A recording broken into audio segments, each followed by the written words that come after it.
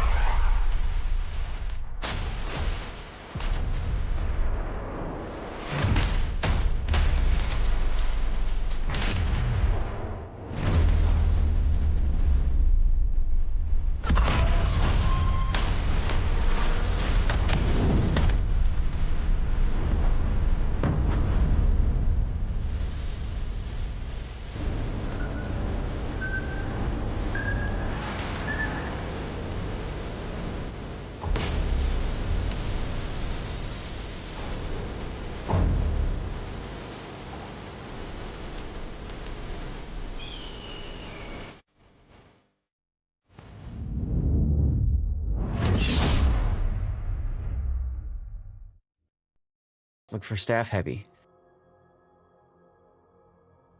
Well, good morning, everybody. I'm Lord Zath, joined once again by my awesome moderator and good friend, good and dear friend, Puddin597.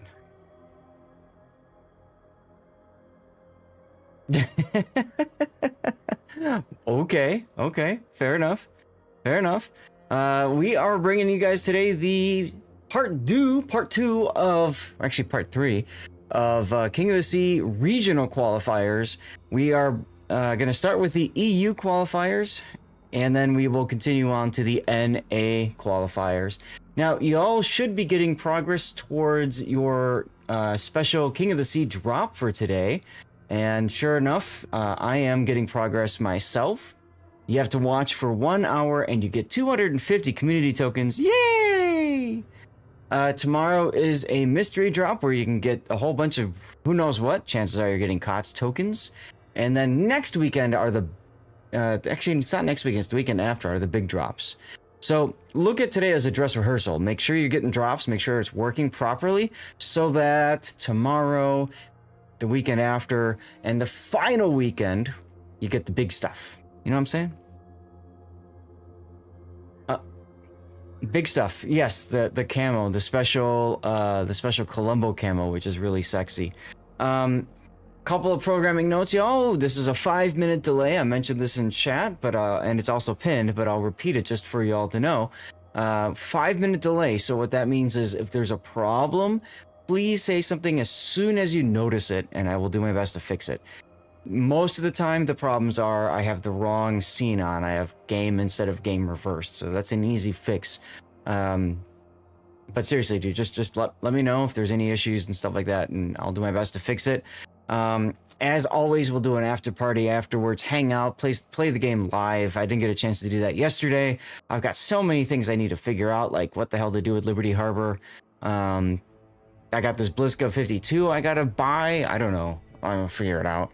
So hopefully you guys can stick around for the after party. We are still fundraising for Stack Up. We're just under $3,000 away from our ultimate goal there of sponsoring a air assault. So if you're willing to help out there, would very much appreciate it. We do have milestones to get rid of Tago and Carl Johan and a whole host of Steam PC game keys. Including Borderlands 4 and 7 Days, Blood Moons, etc., etc. So if you're willing to help out there, exclamation point charity, you can get the link. Anything helps. $5, 10, doesn't matter what. And I think that's about where we're at. Am I missing anything, Puddin'? Okay, probably not. So I also have a command exclamation point KOTS. It will take you to this website, wowstournaments.com. From there, what you will do is you will want to click on Europe, or of course North America, depending on, or APAC, depending on which region you want to see. Okay. We are casting Europe, so what you do is you click on Europe, and from there you can get to the link collection, so you can read the rules, you can click on the tournament page, all that good stuff. You can find the Discord to get into the King of Sea Discord. You get the deal. We're bringing you guys to start Pumbaa versus CMWR. Now, Pumbaa I chose for a reason, Puddin'. You want to know what that reason was? You're going to find out anyway. So, Pumbaa has their logo very similar to Hoghammer, one of my viewers. So I'm like, you know what? We're just going to go with that. It wasn't taken when I looked at the sign-up sheet. And I'm like, oh yeah, Pumbaa. We covered them, if I remember right, for the Warships, Warship Masters. And they did quite well. So why not? As a matter of fact, Pumbaa won their group. Pumbaa came in first place in Group 7. And they are facing CMWR, which was in 4th place. I have no idea what that means.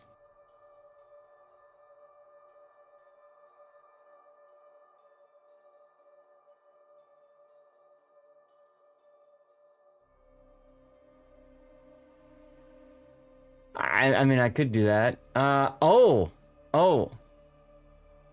Yes. CMWR.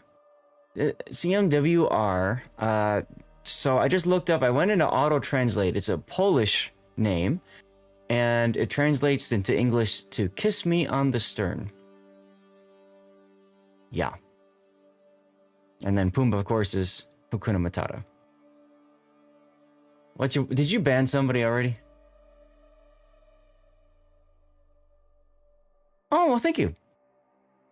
And we try not to make them wait. Guys, this is going to be a best of 3, so let me get my fancy schmancy best of 3 screen up and running. There you go. There you go. Hotspot, and did I put the band maps in? Hold on a second. I probably did not. North and Looper band.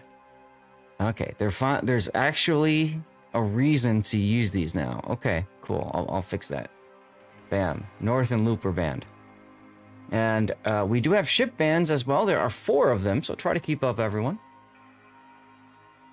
We have Gearing, Utrecht, Summers, Brisbane, Horugamo, Summers, Napoli, and Gearing, all banned. These are blind bans, so each team gets to ban up to 4 ships, but they cannot see what their opponent is banning. So there you are. Good morning, Rogue Pope, Aldeus, I can't swim, Darlith81. Who else is over here? Star Wars Arctic Fox. Nosperkex. Dr. Zoidberg 69. Of course, Puddin' is here. Zargon 21, good morning to you. Lord Zath RR. Jabberwock. I just had to say the rerun channel because I said hi there. Aldeus. I think that's everybody so far that's checked in on chat. If you want to say hi, feel free to do so. Don't forget, we do have giveaways going today. We've got the drop for an hour. We also have special giveaways that will run automatically as we get rated or just on its own. I'll try to run it in between like our best of 3 matches, but sometimes we're rushing to try to find another game to cast. So just keep an eye on that. The easiest thing to do to make sure that you are in for these prizes is watching over on Twitch. Make sure that you're following the channel and you just type something in chat like every 10 minutes. And then you're pretty much golden, okay? Just go like, wow. Or what Hoojam does, it seems to work for him and nobody else, is he types oof in. So whatever you want to type in. I am multi-streaming in lots of places, okay? I am multi-streaming on Twitch, of course, YouTube, Rumble, Kick, and on Twitter or X. And on top of that, I am also streaming vertically to YouTube. So there's 2 YouTube streams, and I'm also streaming vertically now to Twitch as well. So there's 2 Twitch streams as well. So if you're watching on the phone, you'll probably get the vertical feed.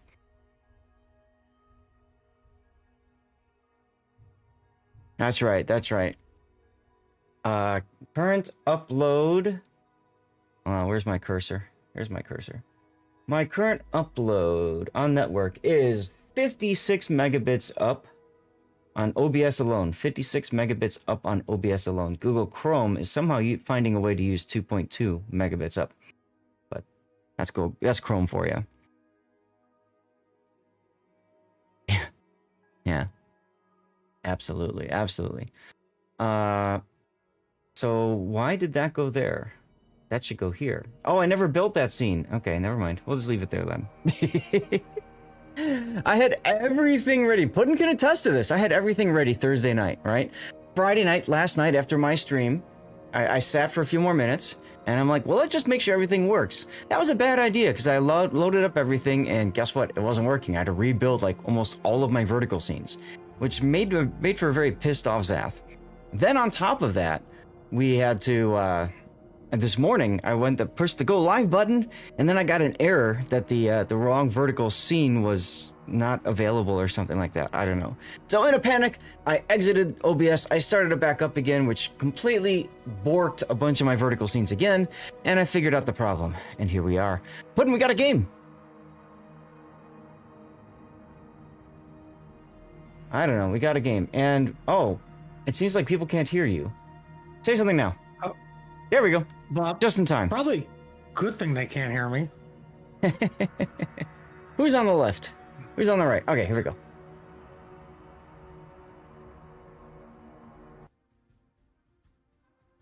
All right, ladies and gentlemen, boys and girls, worshippers of some ages, here we go with Pumbaa versus CMWR, our first look at the EU playoffs. Teams vying for a chance to get into the international tournament starting next weekend. Here we go. We got Pumbaa with a Shimakaze torpedo build, not unique upgrade. We've got Kleber with unique upgrade, however, backed up by a Gdansk and a Ragnar. Ah, I recognize Elbard Thon. Okay. Heading towards the decap there with your typical build. We got a San Martin. I've got the build viewer up, so I'll let you guys just look at the build. I'll try not to comment too much on the build itself unless I see something interesting like Mentor Seraphim in a unique upgrade Des Moines. With 9 players on each team, it's going to take too long if we take our time going through each of the builds. So I'll just take a look at it quickly. If I see anything worth noting, I'll mention it. Otherwise, chat, if you guys have a question about any of these particular builds, why would a Shimakaze take that, for example? Just ask in chat, and we'll be happy to answer for you. All right, Puddin, tell us about CMWR, please. Would you take a Shimakaze? Thanks. Well, we have a smoke YY with the Radar Minotaur, with the Colbert and the secondary Severe. Unique upgrade Petro. Well, those guys were going to chocolate. Petro's going to the bottom of bacon, it looks like, with his nose looking at donut. Mm-hmm. And we have a unique upgrade Moskva, the Reload Bungo, the San Martin, and the I Get to the Cap Before You, Marcel. Unfortunately, so does the club. Mm-hmm. 2 apples, and somebody's running unique mod on their club. Someone indeed. Now, unique upgrade Kleber, you get a, you have basically decent concealment with it, but you give up a lot of your main battery reload. So you can see Gaz getting detected now by the Marsu.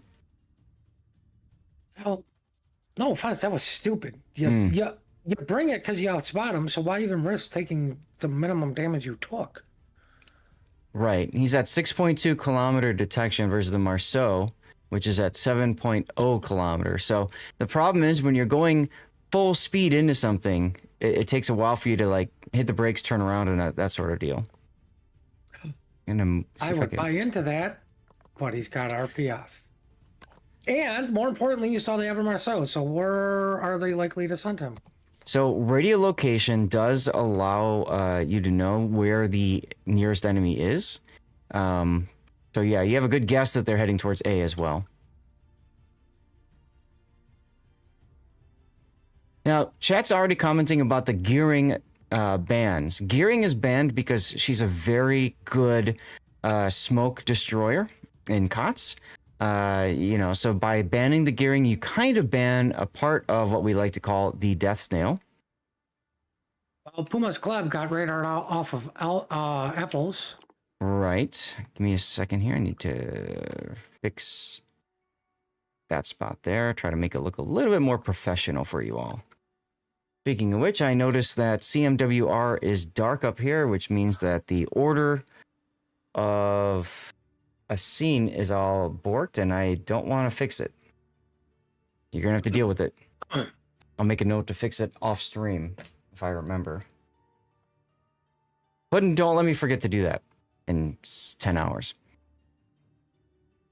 But to fix the scene, I'm gonna remember. I know, that's my problem too. All right, what the heck has happened to Mistus 18's Moskva? He got bungoed. 53,000 damage from Money Talks' bungo. Ouch.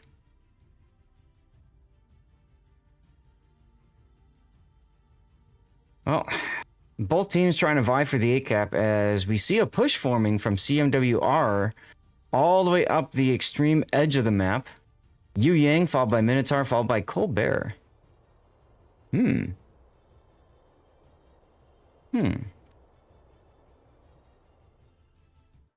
Interesting.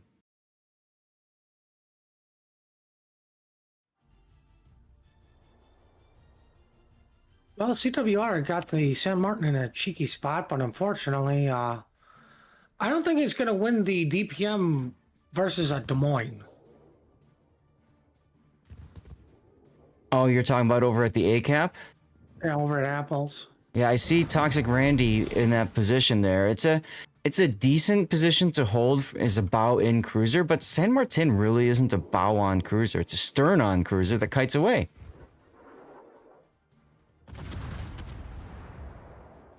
I mean, they probably put it there just due to its stealth. And just to keep off A, but like once your radar's down, these caps don't cap like they do in normal random battles. They do cap a little bit faster, so he should be able to get it. It might cost them the ship though. Oof, big hit coming in on the San Martin. Raz, he just got whacked by something. What was that? The Sibir. Now, Sibir's got a funny button, but if I remember right, you have to charge it up with secondary hits, and I don't think it's charged up. So that's just a regular smacking. I don't think it's charged.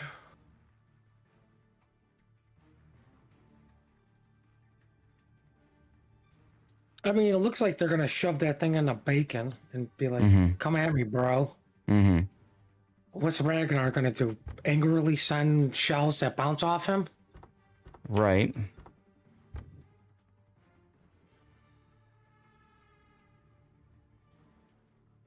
Meanwhile, the B cap is under Pumbaa's control. So Pumbaa currently with 2 caps versus 1 cap for CMWR. CMWR, though, is Marceau at A is in big trouble. Caught broadside now.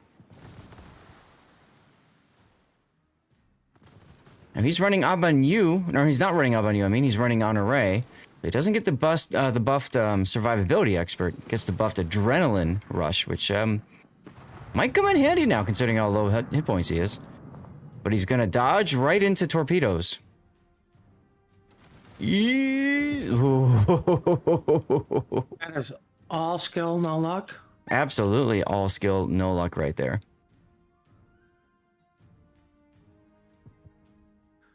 They definitely want him dead.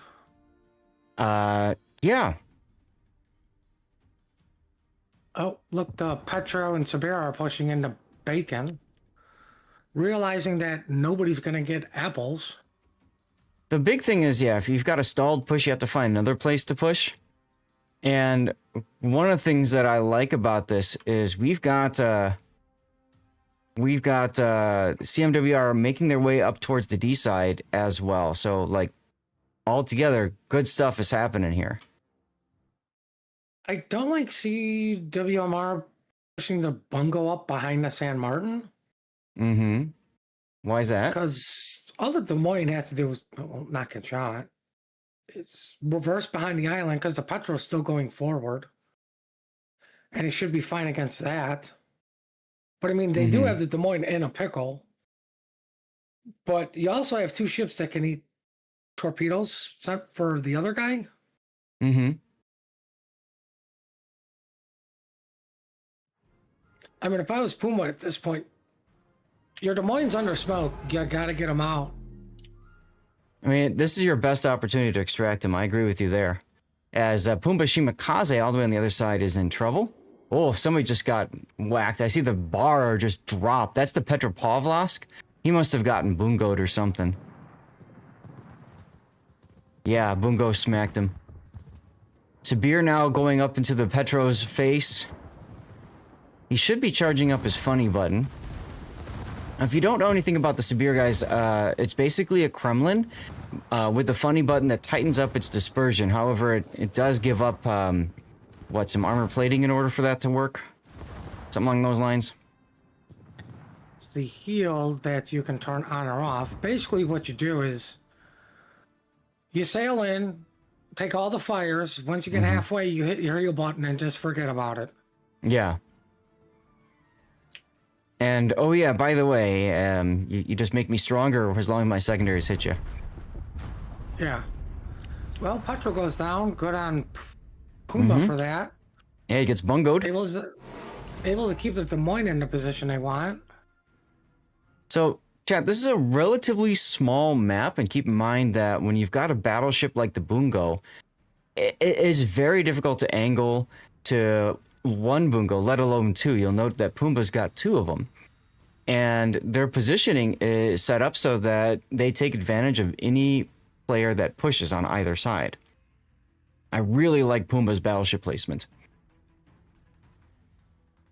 I do, and then we have a big push, a Moskva and a Bungo at Apples, while the San Martin Marceau goes, somebody's going in the wrong direction, and I think it's you guys. And they're going, no, it's you.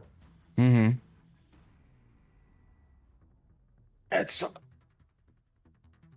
an awfully brave Moskva, because I'm pretty sure the Bungo at D10 can just delete him. Well, and that's what I mean, like, Pumbaa's done a great job of ensuring that they will always have a broadside to take advantage of if anybody pushes. But at the same time, if you're CMWR, you kind of have to find a way to do it, because you'll note that both the Petro and Sabir are now gone. Those are the guys that push the middle. Hey, ironically, the guys who push the middle are dead first. Yeah, where'd that come from? Deepwater Torp's coming in on Money Talks as Bungo. He's going to take 2. That's going to hurt. Not catastrophic, though. It's all part of the AR plan, baby. All part of the AR plan, he says. Alrighty then. POV on minimap is too transparent. I will see if I can fix that. Let's see, we have 3 minutes, if nothing changes, for a CMWR win. Yeah. Or more popularly known as Team Bravo. Yeah, hopefully that will make it a little bit easier to tell. With the islands, sometimes in the corners, it can be difficult to see through the mini-map. So, apologies for that. Let me know if this works for you guys. Des Moines manages to kill the Moskva. Great work by Mentor Seraphim there.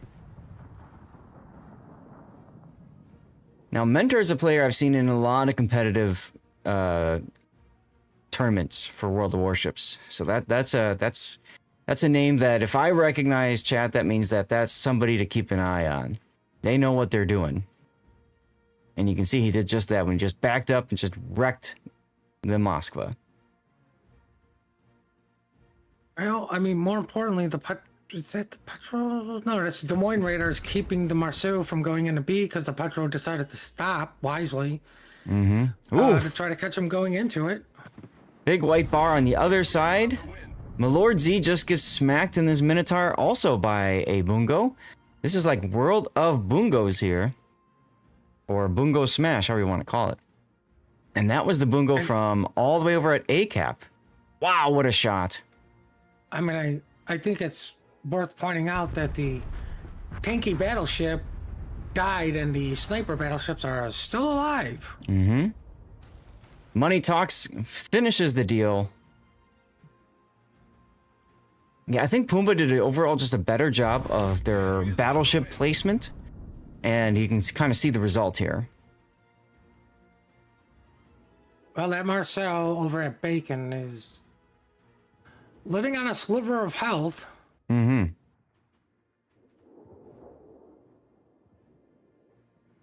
Now, here's the question. Does the San Martin go out or does the Marcel go out first? Yes. Well, the See, I called it. I called it. I said yes. The Marcel was like, hold on. No, I heard that. I'm going to W. Like, they both went down, split second apart, going, challenge accepted, streamer. Hold my DCP. Oh, look. Reddy is trying not to be the next one dead. Well, he's trying, but he's going to fail. He's healing. And he's in that awkward position. He's not quite dead. Aw, never mind. What was that? I was gonna say he's healing. He's getting better. Right. And he was like, streamer said what?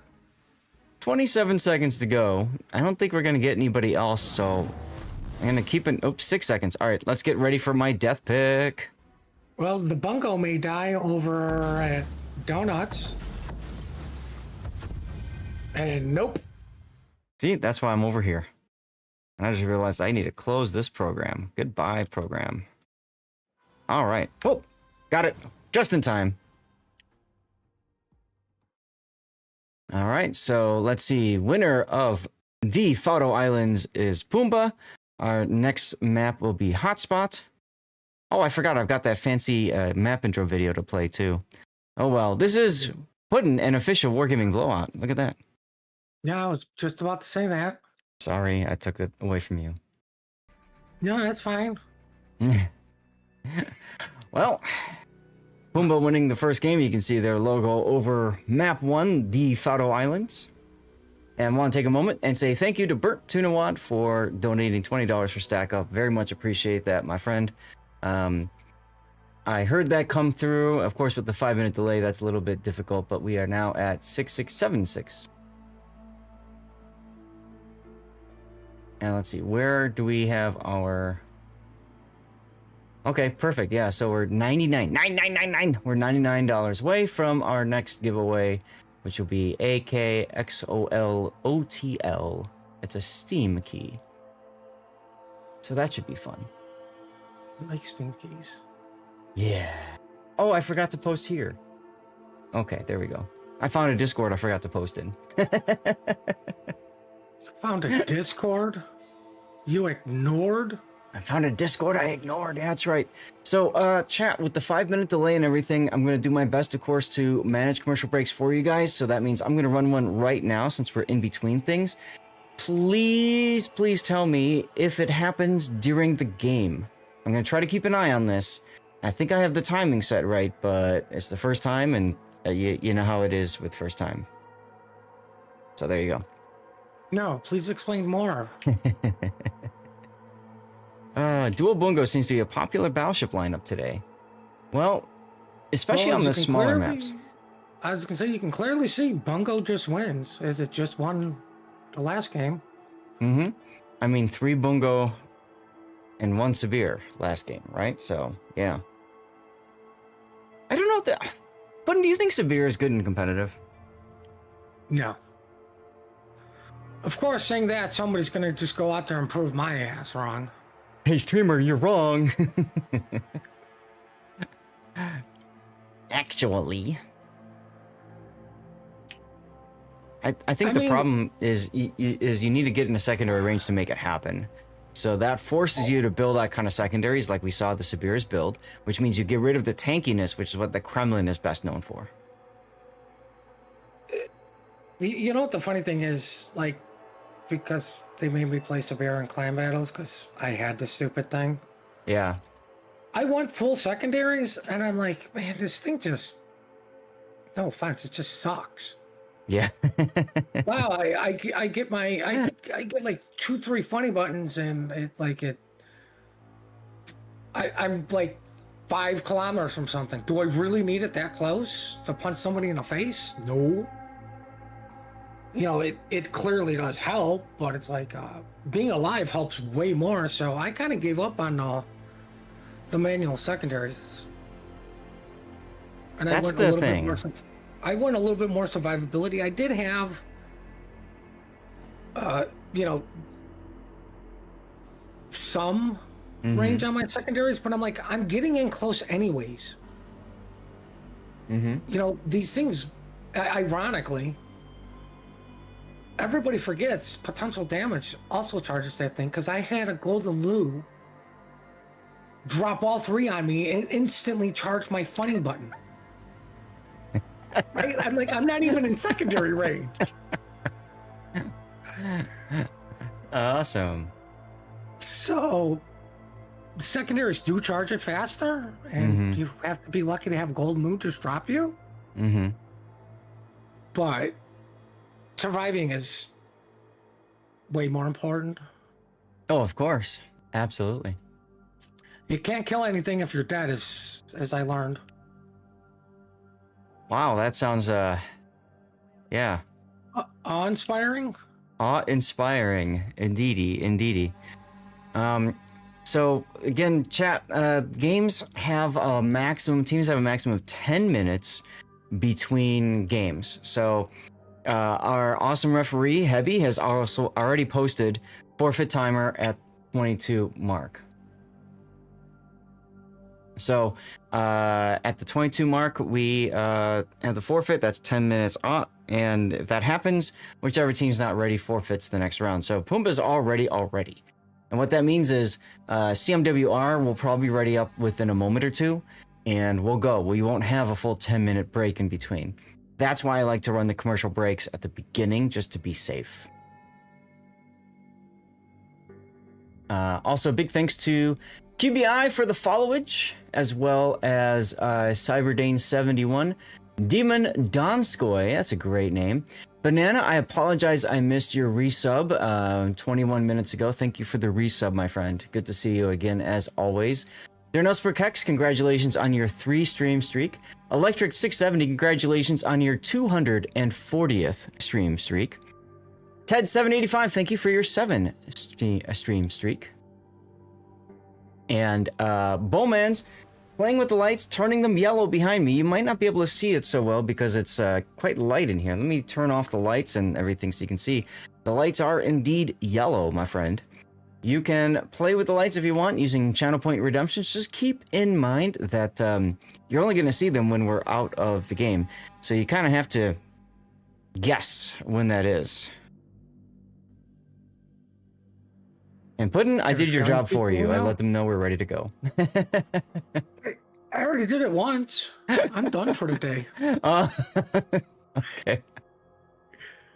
I see how it is. Oh, see, you did it wrong. Oh, what did I do wrong? That's right, you have to plus. You're learning, my friend. I had to teach that to C-Raptor. He's like, what do you put the plus for? I'm like, that's the European thing to do. It's like, I'm not European. Yeah, well, neither am I. Well, I mean, he's also not lazy. Also not lazy, yes. As he sleeps in on a Saturday. As he sleeps in. Now, as I said, guys, looks like the commercial break did run at the appropriate time, which is fantastic. In the event that you ever see commercials during a game, because I just can't, whatever, or I derp, I do multi-stream. So I stream on YouTube, Rumble, Kick, and on Twitter/X. So the reason that's important is you can always have one of those tabs open as well in Google Chrome as a secondary browser if you want, okay? YouTube I have set to normal mode, not low latency. What that means is there's a little bit of an extra delay there, which is almost perfect because if there's a commercial break, it gives you enough time to get over and tab to the YouTube channel, and you probably aren't going to miss anything. That's kind of why I did that.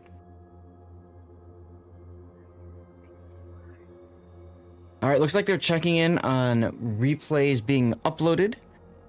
And once that's done, I think we're going to get started here. 3 minutes from forfeit time.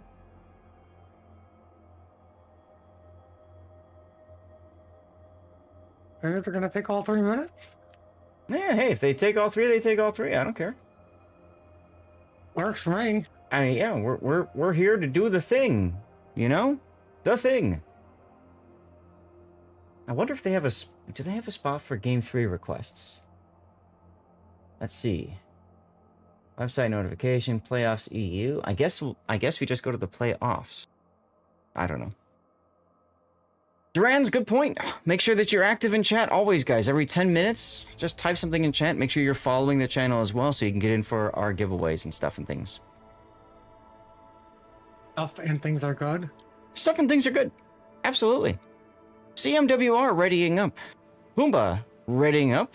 I think we're getting started. Yes. Quick refresher on the bands, because I couldn't double check that things are working the way I thought they would.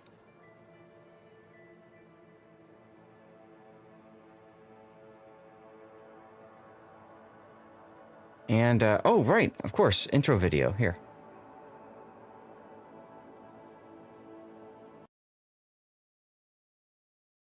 Stage for an epic confrontation between enemy fleets.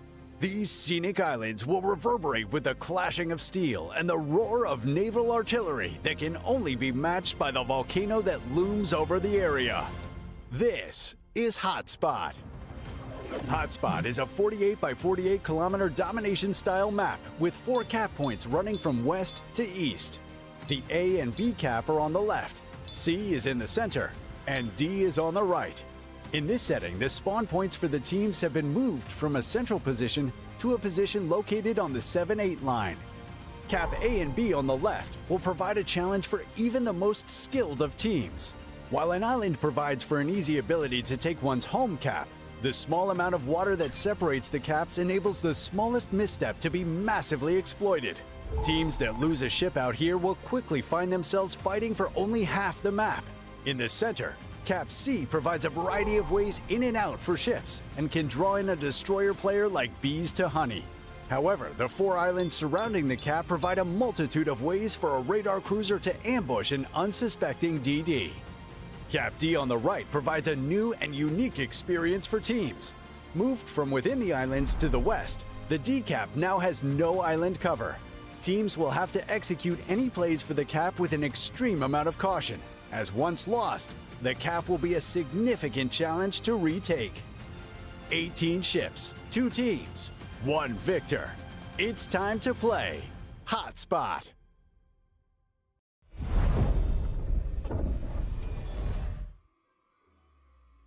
All right, ladies and gentlemen, here we go with Game 2. This is CMWR to the north versus Pumbaa to the south. Forgot about the intro video, so I thought let's just show it to you guys because they did a fantastic job as the Wargaming Art Department does. So let's take a look at CMWR's lineup. We have a Daring, Yu Yang, Marsili, as well as Des Moines, Petropavlovsk Unique Upgrade, a Sibir again, and a Bungo, all of which are heading towards the A cap.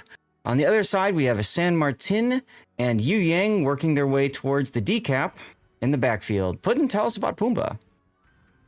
Pumbaa, we got a Spay and a Bungo going to Donuts. And the Spay's going like 9-10. The Bungo's going behind an island. We have a Petro going into what I would call the clan battle spots. The island that, well, just, you know, behind C, but it would be behind the cap. That would be there if this was clan battles. The Delny, the club, got chocolate because they believe in diabetes. The Shimmy, Petro. Oh, there it is. The Bungo and Cerberus are going to Bacon. I didn't even notice that because they had formed up for Voltron. Bungo and Cerberus. Cerberus is an interesting choice in this map. Well, it is the best choice. And why do you say that, sir? Guarantees no subs. Ah, perfect. I mean, with the start of clan battles next season, with the beginning allowing subs and carriers at tier 9. Wow. And then quickly banning them for the tier 10 part of the season. I see what you did there.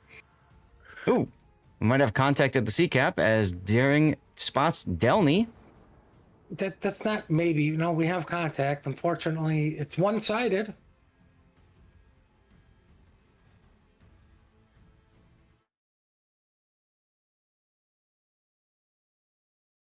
There's the Petro radar. Mm-hmm. I do like the focus fire coming in from CMWR on the Delny, so their Daring can potentially get this cap. Mm-hmm. The Petro radar is not long, and oh look, it's down. That's right. Oh no, the Daring's gonna heal.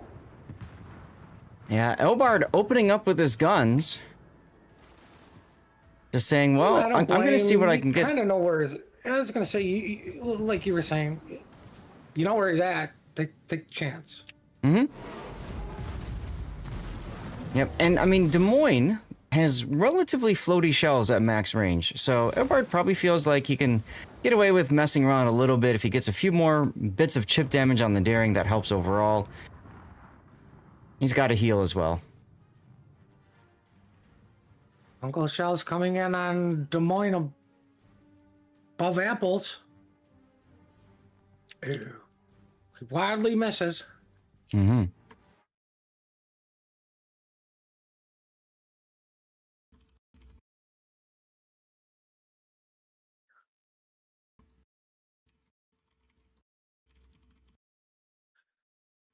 So we got the club for a Puma on donuts.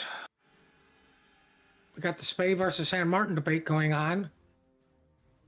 I like a Svea much better for the decap for kiting away. Svea is a fantastic cruiser for taking all the deep water torpedoes.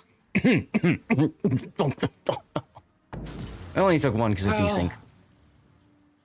Oh yeah, it was definitely desync, not that he was angled.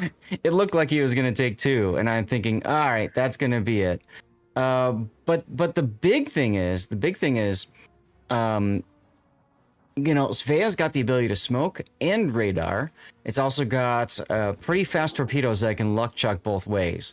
So I feel like Svea is a very powerful ship if played properly, and I would expect Mentor to play it properly here. Taking a Yu Yang torpedo, I mean, that's kind of a random thing that happens.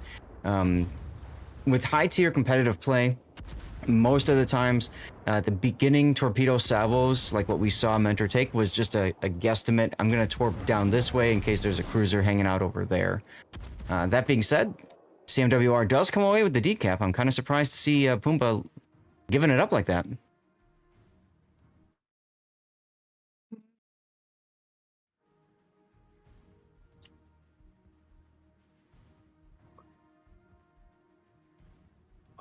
Well, I'm not liking Pumbaa's placements of the battleship.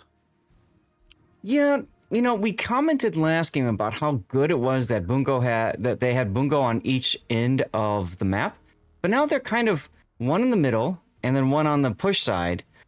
I agree with you. I'd rather see the Bungo that's in the middle. I'd rather see Angel Killer kind of more between C and D, right? So like Hotel 8. Yeah, I mean, like, if you're gonna have them too mid-ish, like, have them cheating to one side. Mm-hmm. Or, like, the Petro's in a good spot to get broadside shots on something in the donuts if they can get it spotted. Pretty sure the Bungo in mid can too, but if he's, I don't know, about 5 kilometers behind the Petro cheating that way, he also is gonna have really good shots as Pumbaa gives up donuts. Mm-hmm. I guess we're sticking with chocolate-covered bacon right now. There you go. And as you mentioned, Pumbaa's Petro charge is absolutely looking right at the San Martin. Unfortunately, he decided to reposition just as San Martin got discovered. How many times has that happened to you all in clan battles? Raise your hand if that happened to you. Never. Oh, God. I One of my favorite things. Continually ignore it. One of my favorite things in clan battles. Hey, so-and-so is open, and I don't have a shot. Urgh. No, my favorite thing is, hey, I'm shooting that guy that's pushing the home-to-home cap. Mm-hmm. Mm-hmm. Hey, this guy on the contest side is now broadside. Mm-hmm. Okay, can you give me a week to turn my turrets here, buddy? Like, he won't be broadside by the time I turn, because I've already shot 2. Hey, Battleship, why aren't you ready to shoot this thing? As Mentor Seraphim, whoa, he's in trouble. 1397, 1057, his heel is down. He's just being shot at in the middle by Toxic San Martin. This is what we call French radar. You just keep shooting the explosions. They didn't quite get the kill, as Gazcool's Kleber says, shoot me instead of my near-dead teammate. Well, while that was happening, the YY at Bacon took a torpedo, and, well, he's almost dead. The one pushing in, yeah, that's the hard part about pushing on this map is, you give up hit points in the form of taking random torpedoes, getting yourself spotted, that sort of deal. They didn't really have to push, though. They had the decap. Well, I guess they do because they're even on caps, but... Alright, Pumbaa's Petro coming up and saying, die. Yep, there goes the Yu Yang. Caught on radar. Smoke means nothing when you've got a Petro nearby. Well, it looks like the bungo wasn't looking at the Petro. Bungo. Like yeah, you're talking about Reddies? yeah, ready. Yeah, he's absolutely looking to the south there. He's in position to support the push, right? Down the middle there with the Sabir, who decides he wants to go broadside to a bungo. That could have been a lot worse. Could have been a lot worse. It should have been. Mm-hmm.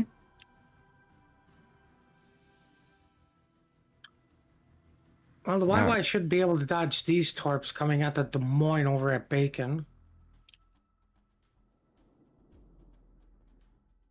Yeah, I'm watching the stuff that's unfolding at the sea cap here. So we've got the Sibir Petropavlovsk on the other side is a Petro, and now Thon's being forced off in the Delny. He did see the daring for a second there.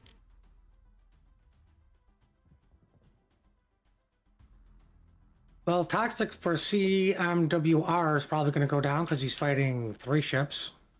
The Petro charge through the center has definitely broken CMWR's hold over here, which will be a decisive play. It's just going to take a few moments for it to pan out. I agree with you completely. That means that Pumbaa will be squarely in charge of the decap, and they will be able to turn the flank potentially on the Bungo and Daring. But Thon has to make sure he's still alive for when that happens so he could take advantage of that maneuver.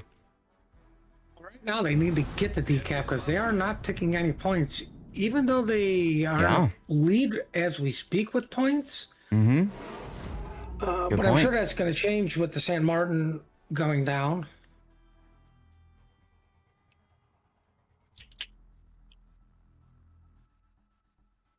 Oh, look, the San Martin healed.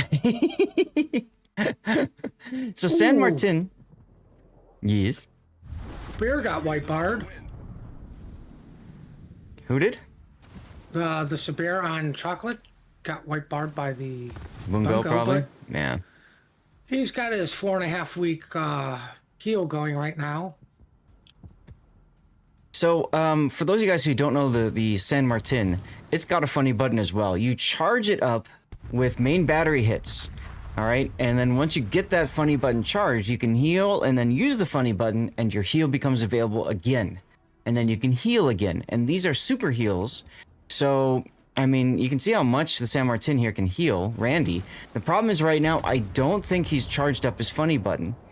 He is shooting at the Kleber to try to do that and get the heals as the Daring manages to torpedo the Petro in the face there. So CMWR still looking okay in this game. Set to win this in 1 minute and 40 seconds, assuming that nobody else dies.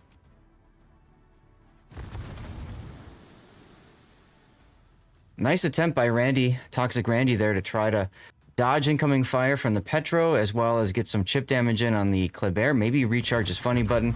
Not enough, though. Charge 2007 finally seals the deal. They have the lead, but the Sabir is burning out. Uh-huh. And just like that, we have a lead change. Pumbaa now in the driver's seat. CMWR is still going to win if nothing changes, but things are changing. Well, I mean, Pumbaa is going to grab the decap. I don't think there's a way for CMWR to stop that from happening. And then that turn maneuver I was mentioning is now in play. The Petro and Kleber are going to work this way. You can see this Vea is probably going to link up with the Delny to the south, and together they're going to pincer the Daring and Bungo. Daring is quite low on hit points, and I'm pretty sure he's down of heals. Yeah, he's no more heals left. So the only thing he can do is just luck chuck torpedoes at the Petro and hope that they connect. Well, CMWR could have asked them not to cap, but clearly that didn't happen. I guess they weren't listening to you. That's okay. No, that's fine. Team Bravo's going to win. Hey, we still have a couple minutes left. Minute and a half for Pumbaa to win. Ooh, my lords, he just gets bungoed. Oh, goodness. And then Rosgildier pops his crawling smoke in the Cerberus, his fancy crawling smoke. So he's just going to take advantage of this Des Moines. But here comes the bungo shot. Let's follow this in. Clobbered.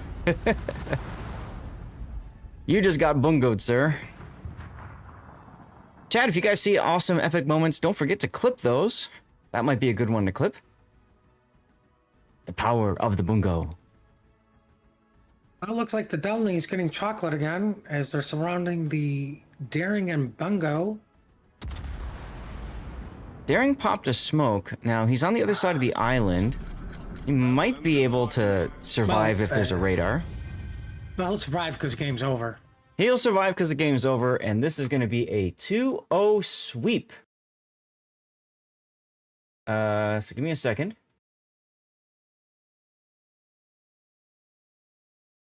It's going to be a 2-0 sweep, so give me a second while I update my little stream helper here, set winner, all that good stuff. And These are press 3, so we're done here? That's right.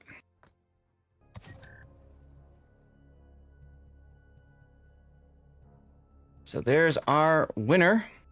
Winner, chicken dinner. Goes to Pumbaa. And that means I need to go find another game. So just give me a few moments here. I'm going to run a commercial break and see if we can find ourselves a game 3. Puddin', do me a favor and look around as well, if you could, please.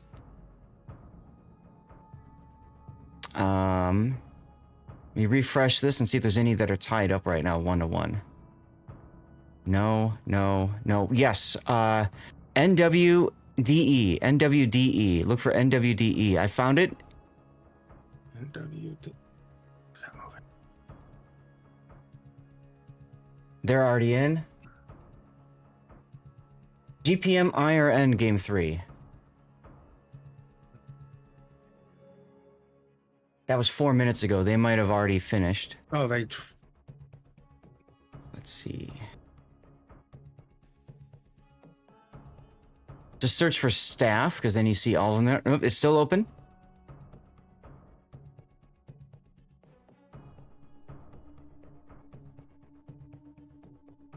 Who am I looking for?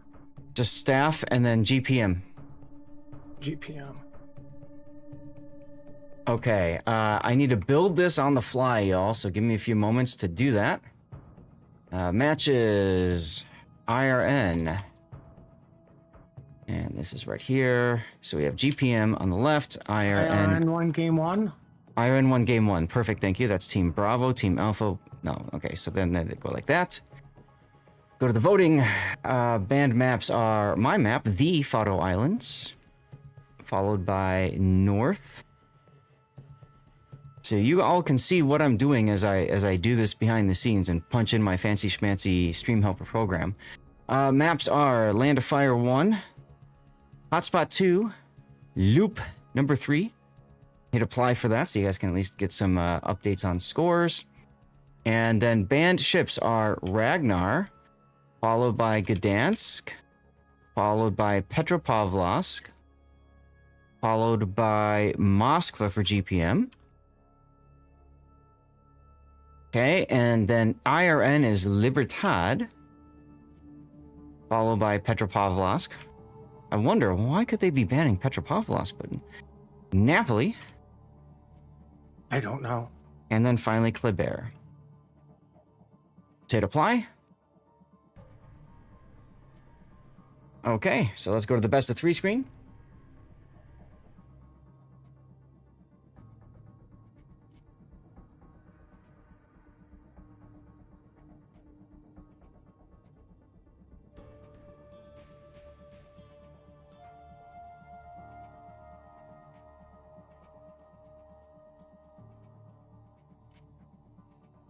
All right. I think we're about ready to go. I need to write this down. We are doing GPM versus IRN. This first one was done in 2 games. This is game 3. Can you let them know that we are ready to go when they are?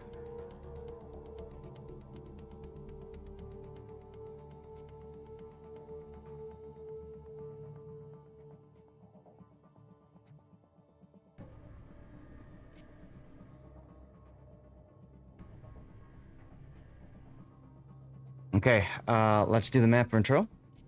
Amidst the treacherous islands and turbulent waters of the South Pacific lies an archipelago that will soon become the stage for an epic confrontation between enemy fleets. These scenic islands will reverberate with the clashing of steel and the roar of naval artillery that can only be matched by the volcano that looms over the area. This is Hotspot.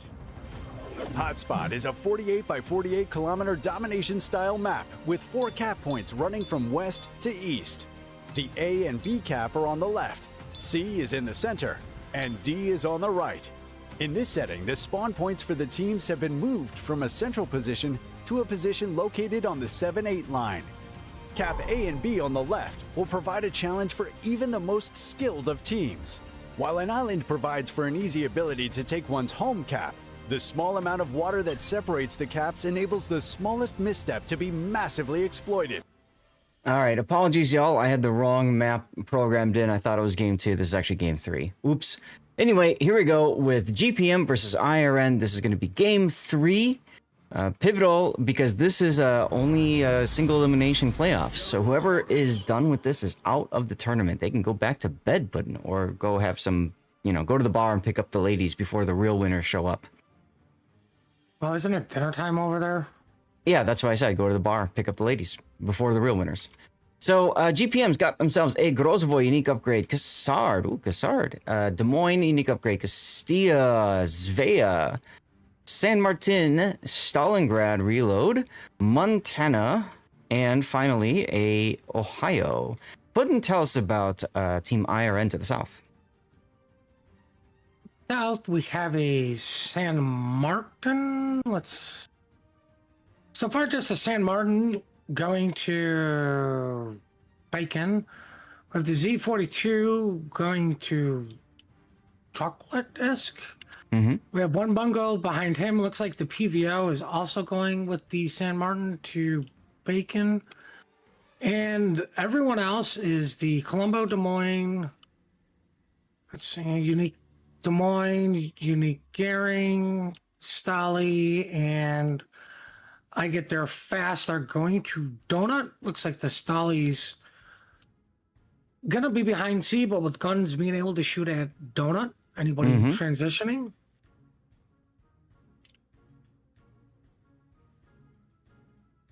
Interesting choice of PVO. Yeah, PVO is a powerful cruiser, really good with the guns and everything, good AP if you catch something broadside. And then it's got that, oh, by the way, just happens to have the Dutch oven, right? Not as strong for some as a Holland Lube because you don't have as many charges, takes longer to charge up. And it's a smaller area. I think it's actually a slightly larger area. There's more bombs that are dropped compared to a single PVO drop. So it can be devastating if it hits on target. The other thing is it takes 18 seconds for those bombs to drop.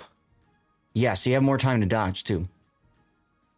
Right, I think Golden is 15 or 13, and ironically, the Trump is like, oh, look, they're dropping. Mm-hmm.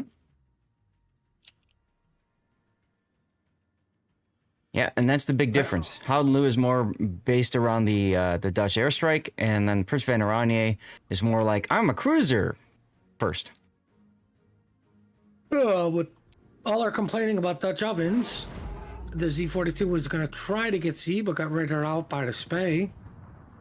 Yeah, Senpai fired a gun forward for a sec. I think he was trying to figure out if he's going to be detected shooting, but that just told Stefano's Bungo to get prepared, and, oh, he got lucky. Senpai got lucky. Somebody actually managed to hit the Z-42. Yep. That was Stalingrad. And ironically, the Marceau that said I can get the donuts first is, Not didn't first. get it.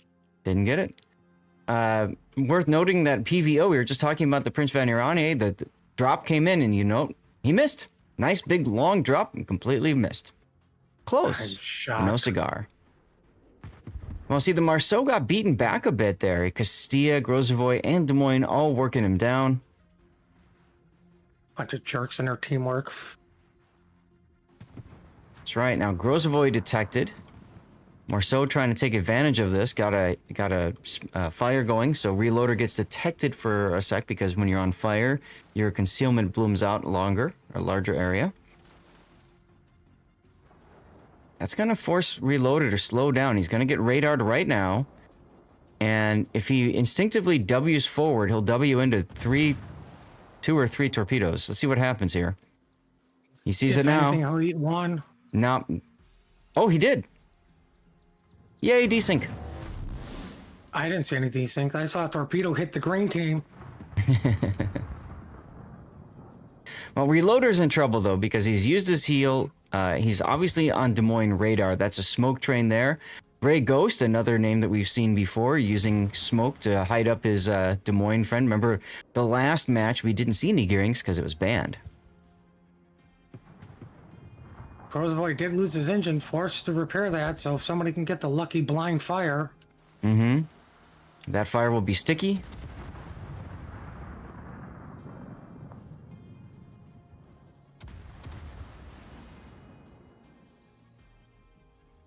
Well, it looks like the Z-42 and Spey are playing, can you get it before my radar's up? And I think the problem is the Z actually needs to rotate to be behind the island so he could just reverse and not worry about the Spey shooting him. Right, because you don't have to dodge as much for long-range shells. True. Very true. You know, I think that's his problem. He's just getting pushed too far away from C to reverse into it.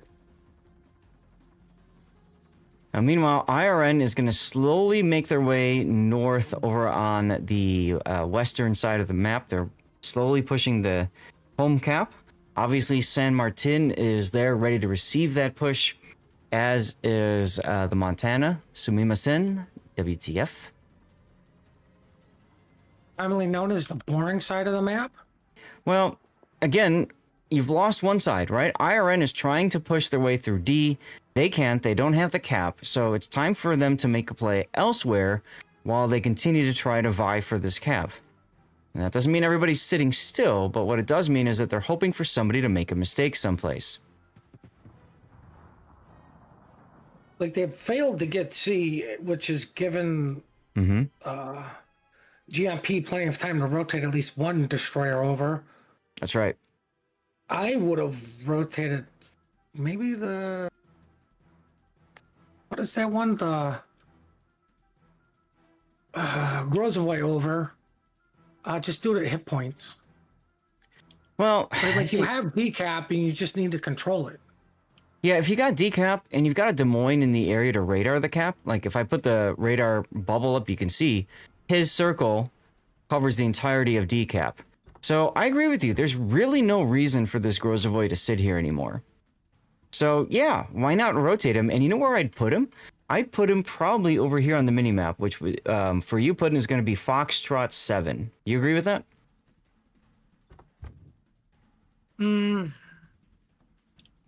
See, I would have had him help the Spey or try to get chocolate. Right? you leave the Cassard for spotting because he's got the HP. I mean, you could leave the Grozavoy for spotting, but like if he gets spotted, there's a good chance he dies. True. I mean, the other thing is, like, it's a Stalin and a Bungo. If you can't spot that coming up out in the open, you deserve what's coming. That's right. That's right. Right. But, I mean, the other thing is that will slow the Stali and Bungo down because they don't have Hydro. And what are you fighting? A smoke train here? Like, anybody could send torps into that. That has it.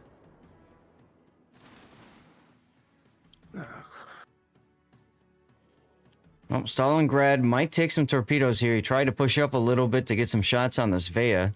Some of them kind of connected, but it does take a torpedo that forces the DCP. Ooh, and the Cassard gets detected. Oof. How close is the Stali? Uh-huh. Close? Close enough. I don't think Melanie was expecting Manuel to push up like that in the Stalingrad. Now, Melanie, we've seen play competitive before. Melanie was playing Battleship. Well, more importantly, Stalingrad's on fire, and we missed the San Martin dying. We missed the San Martin dying. IRN's San Martin dying to GPMs, but GPMs is quite low as well. But he's got a super heal ready to go. He's probably going to punch it. Well, go on, punch it. There you go. Oh, there comes PVO bombs on a Spay. Ooh, let's watch them miss. Here they come. Look, they missed. How did they miss? But that's an epic miss.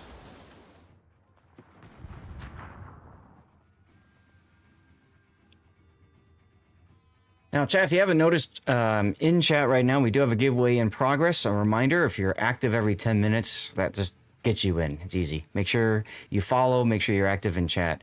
10 minutes with a 5-minute delay means you probably have about 2 minutes to type something in a chat to get in for this giveaway.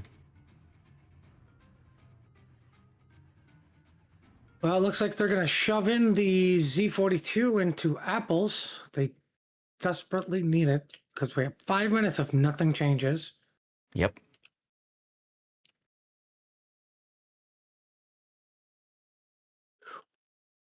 Oof. What are we oofing for? Spay got touched by Colombo. Aha. I mean, he's been trying. This, I think, is his third attempt. He finally connects on the Svea. And remember, Colombo's got the sap shells, which is, I mean, he doesn't care about angling. He just wants to hit. That doesn't care about angle or distance. Meanwhile, Bring Me Coffee is trying to hold back this push. Harlow goes down. Ohio speaking. Well,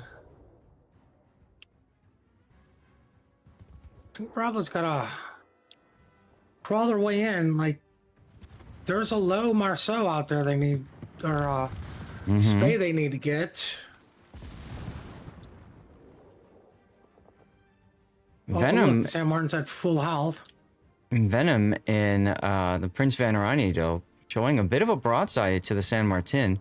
However, Z42 smoke, look at this. Venom is able to take advantage of the Z42 smoke, even though it's nowhere near him. And Melanie takes down that Marceau you were talking about. So Well, putting the Sally's gotta Cassard... deal with the Cassard and the Spay, but, you know, the Cassard just, you know, gonna go to the other side of the island. Putting that Cassard in the middle there seems to be absolutely working for him, as IRN just continues the bloodbath over at the decap. Melanie takes secondary hits.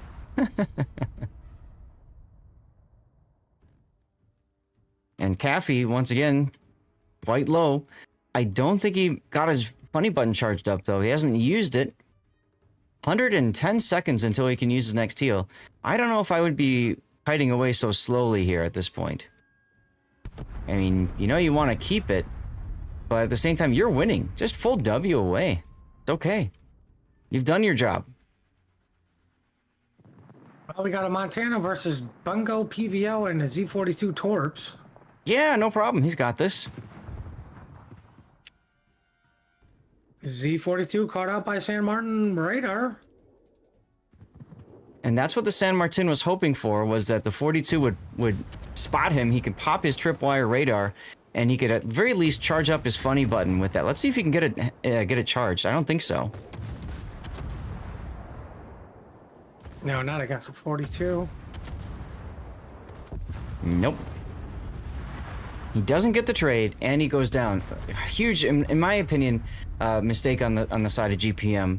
If you're 2 minutes away from a heal, just W away. Get to the extreme corner. Stefano. Well, Ooh. we missed it. Go down shortly, I guess. We missed it earlier. The Prince Vanirani actually managed to Dutch oven the Montana. Well, to be fair, it's a battleship. Mm-hmm. Stefano's in trouble, though. DCP is down. Heal is about to expire. I'm gonna say IRN is in trouble just in general. Your Z42 is out of the fight. Yeah, he managed to take out the GPM's San Martin, but of course that put him in a really bad position once he managed to do that. Oof, there goes Venom. 2 destroyers remain for IRN. 2 destroyers and a dream pudding. They will be knocked out of the tournament. I don't think they have a dream right now. I think that's a nightmare.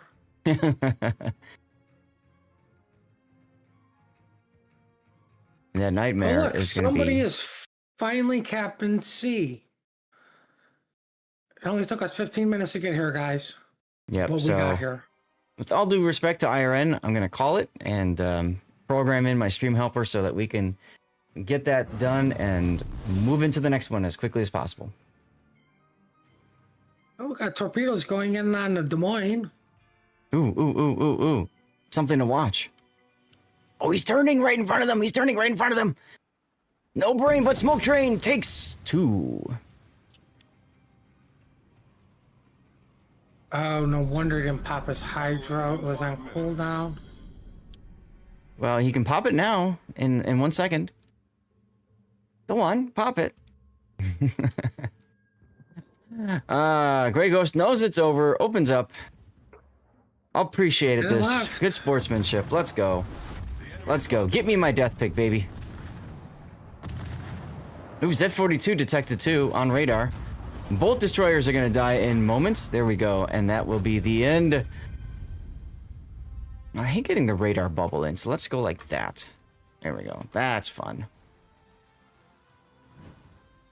All right, well, congratulations to GPM. Thank you for the game. That was awesome to watch. Stupid green team. Stupid green team. All right, chat. Well, that was a quickie. We're gonna now have to get set up for our next scheduled match. So stay tuned. I'm gonna run a commercial break. At some point, I need to eat a snack too. Probably a good idea. We're gonna run a commercial break while we get things figured out and sorted. I gotta figure out what we signed up for next. That's gonna be down here. And it's gonna be, okay, so GPM, they just finished. It's supposed to start at 16:30, and we are ahead by a bit, just a bit. So we'll be GPM versus the winner of one of these game 3s, Puddin'. I almost wonder if that means they will be delaying the start. If they do, maybe we bail and go to a different one just to try to get games in, right? I don't know. What are the other games? We have Rain versus DSNF, Throw versus Sia, Oh Boy versus NWDE. That's probably where I'd want to go because we don't have any other big name streamers casting that. Painter's got Throw versus Sia. And I was gonna say rain's gonna be a snooze fest. Rain for DSNF will be interesting because DSNF is a fun team to watch, but yeah, they're probably gonna get washed away. You see what I did there? I wasn't gonna go that route. I was gonna go with it's gonna take rain forever to get set up for the last 5 minutes of the game. Kathy is a she. Oh, nice. Okay, good to know. Thank you, Van Blade. A lot of times it's easier just to assume male because, you know, vast majority of players in this game are males. But hey, very, very important to be corrected on that. So thank you. All right, I'm gonna go use the little boys' room. Button's gonna use little boy's room. I need to set up. We need to go here when we go to the. Let's see. When we go to the winner screen on the vertical, we need to come back to this screen here. Okay. We can take a look at the bracket while we wait to see how this fills in.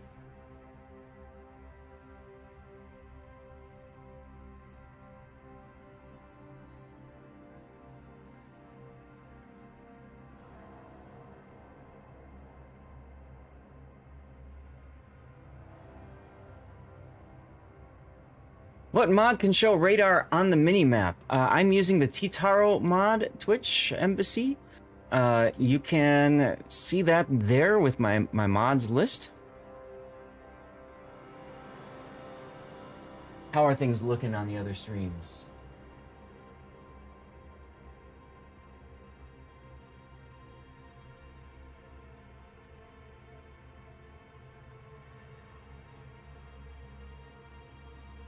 I forgot to log in to kick on my rerun channel. Whoops.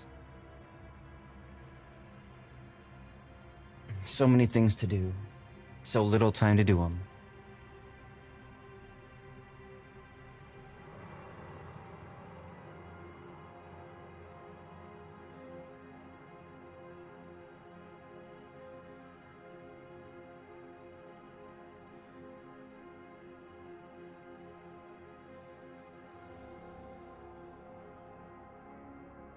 Interesting. Okay.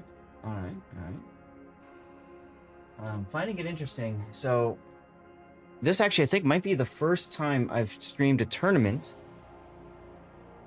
as a partner for Kick. So, I'm just kind of curious how this all works, you know?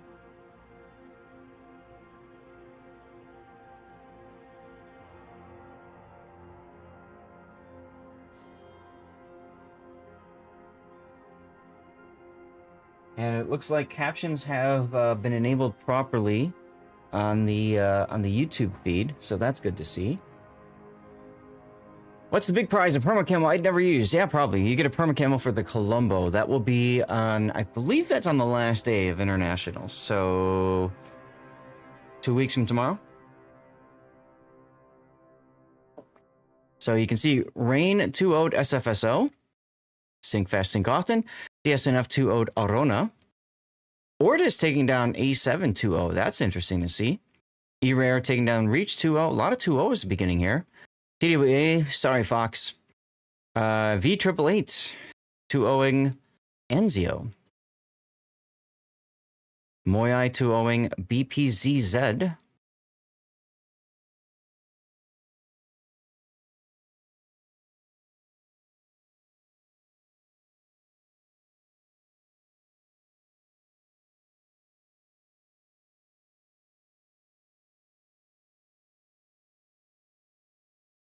Oh, Burnt. That is really nice of you, my friend. Burnt doing another drive-by gift subbing. 5 tier 1 gift subs sent out. Look at that. Thank you, Bert.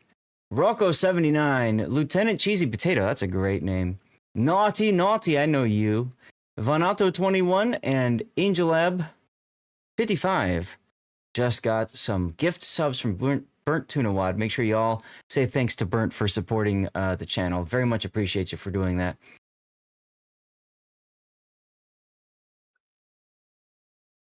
Let's where is the message? I don't know where the message is for Burnt for the thing, but either way, dude, Burnt, appreciate you, man. That's really nice of you.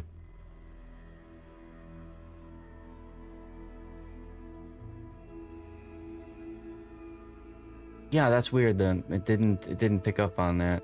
Huh, whatever. Ah, there it is. Bert Tunawad, the captain of generosity, drops 5 gifted subs like they're torpedoes in a friendly fire situation. With a total of 40, you're steering the ship towards the charity goals faster than a World of Warships match. Let's give a shout out to our benefactor of the high seas. Yeah, Burnt also donated to Stack Up earlier, so thank you very much for both ways of supporting the channel. Really appreciate you. While we have a moment again, Stack Up is a charity that we are supporting. We're trying to raise $10,000 this year to sponsor a air assault to the Phalanx house. We've never done that before. I think it would be awesome if we could. So if you're willing to support, $10, $5, $20, whatever you want to put in, it would be massive help. We do have milestone giveaways as well. We have a whole bunch of different video games as well as World of Warships ships. We have an Atago, Carl Johan. The idea of being for those is if you already have the black variant of it, then you get a mission for doubloons, which then you could turn around to more ships. So that's kind of how I like to do my giveaways around Black Friday, because there's always that possibility of turning a prize into even more prize, which is kind of fun.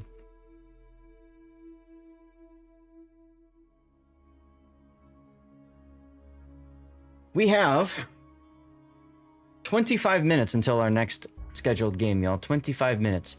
This is a great opportunity for self-care. If you need to get up, stretch, walk around, eat something, drink something, remove fluid from the body, whatever you need to do, now is the perfect time to do it.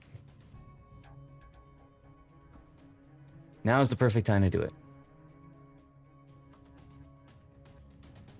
In the meantime, do we have our matchup yet? No, we know it's GPM versus somebody. We just don't know who. And I have checked in. We will be all starting at the same time, supposedly.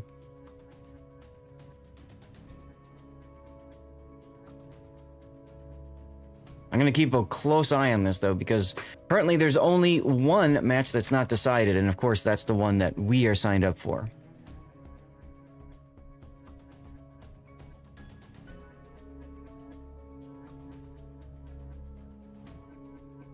All right.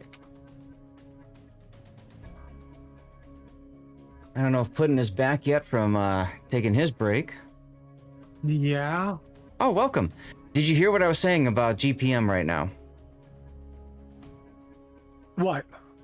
So GPM, it just got decided. GPM will face OSS. So obviously the voting is going to take place and that sort of deal. We have 23 minutes until games start for everybody straight through. I've asked and they said that they will ping out if we are going to start early. So if we do start early, then I will bail from this and jump to whichever one's starting early, okay? Because I want to get as many games in as possible. You agree, right? Okay. I mean, sitting here for 23 minutes is going to be yawn if we don't have anything to do. So I'd rather put something out there. In the meantime, we see some people. You could go get your snack. I was just gonna say I've got my snack ready to go. So if you don't mind me eating that snack, what I'd love to hear you do, if you don't mind, I'm gonna send you the link to the bracket, and do me a favor and just talk through your predictions for the next round on this bracket. Can you do that for me? Sure, just as soon as I connect back to the Minecraft server. There you go. Yeah, so just hop over to the playoff section. We've got TWA versus V888, E-Rare versus Ortis, Rain versus DSNF, GPM versus OSS, which is what we're planning on bringing you guys next, Moai versus Entity, Throw versus Sia, Oh Boy versus NWDE, and Pumbaa versus Yo Boy. Chat, feel free to share your observations as well. I'm going to eat my snack. Talk us through what you think's going to happen in these games. TWA will win, Brain will win.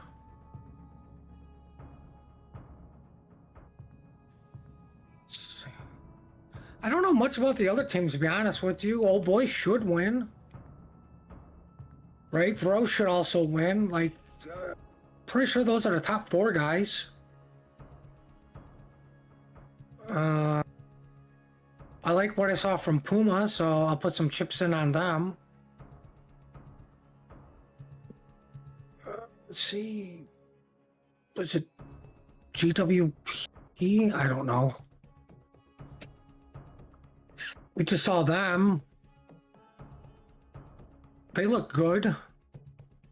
But, you know, I mean, they look good with the rotations and everything, so...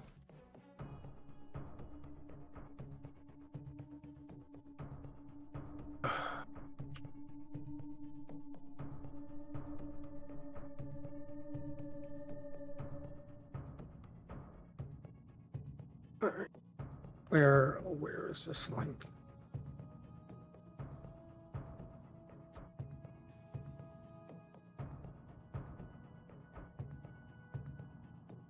We're waiting for that to open up.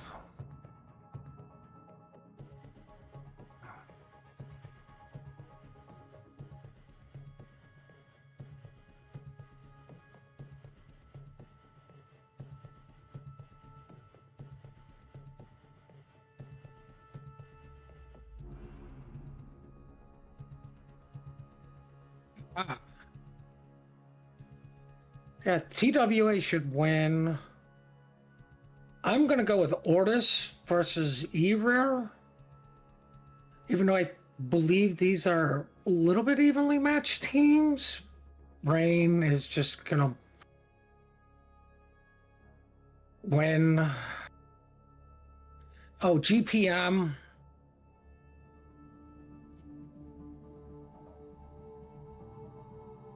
I'm gonna go with GPM with that one. I'm gonna want to pull for NTT or Entity. Bro should win. Oh boy should win. Not to be confused with Y-Boy. I'm gonna go with Puma. Just because it's a cat. It's a nasty predator cat. Pumbaa's not a cat. Then what is it? It's a wild boar. Pumas are boars? I thought they were like leopards or No. You're thinking of Timon. Timon was the prairie dog. No, I was thinking of the black the black cats. Isn't that a puma? That's what it is on the shoe. Okay. Yeah, that's a puma, not Pumbaa. Listen, I'm American. I just go what I think. So, you know what I'm looking at? All these 2-0s. I'm thinking, guys, our match, GPM versus OSS, probably has the best chance of going to Game 3. Just because both of these went to Game 3s, getting into where we are now. The other one is Oh Boy versus NWDE. Both of those went to Game 3 as well. All the other ones are 2-0s or 2-1s. So, yeah, I think you're going to see a lot of 2-0s here. TWA versus V888. All due respect to Valhalla 888. You're up against TWA. You lose. Like, you chose poorly. I mean, it wasn't a choice. It was a draw, but still. Or seeding, but you know what I mean. I'd hate to run into TWA in this. Maybe now it's okay because let's see. 1, 2, 3, 4, 5, 6, 7, 8. So this is now the round of 8. And why is that important, guys? Because for whatever reason, there are so many teams and we need to get so many teams into internationals that you see this thing up here called play-ins. This is going to be Wednesday, the 12th of November. And chat, yes, I am planning on streaming on Wednesday. So on Wednesday at 8, no, at, so this is tomorrow, as well as you can see Wednesday, you finish it off on Wednesday, the losers bracket round 2 and the qualification round here. So these are the play-ins. Basically, the way this works is the teams that, the top teams, I believe the top 4 teams, so basically whoever gets to round 4 automatically goes to internationals next weekend. Then the remaining 4 from the round of 8 here go into the play-ins, and they duke it out. So basically, you've got a winner's bracket and a loser's bracket, and whoever wins here, the top two from the qualification round, bam, bam, they go on to internationals next week. So EU, I believe, gets 6 slots in internationals. I'm not quite sure about the others because I haven't read the rules yet because I've been lazy. Chat, you guys can, of course, feel free to confirm or deny, correct me if you want. One other thing I want to mention, I did post the rerun channel link in chat because we will have a draw. By the time you see this, it's already up. It just started right now on the rerun channel. So you've got 10 minutes to get over to the rerun channel, follow, and type something in chat. The rerun channel runs 24/7. It's lordzath_RR. And it's got the best of my videos from YouTube over there, so you can watch some of my best tournament casting with Puddin, with Raptor, and by myself and others. Virtual Senpai is one of them, as well as Bo, as well as Game Prodigy. So that's kind of fun to watch those from the past. Some of the most informative of my replay analysis videos are over there too. So I have a lot of people that like to just hang out there during the course of the day, listen in, just have some background noise. Some people that are newer players like to get over there because they learn a lot of the game just by watching and listening. So if you are a newer player or even a somewhat skilled player that still would like to learn some tips and tricks, the rerun channel might be a good place for you to hang out during the course of the day if you've got nothing else to watch.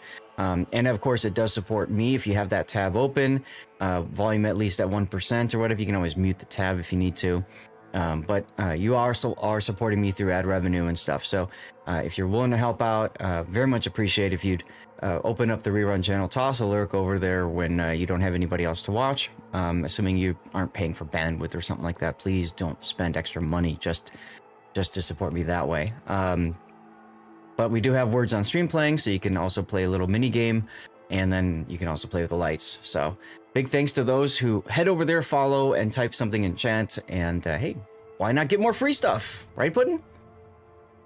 People like free stuff. People love free stuff. Medalist, thank you for the follow and welcome. First time chatting with the logo. Let's go. Mork Bork, hello, hello. I'm surprised you haven't redeemed Hydrate yet. Yes, Puma is a cat. Our game has not been set up yet. Let's go back to matches and let's look for GPM. And these guys should be voting. Okay, the vote is done. Cool. I can set up everything then. Band maps are Land of Fire and Northern Waters. Hakuna Matata. Petropavlovsk. Banned. Moskva. Banned. Hey, look, I'm sensing a theme. 12-kilometer radar's banned. Gdansk banned. Hey, that has radar too. Yeah, but it's not 12 kilometers. I'd love to see a World of Warships tournament. No radar. Brisbane banned. So GPM banning all the things with radar. OSS also bans Brisbane. They ban Kléber. What else? Marseille and Petropavlovsk. There we go. Next map. We are going to be starting on north. And then from there, we go to the Faroe Islands. That's my map. And if we go to a game 3, it will be on loop. You're not even a Lion King fan? Aw, Gaelic. Come on, you're missing out. Lion King is great. Lion King is great. All right, let me put the best of threes rotation up here. Again, we're looking to start in about 12 minutes.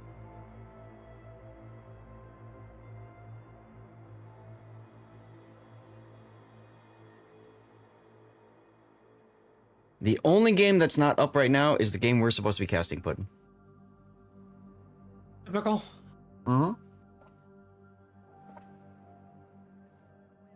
Very typical. Okay. Where was that channel? Crap. Need a game. Let me go back up to here. You need a game. Oh, at the very top. It's under suggested. What? How can I add this? Add to channel list. Okay. Oh. See, that's a channel that was completely hidden.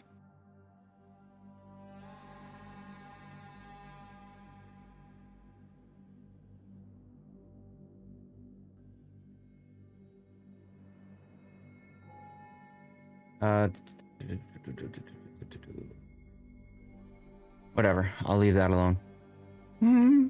Still waiting. Collection to sell. Who is streaming the Rain game? Let's find out. Rain is being streamed by... hold on. I don't know these people, so I'm going to respond with that one and Migao02.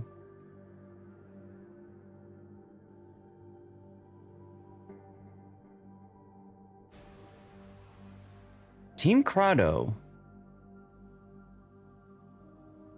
They were signed up for a different game, but looks like they might have moved.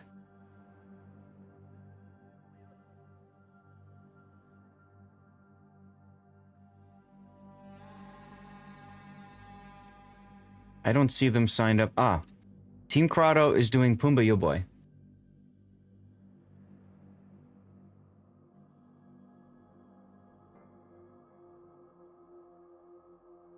Okay.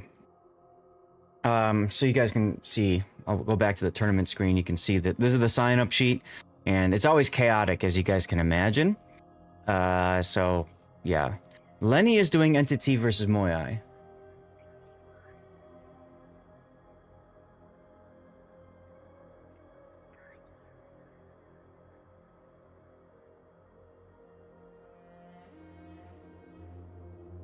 There might be... Puddin', can you look for this? There might be a way for people to see who's streaming what game.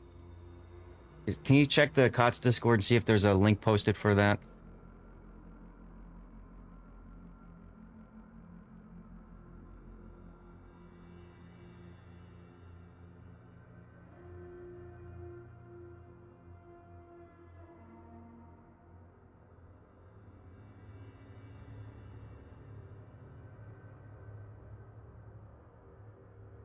Okay.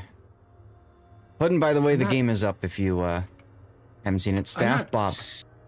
Thinking of anything. Okay, no problem. Let me see. Player announcements.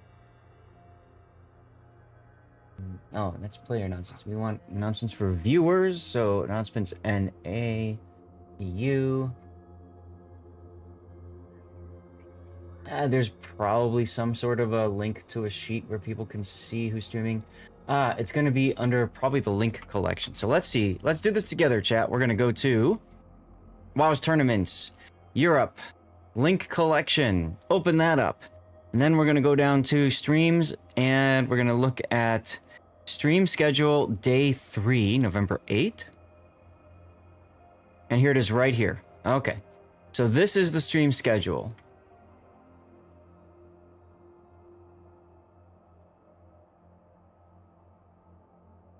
That's the stream schedule. I was showing you guys the behind the scenes version of it. Also because I'm lazy.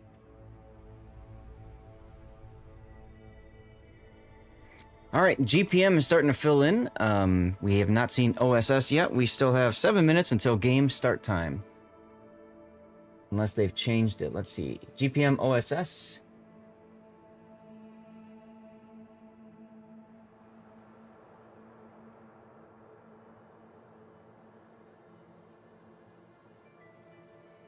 They're 5 minutes delayed. I don't want this. They're 5 minutes delayed. Okay, we're going someplace else then. I'm not sitting an extra 5 minutes. We have 6 minutes to find another game. Moyai NTT. Lenny is casting it. Lenny is not English speaking, so let's... You want to do Moyai or you want to do NWD Oh Boy? Let's do NWD Oh Boy. That was also both went to game 3, right? Okay. Let me back up and see. Somewhere I've got my... Yeah. Let's see. NWDE and oh boy, yes. So let's take a look at that one. NWDE, oh boy. Where is that grouping? All right, here. Is that where we're going? I'd like to. I want to make sure that the start time is the same. Yes. Let's head there. Can you please let them know that we're swapping because we want to start at the 30 mark? And WDE is not even fully in, so you got time to get in here? Mm-hmm. And there's already 2 streamers. Oh, come on. Where are you putting? Oh, that's right. You're under stream underscore pudding on this list, I think. Yeah, there you are. Yes. Double Okay. underscore. Okay.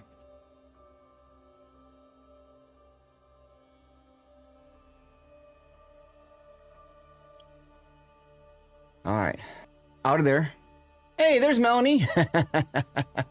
Beautiful job on the Gassard. Absolutely, yes. Melanie did a really nice job there. Okay, so we are swapping to Oh Boy versus NWDE.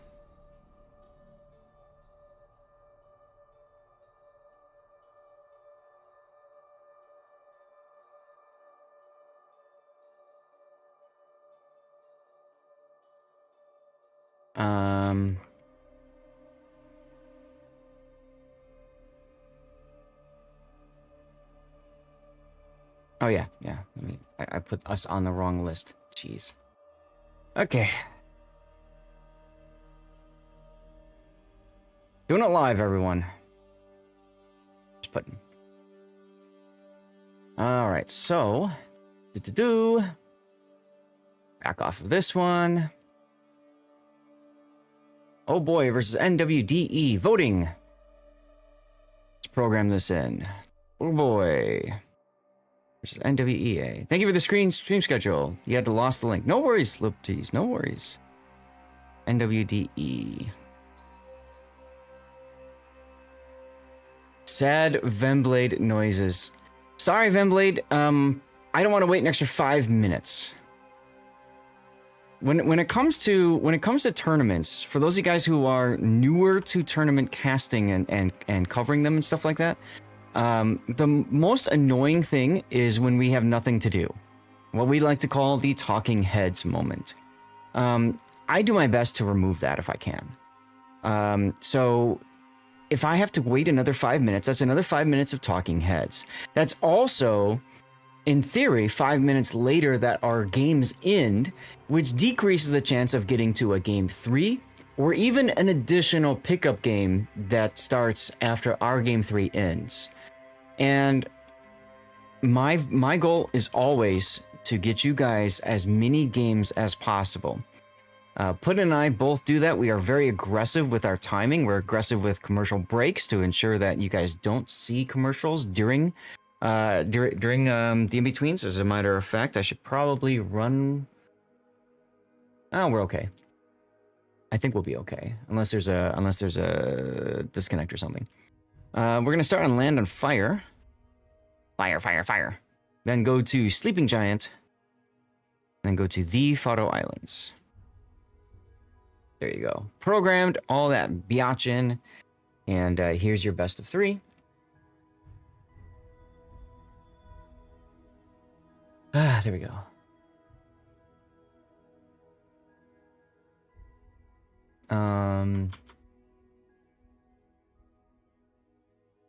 And then you can... we're writing up, so let me...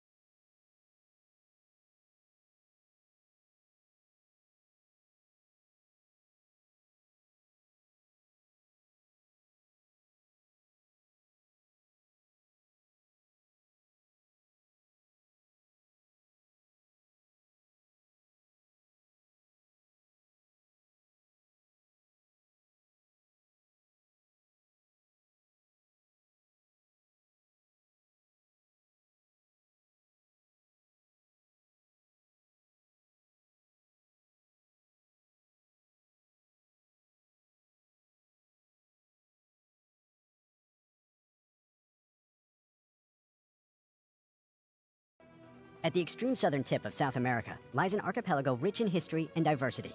Soon, these storied waters will play host to a heroic clash between opposing forces.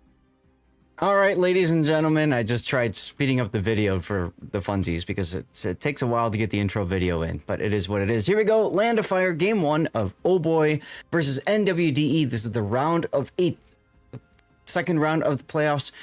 Pivotal best of 3 match and no losers bracket.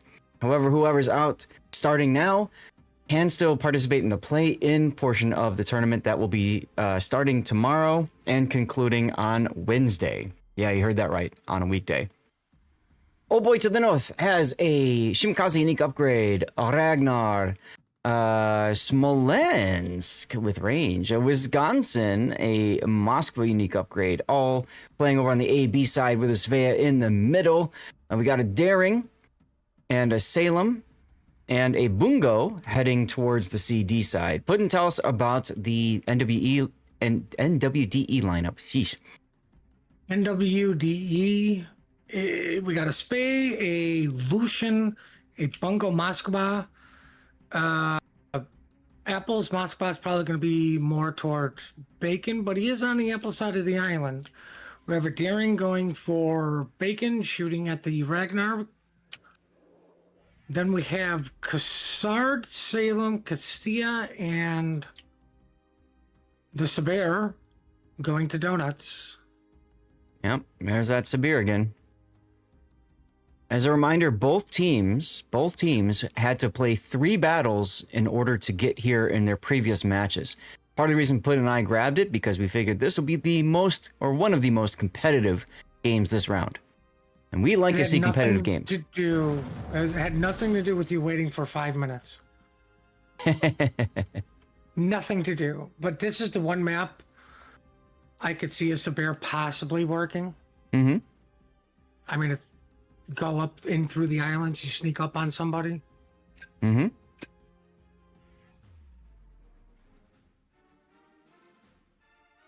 Yeah, Sabir could be a good choice. As a reminder, we did unfortunately have to do a quick audible because the other game was going to be starting 5 minutes later. So believe it or not, right now, that game has just started by the time you hear this. That's why we picked this. We want to get you guys as many games as possible. Damn, we hate sitting around. We hate sitting around. We really do hate sitting around. Well, NWDE's Lucian is fixing to back into the A-cap with Hydro banging away. The smart side up there. It's a good position to go in. He will be covered by Moskva radar, should the Moskva choose to use that radar.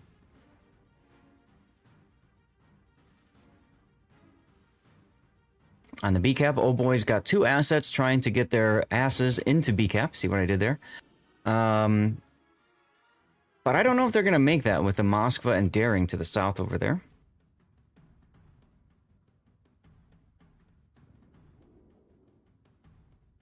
What do you think of Oh Boy's idea of bringing a Smolensk, Puddin'?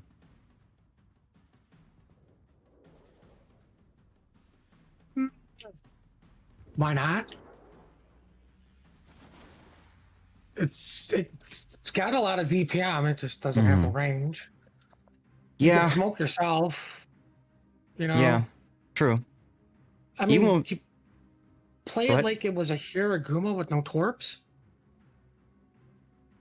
Yeah, You know, like that a would be a good smoke way to do it. Gumo. That'd be a good way to play it, I suppose. Gotta play very cautious with it, though, unless you're up close and personal.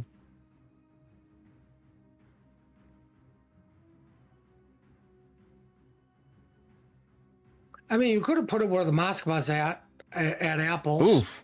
Ragnar just got smacked. Who smacked him? Who smacked him? That's the Bungo. But Giant Dwarf taking some hits in the Lucian. Well, he's under that Hydro. Mm-hmm. Here comes the Smolensk. Oh, there we go. Don't worry, guys. Lucian's got a heal. Never mind. Wisconsin. What was that? Excuse me, what was that, streamer? The problem with the Lucian is you have to start that heal like as soon as you start taking damage. Because it's a slow tick, long duration heal. Ah. Most people don't do that. Svea just got smacked as well. That's Toth. Did he get bungoed? No, he took torpedoes from the Cassard. 35,000 damage worth of Cassard torpedoes. And that's from the middle of the map, as Bring Me Cookies takes some hits as well. Also from the Cassard. Wow, Bluefire. Bluefire doing really well for himself so far this game. 47,000 hit points of damage already. And we're only 7 minutes in, but 6.5. Don't worry, there's more. Don't worry, there's more. I don't know if I like Commandant's Salem push, though.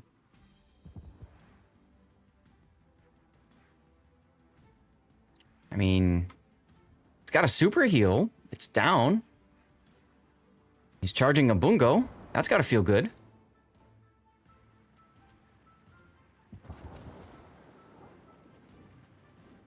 And Sabir moving up as well. I mean, if you're going to push together. So that's fine. I like that idea. How'd you like to be this Castilla putting in, charging against a Salem and a bungo? The enemy is about to win. Yeah. I mean, you're in the right spot for it. Mm-hmm. I mean, I would be more concerned about my Salem who got slapped. Mm-hmm.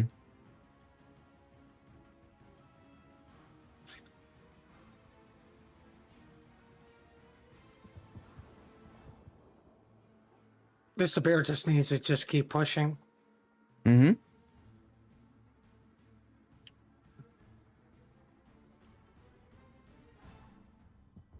At full W? Question mark? That's the problem when you start pushing, is when you stop pushing and you give the enemy team a chance to get around you.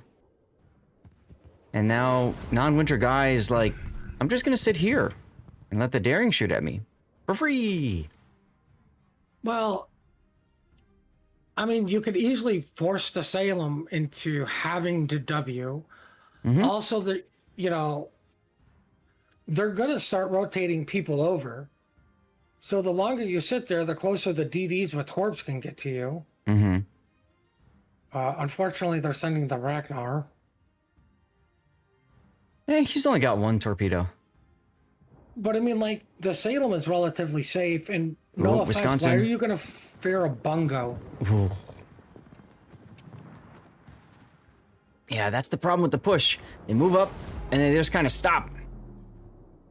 And, yeah, Winter Guy's just... At this point, he's probably thinking, I should have had a Kremlin. Well, I mean, here's the funny thing. The only thing getting fired right now is the Sabir. Mm-hmm. And that's by a Ragnar, Spey, and Bungo. Oh, watch this. Watch the Cassard. Bluefire going for it. You're gonna get it. Wisconsin takes down the Salem. Bluefire needs this kill. He gets it. He gets it and goes dark. Is it gonna be enough for him? But realistically, at what cost? All the cost. He's detected now. It's too late. That's gonna be it for him. Like, not worth Yep. it. Yep. Nice clip moment if anybody's willing to grab this as the Cassard gets taken out. I mean, you could accomplish the go with the Sabir pushing, forcing the Salem into Castilla and Salem. Mm-hmm. Right?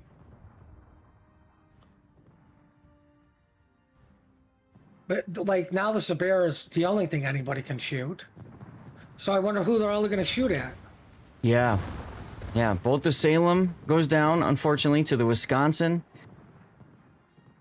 And then the Cassard goes down. I mean, I like the daringness of the play, but unfortunately, the Cassard wasn't able to come away with his life. So now you guys get to watch a dead Sabir. Oh, I thought we were watching paint dry.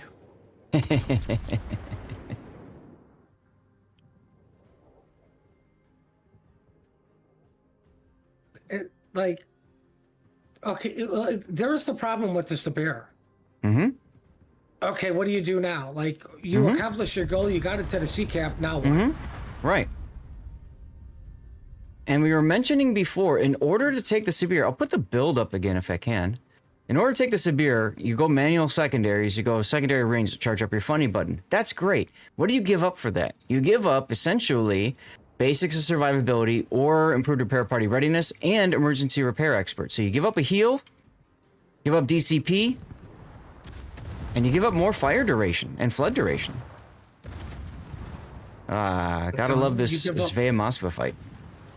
Give up manual. I don't know what my build is.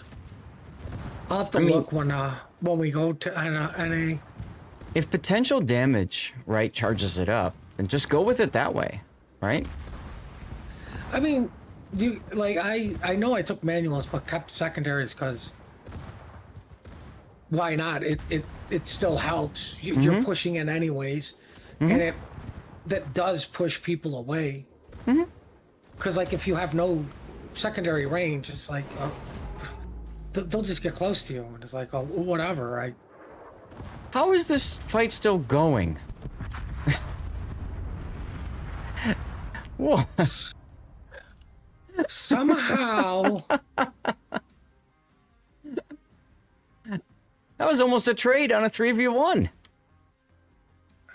Somehow Team Bravo still has all the caps. Of course, they have no way to really defend them. Well, and they just came away with another kill over here. There goes the Moskva finally. Gunned down by Daring, let that sink in. Oh, he was quite low after that interaction with the Svea. So all caps currently belonging to Team Red, Team Bravo, except for Bring Me Cookies is going to grab the C cap. I mean, they're down on ships, though, so the real difficulty is going to be how do you stop Oh Boy from just walking into the map, like into all these caps, right? Oh, like what they're doing now? Yeah, like what they're doing now. If I'm Armored Cucumber, I can move forward, get on the side of the Wisconsin, and AP the shizzle out of him. That's what I'm looking to do right now. Well, I'd try to kill the Ragnar, because that's going to be faster to kill. I'm going to go for the Wisconsin. I want that Wisconsin gone. And with the Bungo together, maybe it can make it happen. I mean, Toss Svea would be the better choice, the best choice, but he's behind the island. Problem with the Ragnar is, you know, he's got pretty good armor plating, he's got the heal and stuff, and getting the Wisconsin off the board, in my opinion, frees up a lot of movement, whereas Ragnar really can't do much other than just long-range pew-pew. So I actually really like NWDE's play here. Well, I mean, the Wisconsin is more points, and you do stop the potential ram of your Bungo. There we go. Bungoed in the face. Ooh! Armored Cucumber goes down. What were you saying about the Ragnar? Okay, he got the final shot, but something else smacked him. I don't know what was. Torpedo on the Bungo. You gotta remember that Ragnar AP on broadside cruisers is brutal. This is true. This is true. This is very true. But I mean, they still need to. There goes the daring. That's now actually what flips it. That's that kill right there. I don't know why the daring was still right up there in front of the Smolensk. Can he get the torpedoes? Smolensk got his hydro up. That should not be a kill. I mean, it does turn them away from getting apples a little bit, but at this point it don't matter because they're getting donut. You've got the ship lead. 20 seconds to go. I mean, Bungo just needs to delete things in 5 seconds and not be deleted. Oh, Bungo on Bungo action. Shot in the bow of controller kill. Not enough. Controller kill waiting for this opportunity. Hey, got ourselves a death pick. Let's go.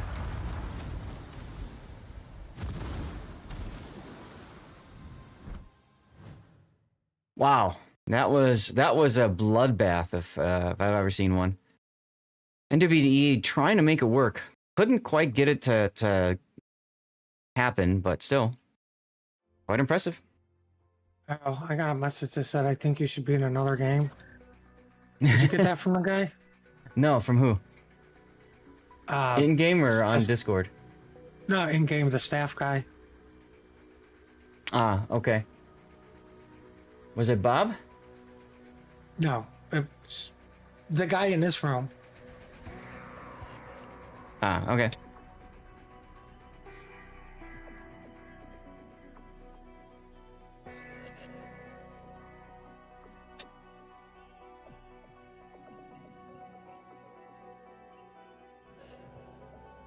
That was GPM.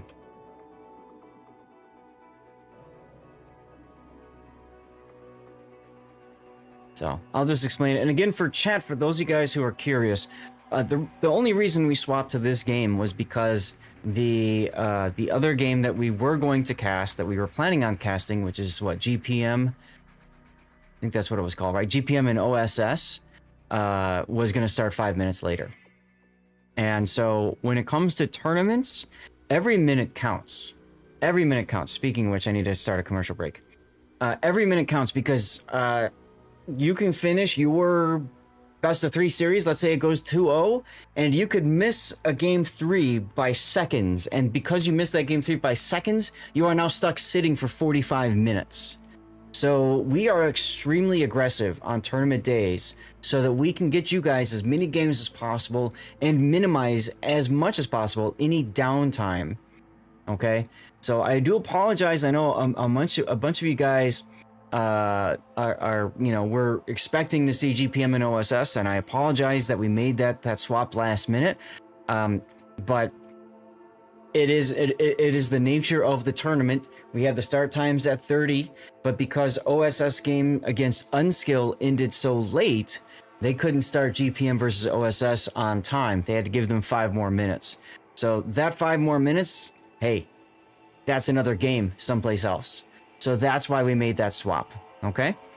There's still a chance we'll catch GPM OSS. As a matter of fact, I heard somebody saying that they have already finished game 1, just as we were finishing our game, which is kind of interesting. No results have been posted yet for any of the games yet, so we'll see what happens.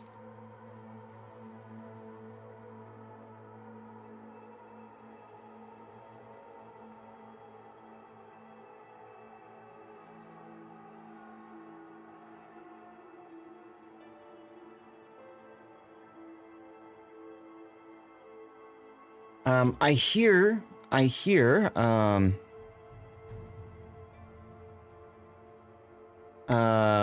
the hot water boiling downstairs, which means the wife is up and about, which means I can open the door. It's only 9:50 a.m., so I'm gonna go open the door, try to cool down this room a little bit. GPU, my 3080 Ti is currently running at 51 Celsius. That's the maximum temperature. Current is 44.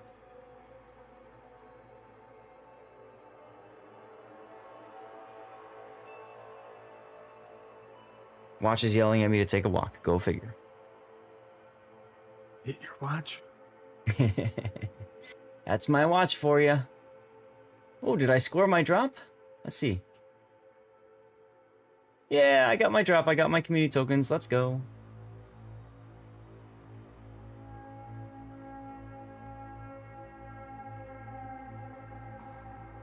All right, let me open this up.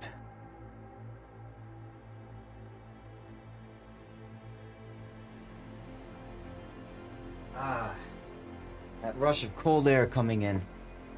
I'll tell you, when you've got 2 PCs that are running, my rerun running 24/7, and then this one running with 2 GPUs in it, woof, it warms up fast in here. 7 minutes until forfeit time.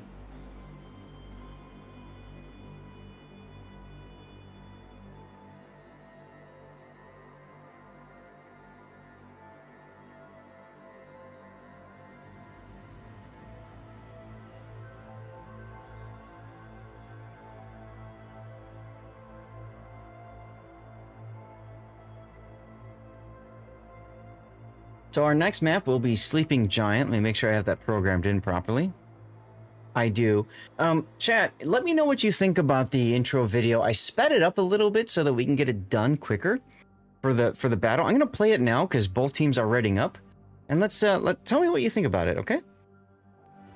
A colossal battle between opposing fleets will soon unfold here amongst the waters of the East China Sea. The residents of these islands will shortly bear witness to the thunder and flash of combat, and only one team will sail away victorious. This is Sleeping Giant. Sleeping Giant is a 48 by 48 kilometer domination-style map with 4 cap points running from west to east. The A cap is on the left, B is in the center, C and D are on the right. In this iteration, both teams' spawns have moved from a central position to a north and southwestern spawn position, offering a wealth of new strategies for teams to execute. Cap A on the left is fraught with danger, shifted from its previous position inside the Thunderdome to being centered on the tip of the island on the 1-2 line. A daring destroyer player can hug the island to take the cap quickly, but will face a treacherous journey to escape afterwards. In the center, capture Area B is just as perilous. Completely open with plenty of spaces for radar cruisers to hide nearby without being spotted, it's commonly left uncaptured until the mid and late game. Caps C and D on the right provide an intriguing choice to teams. Pick up just their home cap, deploying radar and kiting ships to protect it, or risk it all on a push down the 9-10 line to gain control over both caps and the potential win. Sleeping Giant has a long history in KOTS since its return in KOTS 13. Many tightly contested and challenging matches have been fought on this map, which begs the question, who will be the victor this time? 18 ships, 2 teams, 1 victor. It's time to play Sleeping Giant.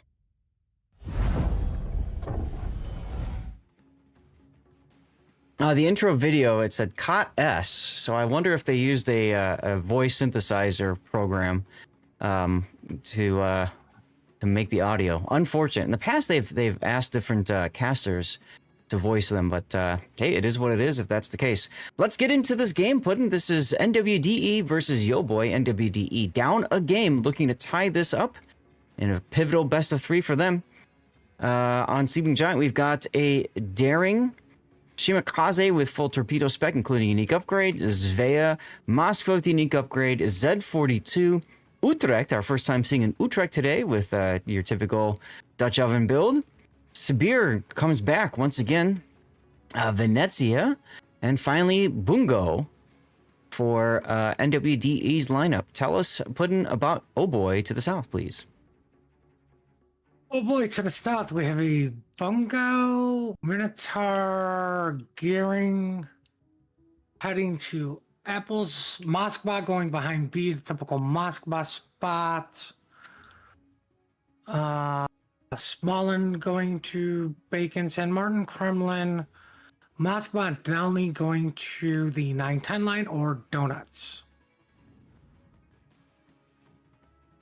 I have a suspicion that the Smolin is going to see what's at Bacon, play it out a little bit, and then possibly use the channels to run through to potentially help with the 9-10 line at some point.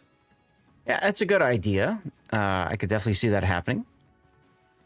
Now, on this map, for those of you guys who are new to the tournament map setup, a lot of times what teams will do is they will go hard for C and D caps, because if they control this side, I drew a line here between 6 and 7, right? Because the islands there, same thing with Land of Fire. If you can control the smaller 2 caps, you have interior lines, it's easier to redeploy ships as necessary. Makes it much harder for the enemy team to come in and grab. So in the past, we have seen a lot of teams do all or nothing pushes, especially from the south, to the D cap. That doesn't seem to be happening just yet for Oh Boy, although it looks like they're getting ready to make a push when they feel like it's time, instead of opting to keep their team more central to help with that initial destroyer-on-destroyer bump at the B cap. I kind of like that, honestly.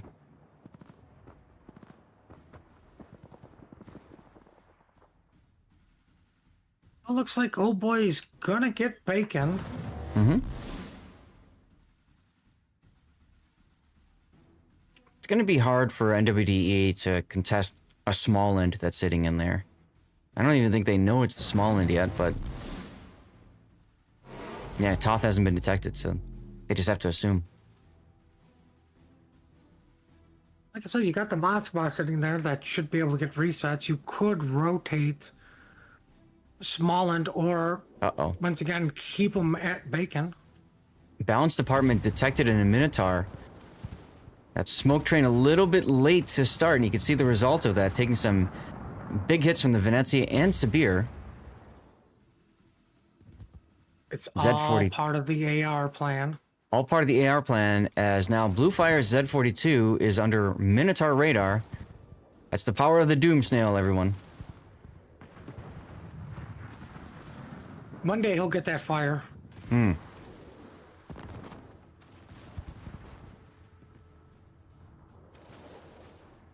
Oof. Can he get him in the next level? Ooh, more shells coming in. He's definitely out of radar range, so these are all blind guesses. I like that they keep trying.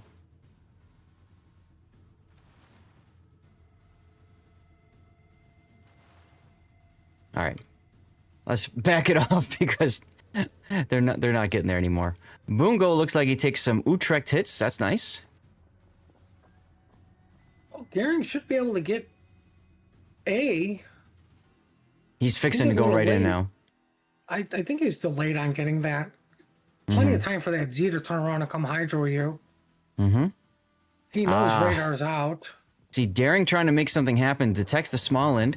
Small end has what we call stealth radar. In other words, if it's detected, it pops radar and it can tell what detected it. Same thing with Minotaur.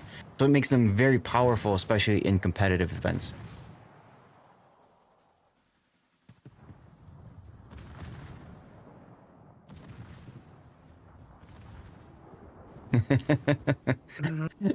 All the comments coming in from the intro video. I love it. About how slow that video was. Yeah, right, how slow it was.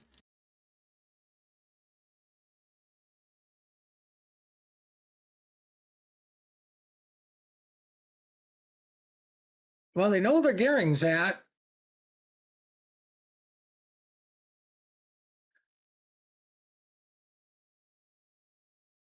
Let's see, what do we got? 20 seconds still radar for the Minotaur.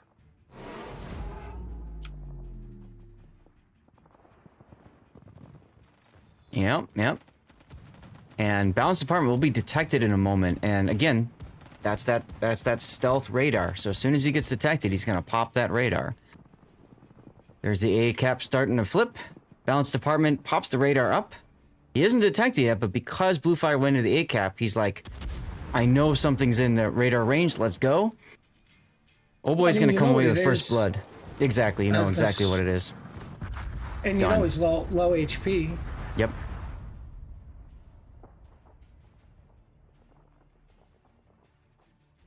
I'm still waiting for Sabir to do something besides get burned out.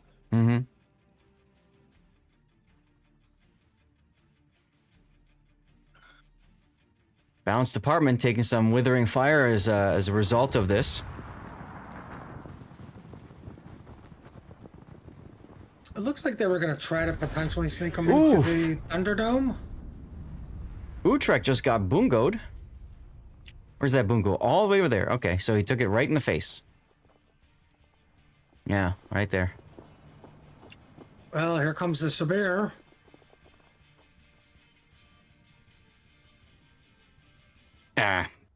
So far, we haven't really noticed Severe being a threat, right?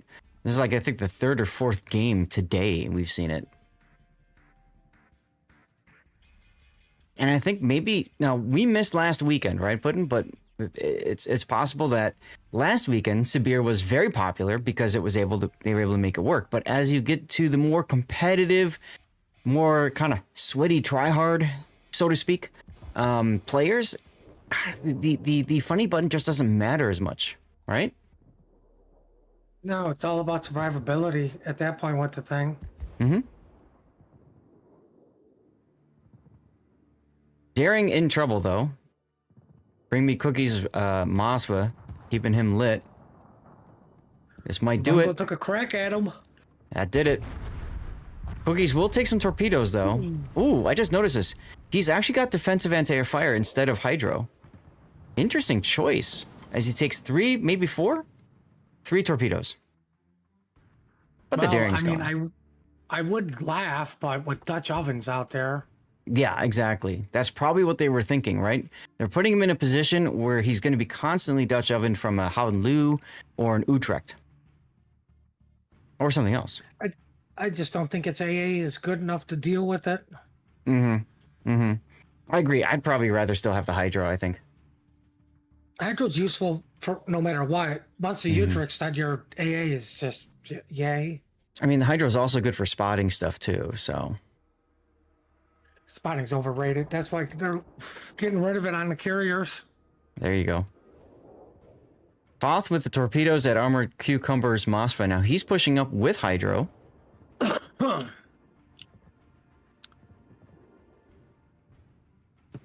Well, there comes Balance going into Smoke to farm out the Sabir, which won't Well, matter because game's over. Keep an eye on the timer, boys. Yo boy, 2-0 sweep.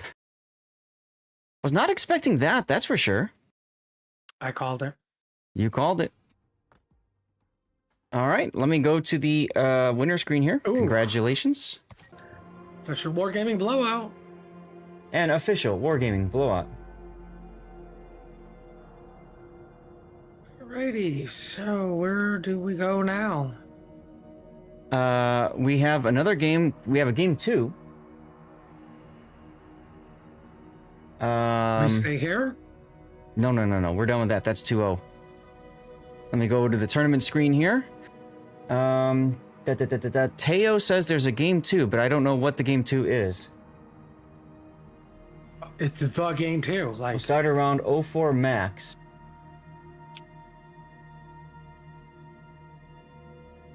So I don't know where Siren's going.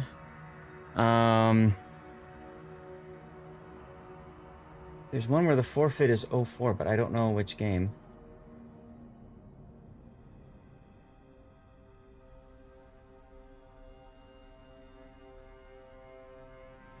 Moyai's game. All right, so Moyai, Entity Moyai, got it. Okay, so that's where we're gonna go next. Moyai versus Entity.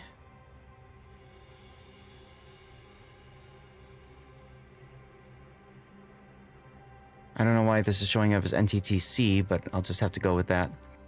We are on Land of Fire next. So put that there.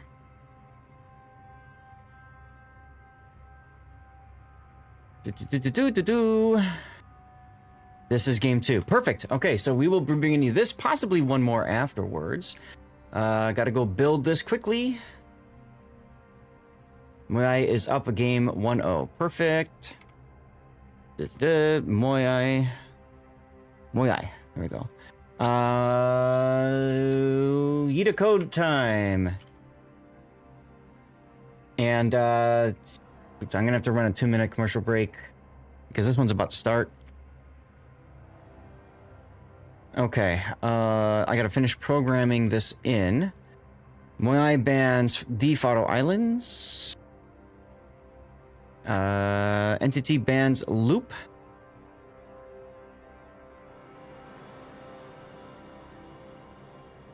Moyai bans Petropavlovsk. Napoli. Marseille. C1, thank you for the 100 bits. Appreciate you. And Libertad. Okay, Entity bans Kleber. Marceau. Brisbane. So many B's. And then Petropavlovsk. Okay, game has started. Land of Fire. No, we go to Sleeping Giant first. Sleeping Giant. We just did that one. Then we do Land of Fire. Okay. And then we go from there to Hotspot. Bam, bam, bam. All right, map intro starts now. At the extreme southern tip of South America,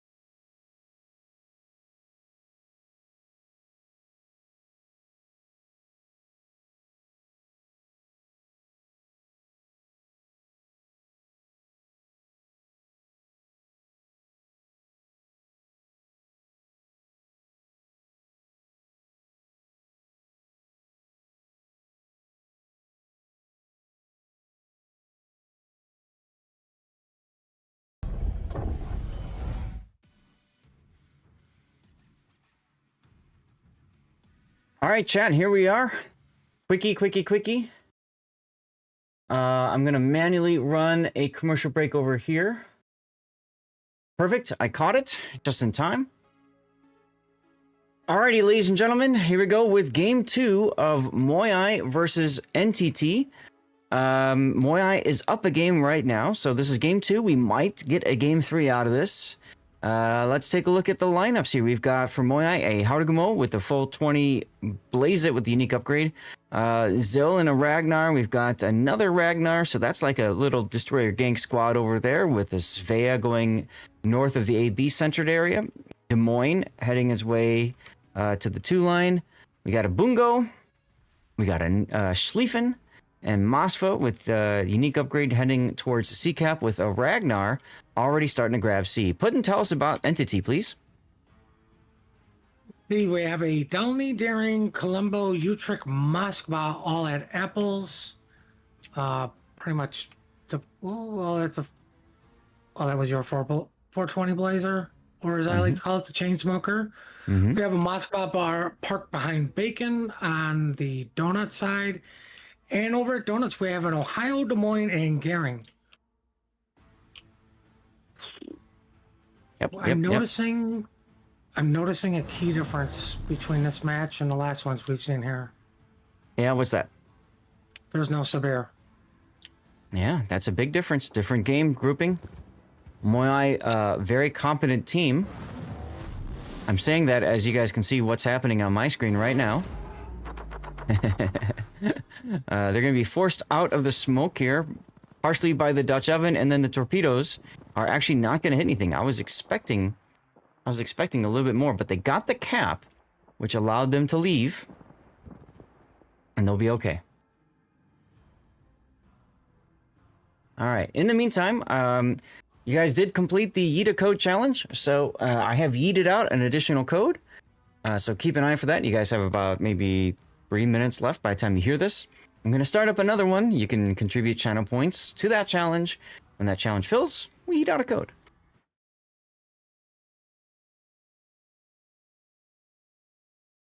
So I'm going to get that going right now. Puddin', if you want to take over for a bit, go for it. Well, Spay is backed into Bacon to start capping that. For Moai, Moskva radars. It's a good radar. Wait for him to get most of the cap, so kind of have him committed. But Moai is just like, yeah, no, I'm not falling for your trick. I'm just gonna leave. It doesn't matter. The other thing it does is it catches you at when you're kind of at a dead stop or still potentially reversing. Bungo took a crack at the Spay, but he missed. We have the Gearing Delney Utrecht for Entity in a smoke train. They're trying to get rid of this Spay. Looks like the Utrecht Moskva hasn't had shots yet over on the 1 line, so he's moving up to potentially get those. Also to maybe use his hydro, but it will be too late at that point because the Utrecht should spot them. Now, they kind of forced Spay to stop there, but unfortunately the radar's down, so nobody's spotting them. Delney's going to come in to Apples, hoping that there's nobody there. Yeah, he's not running RPF, because why would you? But he's going to do the smart stop reverse. That's going to sit there and just keep going, while I frustrate myself on needing to light another cigarette. Well, okay. I can take over. Donuts. I was going to say Donut side is kind of boring. Even though you have a Schlieffen and Ohio, 2 brawling ships who have yet to freaking brawl. We've seen more brawling out of the Downey, Ragnar, Haragumo, Ragnars than we do brawling battleships. That's very true. I can see Ritter is moving in to get up with the Des Moines. There is the smoke train. I was waiting for that smoke screen. So that's going to allow Flying Dutchman's Des Moines to move up to the next island. And it looks like they're going to move him to the southern island here. Makes sense because the northern one doesn't have a lot of cover. no offense. You know there's a Schlieffen out there. Mm-hmm. He hasn't been spotted. Mm-hmm. And I don't know, you brought your brawling battleship to Chocolates and Donuts. You have to assume they're bringing their brawling battleship. Why are you going to let a Des Moines get nose and stuck somewhere, especially in these islands? Yeah, I mean, if you're talking about Team Red, their Ohio isn't brawling spec. It's more of a sniper spec. So, that's a possibility. Yeah, but I mean, he's still there to tank everything. Right. And yes, I'm aware it's not NTTC. Unfortunately, my Stream Helper only has that as a title. I'd have to restart the Stream Helper, which I can do. Put and take over, and let me see if I can get it fixed. All right, we're firing Stream Helper because he's more useless than I am. Ohio's on fire from Ragnar Moskva. They are in a kite mode over at Donuts, so let's go back to the exciting side. Mm-hmm. Oh, look. There's not much going on the exciting side because it's nothing but freaking DDs in the Des Moines. And the bunko. Mm-hmm. Well, Bacon's starting to get flipped. They got a Ragnar on cap. Moskva's shooting at what was the Spey. And his radar's ready. See? At this point, he needs to pop it. He's assuming that it's the Spey, but it's not the Spey. He pops it, realizes it's the Ragnar. And they got the cap because you waited too long. Usually at about half, if you're going to delay it, you do it at half. There it is. Right? You waited for 3/4. The Ragnar got the cap because you were looking at the Spey, even though you did turn your turrets and it was relatively quick, but it's that couple of seconds that allowed the Ragnar to get the cap and get out of there. Mm-hmm. All right, I mean, Ragnar is just going to use a heal. Fix that. Save. Close the file. Ohio, I believe, shot at Spey over at Bacon. Close Stream Helper. Start up new Stream Helper. Looks like the Utrecht Colombo are not helping Stream Helper, but they are rotating over to Bacon to help out the Moskva, so at least they're helping somewhere. Downlane gets spotted. I believe it just actually got surface spotted, and of course he's shooting.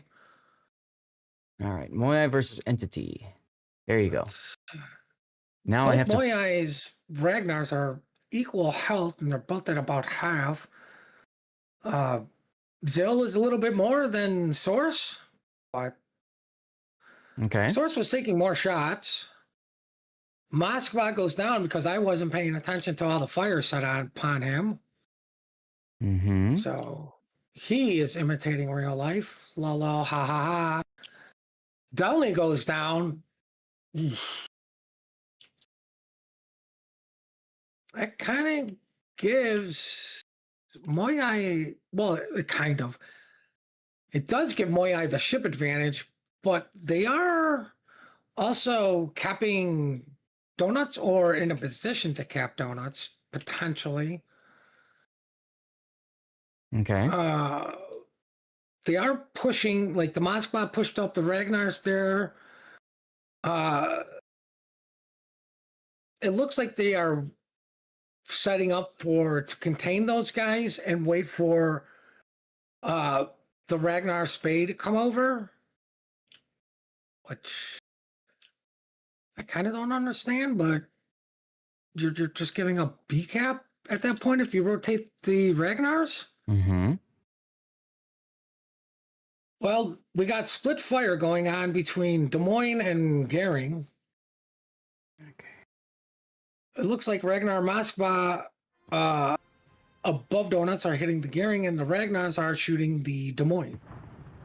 All right, I'm back now. Stream Helper had to be completely reprogrammed because we didn't have Entity in our list. That's okay. Gering is going to get away. Des Moines is now dark. Ohio got spotted somehow. I don't know how that happened. Maybe we'll have to ask them after this battle. How did Ohio got spotted? Mm-hmm. Des Moines is running from Donuts. Well, Well, Colombo, Utrecht are pushing Bacon with the Gary. The enemy is about to win. The dirty enemy is about to win, or as I we do all like- affectionately know them, as Team Alpha. I do like seeing Emity moving forward with the Schlieffen now, as they all push together.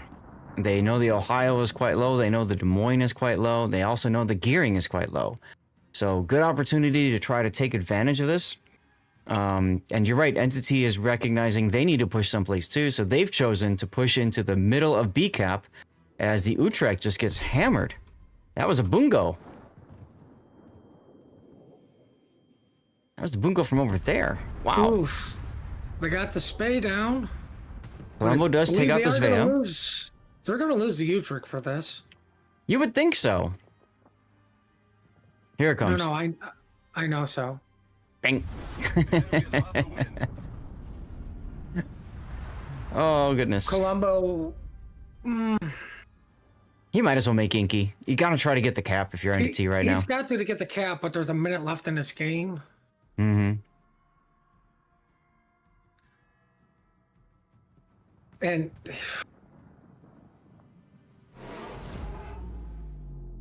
I mean, he probably shot knowing he was going to get the cap, but still at the same point.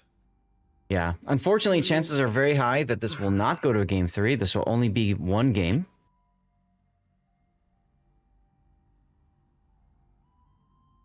Ohio's out running for his life. And it looks like he's running at exactly half speed, maybe quarter. No, he dropped to a quarter. This could be a devastating hit on the Schlieffen. He was broadside. I will sit here and watch and wait for those shells to come in and do something, guys. Don't worry. It will happen. Right? And Schlieffen's going to get away because we have 27 seconds left in this game. Now we have 22 seconds. Yeah, I don't think there's any real chance for a ship kill. And that'll do it. Moyai is going Detonation's to not been in the win, game. right? Moyai is going to pick up game 2 in a 2-0 sweep. So both series... No, this one didn't go best of 3 both times. But anyways, Moyai 2-0, let's set them as the winner. Put the winner screen up.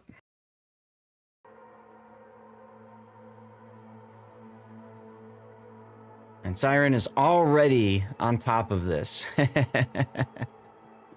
Love it. All right, let's get to the tournament screen. We're going to back out and we're going to praise that there's going to be a game 3 someplace. Throw is going to game 3. All right, where's Throw? Throw versus Sia. Starting at the 21-minute mark. So 2 minutes to go. We are going to be doing Throw versus Sia. 1-1, tied up. I got moved instantly. I must be popular. Well, that's good. That's good. People know who you are. Throw versus Sia. Throw Sia. Voting. Can you ask who won game 1, please? Let's see. Throw bans Kleber. Marceau. Chat, I didn't get your feedback really on the video. Do you prefer the faster Chipmunky video to be done with sooner so you get to the action sooner? Or would you prefer the voice to be normal? Who? Throw. Throw 1 game 1. Awesome. Thank you. So Team B won the second. Thank you. Libertad, Marceau, Napoli, and then Brisbane. Oh, No, I I'm was looking at the thinking- wrong list. Bungo has been banned. Oh, Interesting. Kleber. now they're And saying Brisbane. that it was the 1 game 1 and Throw 1 game 2. All right. Then I'll just swap it. See, we are going to game 3, which is going to be Northern Waters. We set this up. we were just on Loop, and before that was Sleeping Giant. All right, cool. Tune-Up, congratulations on your 5-stream streak. Here's your best of 3 lineup for y'all that are curious. Andrew caught with a 30-stream streak. Let's go. And we are dropping, so let's get the map intro video for you. In the southern Arctic Ocean lies an archipelago of Caledonian granite, frigid and forbearing. These frozen rocks and sparse fauna will shortly become unwilling witnesses to the rigors of naval combat. This is Northern Waters. Northern Waters is a 42 by 42 kilometer domination-style map with 4 cap points running in a line from west to east. The A cap is on the left, the B cap is in the center, with caps C and D on the right. In this new configuration, spawns of ships are based on what class they are. Battleships spawn above Cap A, cruisers spawn above Cap B, and destroyers spawn above the home caps C and D. This aims to provide teams with new and specialized tactics for each flank, with unique deployment ideas.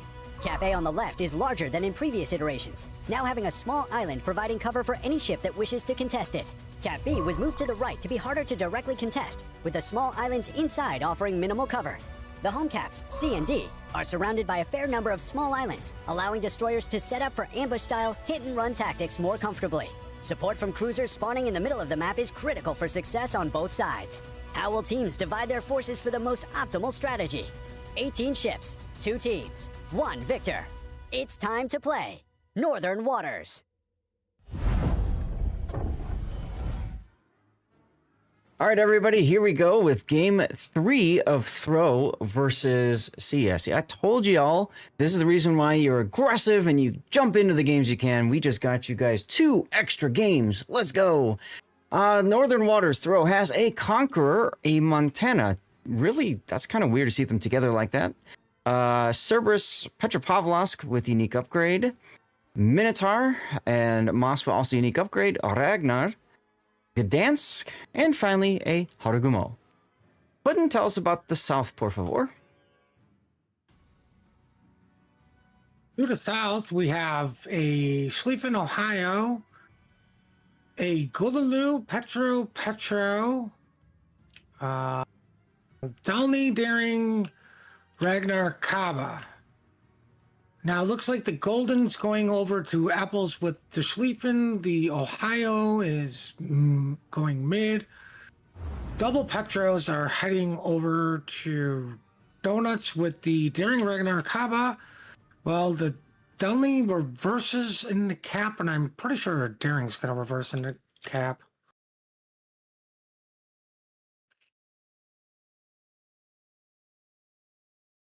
Okay. All right, I'm just trying to catch up with the stream so I can get that commercial break run on manually there. I'm too busy staring at Bogsy's beautiful blue eyes because he's streaming. I heard that. That's cool. Good for him. Ah, there's the Daring. radar.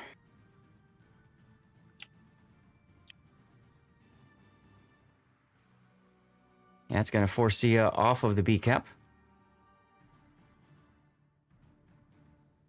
Oh my God, his Schlieffen's got his Nuremberg's going off only on one side. He's not living a dream. No, he's not. But He's living a very sad Schlieffen life. he is going to work his way up, and I think he should be able to grab the A cap here once he gets into the island cover. Oh no, one of his torque tubes got disabled. The horror of the humanity. That's right. Now, this is the first KOTS where torpedo tubes actually grow back. Main battery and secondaries and anti-air. All of that stuff grows back, everyone. Just like in real life. Mm-hmm.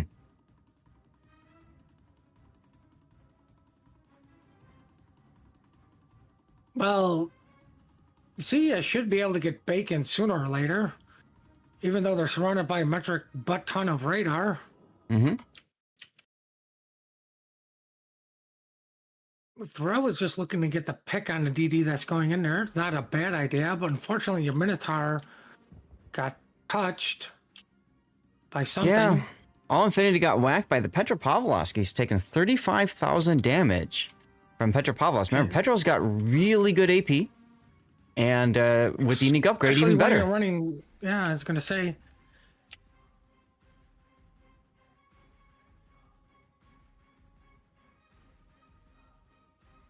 And capping Schlieffen is potentially about to cap it.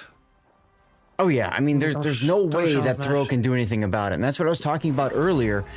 As long as he can get to the island, he's fine, because look how much bigger the cap is.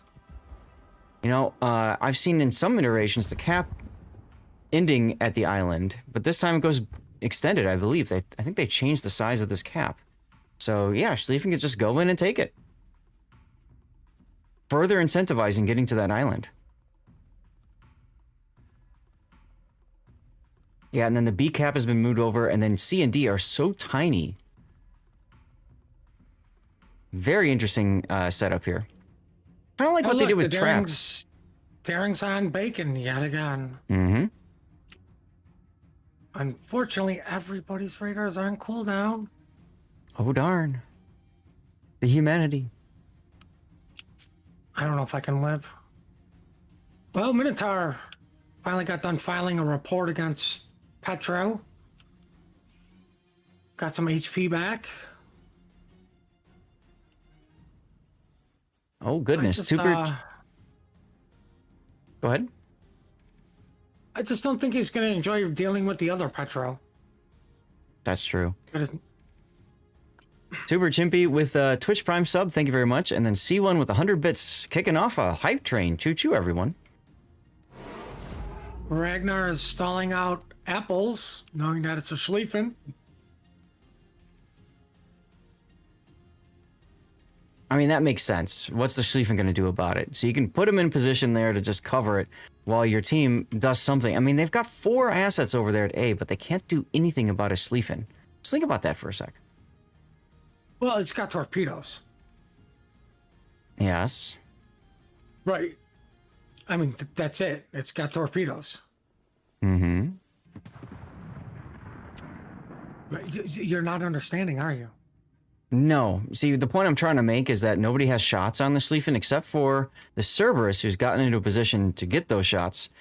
I mean, it's one thing, yes, I get the torpedoes and stuff, but, like, you got to get the angles, you know?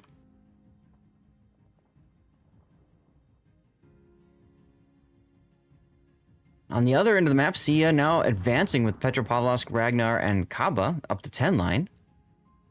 It's kind of a ballsy play considering they have cap control. I don't know that they need to do this, you know? I mean, I don't mind aggressive play when it makes sense. Right. To me, this But, does not. Like at the same point, the Golden, Schlieffen, Downley, and Ohio should be able to deal with the 4 ships that are at A. The Petros on one side can't do anything. The Conqueror is relocating. The Cerberus is, in all intents and purposes, alone. Like, you could be pushing the Golden Schlieffen, dealing with it. Honestly, I would think that's the better play, especially now that the Conqueror has been spotted relocating. Here comes the Montana salve I was watching for. Is he going to clear the island and hit Petro? Just barely misses it. Good placement by Paulo's Petro. Keeping an eye on that Montana, making sure his flank is clear. Are Dutch ships considered hybrids? No. Dutch airstrike is not considered a hybrid. A hybrid is a ship that's got a squadron of planes that you can control. Air Sarge, Hildenbrand, Yes, Louisiana. Halford. Rias in the Gdansk under a lot of fire. He's actually on a sticky fire right now. And you're trying to... Moskva, though, in the middle, he's in trouble. Isk. Friedrich, yeah, he is kind of stuck there, but with repositioning a lot of their forces, he just really needs to just sit there and chill and not be spotted for a while. Wait for his teammates to get into position. I don't completely agree with this dropping the Conqueror. As in relocating him? Probably not. Okay. I would So have been you- dropping the Petro. Okay, so when you say dropping, are you talking about Sia the- shooting the target, or are you talking about No, Throw drop- moving it? No, I'm talking about the Golden Loot dropping his Dutch ovens. Okay. Okay. So Yeah, I mean, sure, that makes sense, I suppose, yeah. You do more damage against the Conqueror, but more meaningful damage against the Petro. You know, Petro's also stuck in a better angle for your bomb drops. Mm-hmm. The Conqueror just heals it back. Sure. Now, despite all of this, Paulo is still alive for a little bit longer. He's got another heal going. Now, he's unique upgrade, which means he's traded one of each of his consumables for better AP characteristics, right? So he's not gonna have the staying power that he really needs to have right now. So just a question of how long until All Infinity's Minotaur plus the Gumo plus Gdansk plus whatever whittle him down. Riaz, though, is in trouble. I don't know why he let himself get detected like this. Gonna pay that price. About to win. But they do come up with the Paulo pick. Or Petro pick on Paulo. Petropavlovsk. Well, while that was going on, the Cerberus moved up to A to just keep the Schlieffen there, so... Yay, the Ragnar is now free to go about and do spotting and things? Potentially get bacon? I mean, so if you're Throw and you've decided, okay, well, we'll just leave a target there, an asset there, fine. But yeah, you have to convert a cap someplace else.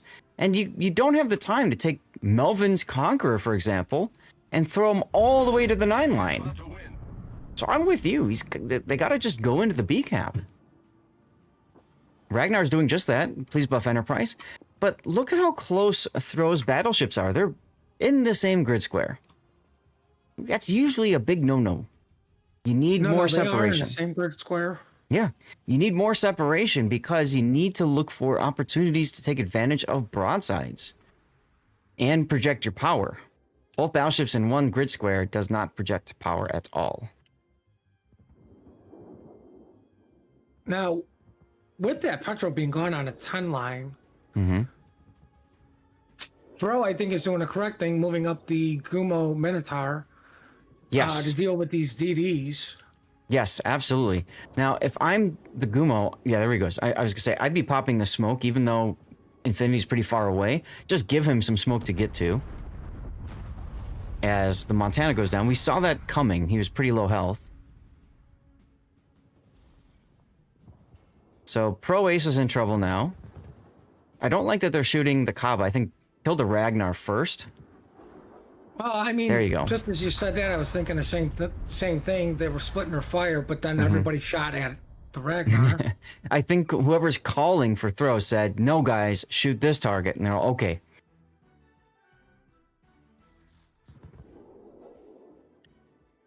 Now, Throw's Ragnar should be able to get this cap, bait out the Petro's radar, Mm-hmm. and see what that's exactly what he's doing. The Golden Lou is coming over to help with the Cerberus, but too little, too late? Maybe? It's a possibility. 6 minutes to go as Please Buff Enterprise trying to get the B cap. He's detected, so that's going to be a negative. Ghost Rider, the pattern is full. Yeah, but once again, radar is going to go down and he'll be dark, and he did not go very far from this cap. I think he shot his guns. What a jerk. Yeah, he's still detected. As Friedrich taking a big hit there in the Moskva.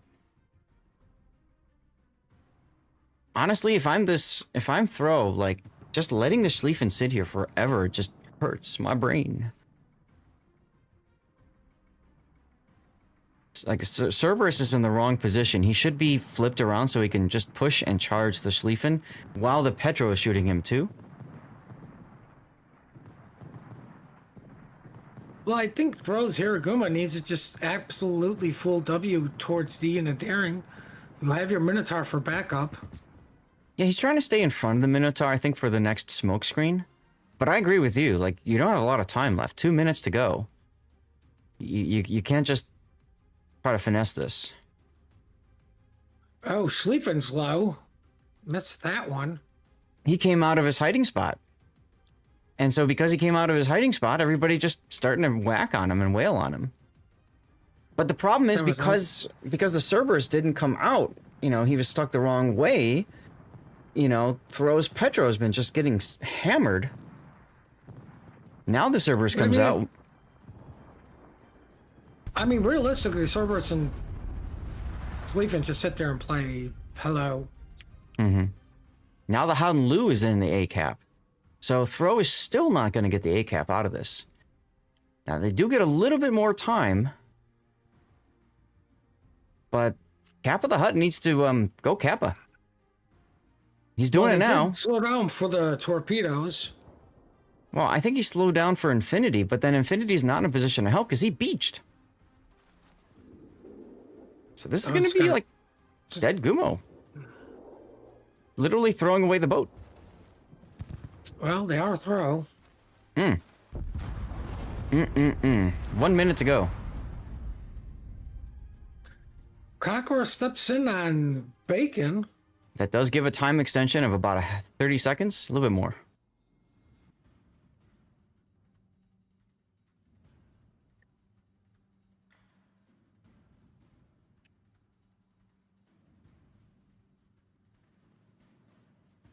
But kind of feel like Ends in 5 minutes. Throw needs to get They another have 'em- kill. They have a minute to kill this Golden Lou on A. Yeah, but Cerberus using a smoke. Looks like the Fren- Ragnar spotting it. French's husband is unable to do much in his Petro. That's the problem. All that damage he took fighting the Schlieffen while the Cerberus was in position to support leads us to here. Nice Ohio shots trying to find the Cerberus. I mean, you have to. You kill him, you secure A. Mm-hmm.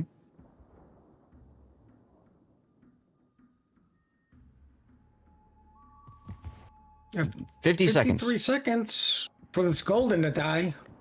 Okay, Ohio's also pretty low-ish, but so is Friedrich de Moskva. Okay, there goes Howden. Point flip, a little bit. Plus, now they're going to get the A cap. So Throw needs both of those desperately. Melvin needs to And just the keep. B cap. He just needs to keep sitting around the B cap. I doubt that Sia is going to allow him to get the cap. But he just needs to sit there and keep being a pain in the butt. Unfortunately, coming up to the end is going to incentivize him to slow down. And he's going to take, what, 4? Maybe 3 Delny Torps? He sees them coming. DCP out. His heal is unavailable for 30 more seconds.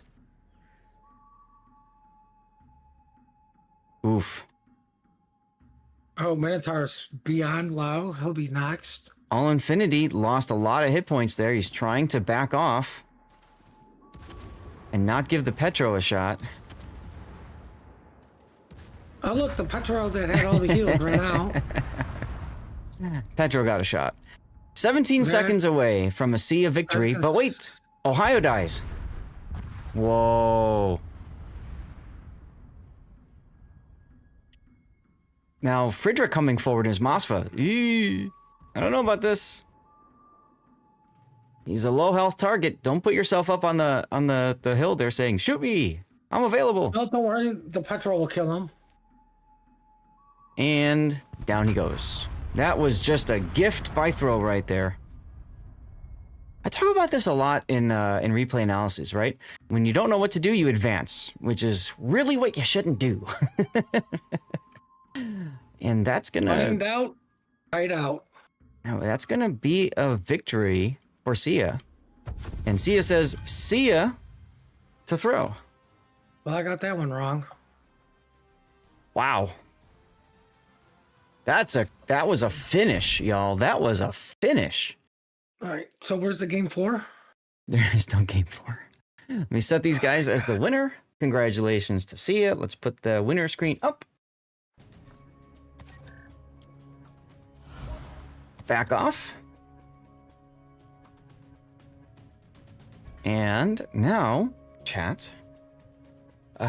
We need to find our regular scheduled game. So now we're going to take a look. We're going to do the same thing we did before a few moments ago and figure out where we go from here. Okay? So I'm going to just quickly mark on my sheet here different groupings. Here's our live sheet as it goes.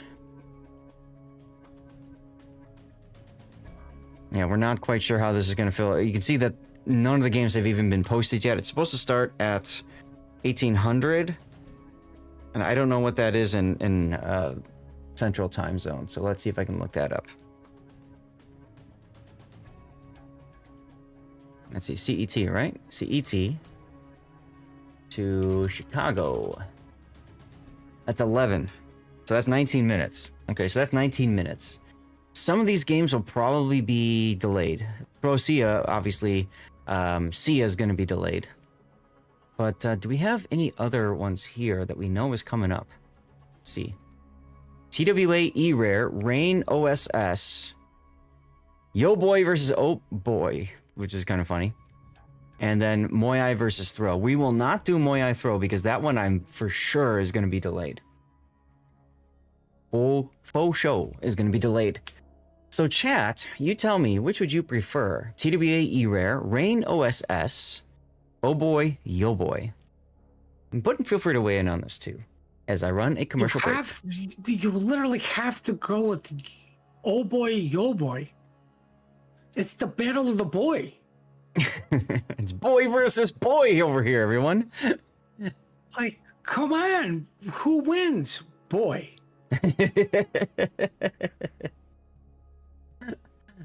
All right, fair enough, fair enough.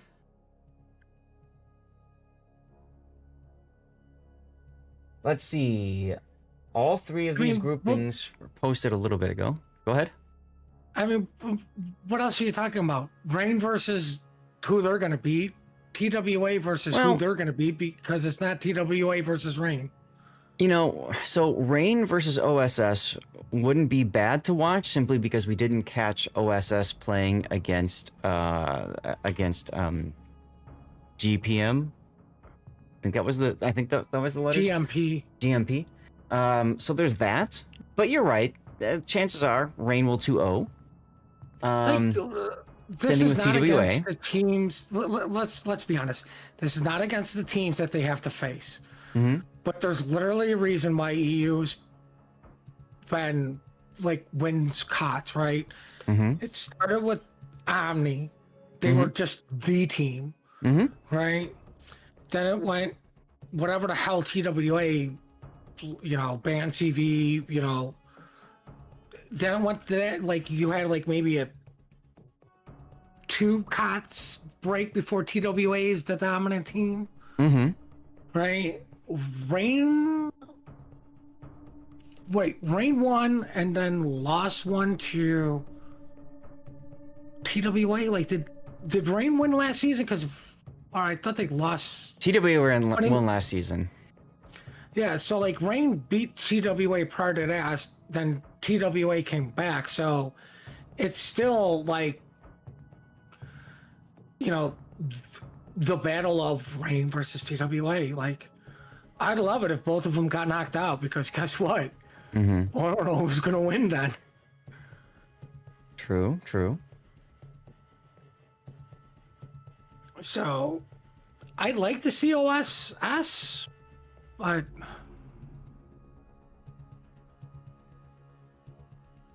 it's Rain. I'm predicting a 2-0 sweep. You know, that would be my guess. TWA sweeps, Rain sweeps. I don't know how Oh Boy or Yo Boy can go. Mm-hmm. They seem a little bit more balanced, but of course, saying that, somebody's going to come on and say, no, Mr. Streamer, we're the better team. It's a possibility. Okay, we've got a map rotation. North. Followed by Loop. Oh, this is a best of 5. Oh, boy. Really? We're in best of 5s in round 3? Man, they really want these guys to fight for this. Okay. All right, whatever. I'm here for it. I'm going to sign us up once they figure out which one this is. I'm just going to throw us down for it. A lot of people signing up for bracket 2. which if they are thinking correct is going to be Rain versus OSS. See, what's probably going to happen is TWA is going to face off against Rain in round 4. That's tomorrow. Okay, so this is the last of today. This is the last of today. Yeah, that makes sense because NA is supposed to start at noon. What a throw! See ya! Exactly, exactly. So I'm just gonna preemptively. Oh, hey, we're already there. Look at that. It's almost like we knew, but it's almost like we knew.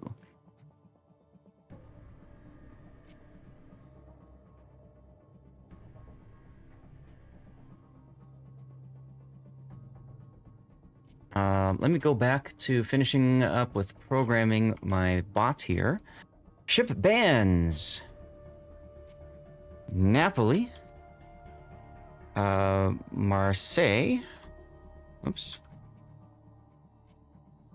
Napoli, Marseille, Petropavlovsk. And then finally, Moskva. Banned by Oh Boy. Yo Boy bans Brisbane. Des Moines.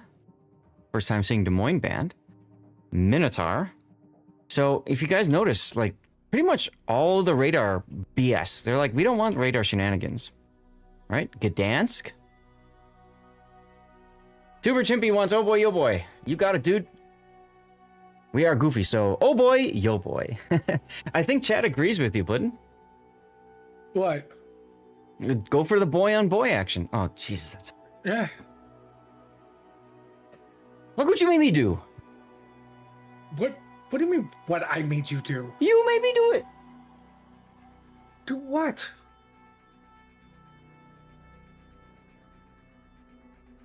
Oh boy versus Yo Boy. Watching the streamers try to keep the name straight. Thanks, Duckman. Thanks. Listen, I'm busy right now complaining to Bogsy. I'm still waiting for my more reports. Well, I don't think he's gonna give that to you anymore because he ain't working for Wargame anymore. Well, I don't know. Maybe he is. Trying to find out if he left the memo for the new person. Because I don't know who it is. Well, that would probably be Sir Snarf. Is it Sir Snarf? I thought it was Missy Chew. Well, yeah, I don't know. I've just been mentioning them all. That's a good idea. Somehow they're ignoring me for whatever reason. Do they not know who I am? Don't know why that would be the case.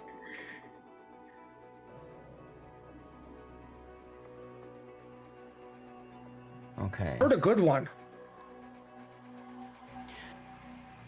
Van Blade says this will be the most competitive. All right, fair enough, fair enough. I mean, that's my feeling. I mean, if it's a best of 5, we're going to see people showing up as TWA, with all due respect, 3-0s their opponent. Rain, with all due respect, 3-0s, or maybe 4-1s their opponent. You know what I mean? Like we could get lucky and both Rain and TWA go, hold on, streamers, you predicted us to win. Mm-hmm. That won't happen. They said the room is ready, but I don't see it. Oh, that's TWA. Okay.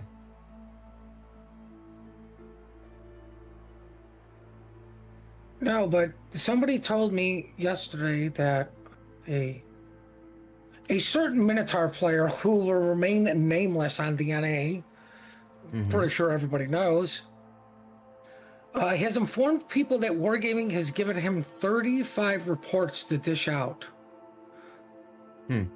Okay. Because he has been helpful in locating bad players. Okay. And I couldn't stop laughing, and then I said, wait, why does he get 35 and I don't?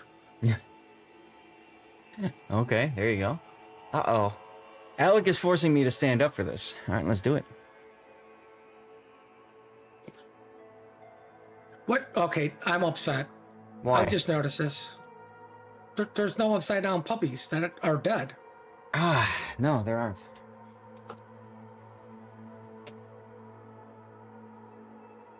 I should take a short video of them for you. That would be appropriate and preferred over what we have right now. Why? Well, because it's nice to have something moving to show people, and you know. I got You know tired what? of like manually flipping the dogs. So, Just leave them upside down. Nobody will know. okay. Sure.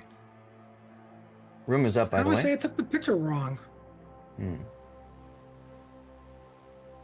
So, y'all, this is a best of 5. Hope you enjoy this. I should probably look at timing for NA. Do I have the NA thing somewhere? That's the question. Let's see. Tournament groupings. NA match selection.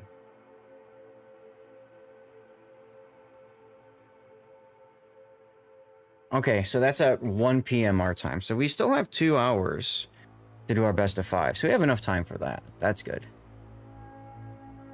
That's good. And we are starting off with Inca versus PSV in the losers bracket. Excuse me, we can't say that anymore. It's 2025. It's the non-winning bracket. It's the lower bracket. The lower bracket.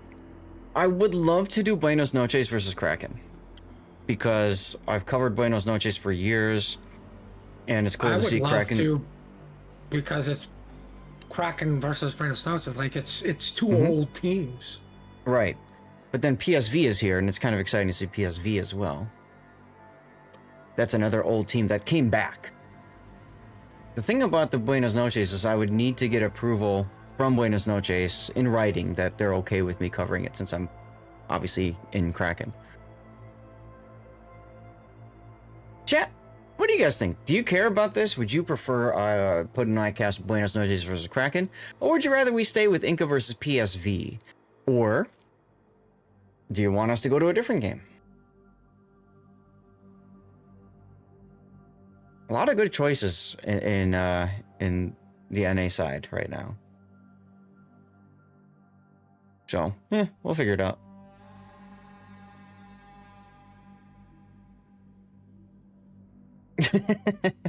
Chat just caught up with what you made me say. I still don't know what it was. I said it was boy on boy action. Oh God. I know. Why is nobody clipping that? Hey, With Miss the Clara. title, that's what she said. Bogsy's contracted. Right, that's what I thought, Formula. How you doing, by the way? Basically, they don't have anybody who can do the update videos quite as good as Bogsy, so he gets to keep doing them. Which is kind of nice if you think about it. I would imagine they have to bring him down to their studio to record it, so he gets to go to Austin and say hi to all of his old friends. Once every month or so. That's kind of neat. That's not what you said he does now. You said he goes down there to borrow torpedo pillows to sell them on eBay.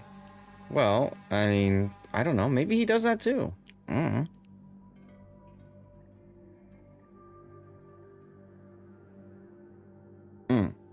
Gotta get my bones moving.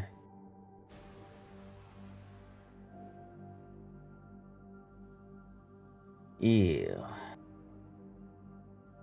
They say they want to start as soon as possible, but start time is 11:13 for them.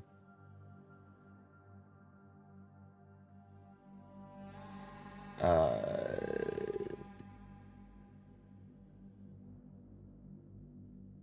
11:13. What time are these guys starting? They're planning TWA's game is going to start on time.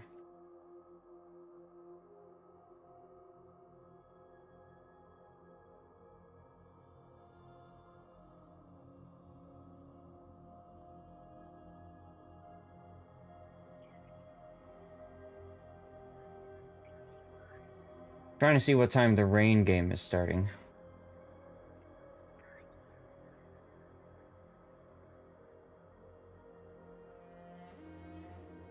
Let me find that out. Do you care? I mean, if these guys don't start till 13? No, but I mean, Who else will we go? Well,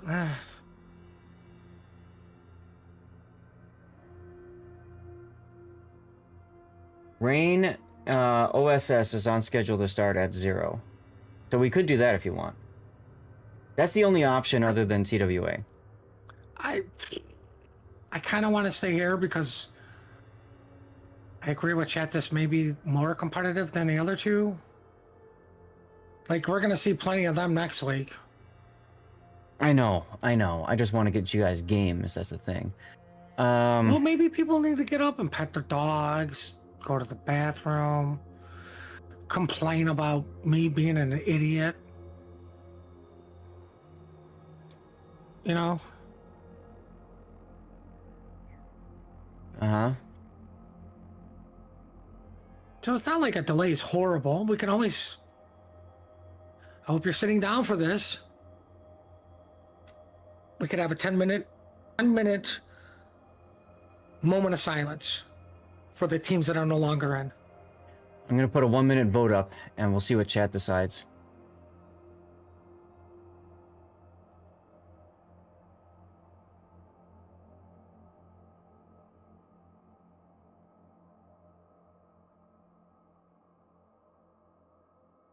Because, I mean, the reality is, if we start on time on the other grouping, and let's say it goes 3-0 or something, we'll still probably catch, oh boy, yo boy, at least 1 or 2 of the games. I mean, I hate to say this, but, like, we never know. No, we don't. Like, they could go 3-0. Like, literally everybody could go 3-0. Absolutely. It's a possibility. Where's Rain OSS? Here. They're starting in 15. Alright, you guys are voting to move. We're swapping. We'll go to Rain OSS.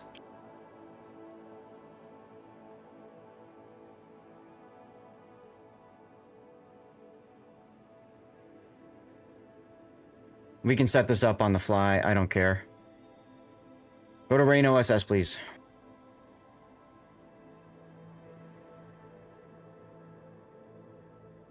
We're going to Sleeping Giant. Alright. Rain Band Des Moines. Petropavlovsk. Napoli.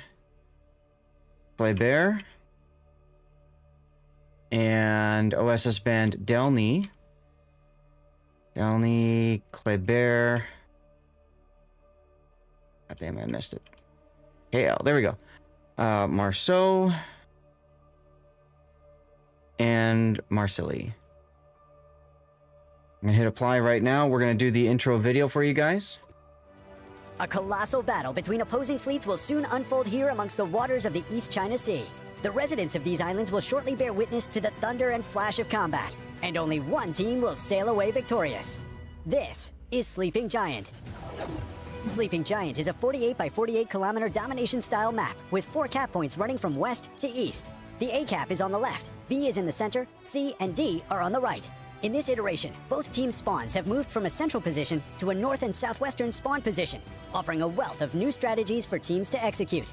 Cap A on the left is fraught with danger, shifted from its previous position inside the Thunderdome to being centered on the tip of the island on the 1-2 line. A daring destroyer player can hug the island to take the cap quickly, but will face a treacherous journey to escape afterwards. In the center, capture area B is just as perilous. Completely open with plenty of spaces for radar cruisers to hide nearby without being spotted, it's commonly left uncaptured until the mid and late game. Caps C and D on the right provide an intriguing choice to teams. Pick up just their home cap, deploying radar and kiting ships to protect it, or risk it all on a push down the 9-10 line to gain control over both caps and the potential win. Sleeping Giant has a long history in KOTS since its return in KOTS 13. Many tightly contested and challenging matches have been fought on this map, which begs the question, who will be the victor this time? 18 ships, 2 teams, 1 victor. It's time to play Sleeping Giant.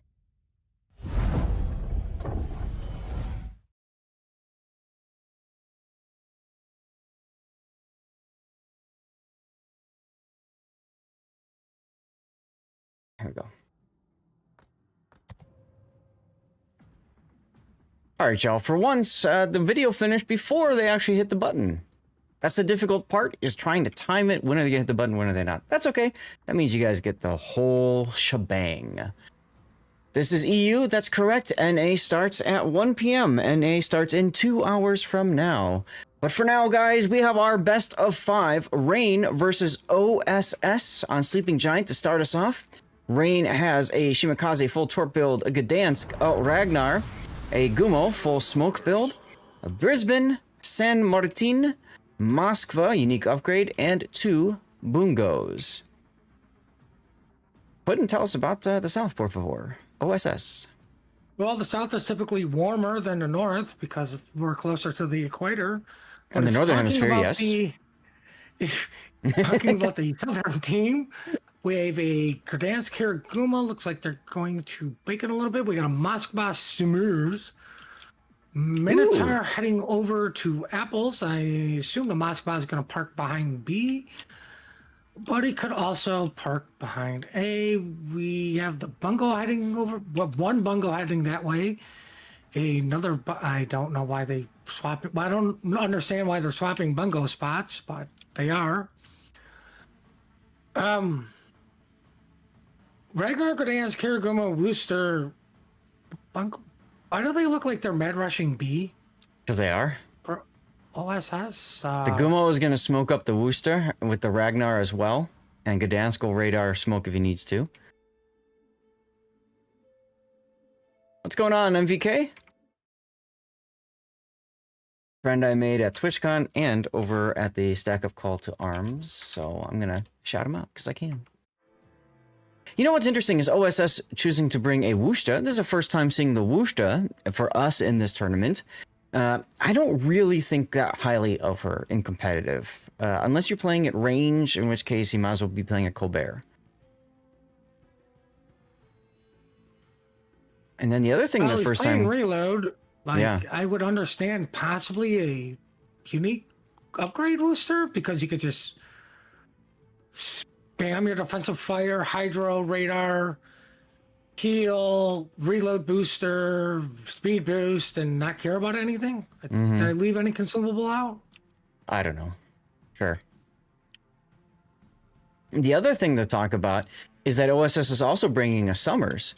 Now, this ship is traditionally banned in King of the Sea, but it's been brought back, which is really cool to see. Summers, for those of you guys who don't know, it's one of the rarest ships in this game. She is kind of like a combination of gearing and Shimakaze.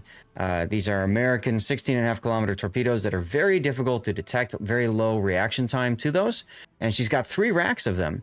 And she's got American smoke as well. She does lack in the gun department, the ability to put out, weight of shells, as Liam's Ragnar is in trouble. I was about to say, you know what also is lacking is Ragnar HP right now. He's got a heal, it'll buff out. I don't think the double fire 16-inch holes are going to buff out as well as he wants. No. I don't think they're going to buff out at all. Yeah, that's a dead Liam.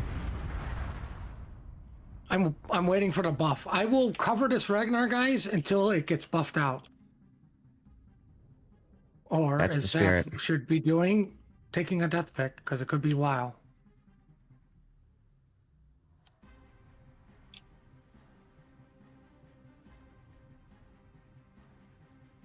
As I see some people from NA waking up and joining us late, I speed up the video just so we can get it done quicker. Otherwise, chances are you guys will miss some time. Funny. And the voice is funny too when you do it. Let's be real. It's still cringe when you hear him say KOTS. So I'm just putting that out there. Hey, look, John the Ruthless in a Ragnar up against Florizar's Harugumo. This will be fun. I know that name, John the Ruthless, from somewhere. Yeah, me too. Actually met him at the CC Summit. Nice guy. Yeah, see, you guys are catching on to it now. KOTS, which tells you that this was a voice synthesizer. They just typed into text to speech. Unfortunate. I think they should just pay Bogsy more money for his contract and just do all the voiceover. Well, historically, they've reached out to streamers to voice things, which I really appreciate. You know, the opportunity to do that. But hey, if they're in a pinch, I get it. Just get a human to voice it if they can. Floors are in trouble in the Gumo. I wouldn't say in trouble. I think he's in deep doo-doo. Harry Because Potter no and the swearing. Sleeping Giant.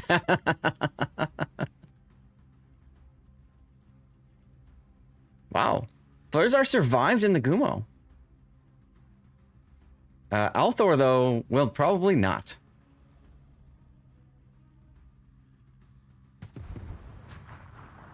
No, he's deep in that Moskva radar. So you guys are getting to see some of the special zhuzh that's going to be Rain's setup.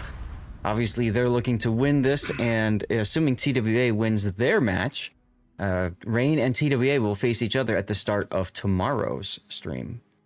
Now, the all-important apples cap is, yeah, it's still boring. I mean, OSS has pretty much been smashed in every place they've gone. Unless they get some lucky torps on a couple of these DVs or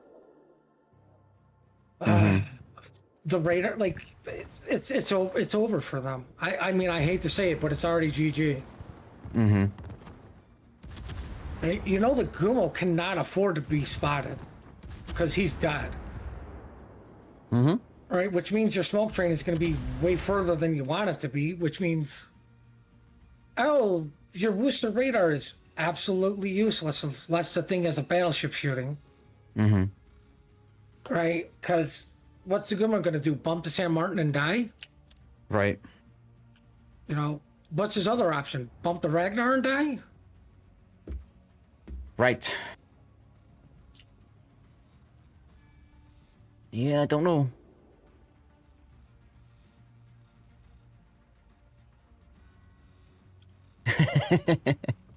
Oh my god.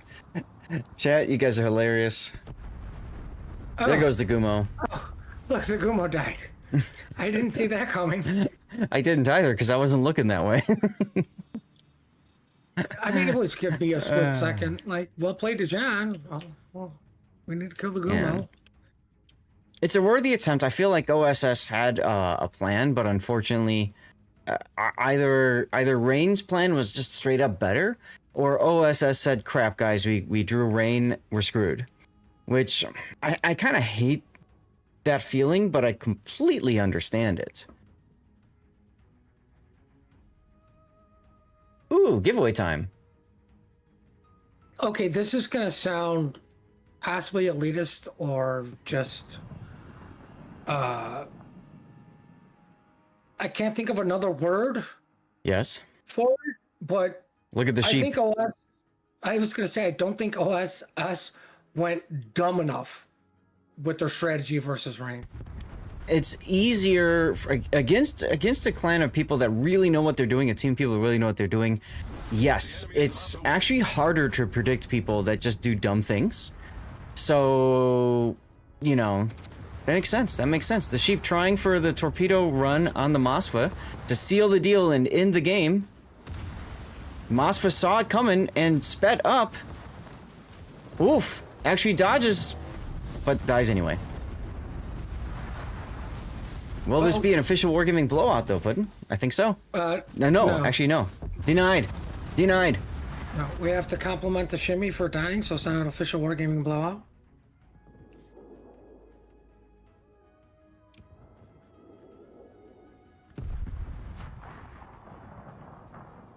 Well, Lucar takes a bungo salvo in the face, but wow. Must have hit the icebreaker bow. Oh, the bungo died? Oh, and the Minotaur. I'm gonna set up here for a triple death pick. This is what you guys wanted. Hey, 4 people voted, 0 the other way, so yeah. Right, but my vote should count for 12. Ah, okay, gotcha. All right, next up is gonna be Hotspot, y'all. I mean, I do live in Chicago. That's right. Now this is best of 5. Give me a sec. I actually have to swap it to the best of 5 screen. There we go. The brain damage, the brain damage, the brain damage! And it's time for the commercial break.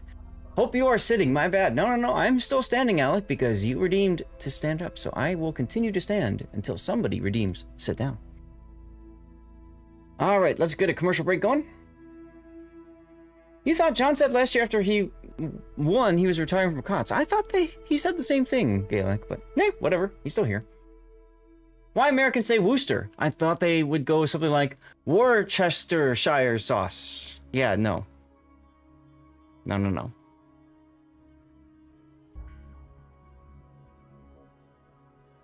Massacre, says Sicken Up Tier. You are absolutely correct. You are absolutely correct.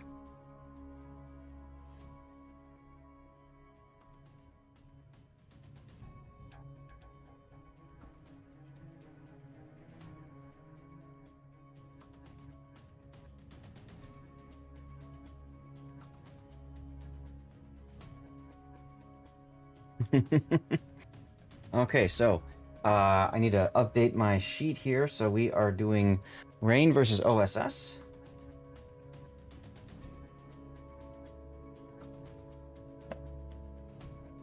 I'm kind of hungry, so I think I might grab another one. So 2 destroyers drive into Moscow radar. Why? I got me. You got me. Remember, guys, NA starts at 1 p.m. Central Time. It's currently 11:12 a.m. Central Time, so an hour and 45 minutes from now.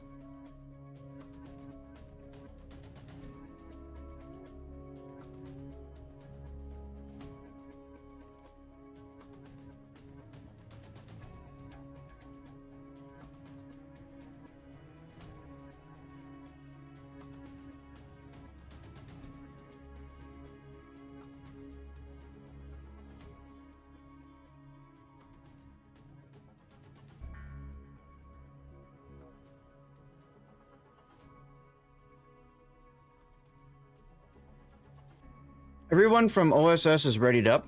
Rain is missing 1 player. So I have a feeling we'll be bringing you guys this next game pretty quick.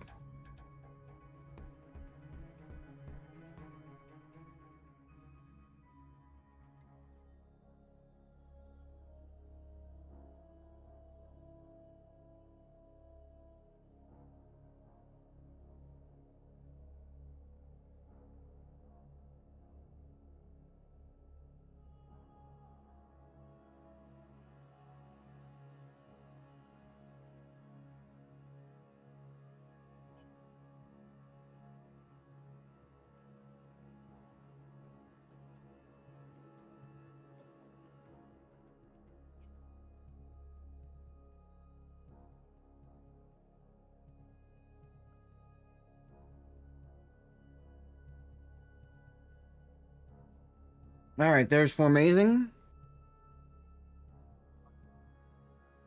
They're rating up.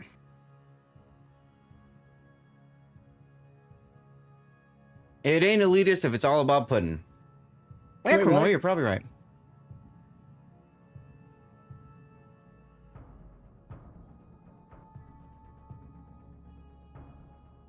Do something crazy or lose anyway strategy. Yeah, not a bad idea. Not a bad idea. I mean, they went for it, and unfortunately, the Ragnar died because he ate 2 torps. Mm-hmm. Right? They didn't get anything out of it. I mean, just like it just that stupidity didn't make sense to send everybody to B. Right? I agree. Overwhelm them somewhere else. I agree. Pudding, we're dropping. Let's get the video in. Okay? You should have done the video in between. Oh well. Here we go. Amidst the treacherous islands I'm and Sue turbulent Speed, waters of video, the South go. Pacific lies an archipelago that will soon become the stage for an epic confrontation between enemy fleets. These scenic islands will reverberate with the clashing of steel and the roar of naval artillery that can only be matched by the volcano that looms over the area. This is Hotspot. Hotspot is a 48 by 48 kilometer domination style map with 4 cap points running from west to east. The A and B cap are on the left, C is in the center, and D is on the right. In this setting, the spawn points for the teams have been moved from a central position to a position located on the 7-8 line. Cap A and B on the left will provide a challenge for even the most skilled of teams. While an island provides for an easy ability to take one's home cap, the small amount of water that separates the caps enables the smallest misstep to be massively exploited. Teams that lose a ship out here will quickly find themselves fighting for only half the map. In the center, Cap C provides a variety of ways in and out for ships and can draw in a destroyer player like bees to honey. However, the 4 islands surrounding the cap provide a multitude of ways for a radar cruiser to ambush an unsuspecting DD. Cap D on the right provides a new and unique experience for teams. Moved from within the islands to the west, the D cap now has no island cover. Teams will have to execute any plays for the cap with an extreme amount of caution, as once lost, the cap will be a significant challenge to retake. 18 ships, 2 teams, 1 victor. It's time to play Hotspot.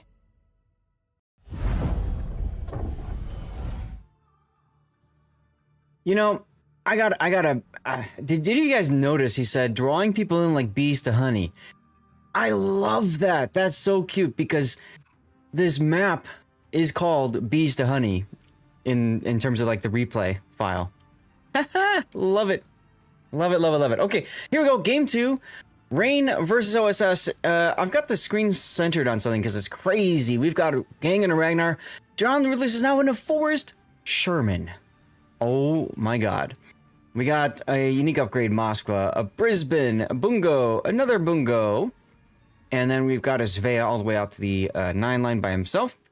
We have another Moskva unique upgrade and a San Martin working their way towards the A cap. Puddin, tell us about OSS to the south, please. OSS to the south, we have a Ragnar, Karagumo, and a Brisbane, and an Ohio heading to Donuts, a Lone Gdansk heading to Chocolates, a Moskva, Bungo, Brisbane, Simurs heading to Bacon. Not seeing anything special to talk about and comment on the builds here, so let's just watch this Gdansk get clobbered. Poor guy. Poor guy. I mean, just when John Lucas puts the smoke on is right there when the Gdansk said, "Ah, crap." You just know he said that. Now, don't forget, even if OSS gets defeated by Rain here, they're not exactly out of this tournament. They can still participate in the play-in bracket that starts tomorrow as well.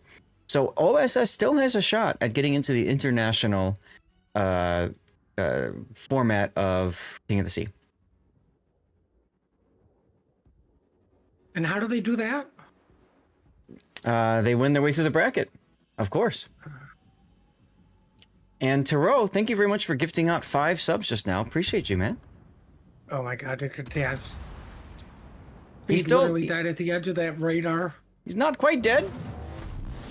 He doesn't have a heal, so he can't get better. But oh no, he doesn't have Jersey Mike. I was gonna say, if he's got Jersey Mike, at least he's got the buffed Adrenaline Rush. Ouch, ouch, ouch. Well, who's next to be clobbered? Moskva. Poor guy.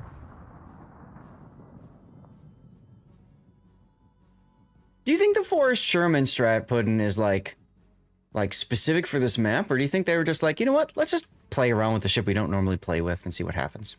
I think it's specific for John the Ruthless, to be honest. Yeah, I know, right? Well, no, we're not putting you in a Colbert. Take a DD, deal with it. Mm-hmm.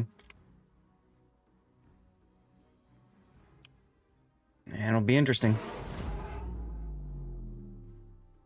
Well, I mean, ironically, Rain is taking forever to cap A, but I don't think they even need it.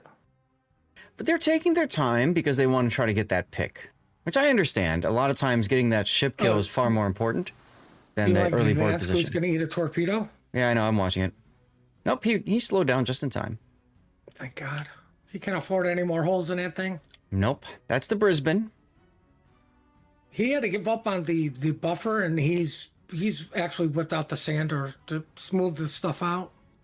That's right. That's right. Now, OSS with 3 assets grabs the decap. So there you go.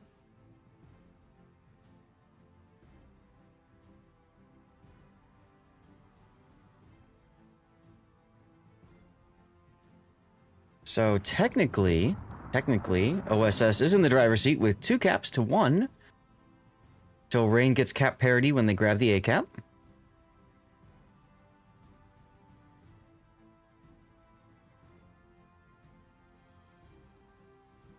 I think the big question is, where is OSS going to come back into this?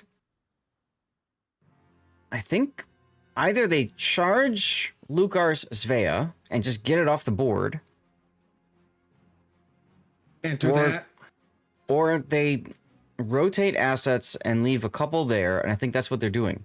They're leaving the Brisbane and Harugumo together to prevent a counter push from Rain, and they're rotating the Ragnar. He'll hook up with the Ohio, and maybe together they'll try to make something happen at C-Cap. But technically, OSS is going to win on time. They just have to hold for 7.5 minutes. Good luck. Oh. Paco just gets bungoed in the face. And remember, Is he going to get bungoed at Moskva from the side? Oh, look, here comes those shells. That's a good point. He sees it. He's turning. Deep lore reference. Yes, I love that, Darth Vader. So unfortunately, that pushes him off of the island that he was trying to get to. So he's dead.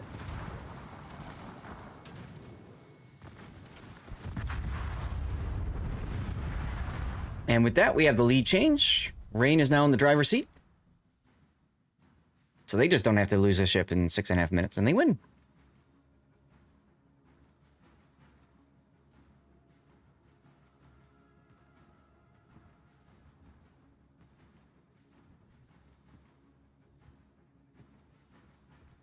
Rain is continuing to do well, yeah. But I'm shocked. Shocked and appalled. I mean, I'm desperately trying to look for, like, realistically, where do you come back? You can't push through the islands of 7 and 8 because Moskva hydro radar. Mm-hmm. Right? That leaves a spade to come back behind you. Right. You want to wait for the bungo to commit before you rush this spay because he just turns guns and yeets you. Speaking of the Svei, Lukar using radar right now. Florzar trying to hydro or to smoke himself after the radar is done so he can go for the free shots on Lukar Svea. Not a bad idea. Brisbane's radar is available. Prevents Lukar from making inky.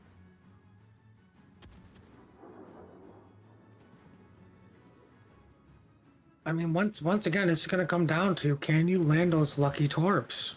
Yep.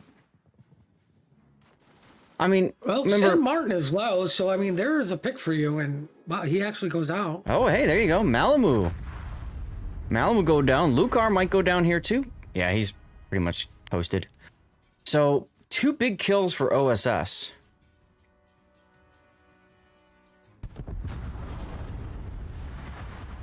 As Rain just shoves the middle of the map.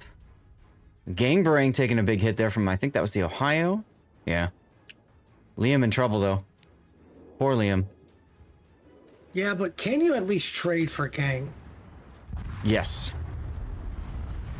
That is huge. That is very important. That leaves Rain with the only one destroyer, John the Ruthless Forrest Sherman. Wait, that's a DD? Yeah, technically. It's got a triangle next to it. I thought it was a cruiser identifying itself as a destroyer. So, once again, we have a lead change. OSS now, again, in the lead. 4 minutes and 18 seconds left, assuming nothing else happens. Gdansk has to not die here. He's taking some shots. Good on OSS, realizing the bungo, like, was moving, rotated to where you could come up and kill this Spay. Ouch. I was afraid that was going to happen. When Althor opened up at the Gdansk, it told Rain exactly where this guy was. They knew they could just pop the radar and spot, and that's exactly what happened. Brisbane taking some torpedoes, and that's oof. It's outside of radar range, though.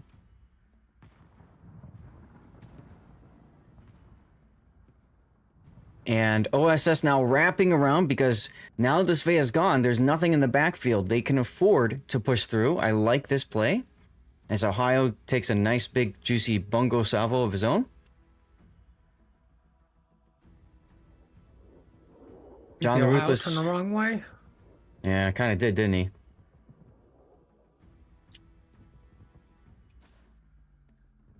Well, in about 4 weeks, John will win the battle versus the bungo.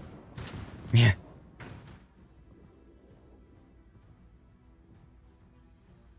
I mean, John definitely knows how to speed juke. You know, and that's realistically how to do it against the battleship because it doesn't reload fast.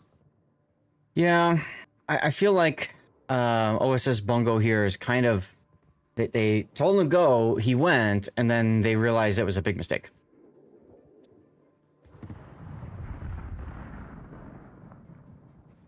Because he's now going to come out in front of the Moskva broadside, and then also we've got Dastard's Bungo, and that's a dead Bungo.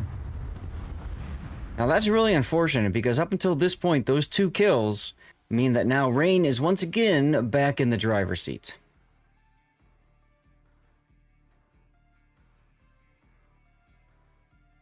Now, I think OSS's next pick should be the Moskva. Yeah, they're working on it. They're working on Gato's Moskva. The big thing is the Summers needs to get into A to try to stop the cap, and he's kind of in a position to take a torpedo here. He sees it. Oh, he's going to take it. And is Gato's radar available? It is. So as soon as he stops on the cap, that'll trip the radar. There it goes. And just wait 6 seconds and Lulu will take care of Big Waste Red PR. Here come the shots.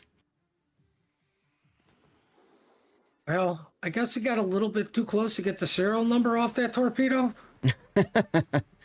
That's true. Gotta do some forensics and find out where it came from. Who put this torpedo here? He's doing a decent job. Not getting hit by a Brisbane. Yeah, Brisbane shells are rather floaty. This is Lulu, Well, of course. I was going to say I would expect more hits from somebody in Rain. So like he's doing a good job of dodging and trying to anticipate where they're coming Enemy is about to win. until Bungo says nope. That does it. And Diva's Dungeon and the other Bungo comes away with the kill on the Gumo. Oh, did you guys see that white bar? Brisbane getting smashed by the Bungo, and that does it for game 2. I was going to say then Bungo kills the Brisbane and game over. That's right. Game 2 in the books, y'all. Go into Rain again. Bam. Best of 5 And on a screen. more exciting note, my grass is still growing. Woo, grass is still growing. It's getting cold out, and you know, for us in Illinois, that's cold weather grass, so it does grow when it's wet and cold. Yeah, I'm gonna cut it one more time this year, but it's growing slow. That's what we're figuring too. We'll probably cut it. So this weekend is bad because it's gonna be so cold. So we might cut it the next weekend. Chat, we're gonna run a commercial break. Appreciate you guys trying to get me to sit down, but 2 people using stand up, sit down at the same time cancel each other out. So I'm still standing. Yeah. And once again, big thanks. Infidel Actual subbing with Twitch Prime as well. Alania, thank you very much for the follow. Mr. Pix 1955, thank you for your followage as well. Taro, thank you so much for the 5 gifted subs. As far as people salty because they missed the vote, sorry. I had literally 2 minutes to decide if we were swapping or not. I could not wait for the 5-minute delay to catch up. And I couldn't do a 2 or 3 minute poll. I literally had to do a 1. So I warned people in chat, pay attention, I've got a poll coming up. Some people saw it, others did not. That's okay, it happens. From the looks of things...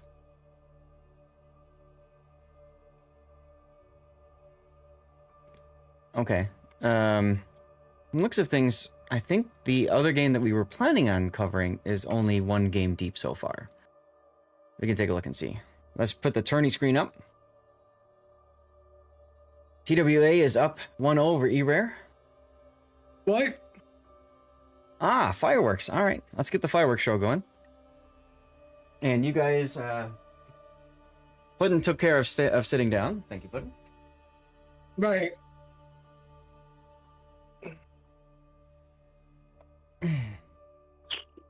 Why? Good game. Absolutely, yes. All right, so that takes care of that one. Flint with the It fireworks. was a little bit longer and a little bit more seaside than game number 1. Oh, absolutely, absolutely. So far, TWA E-Rare is the only game that has reported a result.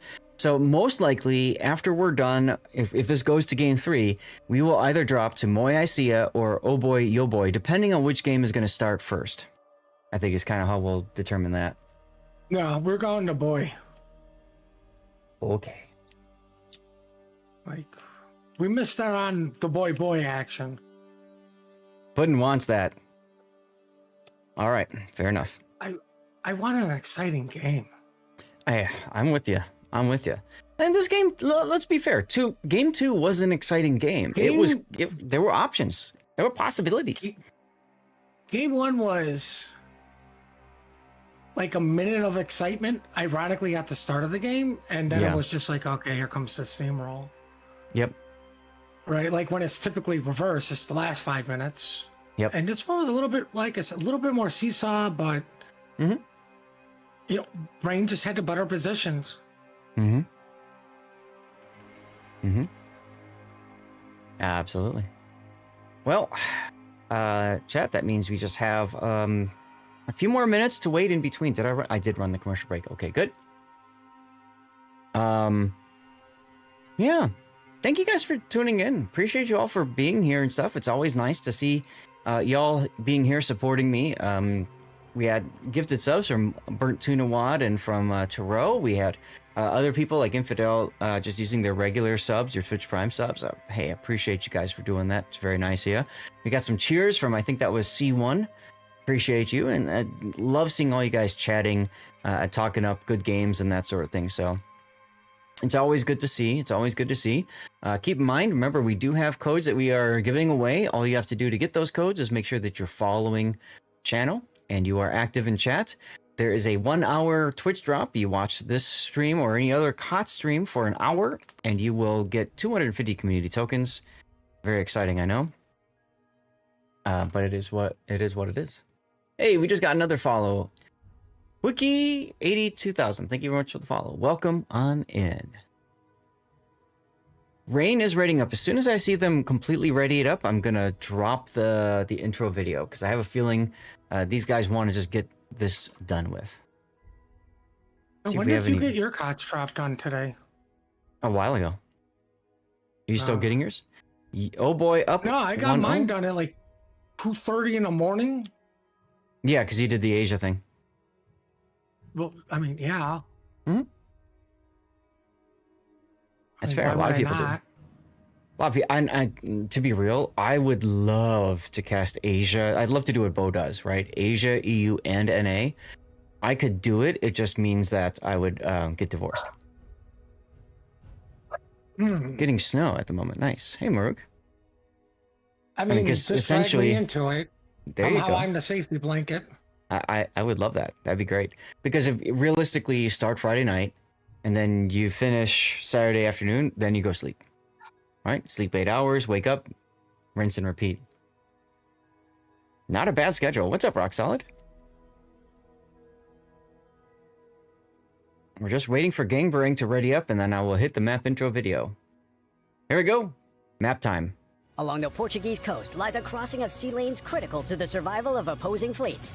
Surrounded by towers of crimson sedimentary rock and the expanse of the blue Atlantic, these two fleets will soon engage in trial by combat, where only one team can claim victory. This is Loop. Loop is a 48 by 48 kilometer domination style map with 4 cap points running in a line from west to east. The A and B caps are on the left, C is in the center, and D is on the right. In this configuration, Loop now has 2 capture points on the west side of the map that can be seen as teams' home caps. Teams will now have to weigh whether it's worth deploying warships west to try and capture the enemy home cap, or merely defend and attempt to break through. Elsewhere in the center of the map, Capture Point C has been greatly reduced in size. It will be far more challenging for destroyers to comfortably capture this point without sufficient support from teammates and nearby radar cruisers. On the eastern side of the map, Capture Point D was moved further east. Destroyers wishing to capture this point will no longer find the safety of the island in the middle of the cap, and instead must face the threat of enemy radar or even hydro from nearby islands. 18 ships, 2 teams, 1 victor. It's time to play Loop.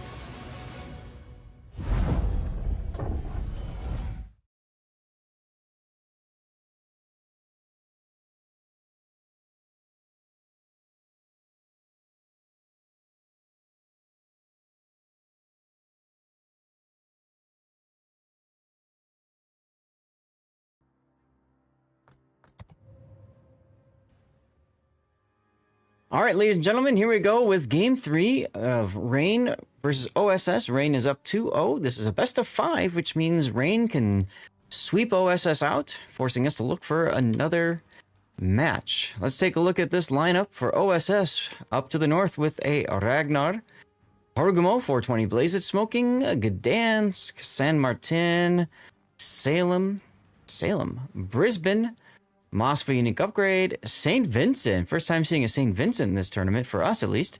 And a Bungo. Puddin', tell us about Rain's lineup. To everybody's surprise, they have a Grozovoi, a Ragnar, and a Simmers. I don't see Generals the same in a DD. Oh, wow. Nope. We have a PVO, an Utrecht, a Salem, and a Spey. And we have a double Bungo. I'm shocked. Double Bungo, yep. One thing to note. Apparently, John forgot how to spell Colbert and spelled it Utrecht. Yeah. Ha ha ha ha ha. Ha, ha, ha. I mean, honestly, Utrecht is similar-ish to Colbert in that you can open water it, you can spam a lot of shells, and then, oh yeah, you just have the Dutch oven on top of that. Yeah, I wanted to see John play a super light cruiser like a Stalingrad. There you go. Well, it looks like Rain's doing the same strategy of one lone guy to the give me cap. Honestly, you know what would be kind of funny?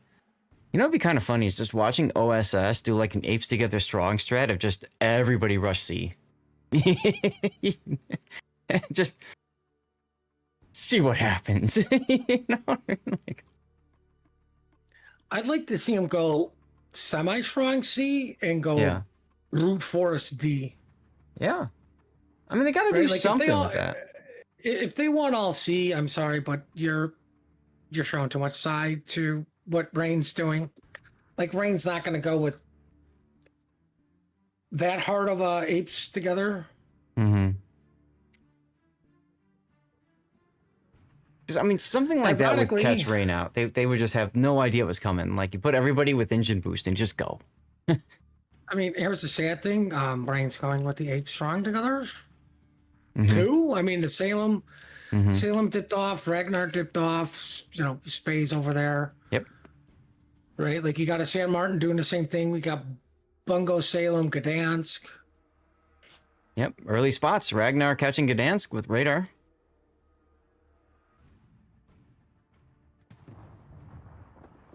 Utrecht bombs coming in. Now, if you're the Salem, use your defensive anti-air. Come on. Oh! Use your defensive anti-air. Listen, if I was Salem, I'd be questioning whether I'm just going back to port right now. Mm-hmm.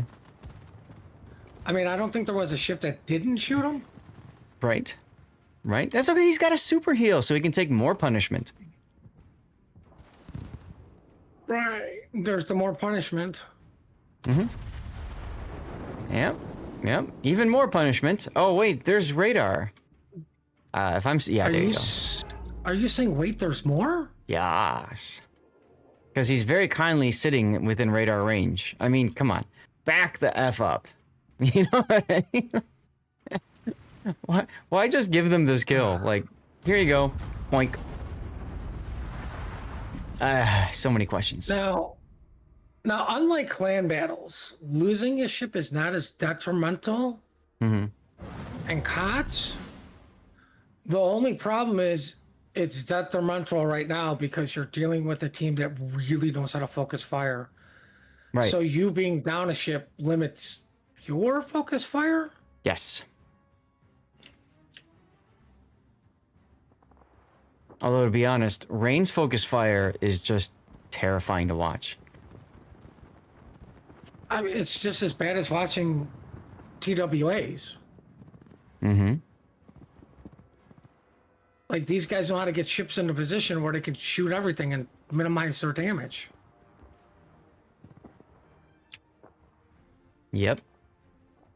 You're watching EU's number 2 competitive team, which is, you know, if you were to rank these teams, right, Rain and TWA are almost like 2 ranks above 3rd place. Typically. All due respect to all the teams that play. If you had to rank Rain and TWA, they're 1. Yeah, or 1.5 Right, just- to 1. Oh! Well, I would say 1 just because Rain did win 1, TWA won 1. So we're still in the, is TWA retaining or is Rain coming back, right? Like, they're just, oh, Jesus. Things are dying, guys. Yeah! Ragnar and Gdansk. And then soon to be Moskva taking the Dutch ovens. My God, I can't think of the other NA guy that played for Rain. He used to stream. Malamu with the kill. 4 quick kills. This is 5 minutes into the game, y'all. 5 minutes into the game. Or more importantly, 5 minutes into the future. If I was the Brisbane, I'd just go for it. Like, there's nothing to stop you besides a Bungo, a Nutric, a Grozovoy. I mean, you should be able to handle that, right? Mm-hmm. Anybody want to watch a St. Vincent get melted in a matter of seconds? I mean, now it's like 64 points. These guys might get zeroed out, Puddin. I mean, Zeroed you don't out. see that. You don't see St. Vincent get, like, just decimated too much in randoms. We zero outs all the time. I mean, it's San Martin, Liam over there on the other side versus the Svea, right? With the Bungo coming in to support.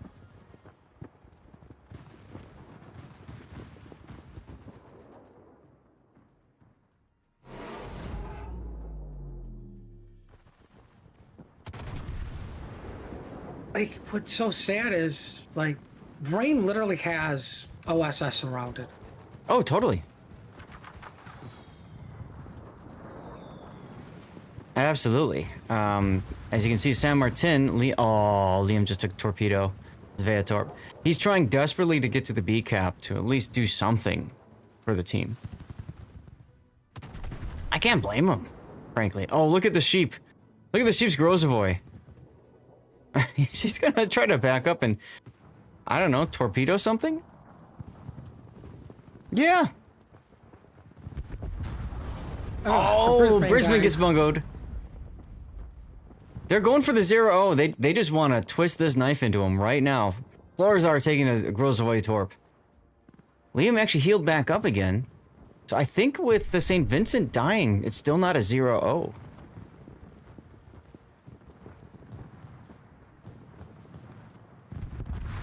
Well, There goes the St. Vincent. yeah, All took right. a hit, but a Well, little too late. Florazar's gonna die, and that's gonna zero it out, guys. That's gonna zero it out. 7.5 minute game. 7.5 minute battle. And Wow. it's an official Wargaming blowout. Oh, it's a blowout of several officials. poor Rain or poor OSS. Well, Wow. Liam gets to live and tell the story of holy crap.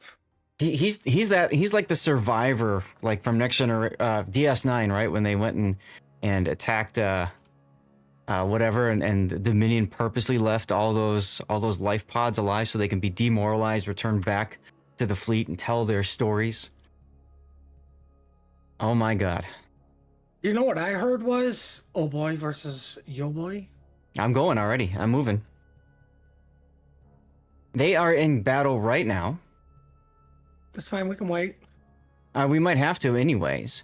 I'm going to take a look at the other game that we could possibly jump into, which is going to be Moai versus Sia. Let me see if they're out of battle. Nope, they're in battle as well.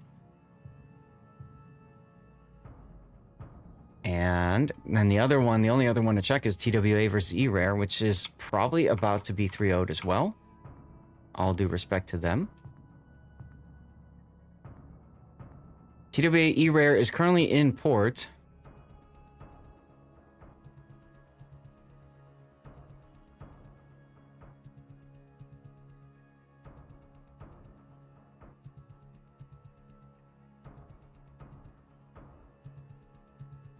Looks like they haven't started game 3 yet.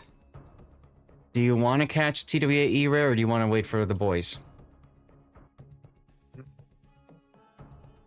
You tell me, Puddin'. I want to wait. I want to wait for the boys, Right. but I know Green wants to watch TWA. So let's I just don't go care. TWA. No, I don't care. I mean, they're about to start in a minute anyways. I think it's better we just chill here. I'm perfectly fine. They're on loop right now. Let me find out which, Yep. What's the score though? well, I want to find out where they are on this setup here. So, Oh Boy versus Yo Boy, they're on loop. They're currently in game 2. So we're guaranteed at least one more battle with them. Oh, it says round 3. Yeah, this is round 3. That's not game 3. It's the third round. Of Oh. this, so.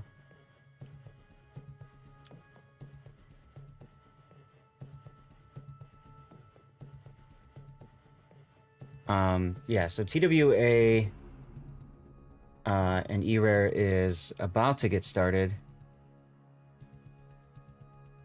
My guess is they're about to get into game 3. Let's see, TWA. Yeah, they're about to get into game 3, and they've. All due respect to E-Rare, I'm with you, Puddin'. I don't want to just see another team get stomped like we just saw. That hurt to watch. Stop, they're already dead. Right? So let's just get set up for the boys and be done with it. What are finals next weekend? Tomorrow. Oh, the EU finals are tomorrow? Yeah. Yeah, so, like, no offense. Who are we going to see tomorrow? TWA and Ryan? Oh, yeah, most likely. Most likely. So I'm programming in my streamer bot here setup. Sleeping Giant, not streamer bot. Helper program. Sleeping Giant. Chat, I'm going to run a commercial break while I'm doing this because you might as well. Looking like your random battles, right, awesome guy? It's just, I feel like, unfortunately, I think OSS just kind of gave up. I can understand it, but it's just, it hurts to see it too. I mean, it's like what happens on the NA. Like, Oh, yeah. You're in, no offense, you're in qualifiers facing a seeded team. Why are we even playing this game? Let's just get it out of here. We're playing it because the bracket says we have to, right? I'm with you, but at the same time, I would much rather see OSS play, even if they say we're going to get the crap kicked out of us, just because they're competitive, right? And they're competitors, and they're here for a tournament. I appreciate the hell out of that, because they could have easily just forfeited, said, all right, well, we're going to just not. I mean, And- like game 1, like I said, I honestly think they just didn't go stupid enough. Mm-hmm. Right? And Mm-hmm. it's a valid strategy. I'm not saying they're stupid or bad players. You Mm-hmm. have to bring it to a level of brain cannot comprehend. Why are you driving in a straight line, not even changing speed and dodging? Like, Mm-hmm. that's what you do against Unicums. Mhm. Because they're going to try to anticipate you turning, slowing down. And if you just do something like that, they don't understand it. It takes them back a minute. Mm-hmm. Absolutely. You know, game number 2 was pretty good. I just think Brain sucked them into bad positions, some unlucky torps. Yes. And, game 3 was just Brain knows how to do 8 strong together and still get cross shots. I mean, they absolutely knew what they wanted to do, and they made it happen. So, chat, let's catch you up now. The game just finished, so about 5 to 10 minutes from now, we'll get started with game 3. This is a best of 5, and well, we are possibly seeing the same situation as before, as Oh Boy wins the first 2 games, North and Loop versus Yo Boy. So there is a possibility again of a 3-0 sweep here, which is unfortunate because we don't want to see that. We want to see games go to game 5, partly because it's fun, right? And also partly because if this all finishes, we've got an hour of time to kill before NA Perfect. starts.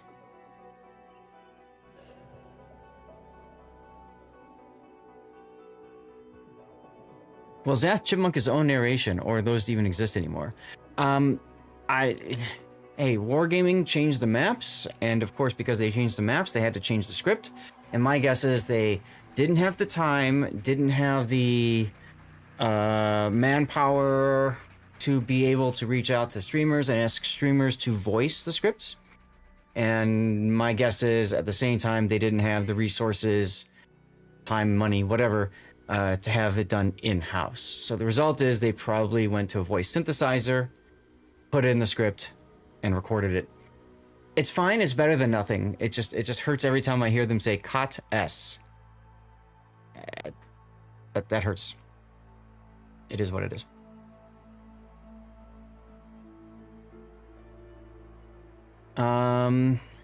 Moya is up over Sia 1-0. There's a possibility that we will all dump into here at the very end. Let me go to the tournament screen for you guys here so you can see.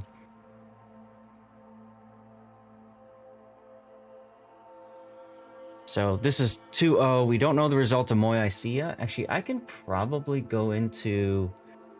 does it matter? Do you guys really care? Probably not. I can go into the thread and find out. But TWA is most likely going to be 3-0 against E-Rare. All due respect to E-Rare, of course. Okay? And then tomorrow, you'll see TWA versus Rain. Right? One of those will get knocked out. Chances, historically, statistically, it's going to be Rain that gets knocked out. But that means that doesn't mean that they're done.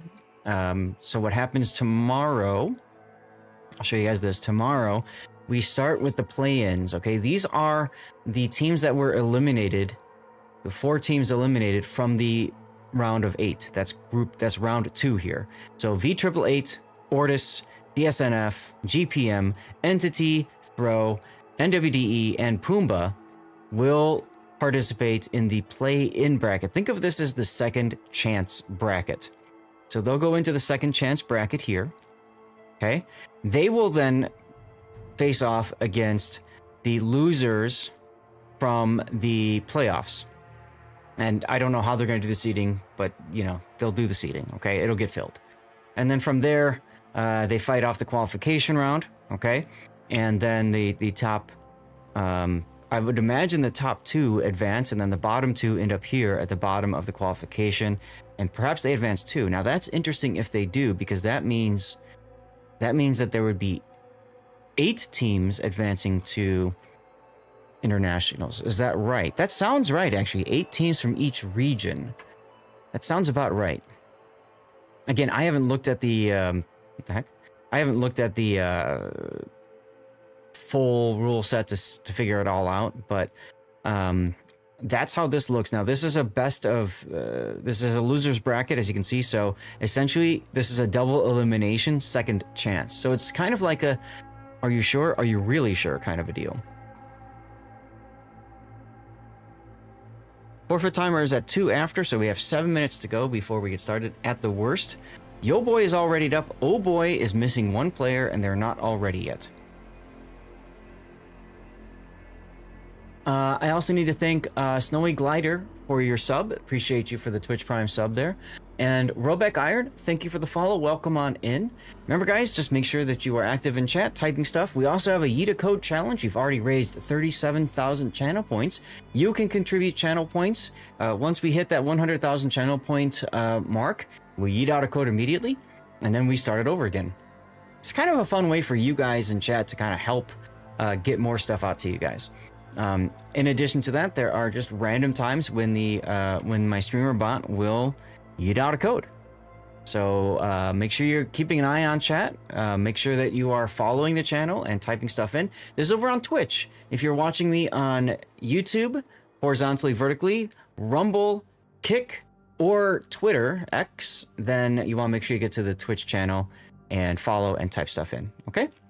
Oh boy has readied up. Yo boy is missing one person to ready, and then we will start the map intro video, okay? Puddin', you good? Oh, yeah, I'm just still bummed out with name changes. Why is that? It would always be Twitter to me.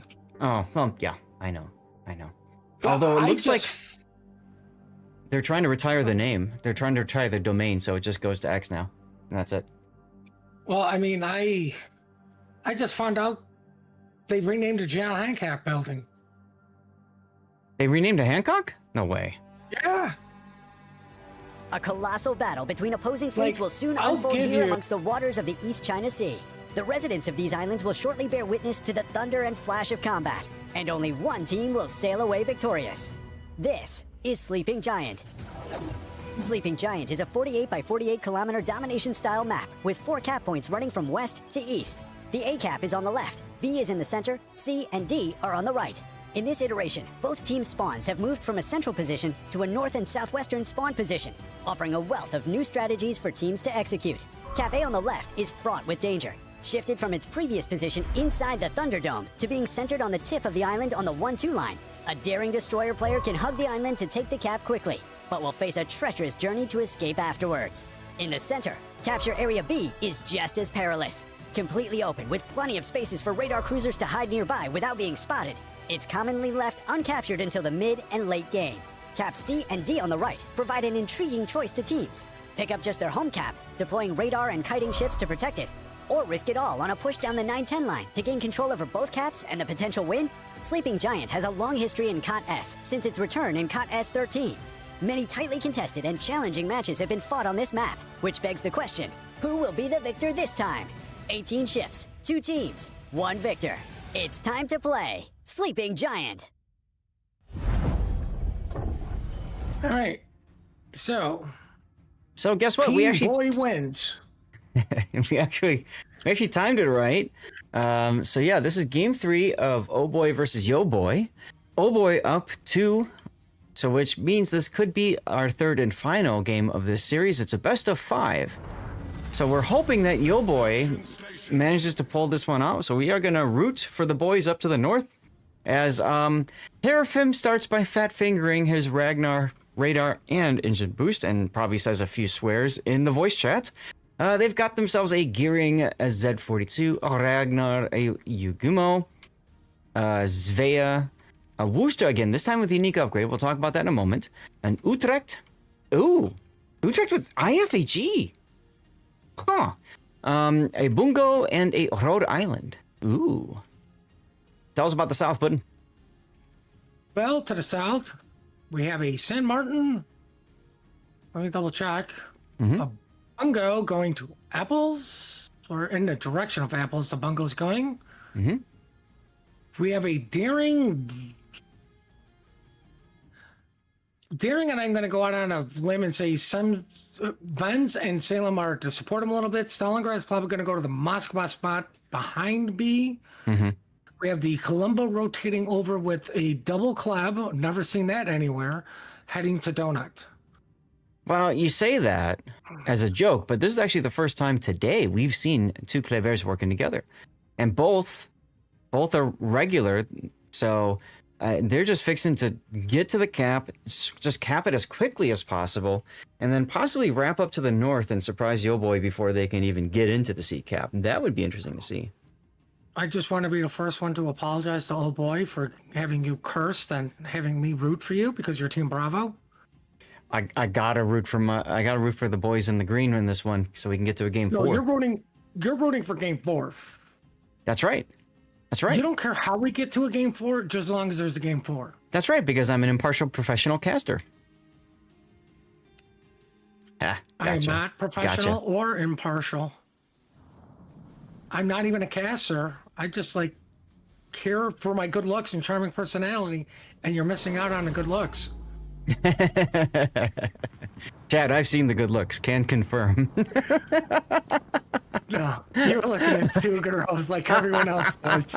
I didn't say what I was looking at, button. I just said can confirm. Well, the whole club is being really aggressive. I don't blame them. Man, Yo Boy's Svea just getting whacked at the start of this already. What happened to him? He got The spotted. game, my mod doesn't even know, guys. The game doesn't even know. Look at this. They're like, yeah, he just lost hit points. That makes sense. The damage, there we go. That damage meter's working. Stalingrad, my Bungo, God. Colombo. What's the matter? The one club tried to, send random torps, and the other Into one the was other in one's way. face. Yep. I love when that happens.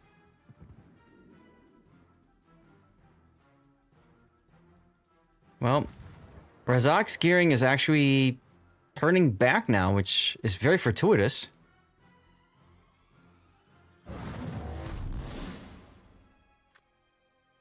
Ooh, Utrecht gets spotted for a brief moment.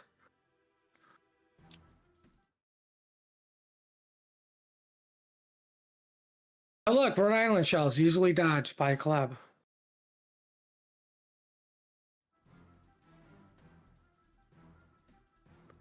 You think with all the Dutchies out there, you probably want to take the Marceau just because of the defensive AA? Especially if you're going to wolf pack? Not a bad idea. What's going on at A? Please nerf the red team is getting whacked. That's the Z42. He wandered too close to the San Martin. Yeah. Realistically, not much. They're just here to try to contain as many ships as they possibly can. Ooh, good hit there from the Bungo. I mean, Yo Boy's got the A-cap. There's no need for them to overpush this. And seeing the San Martin tells Yo Boy that O Boy's focus is over on the D side, on the other side of the map.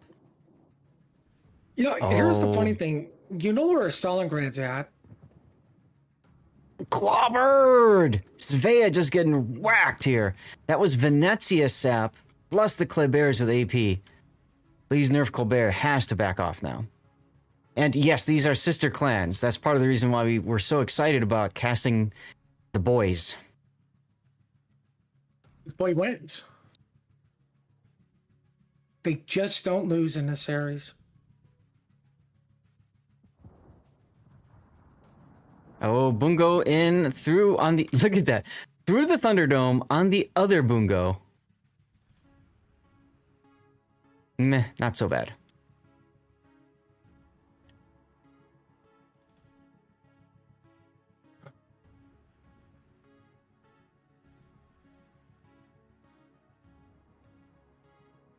Is Glock Sniffer gonna take a torpedo? No. Just luckily backs up at the right time. As Yo Boy starts to rotate forces to the B cap, they got to get rid of tons of Dennis's daring. I think the Utrecht would have been a really good ship to do that. Mm-hmm.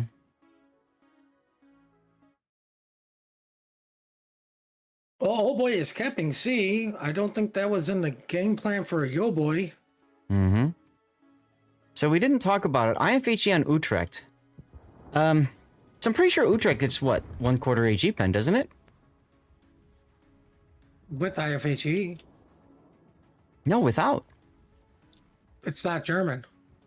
I thought only the Germans Oh. get it. Oh, that's true. There's German guns, but it's not German. So they're doing that so it can pen 32 millimeters of armor then. It's not horrible. You got your bombs for the fires. So you figure you're gonna farm out a Conqueror or something. Okay. I mean, Boy, farm Yanger's- everything out. Voyenger's Rhode Island is rightfully reversing, and Razak's gearing, we didn't see him taking some damages earlier. What the heck damaged him? Let's find out. Kleber. All of it was Kleber, baby.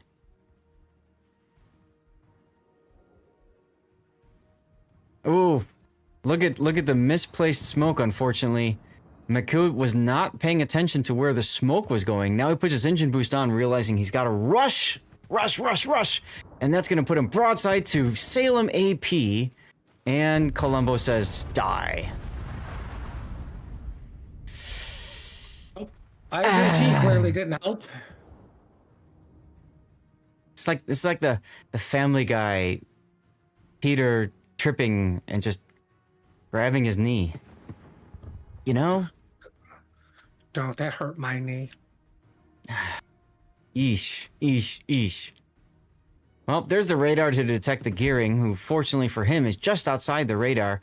But I gotta say, as more Yo-Boy ships go down, I think this might be a 3-0 sweep for Oh-Boy over Yo-Boy. Well, I mean, I just want to point out, everybody says you must run the ledge mod to make Colombo work, and well, apparently not so. If I remember right, the unique upgrade for Colombo was banned for this tournament. Oh, no, it is banned, but Yeah. I'm just saying, when you go to randoms, like, kind of, if the guns are working for you, the guns are working for you. Yeah, the unique upgrade just makes the guns work better for you, but at the same time, yeah, it's, when they connect, they connect. Exactly. Just like the Ragnar and Kleber are connecting. Yeah, and then the Bungo just spoils all the fun. Bungo has to cut in on this 1v1 action, respect the 1v1. All right, now, Yo-Boy's Bungo pushing into Bacon is about to take on a, Enemy is about to win. let's see, 1, 2, 3, 4, 5v1? Possibly 6. Right? Don't worry, guys, he's got this. I mean, at this point, 6v1 here? at this point, they know it's over. It's just W at them and end it. We didn't talk about the Worcester. He definitely helped. How Wait, much there was damage a has he done? Worcester? He's done 726 damage so far. Woo! Next thing you're gonna tell me they had a carrier and a sub. That's with unique upgrade, by the way. Oh, just getting all the hits. So unique upgrade gives you an extra charge of each consumable and speeds up the cooldown of those consumables so you can spam them more frequently. Well, I mean, thank God he's used one of each. I know. Fortunately for him, his heal will come back quicker now. And he gets one more charge of it, so he is dead anyway. How many more 14 charges seconds. does he get? All the charges. 14 more seconds to go. Who's left alive? Gumo, all the way over there. And that's like it. 3 seconds to go. He might die. He might not. I don't know. We'll take a screenshot of Pink Boy over here. Bungo, the most used word today, Euchers. I think so. Alrighty then. I let them know that the boys' game was finishing up, so we'll see if we can find another game, but that's another 3-0 sweep. Another 3-0 sweep. GG's. Well, more importantly, Team Bravo won and is advancing. Alright, let's go to this screen, because I got something interesting to show you guys. Alright, so what I've been told is that they are waiting to find out what happens in the Moyai Sia game, because they think that's going to go 3-0. If it does, take a look at this. Every game, every match in round 3 will go 3-0, Puddin'. Every single one of them. It's like they said, here, have a best of 5, but only play 3 games. I'd rather have a best of 3 and have a game 3. That's more fun, in my opinion. I'd rather have a best of 47 and only play 2 of them. Alec, thank you for hanging out. So what we can do is we can go to the Moyai game and just see what's going on. I don't know that I care to take the time to put the stream helper together, It's 30 millimeters. Thank you, Vanblade. 30 millimeters without FAHE and 37 with. Yeah, so the idea was to pen 32. But still, that just seems like a lot to give up for that. Oh well, didn't seem to work for them anyway. They almost had it if Oh Boy just would have brought everything covered in 32 millimeters. Right?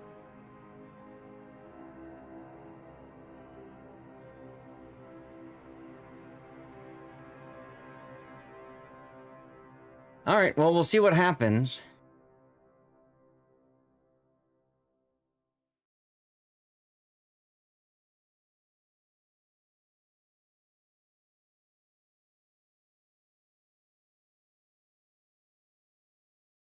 So, if this goes to a game 4, then we will be perfect timing almost for the start for North America. If not, then maybe I'll log in and do a couple of quick battles to get my dailies-ish done. Yeah.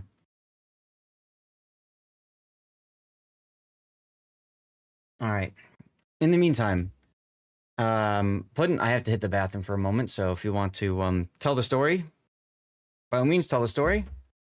Damn, that's a close game. It's a very close game, guys. Are KOTS signals really that special? Hey, I look at it as it's free stuff, and I will not turn my nose up to free stuff. Who's Saves you testing credits. the game? What? The CA game. Who's casting it? Painzer. But I mean, they just sent a screenshot from in-game, so 5 minutes in the future. No game 4? Ah, yes, on this one, correct. All right. While we wait, I'm gonna run to the bathroom, and yeah, run a commercial break. Puddin'. Stranger, we'll find out 5 minutes after they know what's going on. In the meantime, we'll run a commercial, and Puddin', can you tell us a little bit about like why we're seeing so much bungo this tournament? Do you think?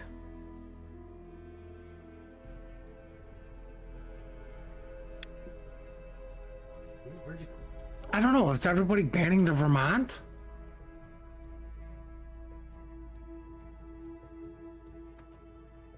I think they're just not Vermont enjoyers because, like, they're all using it for cross shooting and accuracy. Maybe because of the spotter plane. I would say it's probably a better Vermont, and the fact that it can relocate and reloads fairly quickly without a unique upgrade.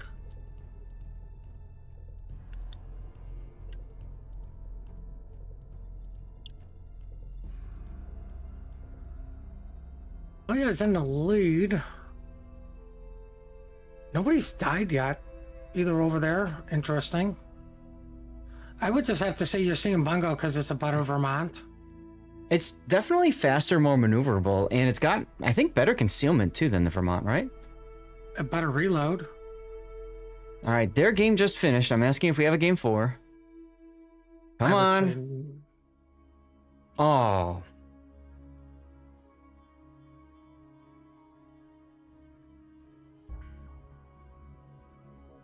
All right, all games, it's official, guys. All games are 3-0 sweeps. Oh.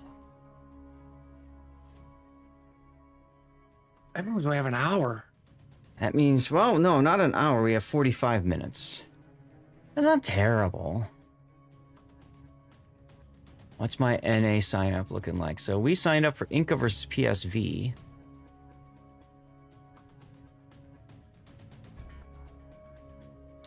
Let's reset the teams and the maps.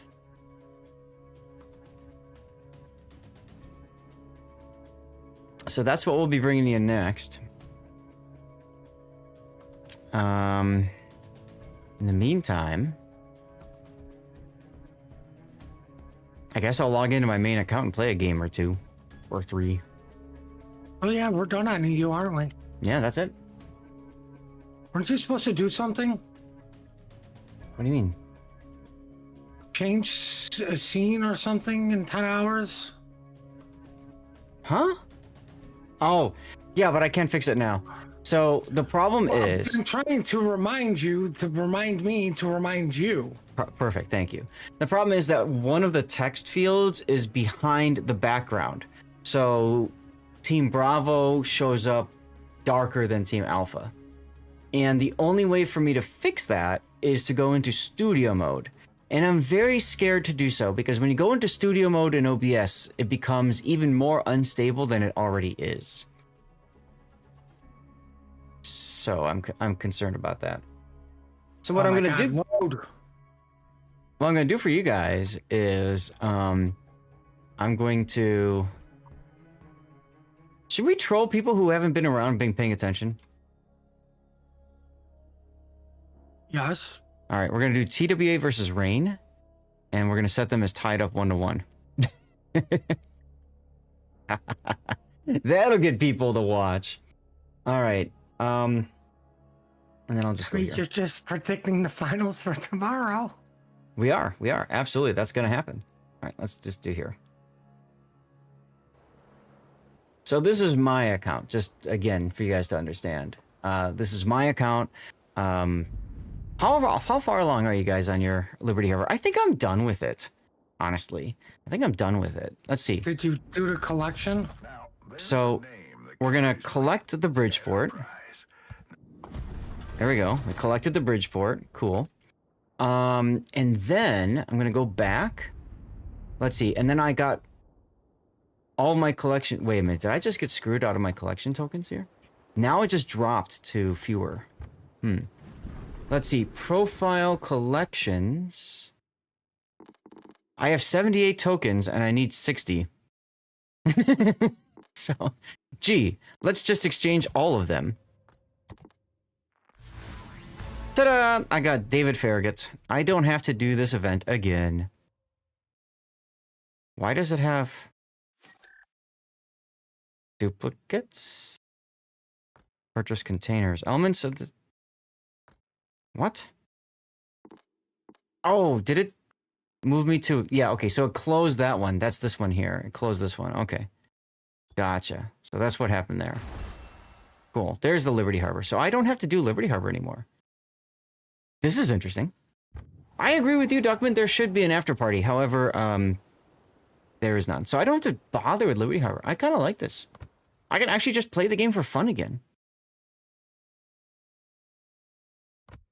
Like, what the heck? That's weird. Mungo plane is better than all? Yeah, you're probably right, Toxic. You're probably right. Chad, how far along are you guys in your Liberty Harbor? I will say this, if you haven't been working through it, you absolutely can still catch up. There's 24 days left. It's plenty of time. Just what I would recommend if you are on catch-up duty is you pick missions from PvP and PvE, and then you use your fuel terminal to boost both of these. Because typically, the fuel terminal boosted options here, the rewards for those is going to be much higher than the fuel terminal boost for military port. All right, so if I go to military port, for example. Well, remember the boost is just extra missions. Yeah, but what I'm saying is you get extra tokens from completing the extra missions, and you get more tokens for completing missions PvP or PvE than you do typically for the military port. Correct. That's what I'm saying. So if you are trying to catch up, you shouldn't be boosting military port. You should instead be boosting operational command and naval command. Like, that's how I would be doing it. And do not do the 3 days for the naval command. Just do 1 day. And for the military port, you mean? These expeditions? Yeah, the expeditions. Yeah, you want to make sure you're doing the 1 day, not the 3 days. Unless you've got, well, if you've got a ton of... man, whatever. Anyways, because the 3 days they don't refresh like the next day, right? Or do they? What, the 3 days? Yeah, No, you gotta wait 3 days. that's what I thought. Right. So yeah. So I mean, unless you don't play a lot. It lowers the cost, but Mm-hmm. I mean, I just literally For me, it's a click and point. Right.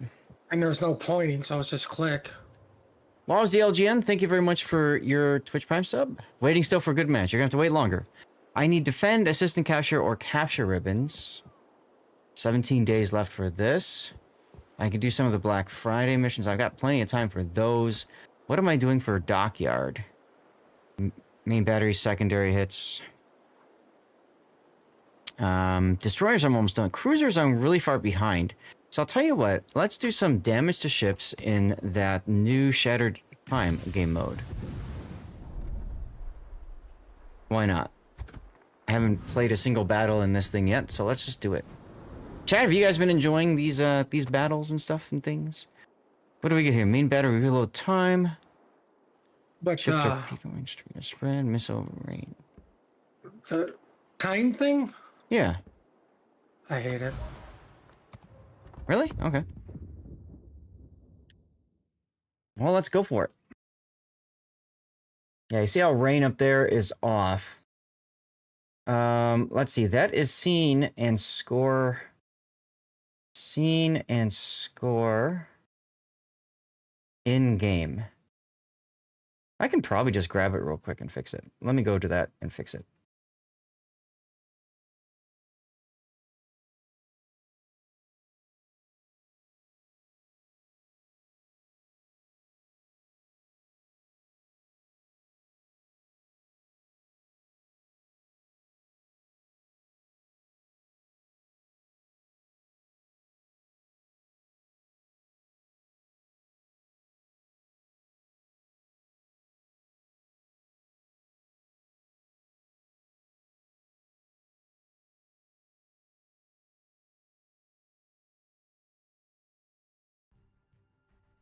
All right, never mind. I'll deal with it later. You're done with Liberty Harbor. Was hoping the extra tokens. I was hoping so too, Sweet Mochi. I thought that would be nice. I thought that would be good. You're done with it before you even started. Some people just said to hell with this. I know Sohn said that too. Like I'm not even gonna bother with it. So. Ufficiali pronti. 45k credits per spares? Really? Commanders of the Alliance of New Earth, you are approaching the base of the Citadel of Return. Capture it before the future. Oh, look at that. Somebody said hi. World stability. Who said hi? Was that Titan? The first line of enemy defenses lies before you. That was Titan. Let's give Titan a comment. Next line. Make haste. Commanders I always comment anybody that says hi. Damn. to weaken the air support at the enemy base. Corazzata nemica individuata. Yeah. We get it. So is this... I haven't played on this side of the map yet. I don't think these rockets will hit. We'll find out. Fire Z missiles! Yeah, no. No point in that. What's up, Gravity? You just finished it today. There you go. Incrociatore nemico individuato. Does my Black Friday screen collection lag horribly too? I don't know. Portaerei nemica individuata. I haven't really noticed. That's a long reload. Avvistato incrociatore nemico.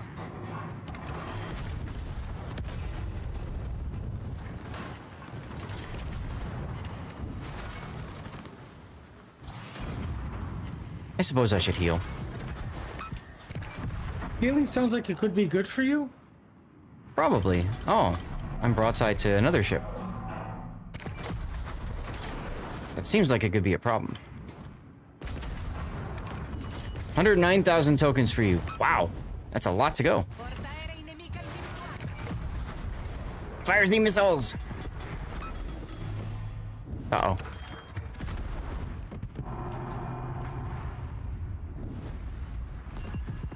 Hey, there's the kill. La corazzata nemica sta colando a picco. You only boost military port when you can't play that day. That's a good way to do it. Absolutely. If you can't play that day, absolutely. Shields up!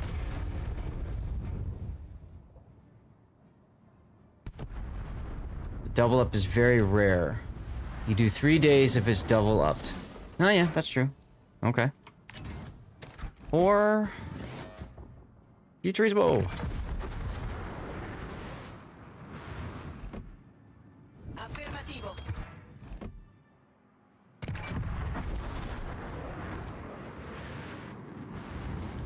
3 days are for a small port. That's true. That makes sense, Pink Patty.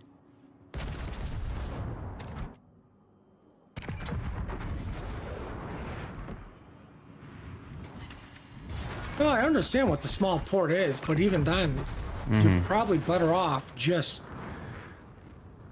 doing like the 1 day. Nothing feels better than just smacking people with missiles. Right? Right? Am I right? No, see, I fear that that's coming in a randoms. I do too, honestly. I don't want to see it in randoms. Like, I don't mind a op-specific mode like this, but... Oh, what does this do? Oh. I mean, what adds did more they missiles. say? One of the Pan-Asians is going to mitigate damage with the key? Where did we get that from?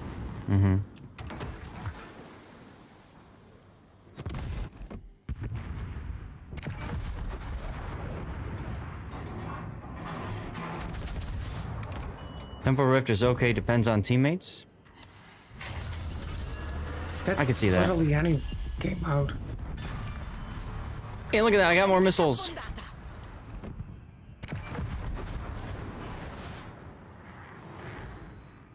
Trying to keep my guns left. What are your thoughts on Bliska 44? I mentioned it. I mentioned it on my Discord, Alshaska. I would not go for it. Capture the key areas of the base defenses. It is the only way to gain an advantage for your attack.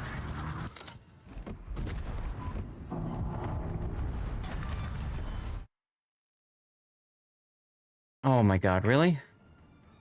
So, interesting. I didn't realize that. We have these tournament-specific mods that we have to use when we do KOTS, and apparently, I just discovered, they didn't include the mod to keep the audio going when you tab out of the game. Neat. How does this go up? Fill by completing conditions below. Hit enemy ship with main battery, 2%. Alrighty then. So yeah, in general, I only tell people, do the salvage for victory. Any of the salvage victories is only worth it if you have a buttload of resources, like me. Otherwise, forget it. Only 150,000 research bureau points or 75,000 steel, exactly. This is not for the vast majority of the players. Plain and simple. Also, I'm in danger because I have a missile incoming, and there ain't nothing I could do about it. Except start healing. Now in this game there is a respawn, so that's nice. What's going on, Dennis? Nemica individuata.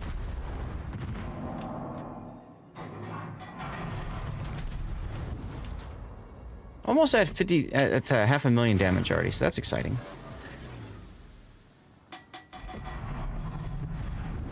Now, I could just throw my ship away and respawn afresh with a whole bunch of new stuff and new consumables, but of course if I do that, I cost the team.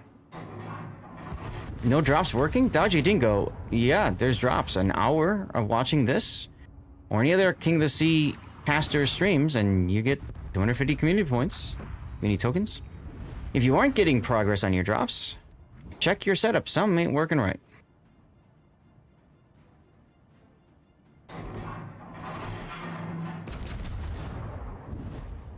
See if I can get some more missiles. Ooh, something just hit me hard. Nope. Look, an assist ribbon. You guys enjoying the assist ribbons, by the way? Where'd he go? Not hating them. Oh, he's... okay. It's missile range. That doesn't help. Prior Sis, you like this game mode? I think it's okay.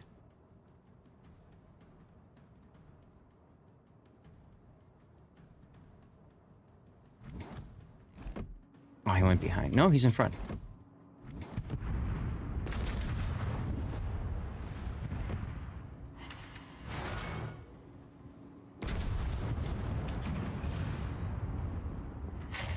Hey, there we go.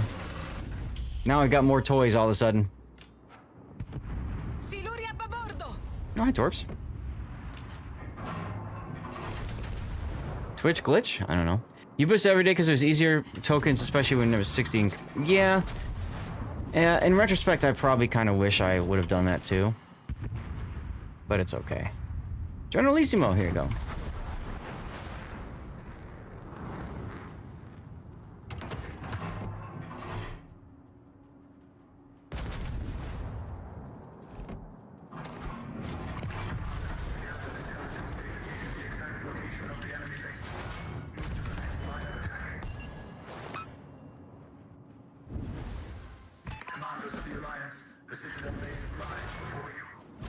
I got a missile inbound, possibly? Oh, hello. Can I hit that? Hey, let's go. So I've got 2 missiles left. A lot of people in front of me here.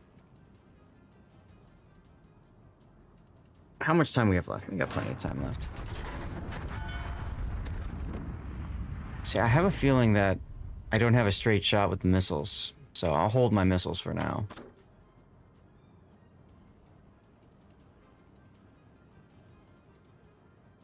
Ah, here we go. That looks about right.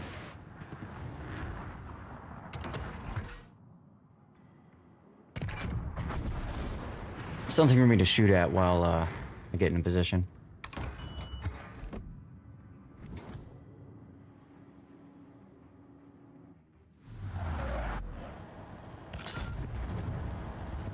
Whee! Bigglesworth, you're most welcome. Thanks for tuning in. This is a sad missile now. This missile has no home. Sad missile. New to the game, why do you have a few ships? Why do you only have a few ships with commanders? Do you only play the ships with commanders, or do you switch them to other ships? You can swap them to other ships. La battaglia terminerà tra 5 minuti. So typically what you do is you have 1 tech tree ship, 1 captain. Okay, and then premium ships you can put any captain on. I would recommend that you can sell ships at low tier. Tier 2, tier 3, maybe even tier 4. Oh, look at that. But I would not sell ships that are tier 5 and up. Take your time and get to it naturally on its own. Condor. That will probably miss. Ah. This will not. These destroyers have citadels, by the way. Isn't that fun?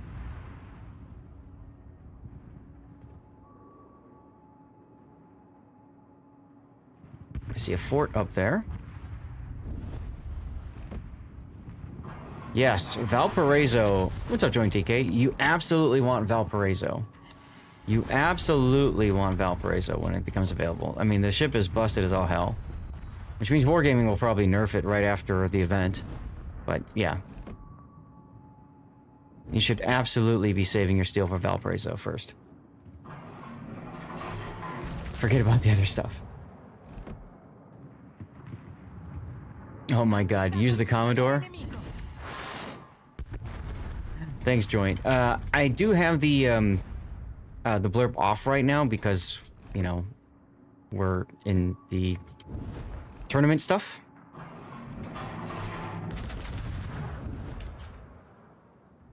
Oh, hi, enemies.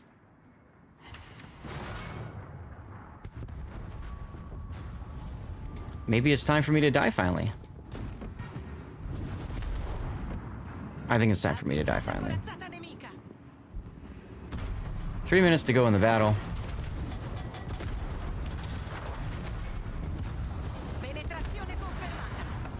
I'll DCP that. Just go up on and die anyway. There we go. Alright, we'll spawn in here in 7 seconds.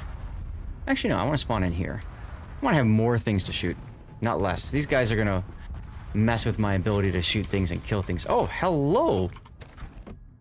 Whoops. Oh. Oh well. I thought I could go closer, but the missiles have a max range. Oof.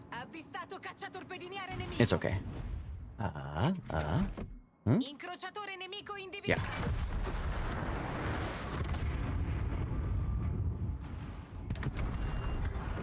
Come on, reload already. There we go. All right. Yes. There. Porta aerea nemica svuotata. And there. Hey. Incrociatore nemico affondato. There again.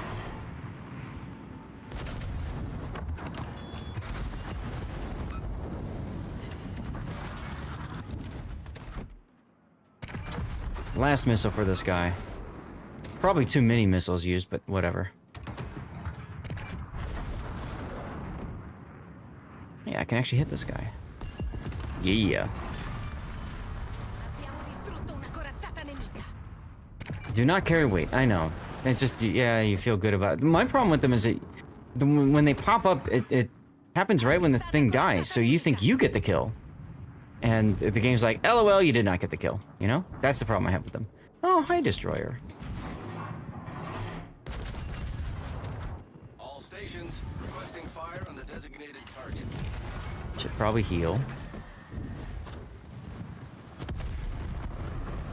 Let's put my shields up. Missiles incoming.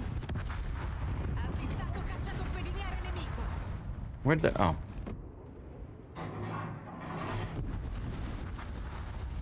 Alright. Where the heck are you? There you are. 30 seconds to go. Sounds to me like we're gonna fail this one. Oh noes. Oh noes. Airman America, thanks for the follow. Welcome on in. Attention. I'm gonna go grab a bite to eat and make lunch for my old man. You might as well. That is unfortunate, Commanders. You have failed to complete the operation. We have failed to complete the operation. Activate the system restart. I did almost 900,000 damage though, so that's neat.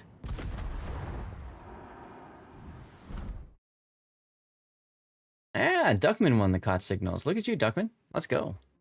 All right, what are we looking at? 20 minutes to go. So I have time to do one more. Let's take a look at my combat missions and see where I'm at now. Does that not count? Shatter time counts. Why did this not... Huh? I am confused. Why does this not count? Huh? Oh, because I played Valkyrie. Wait. Oh, I had the stupid thing on Battleship. That's why. Chronos carries the cruiser. I am a derp. Let's go. Remind all the kids here to brush your teeth. That's a good idea.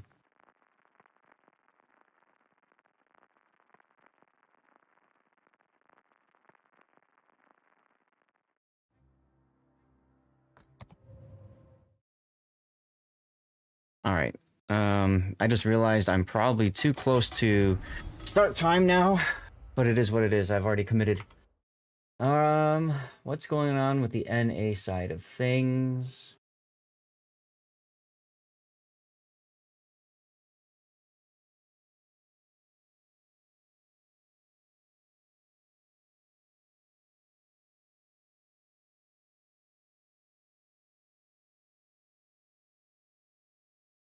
It's all under archive.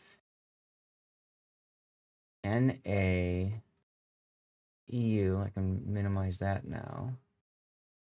Asia, other tournaments.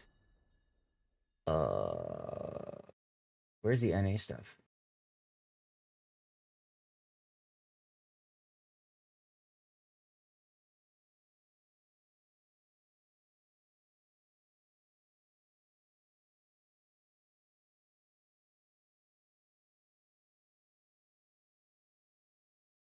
Okay, well, let's find out what's going on.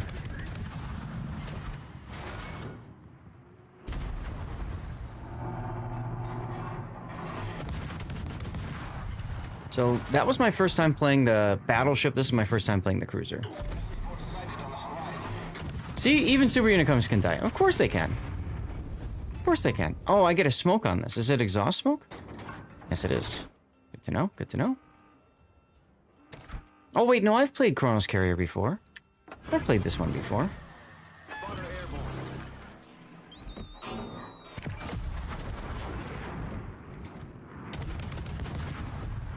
Yeah, I've played this mode before.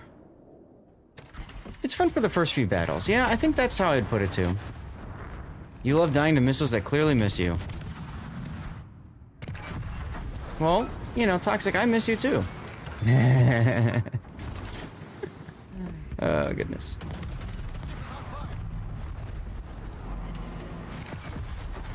I might as well make Inky and smoke and stuff.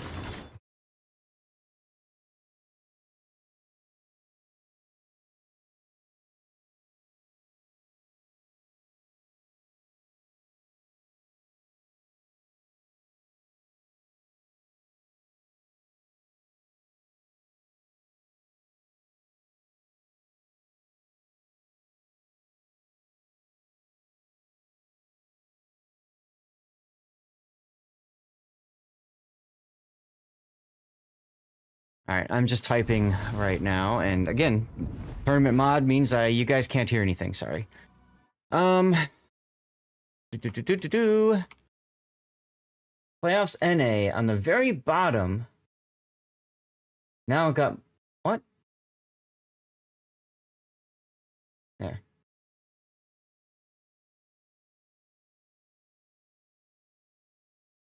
Okay. Okay, okay. Okay, where's the PSV game? There's the PSV game. Okay, so the vote's been going on and stuff.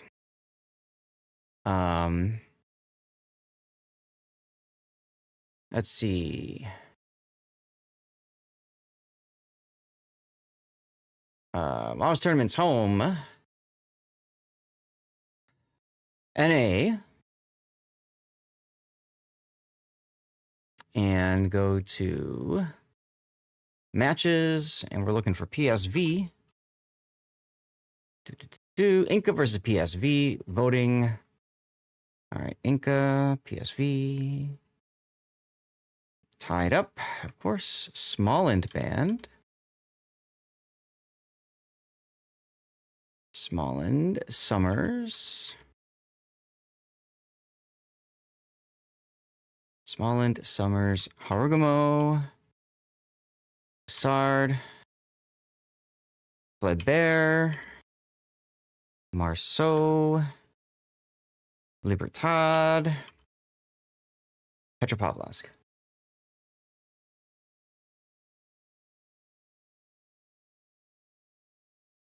Okay, and then banned maps are, both of them banned Faroe Islands, interesting. Okay, and then our schedule is going to be north, followed by hotspot, followed by northern waters.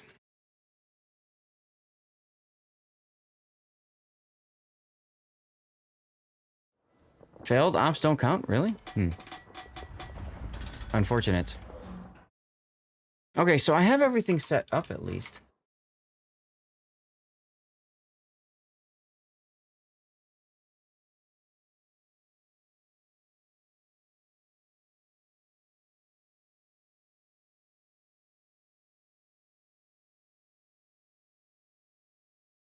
All right, so what's going on in this losers bracket thread? Can I pull it? Oh, no? Okay. Whatever. I can't. It's fine. It's fine. Everything's fine. Don't worry. How are you?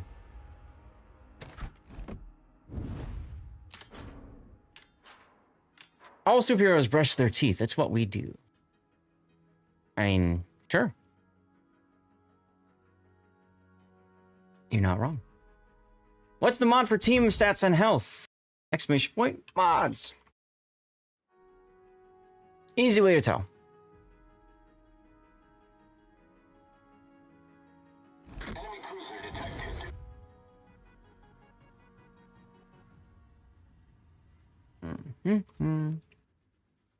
We are 14 minutes away from start, y'all. I'm going to run a commercial break while we get ready to go. Do this so that we don't have any chance of seeing commercials during the actual battles themselves.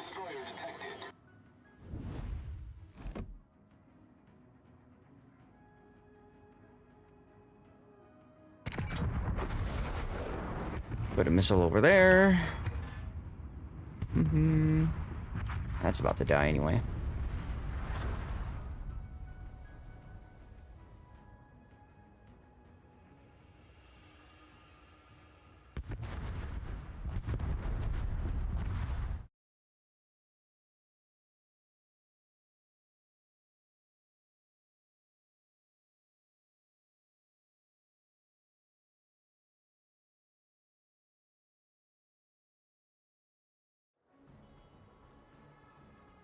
Alter ego is a dentist. That's a good one, Duckman. That's a good one. Good for grinding credits and free XP? Sure. I guess I could put a plane up.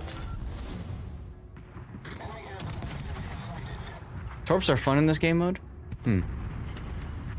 Yay, look, I'm doing something! Enemy battleship foundered.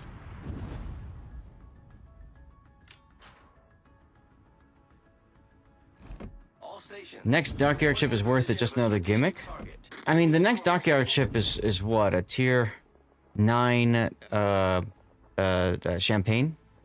I'm not a fan of champagne. Not a fan at all. On Neptune's beard. Torps are more fun than the missiles to you? Well, that's cool. Commanders, the gathered intelligence data gave you the exact location of the enemy base. Move to the next line of attack. Alright, well, we got 3 minutes of moving forward again. Base lies before you. Capture it to determine the battle's outcome. We're still waiting on the training room to be created and all that anyway, so why don't I have something for you guys to look at instead of whatever.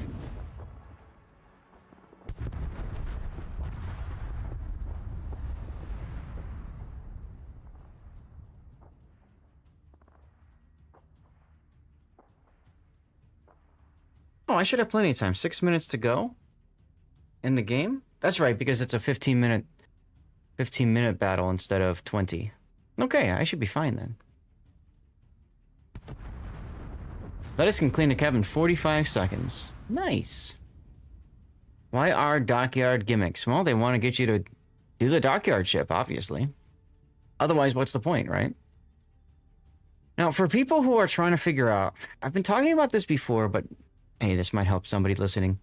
When it comes to deciding what to do about ships and how to spend your doubloons, I always tell people dockyard ships are the best place to start because these are ships that realistically never come back, right? Sometimes you see them back in some form, but the event around it is so soul-crushingly expensive that it's just not worth it.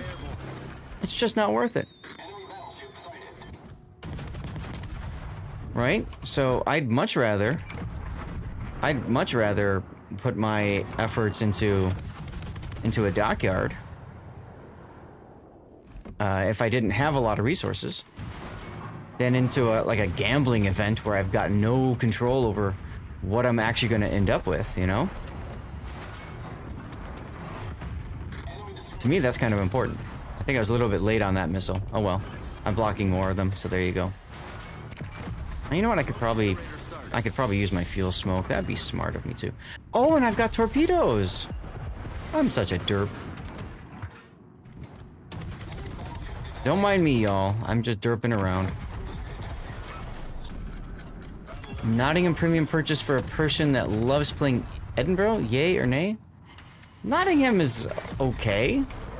I don't know that she's OP or anything special to where you're gonna care about it one way or the other.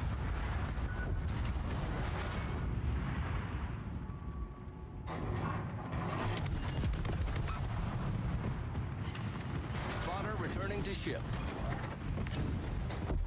And down I go.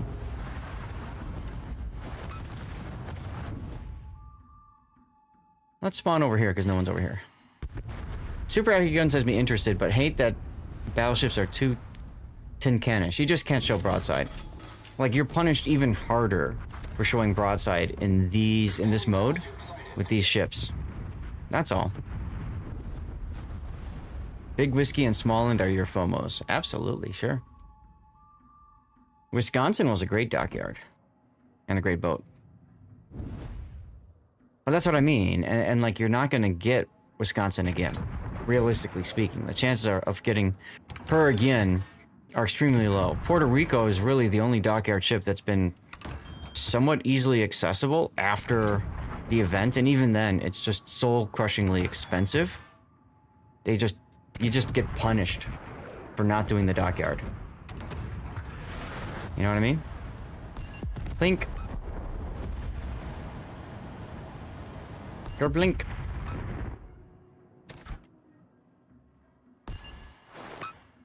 Blink. Oh, I hit something else. Oh, that's right. Condor's over here. I might as well jump on it. 13 seconds until that shows up.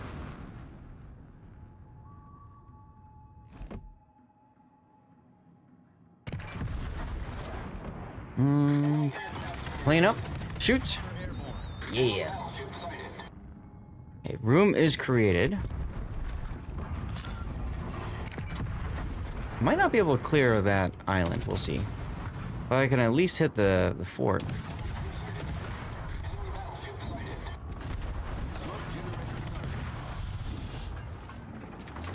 Incoming missile. Shields up. So you have to really pay attention to the incoming alerts.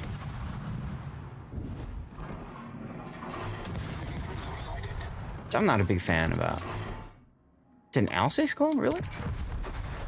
Huh.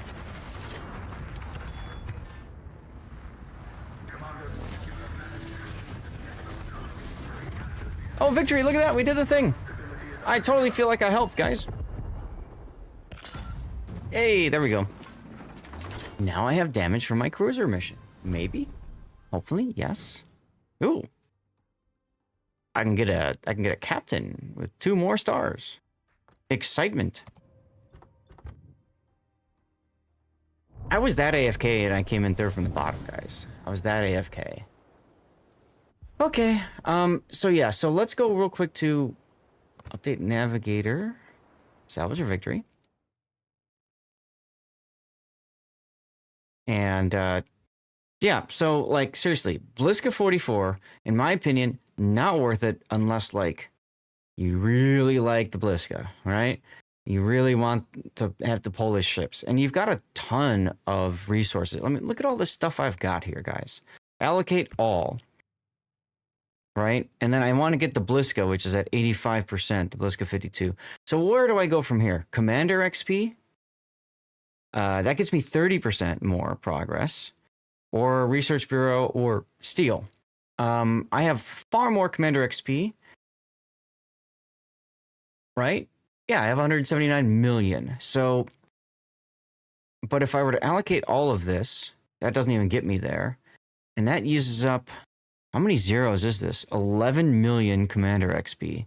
And then from there, personally, I would just, I don't want to allocate all that. No.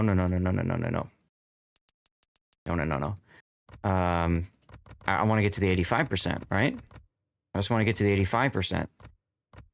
So this is how I would do it so that I can get the Bliska 52, right? I've got so many days of premium time. So 540 days of premium time is fine. 5 minutes to go. And then, sure, I might as well use Elite Commander XP because what else am I using it for? And Steel is harder to get by than Elite Commander, especially all this. So sure, exchange. And I get all of this stuff, sure. Yay! I got the thing, guys. I got the thing. Isn't that exciting? I got the thing. I'm not going for the other stuff. Cool, I guess. I got the... Oh, right. Free XP compensation because I already had the ship. I already had the 44. That's why. All right, well, there you go. I just spent resources in the game, everybody. Isn't that exciting? All right, let's get into the count here. Let me go back out to the tourney screen. Welcome back. I hope you guys enjoyed that little break. Whatever. Haven't played PTS since they did the whole commander skills rework, so it's been a while. Ah, there you go, sweet. Awesome, awesome. Well, welcome on in either way. Glad that you're here. I don't see why having to grind dockyard missions if you don't plan to buy the rest of the ship. You might as well, Gaelic, because you get stuff and things. Get free stuff and things. Eh? Why not? Free stuff and things. Alright, I need to set HUD to full. Team lineups to all. Bingo. Alright, as a way to say thank you guys for supporting me and hanging around, we're gonna eat out a code right now. So do the thing. Follow the Twitch channel. Type something in chat. Putting you back yet? Uh-oh.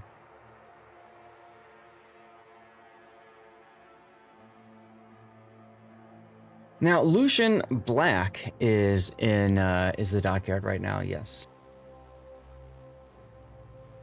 So again, you have about there's a 5-minute delay. You have about 3 minutes now to get into the giveaway.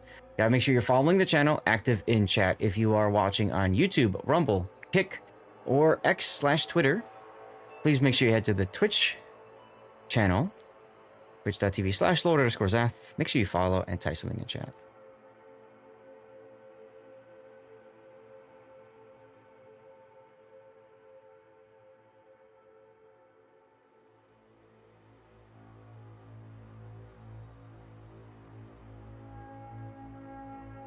Match time is 00. 2 minutes to go.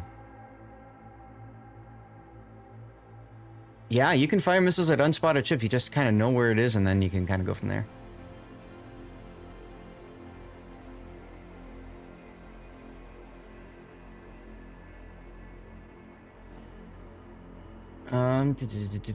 Okay, so these should be best of 3s. So here's your lineup. Putting you back yet? Uh-oh.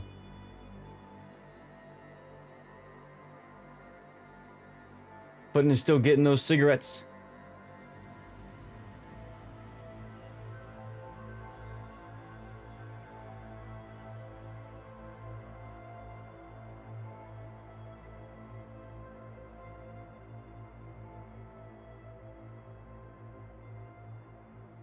So Putin might not be back in time for the start of this game. We'll find out what happens.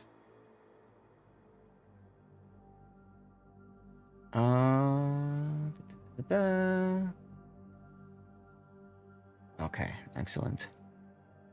It's so cool. There's a lot of people very excited to see me, and it means a lot, guys. It means a lot. PSV is a team that we remember from the very early days of KOTS. And to see them back and to see so many of the names again, it feels good. It feels good, so it's really cool to see.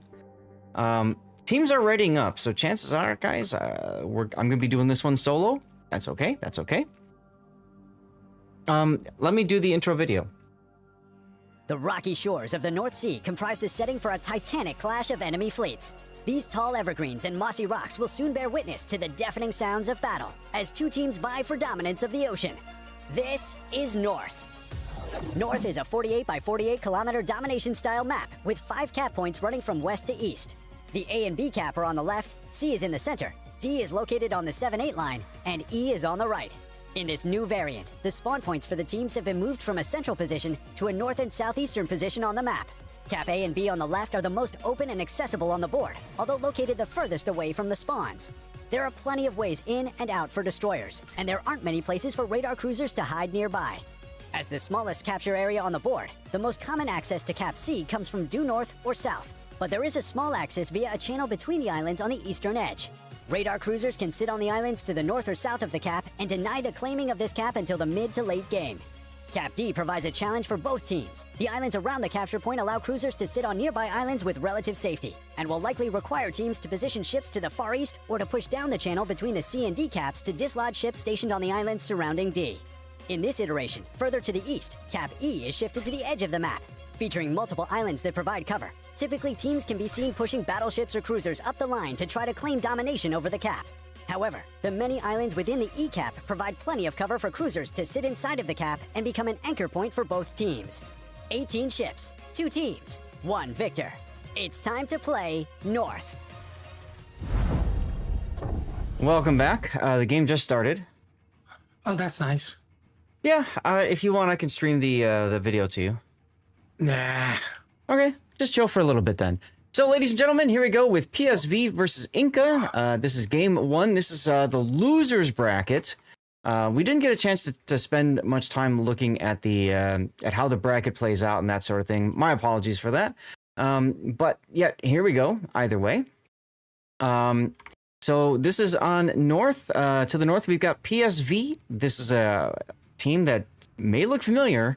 We've seen them years ago, and they just formed again. Good to see. So we've got Delny, Gdansk, Aleutian, Des Moines, not unique upgrade with range instead, a Wisconsin, a Minotaur leaving two flags in port because why not? We've got a Z42, Howlu with unique upgrade, and there's War Eagle in a Bungo. And to the south, Inca. We saw Inca recently. I think Puddin', that was the, wasn't that the, what was it called? We just saw it like over the summer, right? Read the rules? No, it wasn't the Read the Rules tournament. I want to say it was Team League? No, it wasn't Team League. Team League is based around the streamers. Warship Masters. That's where we saw them, Warship Masters. So Inca's got a gearing, your typical KOTS spec, Brisbane, Ragnar, Bungo, Moskva with unique upgrade, another Bungo, a Honolulu with unique upgrade, a Salem, and a Delny. So, not COTS tournament. Talk a little bit about the strategies for ship bans. Yes, remind me, Steve-O, at the in the break, and I'm happy to talk about that. Twitchy is being very twitchy again. That's unfortunate. All right, so both teams kind of chilling over here. Is my bans scene actually showing up? I just sworn I had that programmed in. All 47 of them. All 47 of them. Let's see. Game reversed. Scene. Right. And then ban on. Source. It's not. There we go. Now it's fixed. And now it's fixed. Okay. I was noticing it didn't seem to want to work properly before. I'll have to fix it on the other side later. But it should be popping up with the bans like this. And then going away.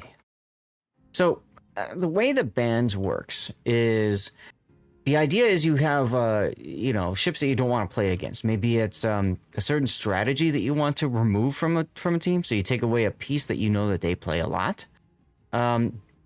Maybe it's you don't want so much the radars, especially the 12-kilometer radars.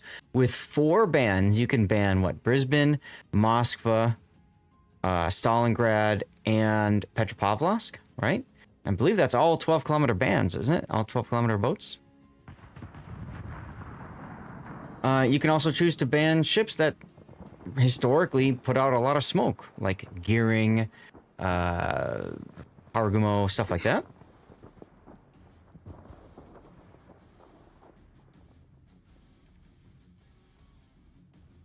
So, I mean, there's definitely some strategies involved in how you do the bans, but ultimately it just comes down to what the team thinks that helps them the most. So, oh cool, I fixed it. There you go. Now you guys can see the bans. Hey. Actually, what you do is you put Kleb and Marcel up there, and you throw a dart, and whichever one the dart hits is what you ban. Yes, that's true. Some teams do that. Some teams just ban stupid random ships because they don't care. Some teams I would ban, don't ban anything. Like the Kerfurst, the Midway, the 4501, and the Archerfish. There you go. I don't even think they're on the list. But anyways, Inca comes away with the E-cap.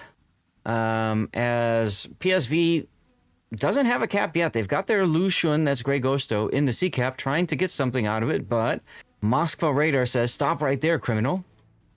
So that's not going to work out for them. They do have a nice smoke death snail. I think that's the, yeah, Delny smoke instead of heal. To get the Des Moines closer to target, but honestly, I'd rather just see him in a gearing for the more traditional, longer death snail. It is what it is as they continue to move south. Brisbane detected. Here comes the Wisconsin salvo. Does some decent stuff. North is your favorite map in the game. I was never a fan of North. And I played back in closed alpha when the island between D and D was like this large giant landmass where you're playing Colorado, you get screwed if you go the wrong way.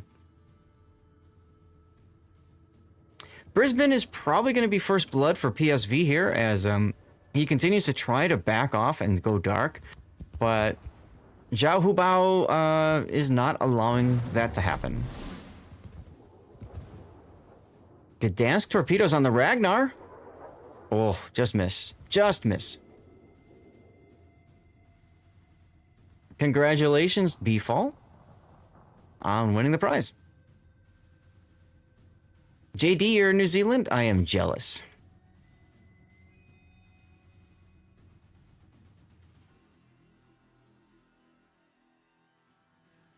All right, not too much else going on. Grey Ghosto is still in the B cap. He was radared and says, okay, well, I'll just sit in the cap again and get it when the radar's over. The big question is, what is PSV going to do about this E cap? Because they're set in a position to receive a push that's just not happening. So I think all the action is really happening over here, and PSV is, unfortunately, their Delny is caught out by Brisbane radar and just being dragged into a 2v1. And we missed earlier Grand Sen Konen taking some big hits there from the gearing. Those are torpedoes, obviously, that hit him, and then possibly Brisbane torpedoes as well. Still, we get the next Death Snail up from the Gdansk this time.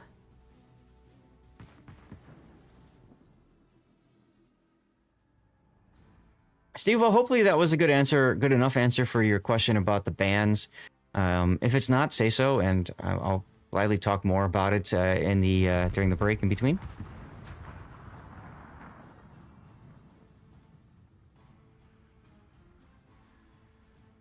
War Eagle, we've seen him before. Used to be the, if I remember right, he used to be the carrier player for PSV, but he also plays Battleship. Love that name.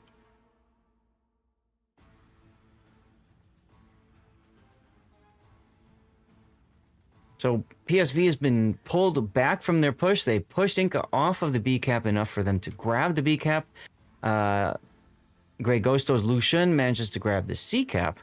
So now we're at 3 caps to 1. Inca's got to find a way back into this.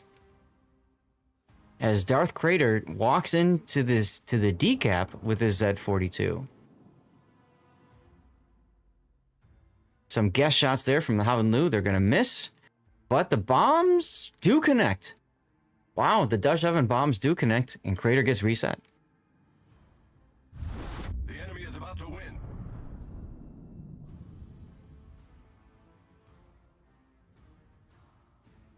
Delny Mosfa going into the C cap now.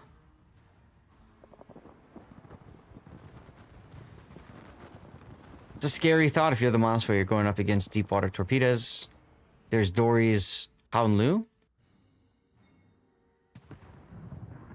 Now that's another name I remember. Been so long since I've seen these names, but it's so fun to see them again.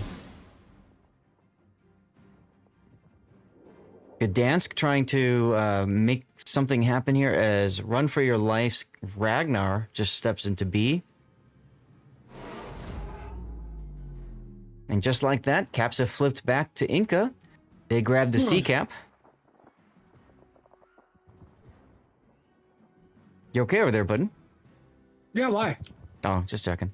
If you're not in the training room yet, make sure you hop on in. Oh, I'm in a training room. Cool. 9 minutes and 30 seconds left on the clock.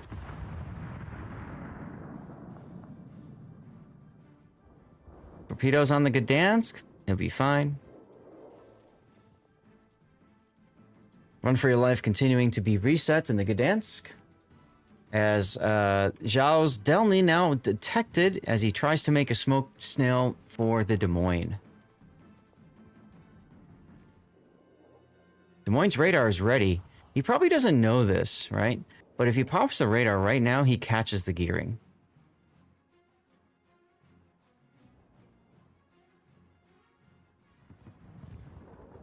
See if he does it.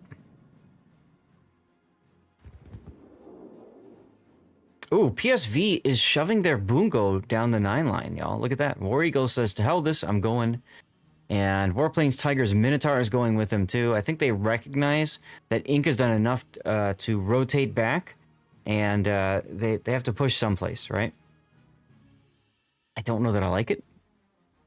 But I don't know that he's been detected doing this play either. What do you mean you don't like it? He's detected now. Usually in KOTS, shoving a battleship someplace without any other support is just a one-way ticket to losing the game. Or at least losing the ship. Maybe that's the game plan. Maybe, as War Eagle's Bungo dispatches Hoshi's Moskva. Where is that Bungo shot from? Oh yeah, that was over here. As he came right through the channel. Good position there, good position. Warplanes Tiger, though, caught broadside in front of the Salem. This can be catastrophic. Oh, and it is, as the Howden Lu is ready as well. Why would you panic like that? Okay. Oh well. War Eagle now versus Howden Lu. This will be interesting. Howden Lu with AP. Is Luchetos. I mean, realistically, he could just ram War Eagle, but he doesn't. Oh my god, look at all those bombs. Oof, War Eagle firing a little bit too early. And dispatched by the Howden Lu's AP. Wow. So, do you remember that comment I just made, putting about shoving a battleship by itself as a ticket to losing? Nope. Oh. Don't remember Ouch. it all. I don't even think you said it. Nana's Gdansk goes down, and, yeah. This one's gonna be tough for PSV to pull out. Oh my god, Toxic's here. Toxic's been here.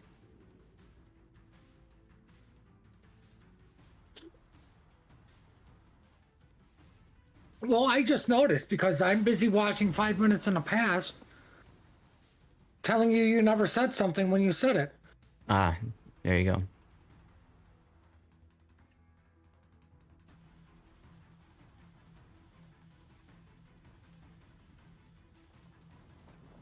Well, Bungo making a charge up as well for Inca. Delny detected, though. And there goes the Des Moines. Putting this is over in 20 seconds. So I guess I'll get set up for my death pick.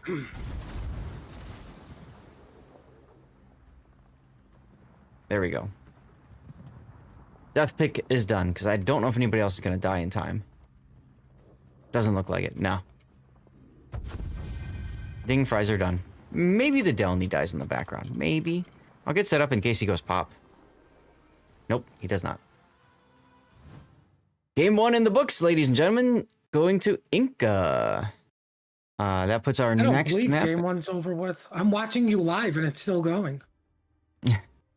Too spread out to push? Maybe. Let's go back to our best of 3 screen. Alrighty then. You know what I'd like to see in these tournaments? What's that? Not a ship ban. A ship you have to play. I've said that so many years now. So many years. It's like MasterChef or whatever, right? They have like secret ingredient. You have to use this in your dish. Like, why not do that for this kind of thing? And you know what ship it should be? The Black Swan. There you go. How do maps being played fit into bans? Do teams know? Oh, I need to run a commercial break, but I'll answer this real quick. Do teams know ahead of time which maps before banning ships? They, let me think about how to say this. They do know the maps ahead of time because they ban the maps, and so they know what I believe they know what the map rotation is, and then they ban after. Well, you can see, if we see the live vote, you can kind of see it play out because this spits it out a little bit differently. Couple of programming notes. Remember, guys, now we are on the North American side of the tournament. So let me put the tourney screen on here. And I'll show you, we are now in the playoffs. Okay, and we are down in the losers bracket right here, round 1. From there, we'll figure out where we go. But this is a more traditional double elimination setup, and you can see they have a second grand final. So this is kind of like, if the winning team loses in the grand finals, then they can basically play again, okay? So it becomes double elimination for everybody, including the team that wins the winner's bracket final, which is here. It's winner's bracket round 3. They will be up at the seeded team. The bottom team here is whoever wins the loser's bracket final. The winner of that loser's bracket final pops up here for the grand final, okay? So top bracket versus bottom bracket, and because you want to have a double elimination for the winning team up here, you have this available should it get to it.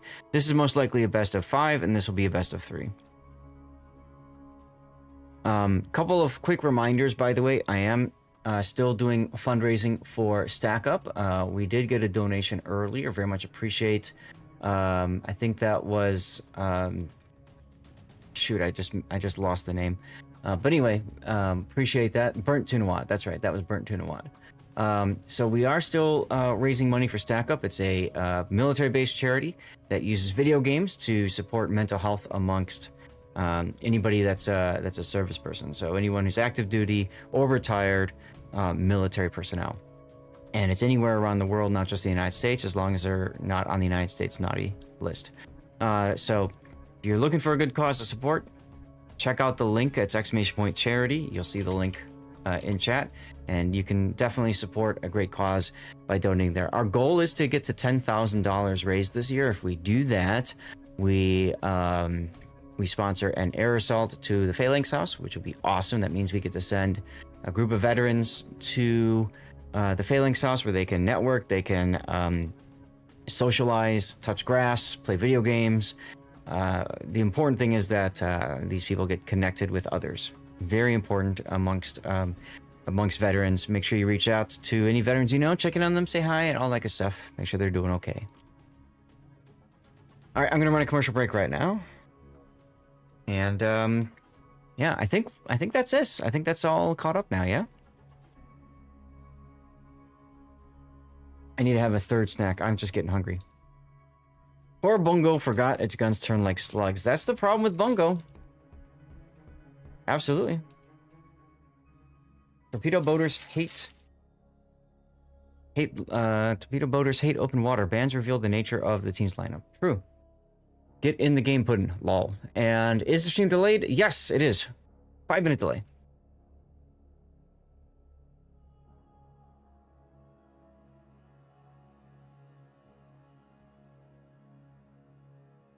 What do I need to do? Get in the game.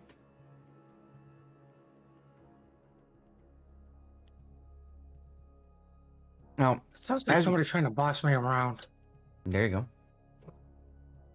That's my job. Wait.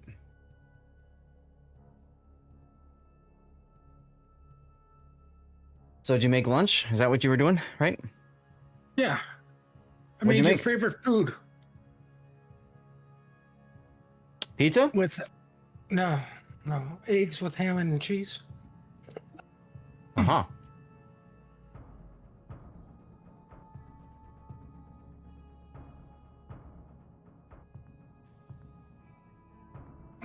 Barford, I don't know what you mean. Are we voting on KOTS this year?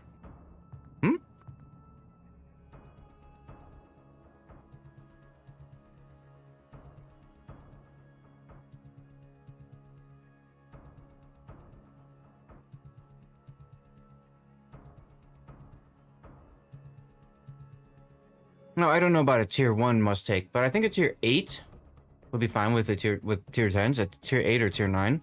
Like, hey, play in a Zumo. Have fun with it.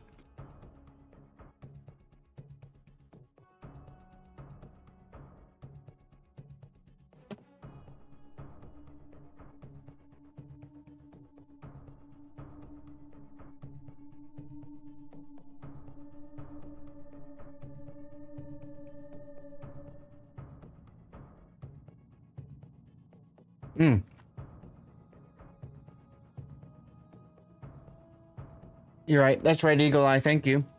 With the Eagle Eyes, yeah, I fixed it now, but you won't see it for 5 minutes. Vote on winner for Quackens.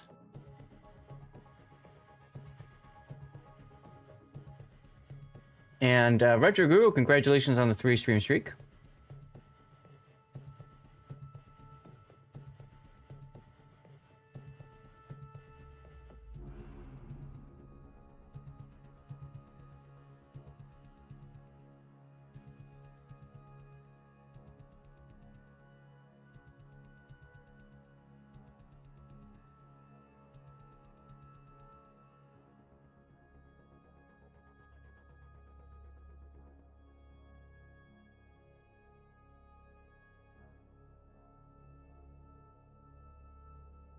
All right.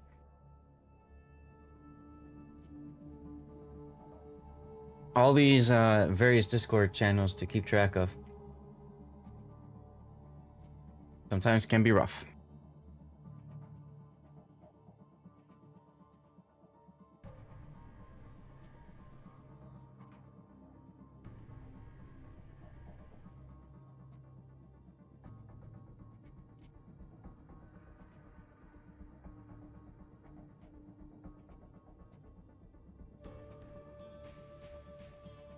Um, 2-to-1 double elimination comp.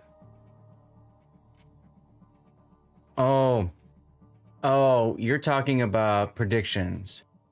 Yeah, Puddin doesn't really do predictions, but I mean, I guess he could. What? You know, sometimes some channels, they do predictions for, voting who they think will win. Alrighty. I mean, Let's you do a definitely could prediction for right now then. You could definitely do that for matches or something. Oh, Okay. wait, you're gonna love this prediction. Oh no. Oh no, Barford, you just poked the bear.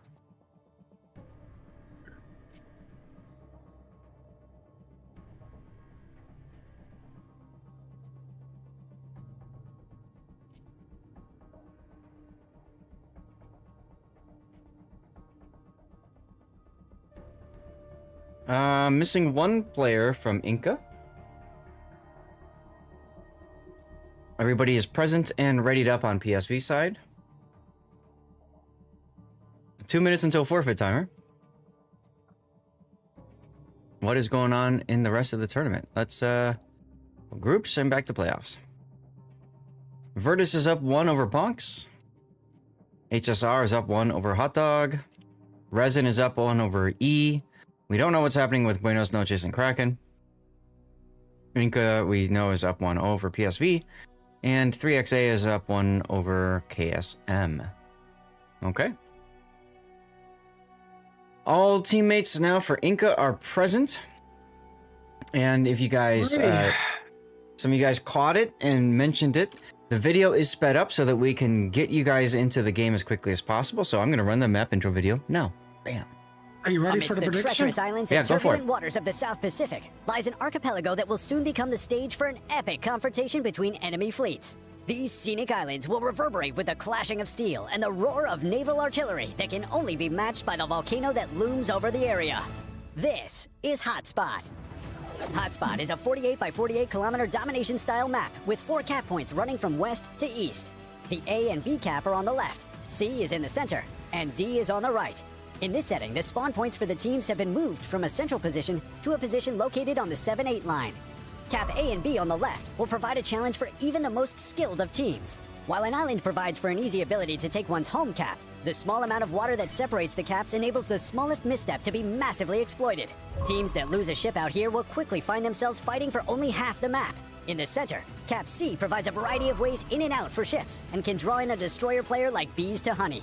However, the 4 islands surrounding the cap provide a multitude of ways for a radar cruiser to ambush an unsuspecting DD. Cap D on the right provides a new and unique experience for teams. Moved from within the islands to the west, the D cap now has no island cover. Teams will have to execute any plays for the cap with an extreme amount of caution, as once lost, the cap will be a significant challenge to retake.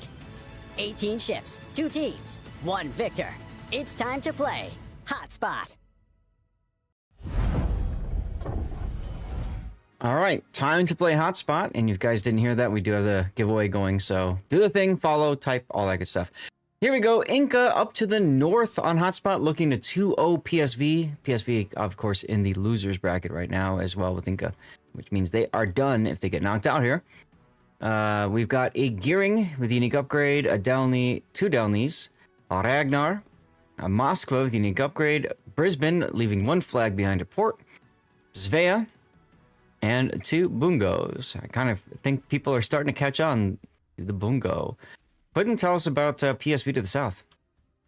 Well, PSV, we have a Gdansk, a Delny, a Napoli, a Des Moines, a Bungo, and a PVO, and they're all heading to Bacon and Chocolate.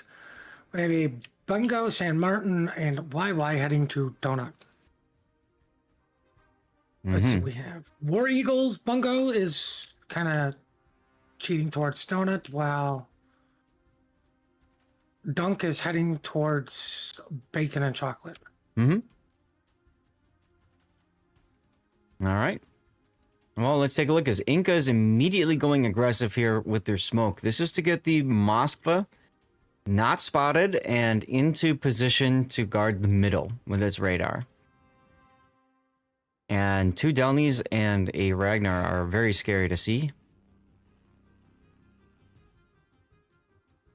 Oh, did you enjoy the prediction? I didn't even look.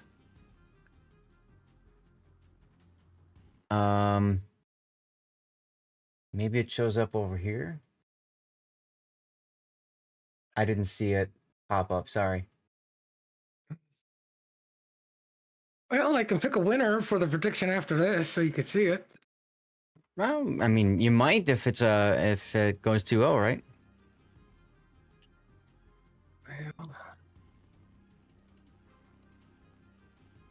Now, the case, PSV opting to say, forget about C. We don't want to run the risk of getting wrecked. I like that play, a little bit more cautious here.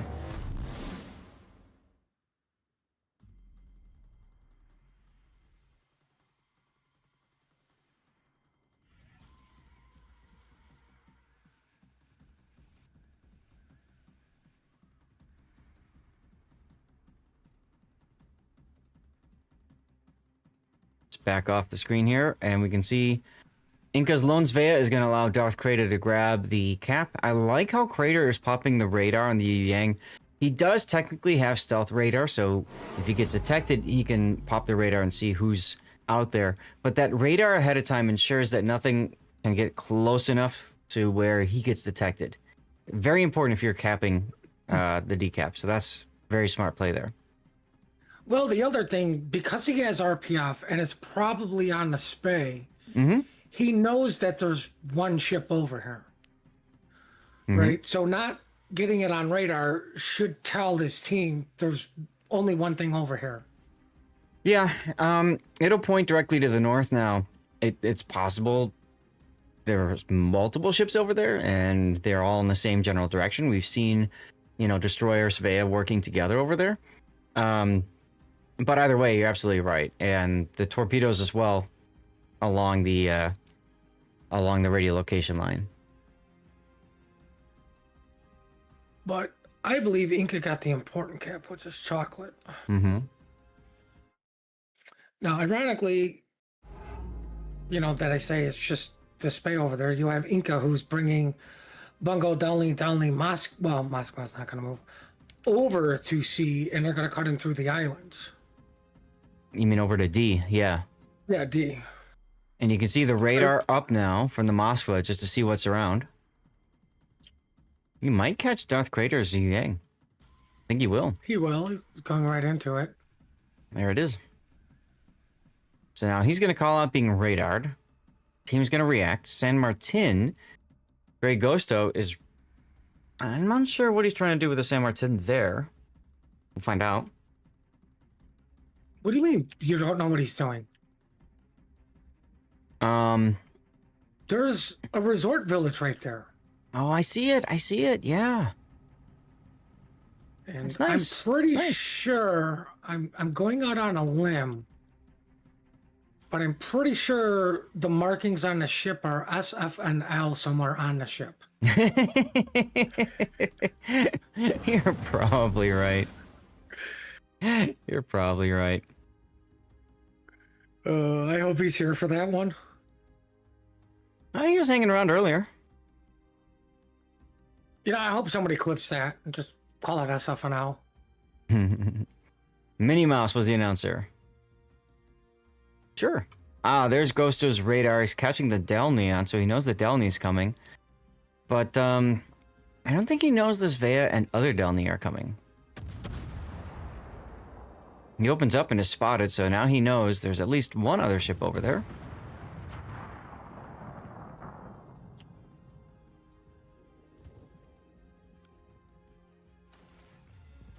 Chadzo's taking a little bit of hits from the Bungo, not much.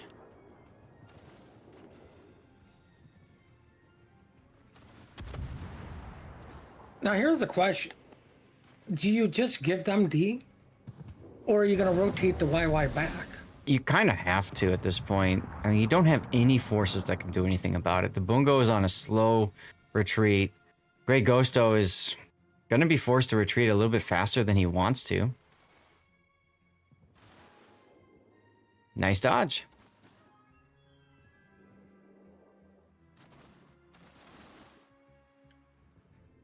Grey Ghosto trying to go dark now. For a bit, I think he was trying to charge up his funny button. Now, one thing is, in my opinion, he's not kiting away correctly. So he's kiting towards his team. What he should be doing is kiting towards the corner. Usually you want to kite towards the corner, draw as much of the enemy to the corner as possible, while your team turns around and advances and counters. You trap enemies into that position that way. I mean, that's usually typically what you could do, but the 200 IQ is, yeah, suck them into your team. Mm-hmm. You know? That's what I mean. I mean, like, if you kite all the way down to the 10 line, they're not pushing into PVO Bungo. You know, but not kiting to the 10 line also means there's zero cross shot potential. And that's the issue. Exactly. But are you really looking for cross shots on a Delny and a... The big one is the Svea. Spay? The big one is the Svea. And to me, it's not so much just about cross shots. It's also about, you know, vision, all that kind of stuff too, right? If you've got a ship to the south and a ship to the west, it's a lot harder to hide unless the smoke is directly on you, for example. Anyway, PSV marching up the 1 line right now with 5 assets.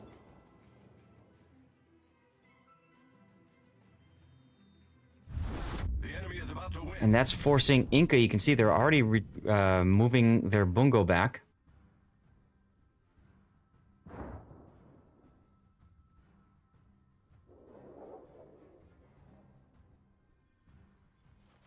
Grey Ghosto again spotted, trying desperately to, like, not die here. He does have a super heal, but for the San Martin, that super heal takes a very long time to recharge unless he could charge up his funny button. So you can see he's shooting now because he knows he's kind of screwed anyway.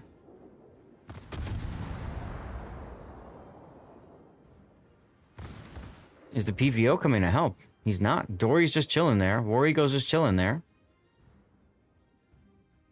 Interesting. Let's see if Ghosto has charged up his funny button. Does not look like it. Well, YY got pushed off a C. Mm-hmm. Yeah, radar took him out there, forced him off. But PSV is going to get on the A cap now. So that's good. Yeah, but you're still like 200 points behind. Yeah.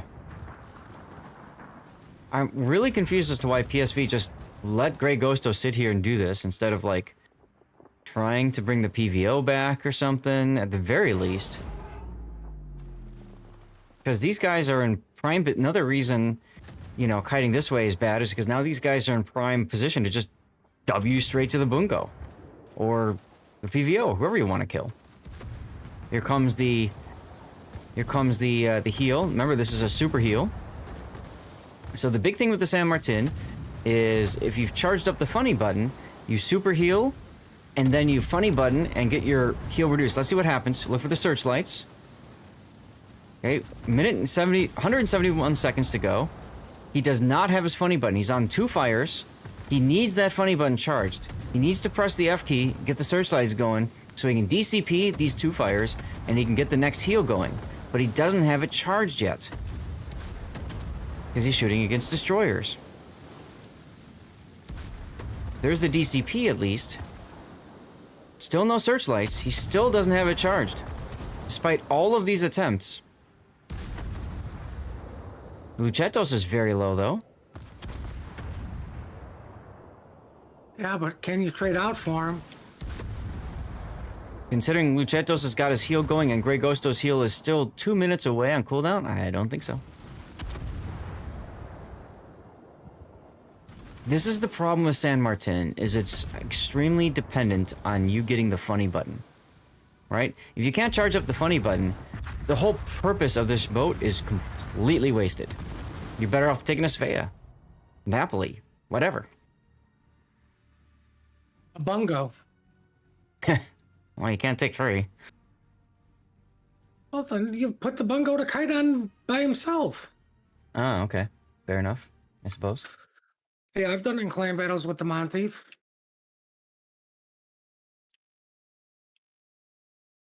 "35 seconds until a victory for Inca, 2-0ing PSV. This Warplanes takes enough torpedoes to die right here. I don't think so. He took 2. Gdansk, I mean, PSV knows it's pretty much all but over.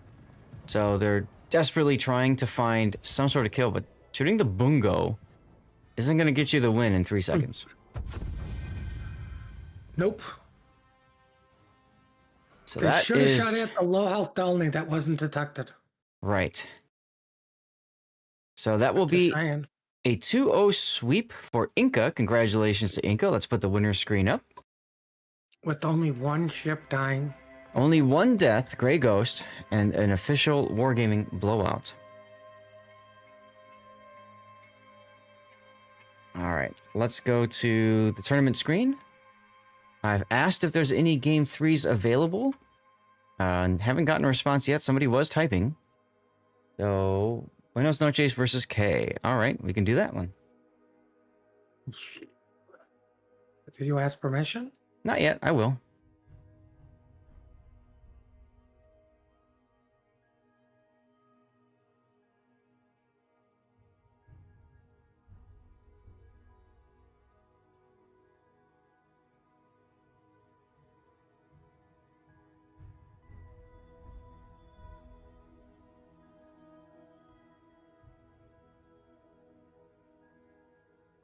Alright, so this was 2 games.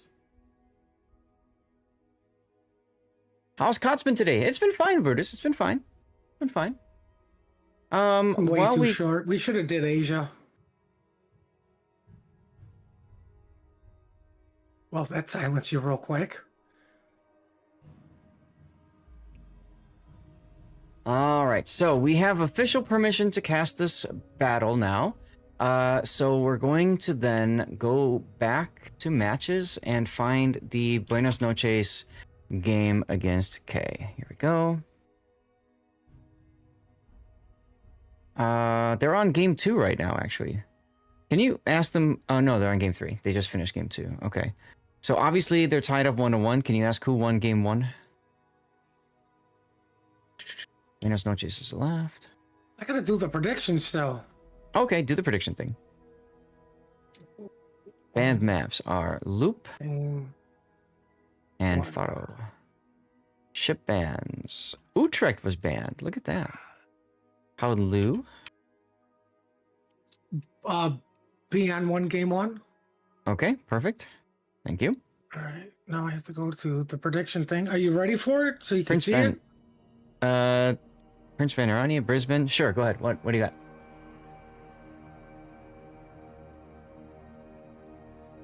And there's the prediction. Predictions is unlikely no.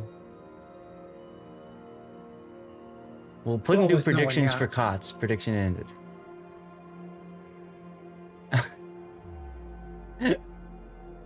Okay.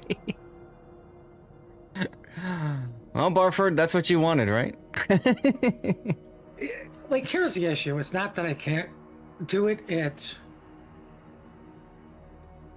I do it, and then I have to wait the 5 minutes, and then we're starting the game within that 5 minutes, right? So if I do the prediction early, you all know who won because I completed the prediction.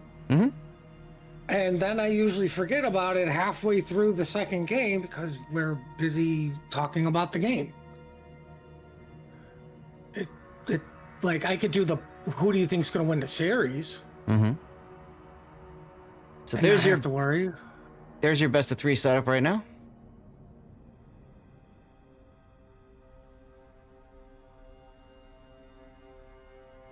Okay. Now, on the Kraken lineup, I recognize Diving Harrier. Zulu the Scrub. Hey, that's a name. I didn't realize he joined Kraken. Don't recognize anybody else. Buenos Noches. I recognize Nab, LV. And that's it. Some big turnaround in both teams over the years, apparently. Or they just simply changed their names, right?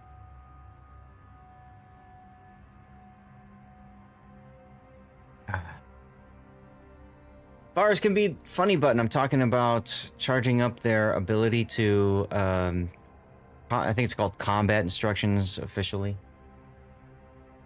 I believe that's what it is, but most people just refer to it as the funny button. Yeah. Okay. Now let's see what's going on with next round. They're still okay. They haven't filled it in just yet. Inca versus 3XA. So Inca advances, we know. 3XA. So KSM has been defeated. Interesting. Looks like Vert is 2-0'd Bonks because I see Bo is here. Yes, they did. Let me put this up so you guys can kind of see the overall tournament results so far. Vert is 2-0'ing Bonks. Hot Dog and HSR are tied up 1-1. They are going to game 3. And then we've got Resin versus whoever wins this. Which would be interesting to see, but my concern with that is it'll be delayed. We'll have to see which grouping is starting after this one is over. Here it is. Packed some liquid IV for today. So that's excitement.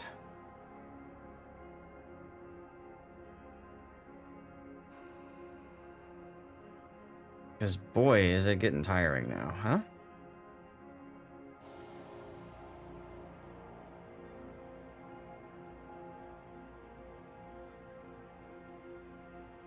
I'll ask the wife for some more water here. Yeah, Stoic, what's going on? Hey. Broken Stoic, another person that I met at the Stack Up event. So let me shout him out. Bam.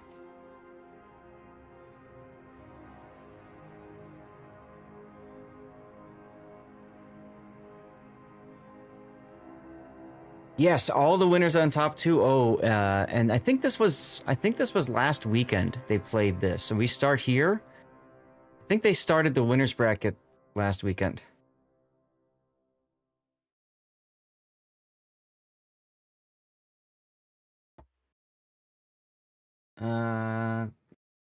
ping. I'm being pinged somewhere, all the way up here. Small reminder.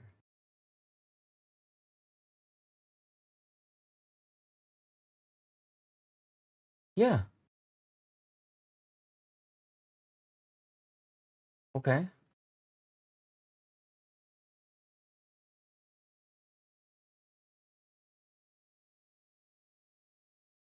All right, whatever. 5 minutes to forfeit. Now we're at 4 minutes. Did I run a commercial break? I don't think I did I? Yeah, whatever. I'll just leave it. We got time. Or do we? Let's run it. Let's be safe. I'm actually getting cold in my room. This is weird. Unusual. I'm okay with it. I'm not complaining. That means that the my 3080 Ti isn't running as hot as it could be. Maximum temperature for the 3080 Ti is 51 Celsius. It's been putting out a max power draw of 207 watts. That's not bad. Remember, it's undervolted. So that is a thing. Both teams have readied up Puddin', so I'm going to hit the button for the map intro, okay? Okay. All right. The rocky shores of the North Sea comprise the setting for a titanic clash of enemy fleets. These tall evergreens and mossy rocks will soon bear witness to the deafening sounds of battle as two teams vie for dominance of the ocean. This is North. North is a 48 by 48 kilometer domination style map with 5 cap points running from west to east. The A and B cap are on the left, C is in the center, D is located on the 7-8 line, and E is on the right. In this new variant, the spawn points for the teams have been moved from a central position to a north and southeastern position on the map. Cap A and B on the left are the most open and accessible on the board, although located the furthest away from the spawns. There are plenty of ways in and out for destroyers, and there aren't many places for radar cruisers to hide nearby. As the smallest capture area on the board, the most common access to Cap C comes from due north or south, but there is a small access via a channel between the islands on the eastern edge. Radar cruisers can sit on the islands to the north or south of the cap and deny the claiming of this cap until the mid to late game. Cap D provides a challenge for both teams. The islands around the capture point allow cruisers to sit on nearby islands with relative safety, and will likely require teams to position ships to the far east or to push down the channel between the C and D caps to dislodge ships stationed on the islands surrounding D. In this iteration, further to the east, Cap E is shifted to the edge of the map, featuring multiple islands that provide cover. Typically, teams can be seen pushing battleships or cruisers up the line to try to claim domination over the cap. However, the many islands within the E cap provide plenty of cover for cruisers to sit inside of the cap and become an anchor point for both teams. 18 ships, 2 teams, 1 victor. It's time to play North.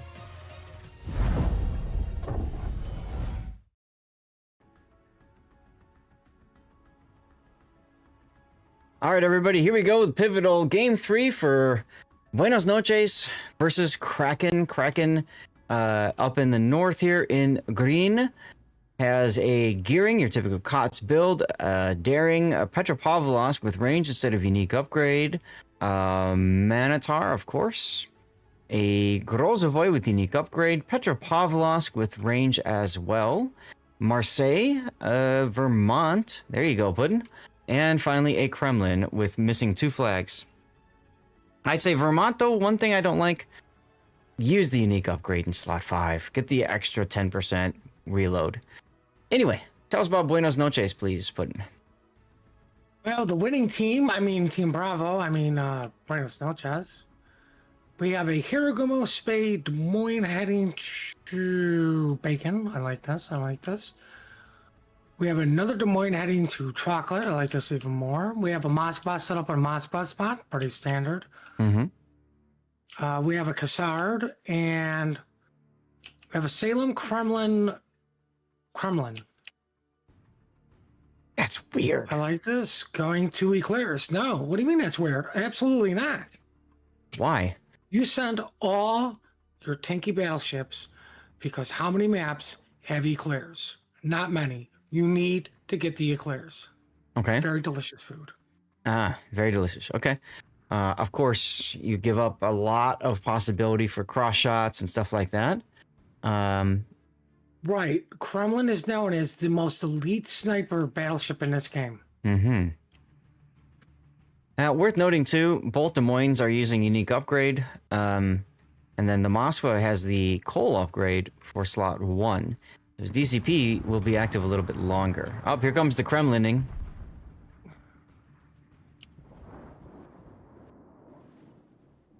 That could have been a lot worse. That could have been a lot worse. See, I like to look at it. That could have been a lot better from the Kremlins. Well, yeah, it could have been better from the Kremlins and or worse for, you know, the Daring.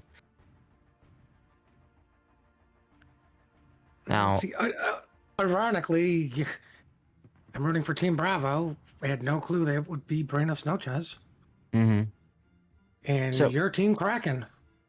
I want to take a moment and mention real quick as well that even though I am officially part of Kraken, you guys have probably noticed I don't really recognize a lot of these names. So I'm not exactly rooting for one team or the other. So we'll see what happens. Buenos Noches has always been fun to watch. They exploded on the scene way back when KOTS 7, 8, something like that. Got their butts handed to them, came back the next year and got all the way up to like playoffs, round of 16, something like that. So it was really cool to see. They are, of course, a Latin American clan. So to see them, just like Inca, go toe-to-toe in North America is really cool. I mean, I won't lie to you. I don't know any of the names from Kraken.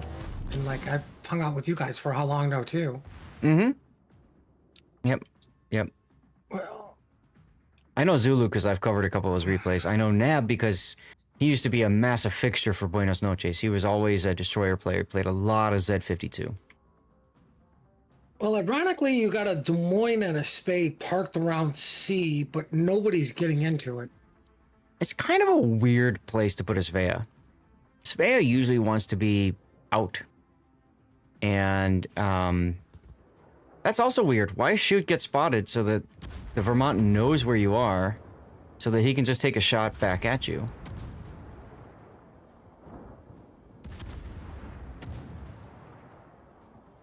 Oh, he's not taking the shot. I would have used the smoke while I was in the cap. Mm-hmm.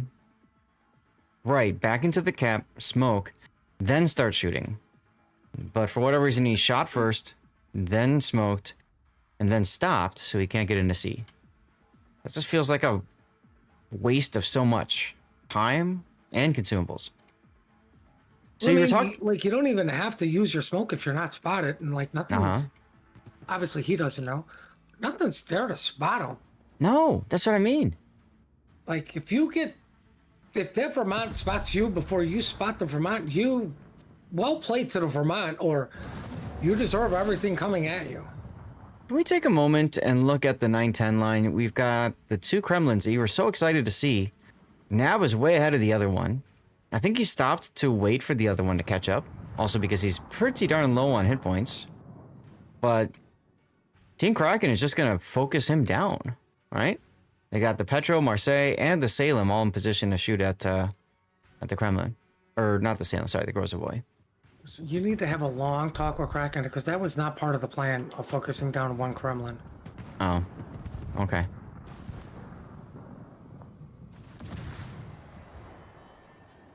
I do believe that's going gonna... to... They split the Kremlins. Yeah, I know. Like, weird. You have to treat it sadly, you treat it like you're running a double Marsilli. Push together. Yeah. And then when one gets low, just back them off. Yeah. That's the hard part when you do anything that's a pair. You got to do that coordinated push, and that definitely did not feel like a coordinated push. That being said, Nab is still alive. He is healing. Hank showing broadside in the Marseille, but I think he's okay. Yeah. I mean, I think this shows the glaring weakness that a Kremlin needs a super heal. Mm-hmm. You know, I don't understand why you can't 1v, hold on, 1, 2, 3, 4, 5. Why can't 1v5? Or basically half the enemy team? The thing is, while all this is going on, Cyber Viper's in trouble too in his Kremlin. He's about to take 2 torpedoes on the nose, and that'll end him. Even though he's healing as well. That's synchronized Kremlining. Look at that. 2 Kremlins dying right there. But Buenos Noches is in a better position because they simply have more tougher board pieces there, I think, with the Cassard. Svea finally goes into the C cap. What's going on over at the A side? Gumo pushing into Minotaur and Gearing. That feels bad. I mean, it feels bad if you're the Hiragumo. If you're the Yeah. Minotaur Gearing, it feels good. Gumo stops. It'll be fine. Wisely stops, reverse, get out of the radar. But the big thing is the Des Moines is outside of that radar now. And what the heck is the Vermont doing? I think he's trying to help over at E. 'Cause I saw some of his shells earlier. He's flipping his guns again. Now, if you're the Grozovoy, you might as well just go and YOLO charge the Kremlin, right? Well, sadly, that's not a real Vermont because it doesn't have the Vermont camo. I did notice that. But he did take a crack at the Salem, I believe. See the shells coming. Oh, wow, did he take a crack at the Salem? That was 42,000 damage. Right in his and he nose. No, he's got a spotter plane up. But I think he did it to see over islands more. Mm-hmm. So, like, realistically, did that without a spotter plane, where the bungo needs that spotter plane for that accuracy? Right. Now, Marseille shooting HE feels bad right there. Hank should be shooting HE to get the Salem burned down on fires. And I'm not sure the idea behind Goon smoking behind the Petro so that he can shoot the Salem himself. There's the HE. There's the DCP. I mean, I like that he's shooting the Salem because now it's a 2v1. Mm-hmm. Until the Vermont takes a crack because you backed up a little bit too far. Look at those beautiful daring torps on the Kremlin. Conga line. Ouch. Beautiful salvo there. Oh, it's the Petro that did a cross map. Yep, as Harrier in a good position there. See, that's what's so special about this island is you go too far forward, you get Vermonted. You go too far backwards, you get whatever's over here. So brilliant play there. Unfortunately, for some odd reason, the Daring decided to get himself killed. Huh? Huh? Why? How? There's nothing radaring him. He just opened up with his guns. Well, Big mistake. I mean, this side's too exciting for me. I'm going back to the safe side where I don't have to worry about anything happening. And oh look, the Hiragumo Des Moines fell all the way back to Bacon. How about the Vermont that just walked into the sea cap button? Walk is a very strong word. Okay, crawled, dragged himself in. I mean, he's a slow boat, sure. Ooh, Spade manages to get the resets on him. Yeah. Very, very ballsy, though. He's still dark. Right? And he knows not to shoot. Like, get the cap, then I can shoot. Mm-hmm. Looks like Buenos Noches has chosen not to pursue the Kraken group up to the north. Did the Vermont just turn back into torpedoes? Yeah. Takes one on the bow just as he's about to get the cap. And now he's spotted, so guess what? All that cap progress is gonzo. Speaking of gonzo, Moskva. What about the healing Moskva?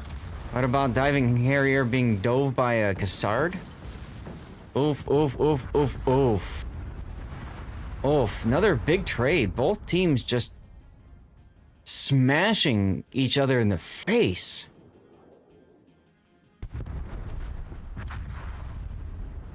Smoke Death Snail coming up for the Des Moines.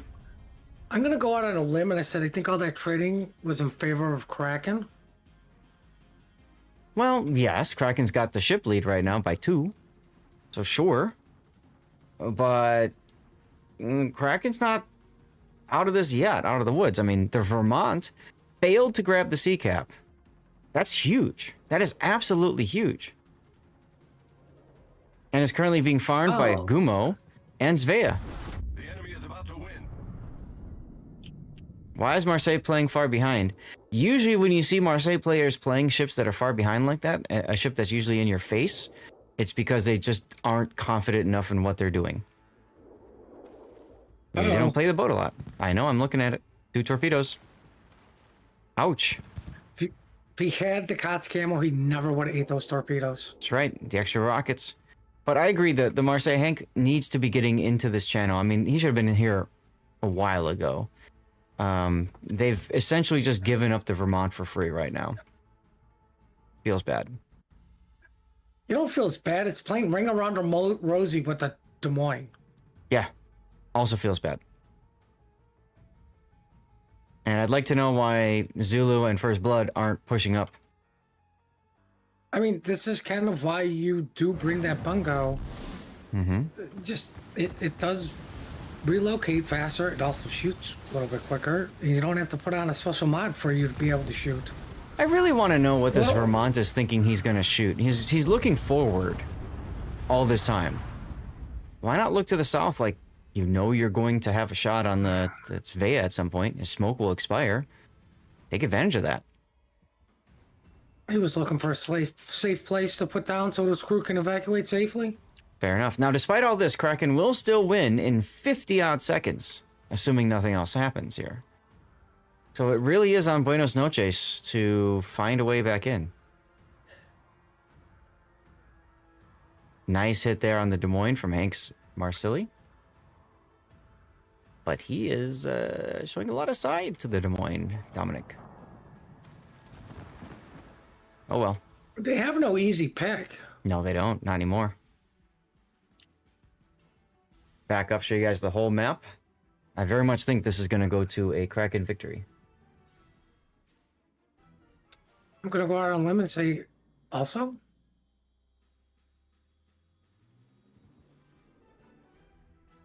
Nine seconds to go. Let's give them the map. Set them as a winner. Ta-da! Here we go. Ooh, Jordy? Jordy, please die? Well, that still look cool anyway. Not a death pick though, so it's not official. That's okay. Anyway, congratulations to Kraken. You got the W.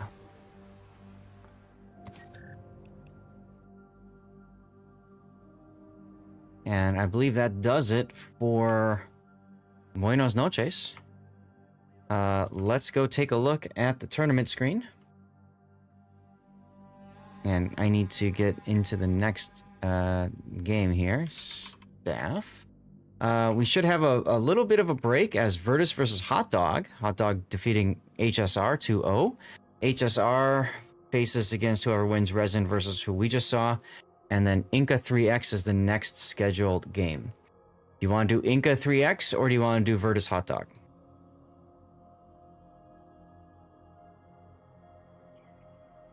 Virtus Hot Dog. Virtus Hot Dog. That's 26 minutes from now. Okay, so what's next? Okay, we signed up for the winners bracket finals originally, so we are Virtus Hot Dog here. The other option is we do Inca 3XA at 3:15, so 10 minutes from now.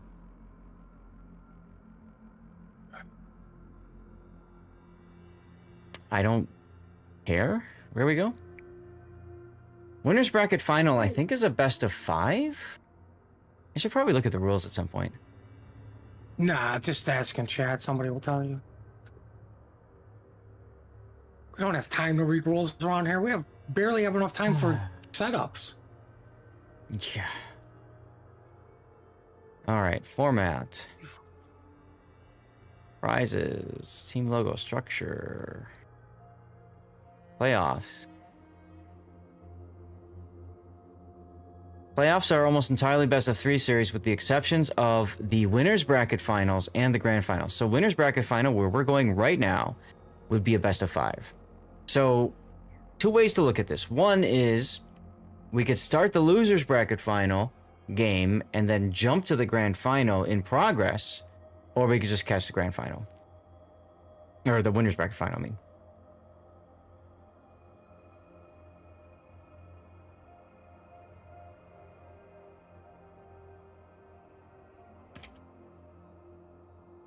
I'm gonna ask chat.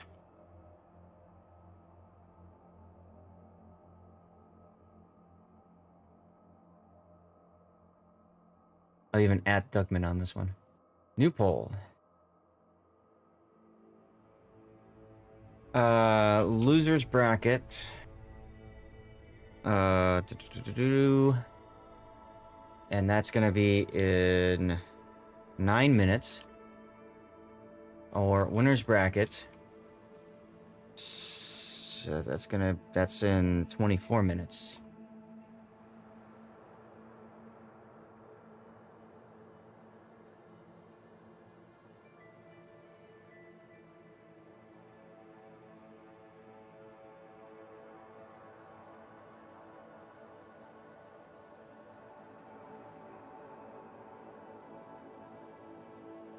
I'll put a poll up.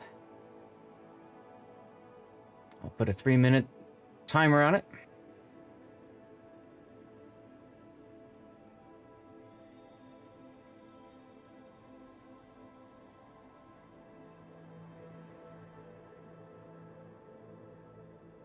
We don't need that anymore. Put that over there for now. We want losers bracket round, and that's going to be Inca versus 3XA, or wait 15 minutes for winners bracket final, and that's going to be, can't see it, there it is, Virtus versus Hot Dog.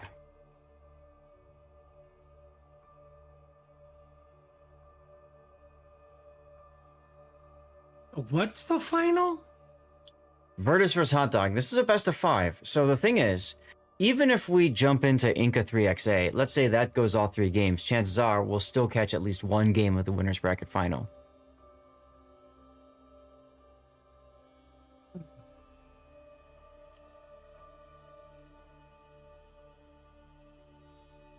Three votes to do the losers bracket. 4 votes to do losers bracket.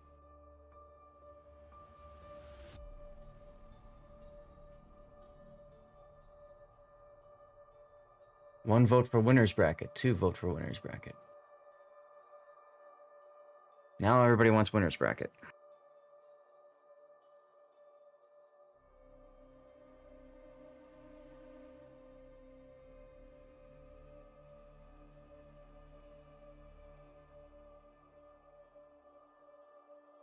Okay, we are 10-5 now, winners bracket.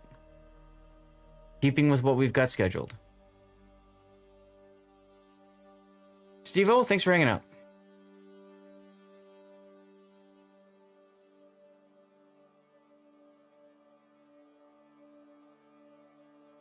So that'll be Resin versus Kraken in the losers bracket. Interesting.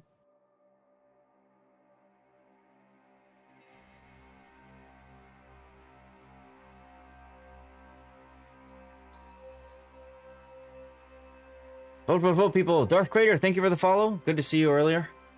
Yang Chen, thank you for the follow. Only Mexnia, thank you for the follow as well. I would say, Puddin', for the winners bracket final, definitely do a prediction if you don't mind.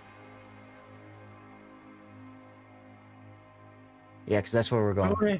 Well, I mean, we got plenty of time now.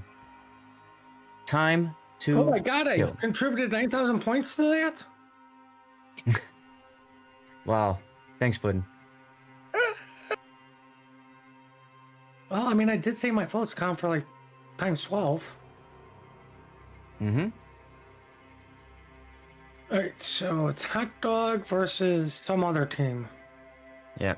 So we are getting started in 20 minutes, 20 minutes from now, which means, guys, again, great opportunity to stand up, stretch your legs, do something else, touch some grass, whatever you want to do. I'm gonna call out again my charity stack up if you want to support a great cause. We are still doing fundraising, trying to hit that $10,000 mark raised. If we can get to that point, we have sponsored a air assault to the Phalanx House. What that means is a group of veterans get together, play some games, do some relationship building, that sort of thing. And for those of you guys who don't know, Stack Up, of course, is a military-based charity focusing on mental health of veterans. The real goal is preventing suicide. So it's a great cause. If you're willing to support that, you can see the charity link, or if you don't see the charity link, just type !charity. Every little bit helps. Of course, it's tax deductible. You go to stackup.org, you can get the tax ID. You do get receipts and stuff like that when you donate, so there's that. But yeah, if you're looking for a good cause, that would be awesome. Barford, congrats on the drop. And wow, Beavis, thanks for the follow. Welcome on in. So, if we're going to be doing the vote here, let's go back here to matches. And now we're looking for Virtus versus Hot Dog. So you can see banning map first, and then they go from there. This gives me an opportunity to take a look at the EU's bracket for tomorrow. So they should already have the play-ins set up. There we go. So we start off with the 8 teams that were defeated. And then in the playoffs, we also have TWA versus Rain and Moyai versus Oh Boy. Puddin', I think we're going to do TWA versus Rain tomorrow. That good for you? Okay. I mean, look at this. Everybody's doing it. Everybody is doing it. Wow.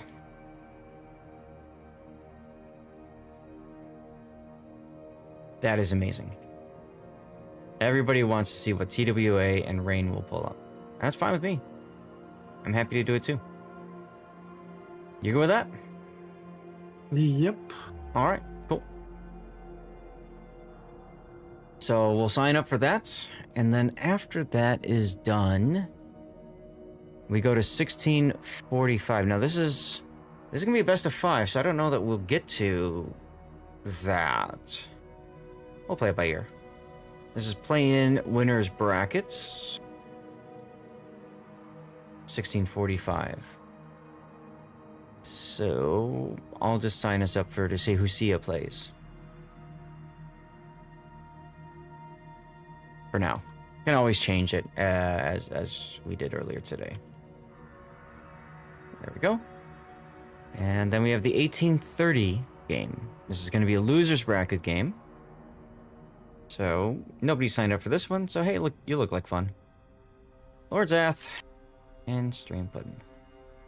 So on the EU side of things, what's going to happen is TWA is going to fight Rain.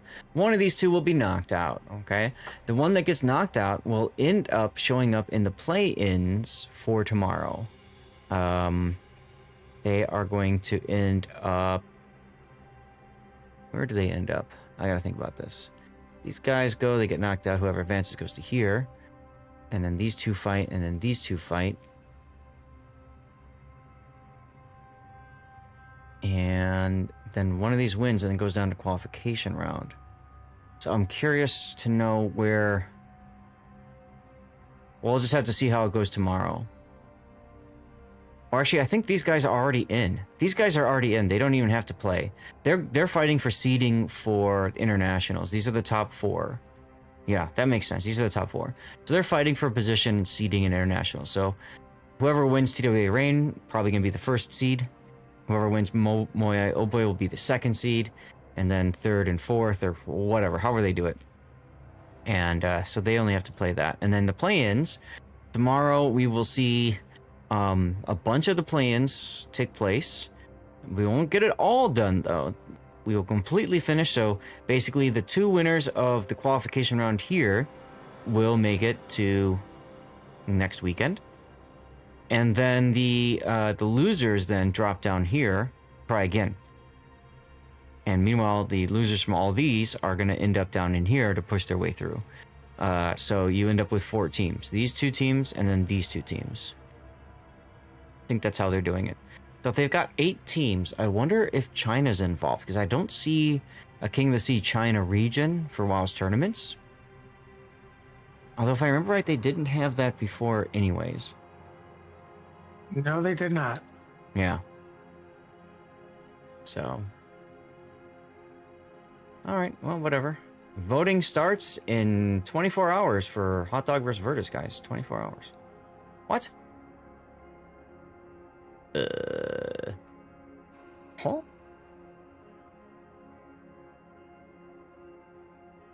Today's the 8th of November, isn't it? Yeah. Yeah. Okay. Question mark. Don't worry, guys. They'll figure it out.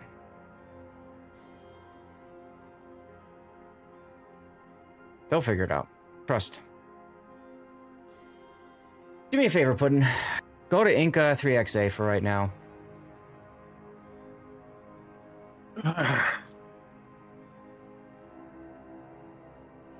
What's going on here?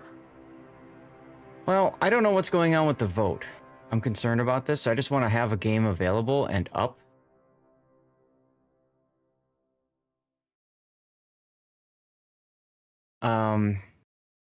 And then what I'm going to do is I'm going to keep an eye on... I'm going to keep an eye on the winner's bracket thing here and see what's going on. Well, I'm keeping a prediction going, guys, whether we watch it or not.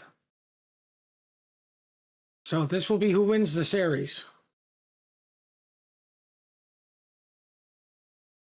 Because we don't have the bands and stuff anyway, so who cares? Might as well have something for you guys to look at while you're waiting for this. So I'm just going to run a commercial break now. Actually, no, I'm going to run a commercial break from the past. That would be smarter of me. Bam. And we're going to go to hotspot to start. That's fine. But no, okay, we don't have the proper pick bands done for this one. Matches. Inca.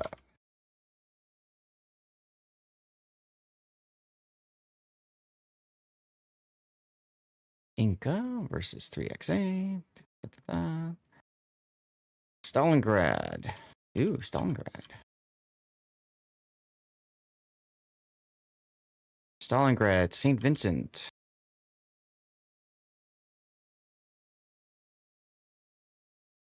Libertad. Des Moines. Svea. Ooh, a good pick. Svea's a good choice. I just realized how many S's there are with ship names. Harugumo. Summers. And then finally, Gearing.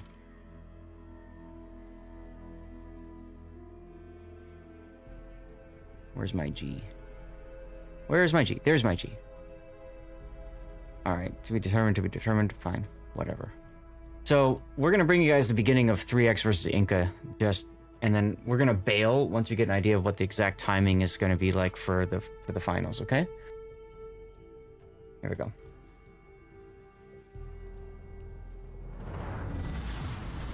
Battle starts.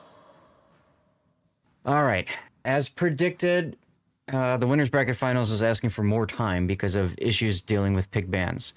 So that's why we're here. Ladies and gentlemen, this is the first game of Inca and 3XA. We may leave this game in progress. I just want you guys to have something to look at, okay?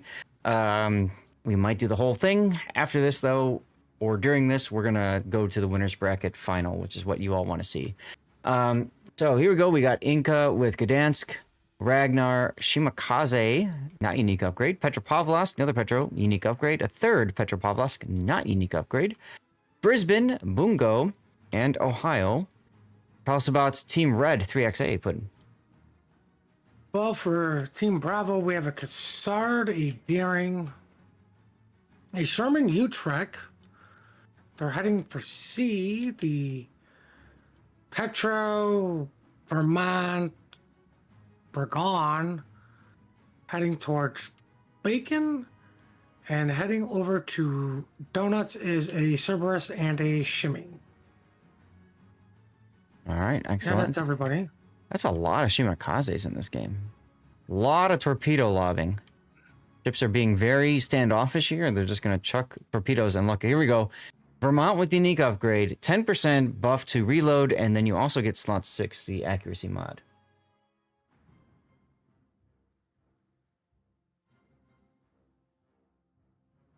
What do we got for torpedo ranges? Shimakaze with 12s. The other Shimakaze with 12s. I almost think you'd want 20s on this map. Just luck chuck them.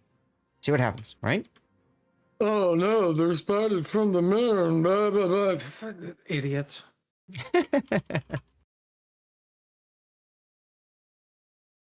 You know, like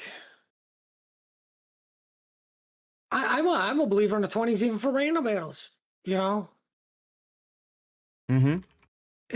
here's the thing: you're either close enough to where good luck dodging all of them, or Mm-hmm. you're running for your life, and it's like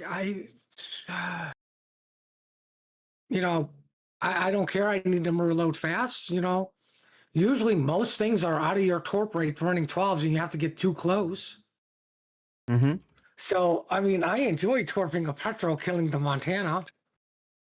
Yeah, you never know. You I know? remember long time ago, I had a mission to get torpedo hits, and I was so frustrated. I took Shimakaze 20 kilometers, luck chucked him, and I dev strike a Tirpitz on the back of the map. He had no idea they were coming.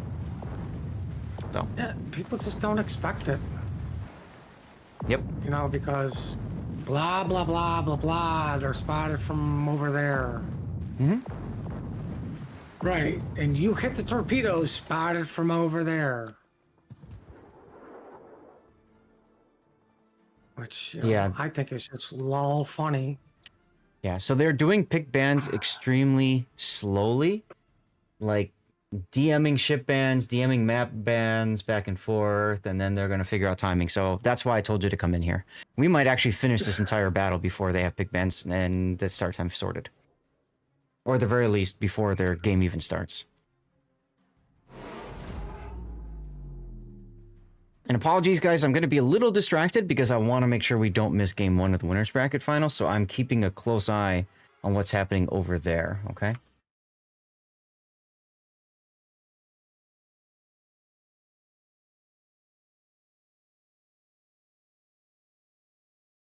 Am I signed up for what?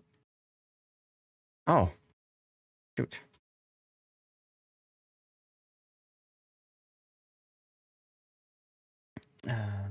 Ta-da.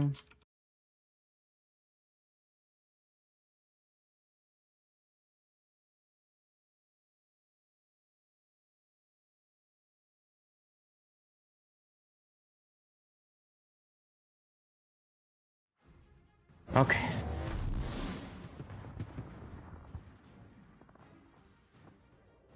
Are we good? I think so for right now. I'm just double checking. I had signed up for Virtus and Kraken by accident, or Kraken and Resin. So I'm just making sure they know that we aren't coming. So they're not trying to wait for us or something, okay? That's all. Well, all the Zath and myself ignoring what's going on, 3X managed to get Bravo and Chocolate. Shimmy is going to back into Donuts to try to get that from the Gdansk. And to everybody's surprise and awe, Inca got apples.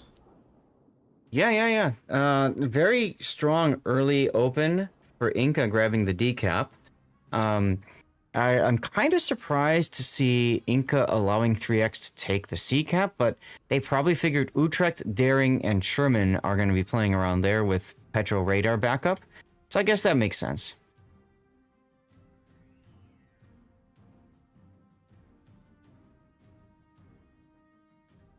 Low background music would be good for the port times. Buzz, low volume, good. What? I thought I had some background music during the in-between, but I'll look at that. I'll look at that if we have time. I'm really keeping an eye on the start time for They wouldn't do stuff. music at all. Unless it was like Wargaming's music. You never know what's going to upset them. Right. Like it's a good solid suggestion, but it literally takes one person going, I don't like that song, Mm-hmm. and you're getting yelled at. Bingo. And then I'm going, what's wrong with Slayer? Yeah, you and your Slayer. All right, well, not much going on in the decap. I'm surprised to see the Cerberus just sailing around with his with the smoke as he is, but hey, it seems to be You know working what? out for him. I am so upset with all these Cerberus players right now. They are just not Cerberusing enough. Because the ship is OP, isn't it? You have a sub-surveillance you've never used once. Not once has he used his sub-surveillance. Hey, remember, the sub-surveillance is the consumable that gets you killed. Right? Because you see the sub and you just go, "Yee!" and just like charge the sub and then die because you overextend into the enemy. Then how come they've all been dying not using the consumable that gets them killed? Because that consumable like gets them killed right away. They want the slow burn. It's like Futurama, the first episode, right? Mode of death, quick and painless, or slow and painful. You have selected slow and painful. That scene just reminds me so much of Idiocracy. Mm-hmm. You know, what's your name? Not sure. Not sure.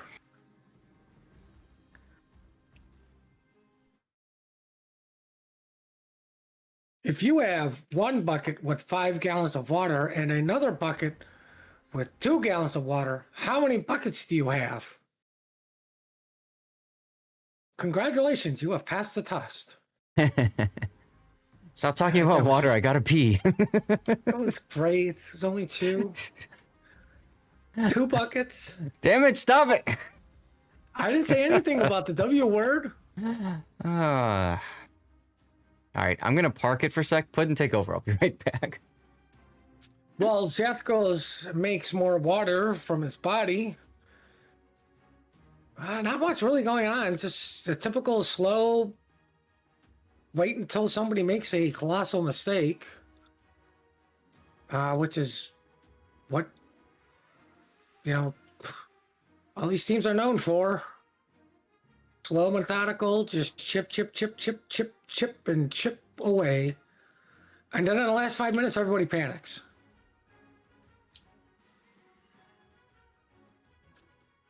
A lot of nice focus fire here coming in on the Ragnar of Inca, but he is going to get away, hopefully, run. Was he spotted for shooting? All right. Well, I am back, and if you didn't hear the announcement, there is a giveaway up as well in chat. So do the thing. Follow. And just so everybody knows, no, it is not a giveaway for what Zath just went and did. We have standards here. Yeah, we do. We do. They may be low because I'm here, but there's still standards. Cerberus yet again has failed to hit his sub-surveillance. Mm-hmm. Well, it doesn't look like I missed anything. And now, as you were talking, I had my headphones on, so I listened in. But you're absolutely correct. This is the loser's bracket. Nobody wants to be knocked out of the tournament already, right? So both teams are going to play very cautiously. Frankly, I'm surprised the Inca Kraken or the Buenos Noches Kraken game was so uncautious. Like just a massive bloodbath. But this one is like very cautious. You know what I love about Beyond is they just want to get into the fight, get it over with. Either our skill and positioning is going to win or yours is. Mm-hmm. Right? And that's how they've always played. Yep. Big hit on Luchetos's Petropavlovsk. That was from a Vermont, looks like. But Inca still has the decap, so they're still looking good. Now, time-wise, 3X is going to win in 2 minutes and 48 seconds. So Inca's going to have to find a way to push. They're going to have to be aggressive at some point. And you can see that now with Ohio moving as well as Petropavlovsk with radar on. Skomono's Utrecht detected. Is this Ohio's tattoo going to do something about it? Here come the shots. Okay, well, that connected a little. Connected a little, he says. But more importantly, guys, it connected. Mm-hmm. We have an awful lot of Inca players in the islands on the 7-8 line. It's almost like there's a buried treasure there that could be called, but we're not sure. Meanwhile, on the other side, Sydney, Brisbane, it's capping. Capping, you say, as Burgon reload boosts right into Demian's Shimakaze. He's going to have to back off a little bit on this. But I like this play because what it does is it stalls out the timer. Inca will now win on time. You know what? Damian can just W away at this point. There's no need for him to stick around. No need for him to stick around. There's no need for anybody from Inca on the other side to do anything that gets them killed. Well, I like that he's sitting there getting it because what do you have to deal with? Like, no offense. Oh no, petro radar and radars are salvo. No, I agree with that. It's just, you know, guess shots and stuff. But I'm trying to highlight, this is the part that's so difficult when you play clan battles or competitive. When you say, we win on time, nobody die. Because you know what happens? Inevitably, somebody dies. And then in the next 10 seconds, somebody else dies. In the next 10 seconds, somebody else dies. And it goes on and on and on and on and on until you lose. And you're like, what the hell, guys? W away, because the Cassard has to sit in the cap. Oh, big hit there on the Petro. Fixer's Petro broadside backing up quite a bit here, taking a lot of hits sideways because he's concerned about a potential push from Inca's Petro as well. Oh, you mean the one that literally doesn't have to W and is shooting a Burgon? Right? Meanwhile, Ragnar and Daring are going to get on the C cap. Oh, that does it right there. Bungo speaks, and 3X loses game 1 against Inca. If only I had a prediction going for that one. Who's controlling the camera? That would be yours truly. Sorry if I'm giving you headaches. I will try to slow it down a bit. I think you need to speed it up. Speed it up, he says. Oh my god, that was an official game, wargaming blowout, and only one death. More importantly, we got the entire game in, and they still haven't figured out timing yet for the winner's bracket final. Oh, so Jesus.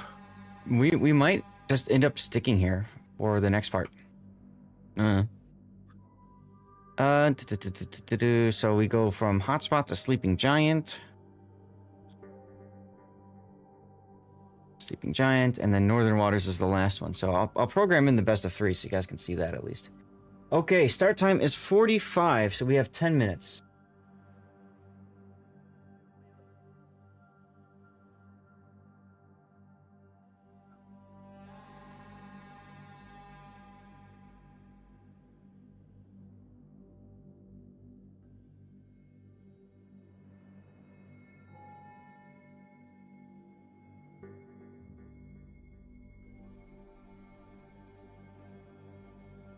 All right, Puddin', let's go swap now then. Okay. Do you think they're going to start early, or are we going to wait another 45 minutes? They've announced the start time and the forfeit time, so I think we'll be good. Oh, thank God. I'm sure these guys really want everything to get done as well, especially because this is a best of 5. I don't think they're going to want to sit around. You know what I'm saying? So stay tuned for just a minute. Cyveric gifting 5 subs. Thank you very much, dude. Appreciate you. Look at that. Who just got it? Pacific Creative. Making Mr. Talca, Hero from HE11, and Sir Jimbo Baggins. Cyveric just dropped a treasure chest of 5 gifted subs in our high seas with a total of 8. They're steering the ship towards charity goals faster than a speedboat. Let's sail on this generosity wave together. Let's go. Thank you very much, my friend. Okay, so let's see. So, map game 1. I have to read this off of text, so it's a little bit harder to follow. We're going to start in Northern Waters. Then we're going to go to Land of Fire. Then we're going to go to North. And then we're going to go to Sleeping Giant. And Then my map, the Faroe Islands. Banned ships are Gdansk. I'm gonna guess this is team banned. So Gdansk, Brisbane, Petropavlovsk, Hargamo, and then other side is gonna be Kleber, Marceau, Delny. First time seeing Delny banned today, and Khabarovsk banned as well. Very interesting. So let me go to the best of 5 screen for you guys now, because we're switching over to the best of 5 stuff. And reset. Ta-da! Winners bracket final. Coming your way. So I think I might just pop in this one in my initial release. This is 5. No, this is 3 games, so that would be 4. Yeah, I can just do that. And then we have the winners bracket final. Actually, I'll hold off on that because this goes best of 3. If it goes 3-0, then we'll leave it. So this is going to be Hot Dog versus Virtus.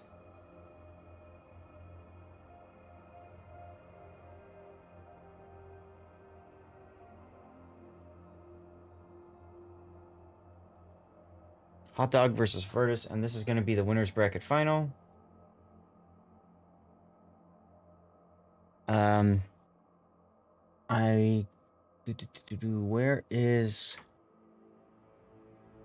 Where is this thing here?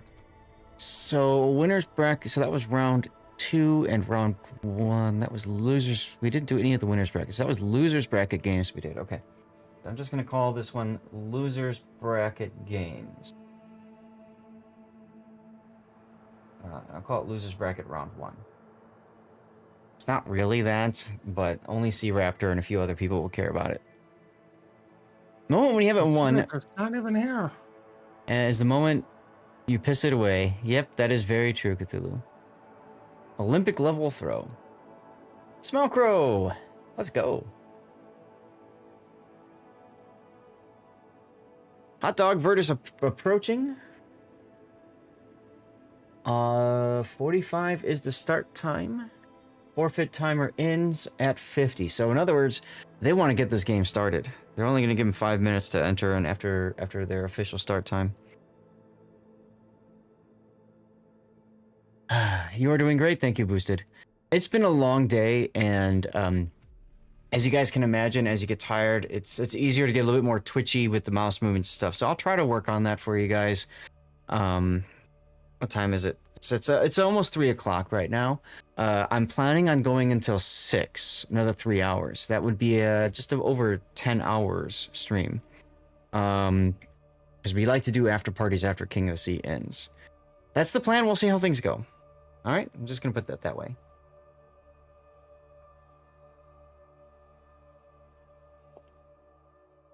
Engine, you liked how Inca played that game? I think 3X played it okay too. I think the biggest problem though was when Inca stepped on the cap, 3X didn't really have a way to respond to it.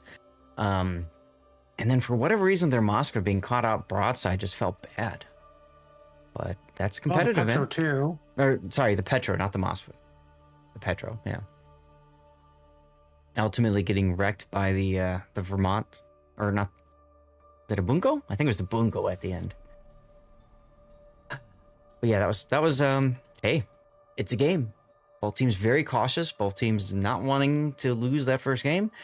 That will continue. That series will continue in the background. They will be starting about the same time as our final starts.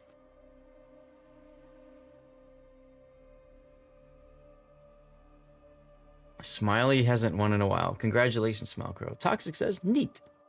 Wait for the aiming juice to take effect. You know what? That's not a bad idea, Duckman. That would probably slow my motions down a little bit. What do you think, Puddin'? 3 o'clock. That's all we need. Tired and dirty water with a wargaming tournament. I'm gonna go no. All right, Puddin' says no. I say go for it definitely after the games. In the after party, always, yes. One of the difficulties with with doing that is the transition to the after party. It's always difficult sorting that out because you're forced to get everything up and running again. And in my case, because I'm streaming in so many different places, there's almost invariably one or two places that get all screwed up and I have to restart the stream and sort all that out. So it might be worth maybe at the end of, like, this is a best of 5. So if we're going into what we know is gonna be the last game, maybe that's when I'll go get the dirty water, because then I can have it ready to do the cheer once we get, you know, transition to live. You know what I mean? Yeah. I think that would work better. Because I don't, you know, you hate to like go live after doing all the cutting, getting everybody up, knowing all the streams are working, and then be like, all right, now I'll be right back. I'm gonna go get alcohol, right? Because now it's like, now you're looking at a chair for 3 minutes. Kind of feels bad. I don't know. I mean, you do have a kind of nice share. Well, thank you. Thank you. I like it too. You know what I should do is I should do what I did with the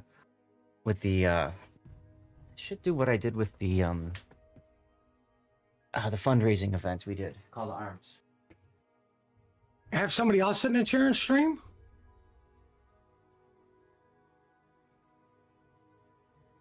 Well, the only one that could do that would be my wife, and I don't know how she'd do with that. But I do have one of my, I have 2 different stack up jerseys that have my name on it, right? So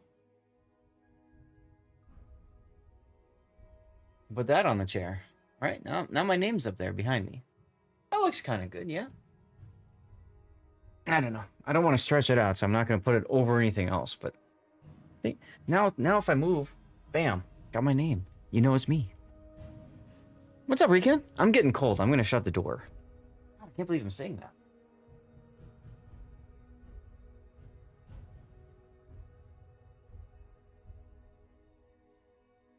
That is outstanding if that's the case, because that means that when it gets like even colder out, like dead of winter cold, I can just open the door if I'm warm in this room and properly cool it down without needing to open the window and bleed heat that we're paying for out into the void.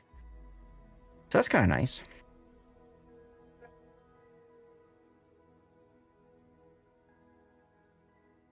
Let me go to the tournament screen here for a sec so you guys can see where we're at now. So Resin is currently up a game over Kraken. Inca, we saw that game against 3XA. Scheduled start time reminder of 45. Virtus missing 2 players. Nobody is readied up on their team. Hot Dog has all 9 players and they have all readied up. And you can see we still have plenty of tournament to go. After this is done, we still have the losers bracket round 4 to go today, guys. I might not have time for an after party now that I'm looking at this. I don't think I'm gonna have time for an after party. I mean, I'm not complaining about that. It just feels weird. We'll see. We'll play it by ear. If we have over an hour left, I'll do the after party because there's a lot of work to cut things and all that, you know, right? Well, I mean, then again, you've been going for how long? 7 hours so far. All right. So, like, you need some Zach time. Yes, Right. That's true. My Zath time will be me cutting up today's stream into YouTube releases because I have to cut them, I have to edit them, all that stuff. That reminds me. Virtus is writing up, so I'm gonna hit the button to get us going into the intro. Here we go. Northern Waters. In the southern Arctic Ocean lies an archipelago of Caledonian granite, frigid and forbearing. These frozen rocks and sparse fauna will shortly become unwilling witnesses to the rigors of naval combat. This is Northern Waters. Northern Waters is a 42 by 42 kilometer domination-style map with 4 cap points running in a line from west to east. The A cap is on the left, the B cap is in the center, with caps C and D on the right. In this new configuration, spawns of ships are based on what class they are. Battleships spawn above Cap A, cruisers spawn above Cap B, and destroyers spawn above the home caps C and D. This aims to provide teams with new and specialized tactics for each flank, with unique deployment ideas. Cap A on the left is larger than in previous iterations, now having a small island providing cover for any ship that wishes to contest it. Cap B was moved to the right to be harder to directly contest, with the small islands inside offering minimal cover. The home caps, C and D, are surrounded by a fair number of small islands, allowing destroyers to set up for ambush-style hit-and-run tactics more comfortably. Support from cruisers spawning in the middle of the map is critical for success on both sides. How will teams divide their forces for the most optimal strategy? 18 ships, 2 teams, 1 victor. It's time to play Northern Waters.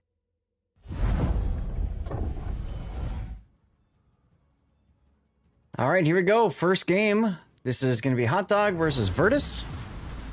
Action stations. And I find this really interesting, the way they've set the spawns up. So the battleships on one side, the destroyers on the other. It does definitely cause a lot of pandemonium based off spawns.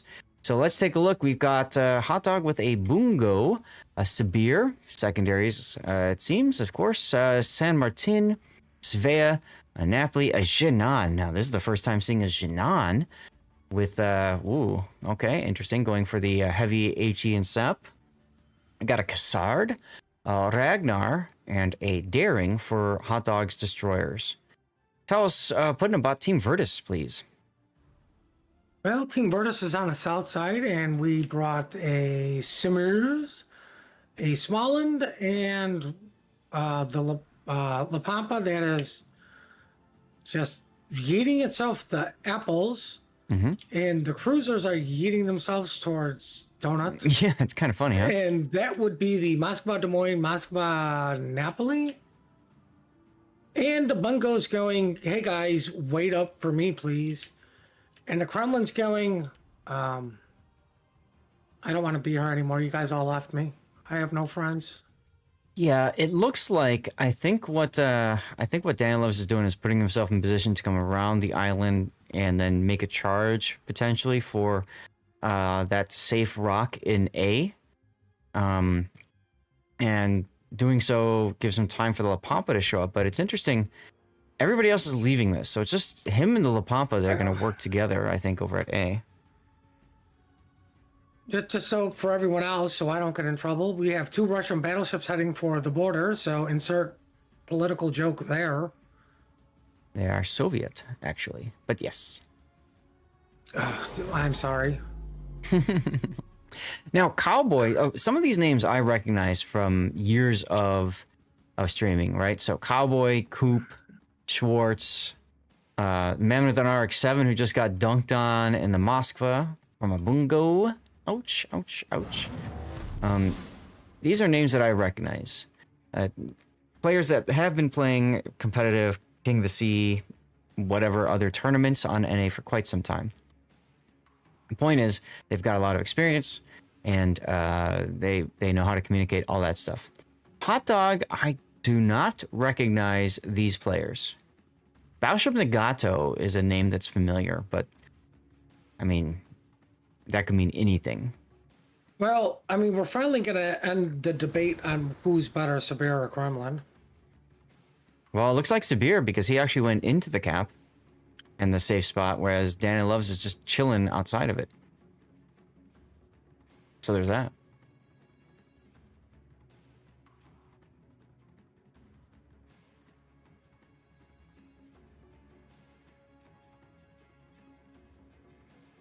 Torpedoes coming in on Smallin's resin.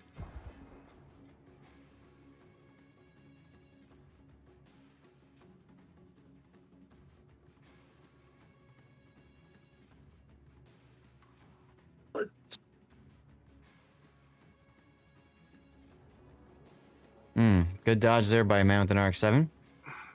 I feel like he was fixing to go up on the other side of the island, and then because he got smacked, he got forced into this position, which Virtus was not expecting, so now they're kind of trying to play the what do we do now game, as Cowboy gets slapped around in his Smalland. He got spotted briefly and paid the price for that. Ouch. You know, this is interesting. the last time we saw this map, there was a Schlieffen. Yes, there And was. a park behind A.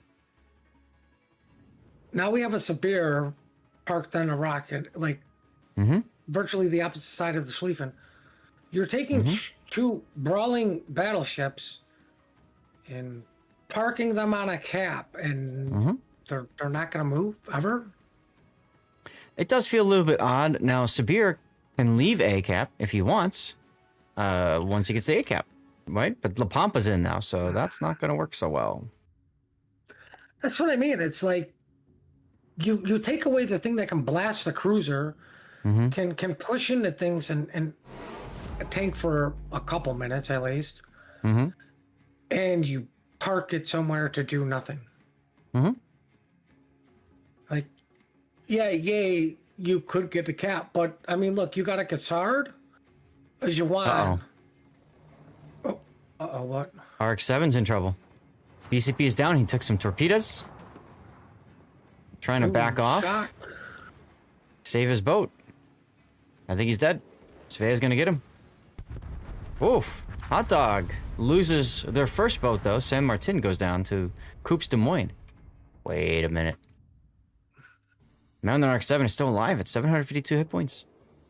Look at that. That didn't go according to the plan for Hot Dog.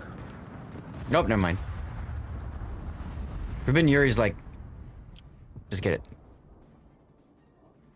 I Chip mean, and Dale collab. good on him. Like you've got to convert that to a kill. Oh, absolutely. Unfortunately, they're trying for Team Alpha. We're trying to convert the daring into a kill. Yeah, they're also wrecking Bittersweet over on the in the middle of the map.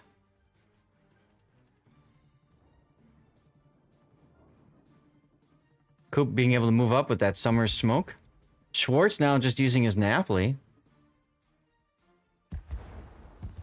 I mean, I really love how La Pampa is. La Pampa and Kremlin are holding back 3 ships. I mean, they're getting great value out of this, aren't they? Right? Oh, huge value. Ooh, big hit on the Jinan from the Kremlin. I mean, it's a Jinan. He's been vomiting deep water torpedoes left and right, but it's a La Pampa down there, so he doesn't care about the torpedoes. That being said, the it's... La Pampa just puked out torpedoes. Yeah. It's a game thing is detected. Now, the problem with this is, as long as the Cassard keeps him spotted, well, I got to say, game thing doesn't really have speed in La Pampa, right? So, but Nagato's backing up. I see that now. He does get the A cap at least. Let's see these torpedoes hit. Janon's got to know they're coming. Yeah, he should be fine. He's good. Bittersweet Yuri in the Ragnar is being held together by duct tape as his final heal just finishes. There's the DCP that buys him a few more seconds. He is dark, though. Well, good on him. Yeah. He's just completely combat ineffective. Too bad he doesn't have torpedoes. I think torpedoes would make him too strong. Black Ribbon Collector trying to just go fishing. Speaking of fishing, TM is catching all of them. He takes 3 torpedoes in his bungo. Those are Summers torpedoes. Those are going to hurt. Next Death Train, Choo Choo. Going into Looks sea. like they've managed to push them away from chocolate. Yeah. Yep. Deepwater's coming in on Black Ribbon Collector's bungo now. See if any of those hit. Looks like he's going to take 2. As La Pampa goes down to the Sabir.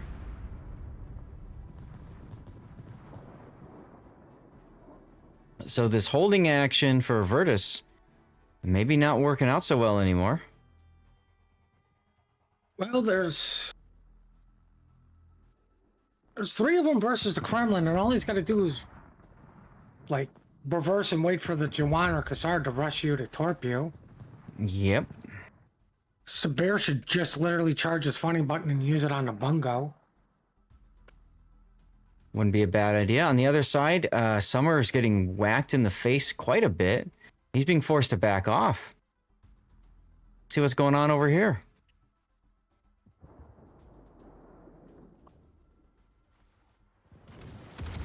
Aha. He was just in front. You can see he left himself very small area in the smoke. So all the guest shots coming in from Hot Dog. And I don't know why Whiskey is going back there again.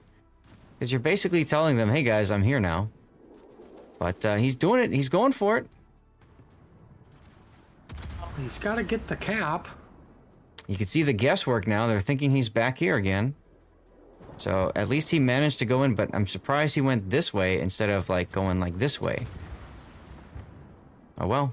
The point is he's in the cap. He's making it work as Bittersweet Yari goes down in the Ragnar. Well, here comes the Cassard versus Kremlin. Oh, I see that on the minimap now. Let's try to get over there.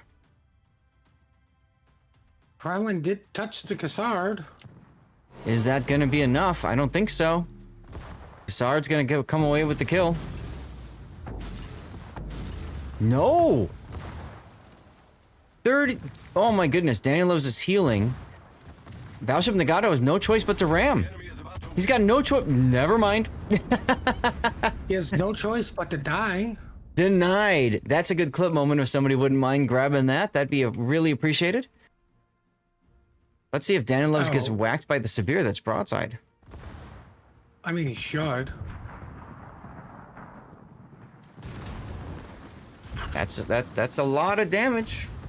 Big numbers. Not enough though.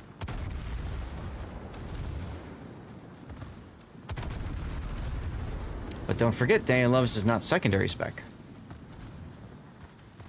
And Sabir is. And Sabir is. Now, Daniel Loves can possibly W behind this island for cover. Gotta be careful not to give the main guns a shot on him, though, as he goes for cover, and he does. And now the Bungo's going to get run down by Sabir. Yeah, that'll be interesting to see. Bungo wisely shooting the Juwan. Oh, getting clobbered there. Here comes Smallland torpedoes, too. Nope, they're going to be behind. Cowboy's in a great position to radar Amogasi's Jinan as soon as he settles in the smoke. He settled in the smoke. Where's the radar? Come on. He's probably waiting for Black Ribbon to get the reload ready. Remember, there's a 6-second gap. So hopefully they timed it right. Jinan knows he can't hide in that smoke anymore. And here comes the Jinan salvos. Plink, plink, plink. Dead. It's good patience to wait for the Bungo to be reloaded to utilize that Smallland radar. Very good patience. Absolutely, yes. And all we need now is a Smallland to torp the Sabir. This should take about, my estimation, 14 racks. 47 seconds left in the game, but there's not enough time for any of that. You and your negative attitude. I know. Sorry. I'm a realist. Now, light the beam. Not wanting to die. Yeah, but I think the Bungo is going to die, and that will seal the deal as soon as he goes, assuming they don't kill this Moskva first. So I'm going to get in position for my death pick, just in case. Ooh, Bungo on Bungo action. Does And not the matter. Crossfire did it. Oh no, the Moskva went down. Too bad the Yay, game's 2 death over. picks.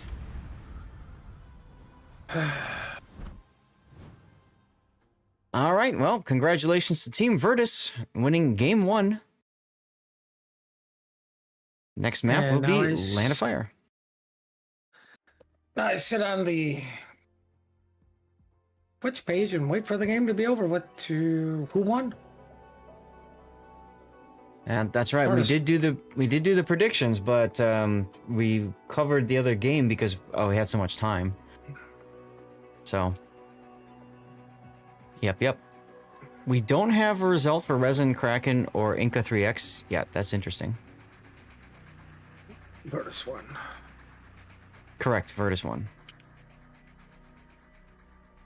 Chat, as always, thanks for being here. We'll do a commercial break. Just want to take a moment, of course, and say Resin appreciate 2-0'd? you guys. Resin 2.0 is cracking. Okay. Okay. So that means that, let me put the tournament up here. Tournament page. So what that means is that Resin will continue to fight against Honkai Star Rail in the next grouping. Now, I'm curious, how many teams are going to international from here? Pretty sure it's 14 EU teams and 1 NA team. Right? Isn't that how they do it? You know, because, you know, the winners need more. Maybe.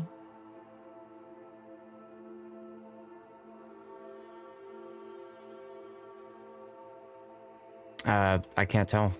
Just searching for international, I can't tell. I'm sure it's in here somewhere. I'm sure it's in here somewhere. Oh, one of these days it will end on stream.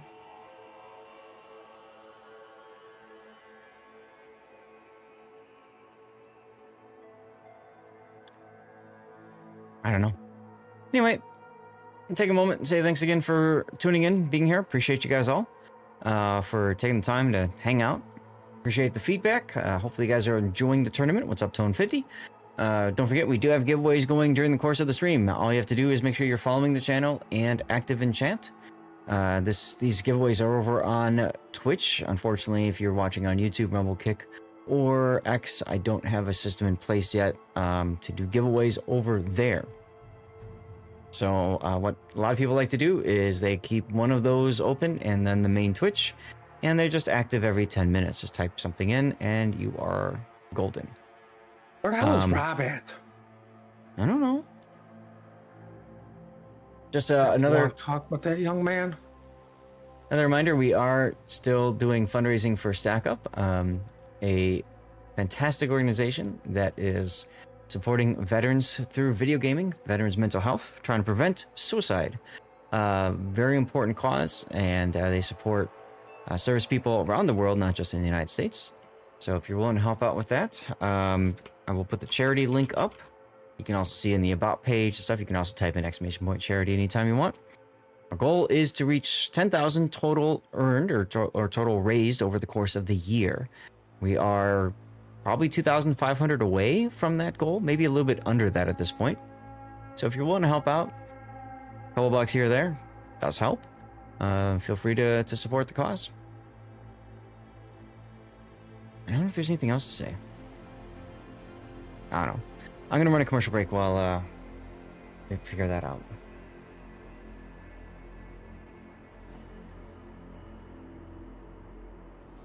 This is a long day, Puddin'. This is a long day. And what time do we start tomorrow? 7? Same time as today. Oh, 8? Nice. Mm-hmm.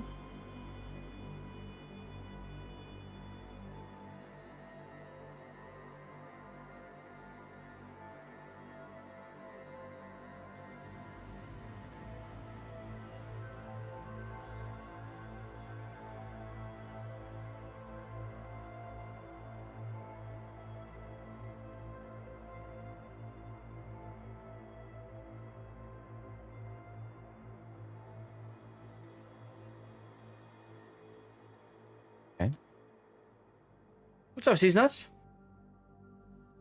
Bert is already choosing to ready up. I wouldn't be surprised if this game gets started pretty quick. Again, this is a best of 5, so teams don't want to wait around, I think, huh?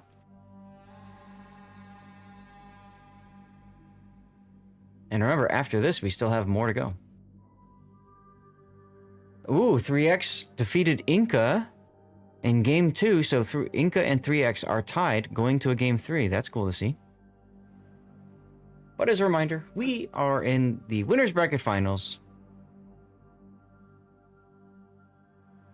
Absolutely the engine. Death pick.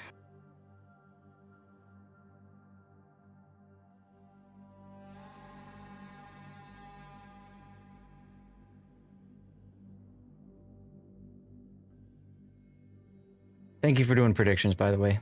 I know it's a lot of extra stuff for you, but appreciate you doing that. You're taking away time from Puddin for Minecraft, right? Yep. Know you too well. Well, I mean, it's a good opportunity to AFK farm because it's not like I'm playing ships. I don't blame you. Tankbuster, thanks for clipping that if that was you doing that. Appreciate you. Everybody's reading up. We're going to do the map intro now.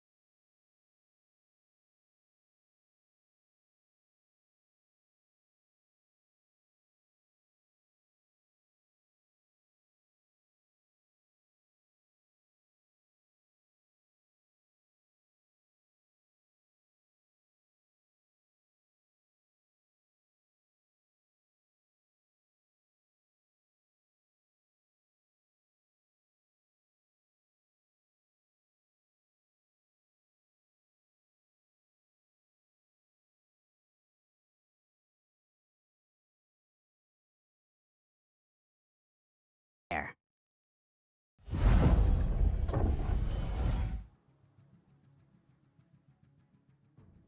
All right, ladies and gentlemen, here we go with game 2 of the winners bracket final. This is Hot Dog versus Virtus. Currently, Virtus up a game in our best of 5 series. This is Land of Fire. Hot Dog bringing a Ragnar Yu Yang. That's a Smoke Yu Yang. With Torpedo Build, a Daring, a Napoli, a Des Moines, another Des Moines, a Svea, Bungo, and Sabir. Both Des Moines with unique upgrade. And that's about all there is to say about that. Puddin', tell us about Team Virtus to the red, please. In the red. Team Virtus. Let's see, we got a Glitters of a Minotaur. We have the Uber light cruiser known as Stalingrad, an Elbing, a Daring.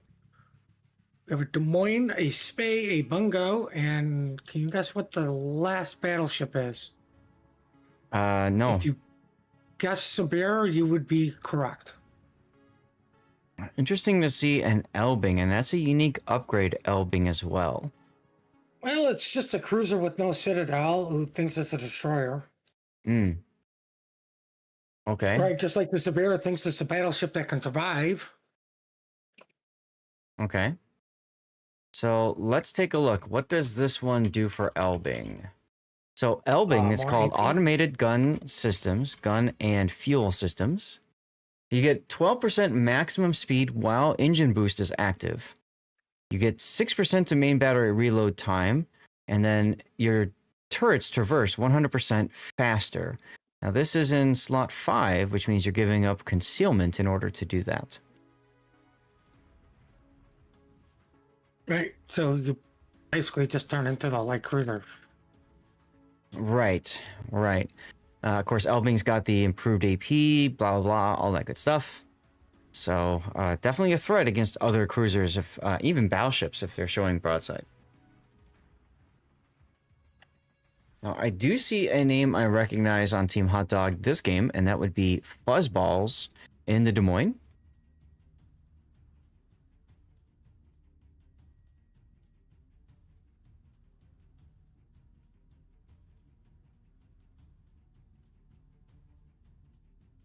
First contact happening here as Cowboys Grozovoy puts up the smoke. It doesn't matter because, you know, radar from the Spea, but Schwartz is coming up.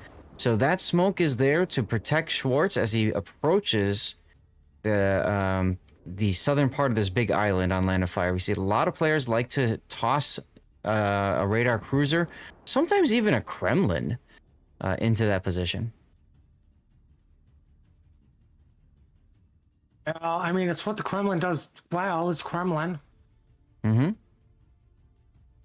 Meanwhile, on the other flank here, we've got the Elbing and Minotaur making their way up, followed on the opposite team by a Yu Yang and Des Moines.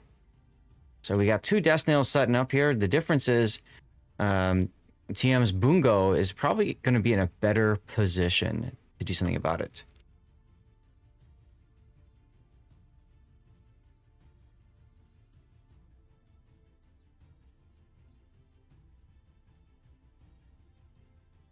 Virtus is going to grab the decap by himself. That's Holsch. I know him. Plays a lot of cruisers. Well, we got the YY Des Moines radared. Now let's see what happens over here. They are radaring the Elbing Minotaur over at Apple, so that snail versus that snail.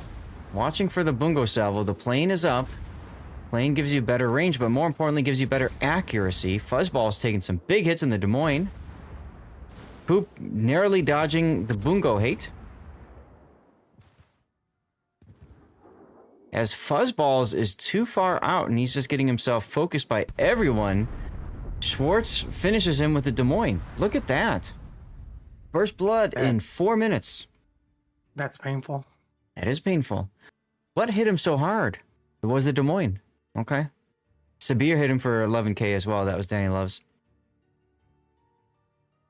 But I mean, now you've got to smoke YY with nothing to smoke. And then that frees him up to go and do other things. What, smoke the Bungo? Yes. Himself. The daring. The darkness. No, I don't like that game plan. That's a bad game plan. Well, ironically, here comes a Grozvoy just yeeting itself towards the YY. Cowboy probably knows that the Yang is not a threat right now, but as you can see, he's also being a little cautious. He wants to get the cap, but he's not willing to trade out for it. I appreciate this. Very smart heads-up play by him. Excellent gameplay by him. He's got a special captain, by the way. You can see the stars here. So I think that's Zemensky. I could be wrong. Nobody knows. Tankbuster, I'm glad that you enjoy the pre-match strategy overview. You might notice that the video sounds a little weird because I sped it up, because the video itself is quite long, and I want you guys into the action, not watching the video, because you're not here to watch a video. You're here to watch the game.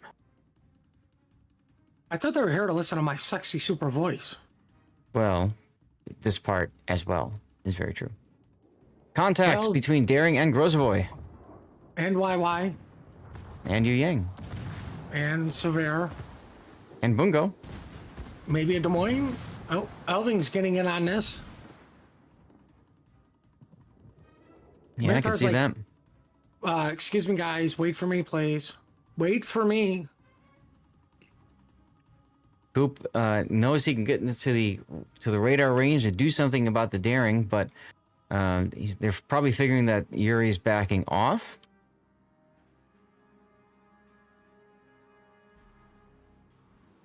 Des Moines, Well, Schwartz taking some torpedoes from the Daring. No, that's Yu Yang. Space hydroed by the Des Moines, who moved forward to nose in against the Bungo shots. Mm-hmm.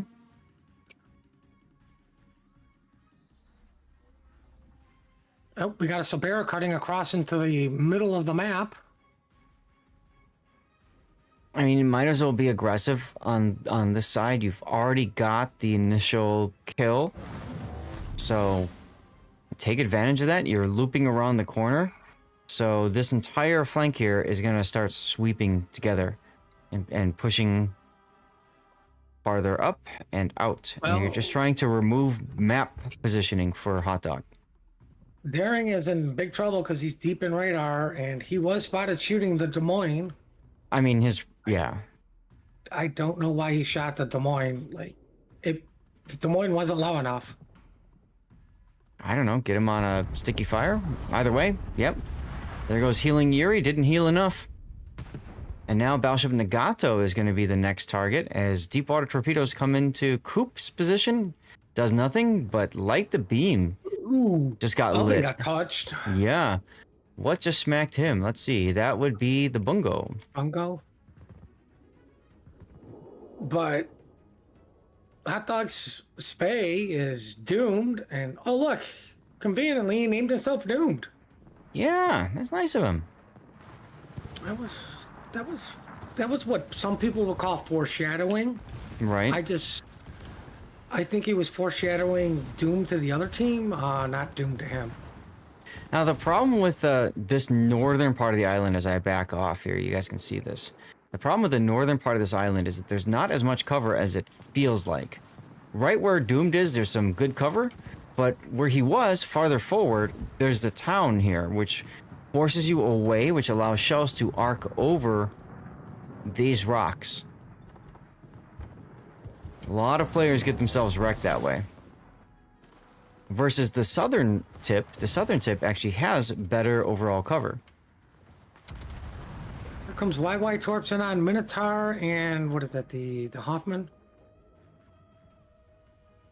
Oh, Yeah, he Elving, you reloaded, mean. boosted that. Oh, Elving. Mm-hmm. I can't see that. We're trying to make a baby. That's okay. It's only a German and British ship. Right, historically, the best of friends. That's right.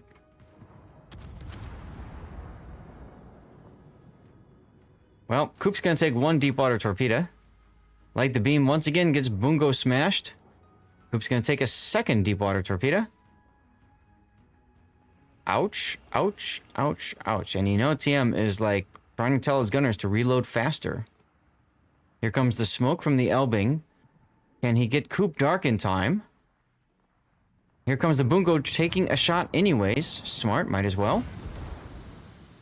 And he gets the kill. Huge, huge kill for Hot Dog. They needed that badly to get back into this game. I don't think the DDs, the Grozavoy Elbing, are going to have enough to get rid of the Spay. Not with the Svea bow in, no. Maybe you hate to do it, but if you're the Elbing, you gotta switch to HE. Try to get fires going.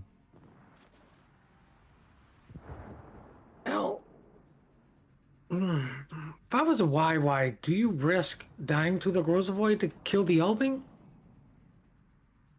I would say not. Maybe yes. You have to do it while the Svea is still alive. If you do it after the Svea is dead, it doesn't matter. Doomed is still alive, but he's out of radars. So really, it's just a matter of time. He is hydroed by the Des Moines, so... Yeah.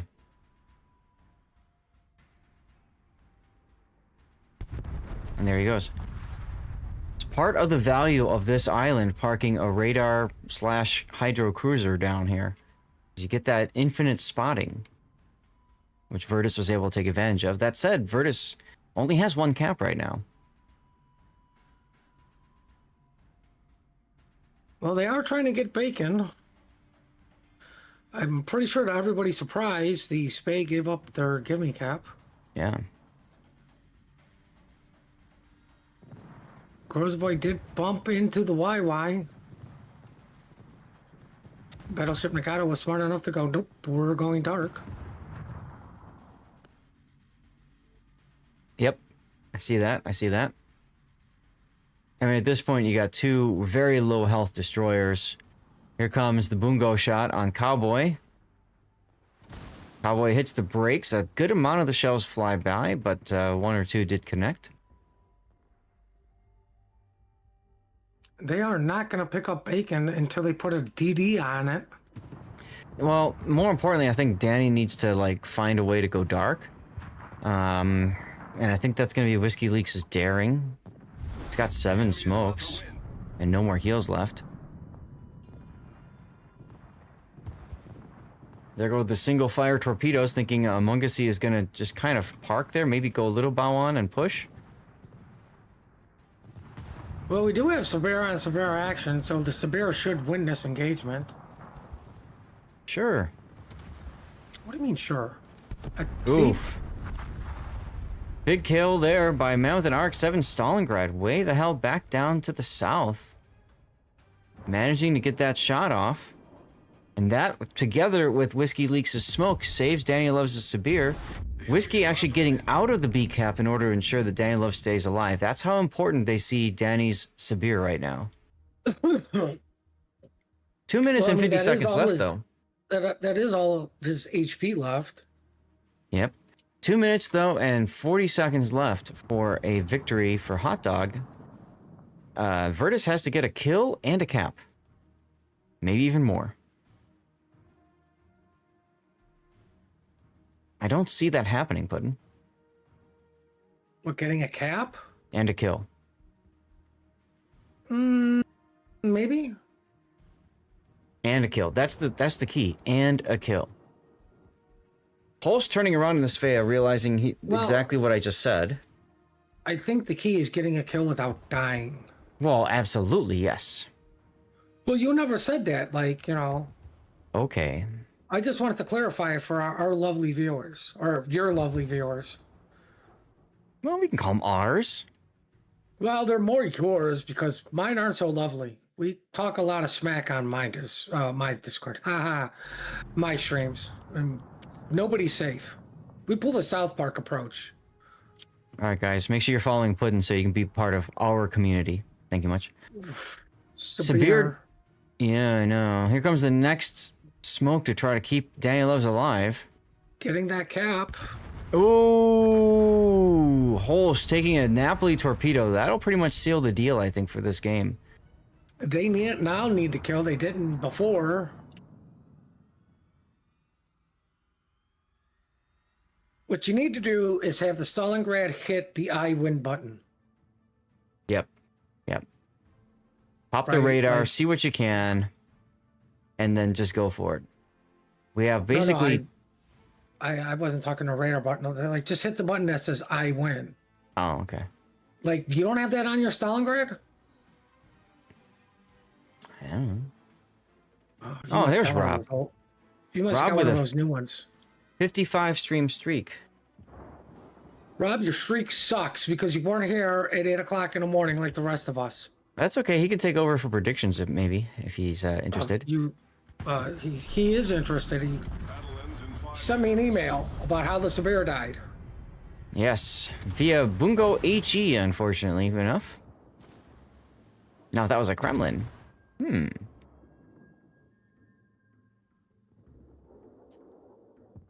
Well, Hot Dog is going to tie up the series. They got 21 seconds to kill this Des Moines, then to go kill the Napoli. And that is the win con for Virtus right now. I will say I don't understand putting RX-7 where he is. I thought they were going to put him up to block Sock's position coming out from this channel. They did not do that. Whiskey Leaks with the kill a little bit too late. Cam, way too late. Like Rob. Well, we are guaranteed a game 4 now, everyone. That's exciting. Go on, be excited. No. Fine. The hell shouted me? Oh, okay. We're playing this game? Yep, we're playing this game. I said, y'all go follow Puddin so that it's part of our community. Our community, right? It's important. Need more torps. Well, yeah, you always need more torps, don't you? All right, chat, we're going to do a commercial break and get set up for our game 3. Where's Rob? I don't know. I thought you said he was here. He showed up in chat and he got his stream streak thing. Maybe he left after he got that. I don't know. Let's take a quick look before we do the commercials at the playoffs bracket. Still don't know the result of Inca 3X Game 3. HSR and Resin will probably be starting, well, in 5 minutes or less. We'll see. We'll see. And then whenever this finishes, we'll probably catch losers bracket round 4. My guess. We shall see. We shall see. Anyway, commercial break. Thank you again for sticking around and being a part of it. If you guys don't mind, when the commercial break starts or whatever, do me a favor, just write something in chat. Let Twitch know that you're not a bot. If you don't mind.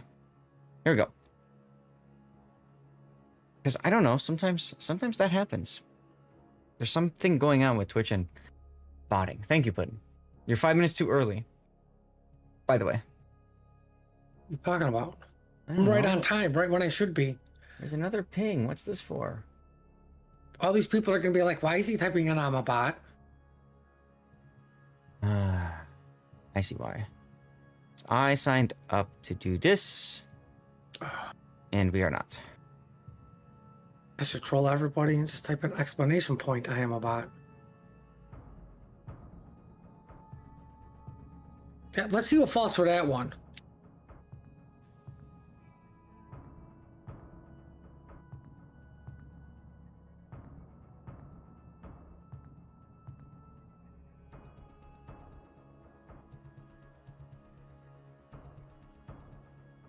Oh my god. There you go, Puddin.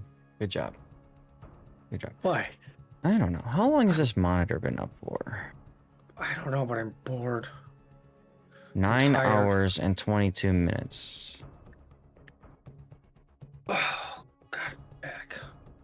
All right, 16 hours is when it does that thing. So I have an OLED monitor, so I've been trying to be very cautious about, like, you know, using their panel protect, you know, capabilities and stuff, just prevent burn-in of pixels and that sort of thing. So I've been trying to keep it around 8 hours, although I know they've pushed it back to every 16. Yeah, the problem is while it's running, I can't see anything. So, and it runs for about 5 minutes.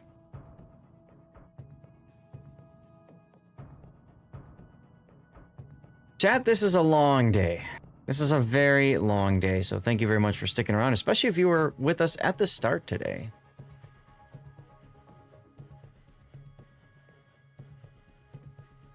I hope everybody's getting their drops. Yeah.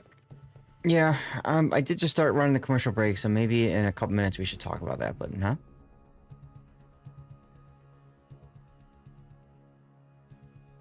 I mean, this drop, I don't think it means much. I don't even know what the heck it is. 250 community tokens. Okay, so whatever. Whatever.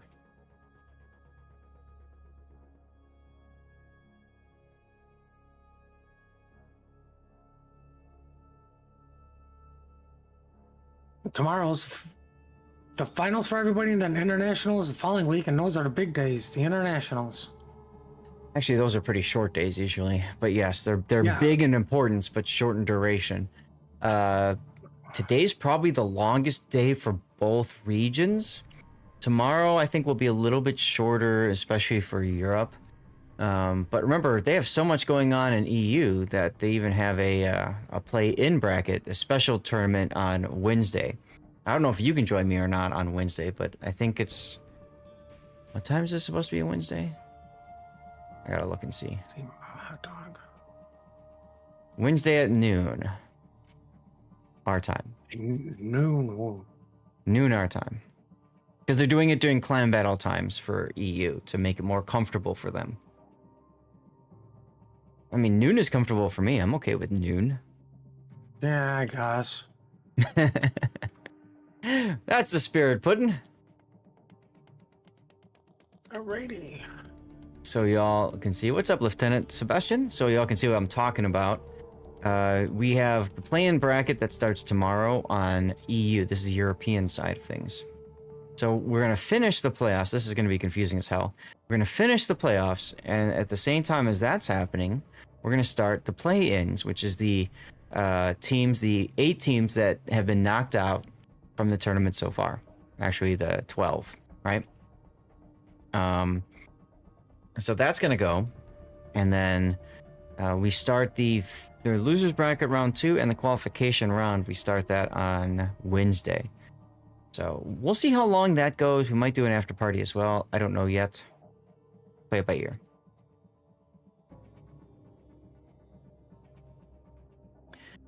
So as Puddin said, just a reminder that you guys do have drops today. So you want to make sure that you are getting those drops. If you don't have the drop, figure out what's wrong. Most likely the problems are, one, you've got too many channels open. Cut all the Twitch channels, wait 5 minutes, open one up, check to make sure you're getting drops. If you've done that, and you're still getting the problem, you may need to disconnect and reconnect your Twitch and Wargaming accounts. You need to do that from both ends. So on Twitch's side, disconnect, reconnect, and Wargaming side, disconnect, reconnect. Okay? A lot of work, but I would recommend you do that today so that you have your drops for the future sorted out. Not so much for tomorrow, but for next weekend and the weekend after that. Highly recommended, okay? I don't even know, do they have, let me see. Where is, under overlay? Is it under overlay? Let's see.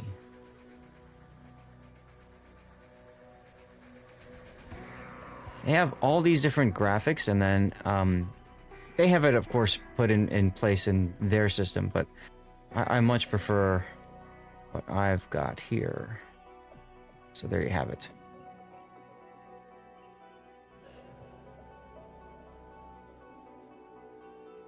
I don't know why they have International Finals weekend here, but Regional Finals weekend. Here we go. This is what I want to show you guys. Here. Put this up into there. And then put this back into tournament. So this is what you guys are looking for. Today's just the 250, and then tomorrow is going to be a mystery drop, which could be the key or just 7 prevention. Most of you are going to end up with King of the Sea tokens. Yay for that. I hope they're back as the key. And then internationals, the first weekend, more KOTS tokens, plus more KOTS tokens and a flag. Do they have the finals weekend? They do. And then this is the final weekend. God, why did they do this? Whatever. It's another mystery drop. And you'll get the Colombo on the 23rd of November, the final day of international finals on Sunday. So show up and get things. Okay? That's what this is all about. Both teams ready? I'm going to run the map intro. The rocky shores of the North Sea comprise the setting for a titanic clash of enemy fleets. These tall evergreens and mossy rocks will soon bear witness to the deafening sounds of battle as two teams vie for dominance of the ocean. This is North. North is a 48 by 48 kilometer domination style map with 5 cap points running from west to east. The A and B cap are on the left, C is in the center, D is located on the 7-8 line, and E is on the right. In this new variant, the spawn points for the teams have been moved from a central position to a north and southeastern position on the map. Cap A and B on the left are the most open and accessible on the board, although located the furthest away from the spawns. There are plenty of ways in and out for destroyers, and there aren't many places for radar cruisers to hide nearby. As the smallest capture area on the board, the most common access to Cap C comes from due north or south, but there is a small access via a channel between the islands on the eastern edge. Radar cruisers can sit on the islands to the north or south of the cap and deny the claiming of this cap until the mid to late game. Cap D provides a challenge for both teams. The islands around the capture point allow cruisers to sit on nearby islands with relative safety, and will likely require teams to position ships to the far east or to push down the channel between the C and D caps to dislodge ships stationed on the islands surrounding D. In this iteration, further to the east, Cap E is shifted to the edge of the map, featuring multiple islands that provide cover. Typically, teams can be seen pushing battleships or cruisers up the line to try to claim domination over the cap. However, the many islands within the E cap provide plenty of cover for cruisers to sit inside of the cap and become an anchor point for both teams. 18 ships, 2 teams, 1 victor. It's time to play North.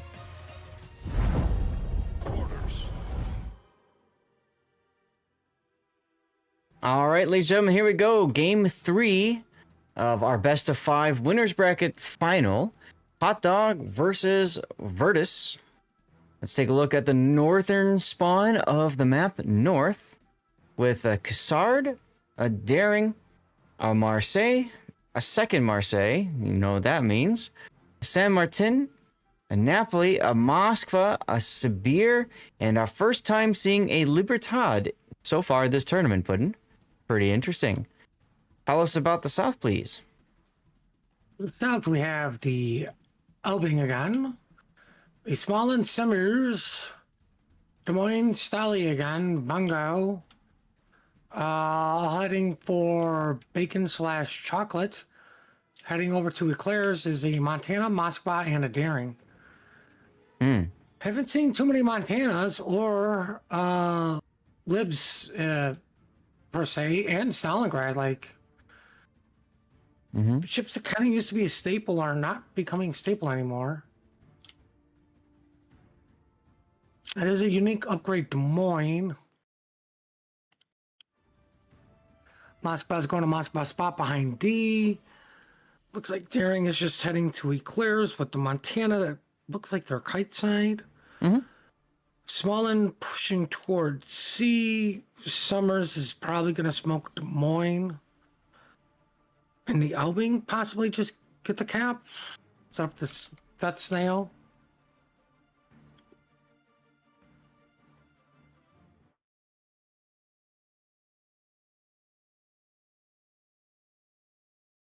All right, sorry about that. So when I said, you know what this means, guys, when you see two Marseilles, you know what happens. That means that the two of them are typically going to be together, and they're going to push down one side together. Now, the E side, 910, is perfectly suited for this kind of gameplay. You got the Libertad with them, and even the Sabir with them. So basically, the idea is to just buzzsaw their way down. Unfortunately, Forbidden just crashed into the island and will screw up that entire plan. What a jerk. That was the whole game plan. It's like he just doesn't care. That's right. And yes, the drop is for 250 community tokens. There's only one today. Watch for 1 hour. Make sure you have it. Also, we have a giveaway in progress for something. I don't see it anymore. So make sure you're active in chat. You have about 3 minutes to do so. And make sure you're following the channel as well over on Twitch. Big hit on Schwartz's Moskva. It's almost as if the enemy team just knew that there'd be somebody there. Because that's the traditional Moskva island.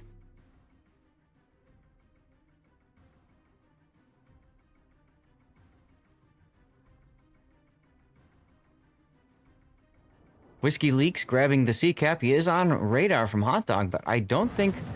I mean, Fuzzballs can't do anything about it. And it doesn't look think like... anybody can do about it. Well, the problem with putting both battleships on the 910 line is exactly that. Nobody can do anything about it. So that's a free cap for Virtus. I So mean, that all means... you got was information out of that radar. Right. So that means they've got 3 caps to 2. To 1 right now. 3 caps to 1. Virtus is in the You know lead. what I would do is just go YOLO the Moskva just for poops and giggles. In the small end? Sure, why not? I mean, you could, but I don't know that the small end torpedoes would be enough. Listen, nobody said it was a good idea. It was just Okay. a tired idea.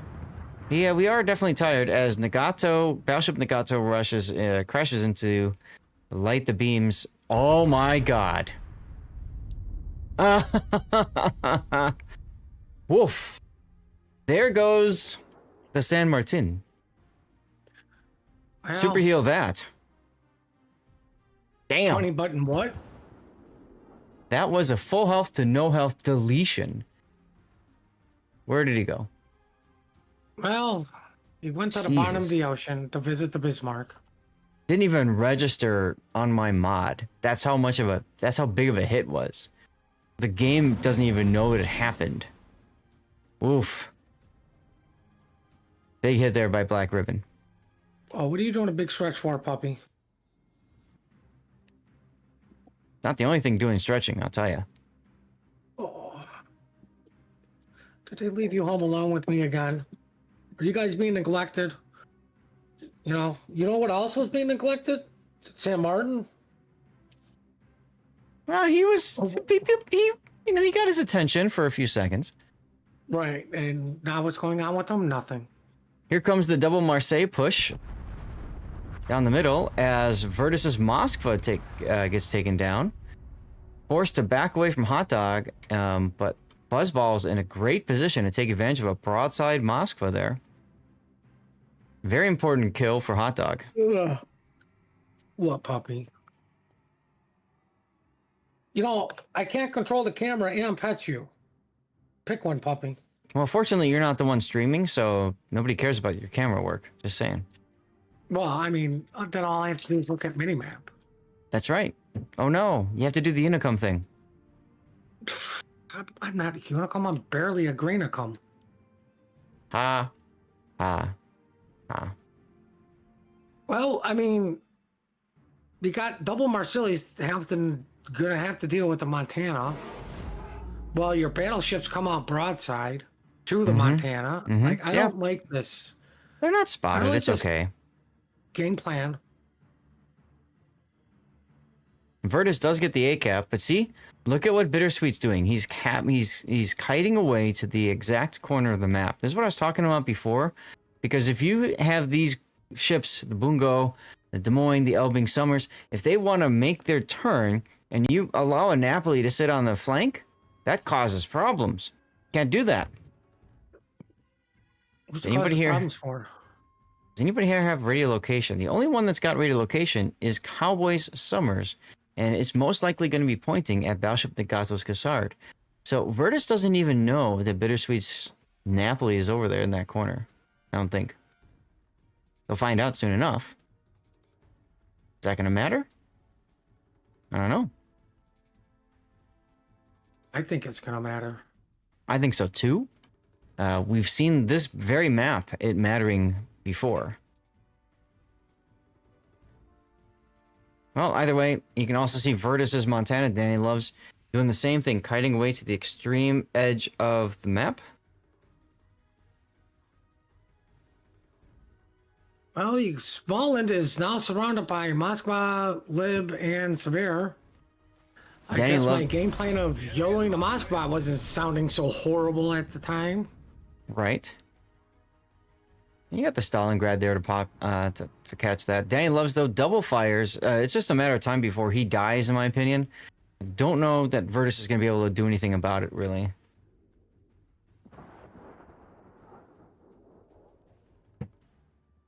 And yeah, if I'm the Smolensk, I'm just going for the Sibir at this point. Screw it. Of course, that's a terrible thing to say. Let's follow. Whiskey Leaks. As he pops his radar, knowing he's about to just die. Oh. Oh. Oh, the pain. Oh, the pain. Somebody clip that for a sec. Wow. Yeesh. Just got assassinated.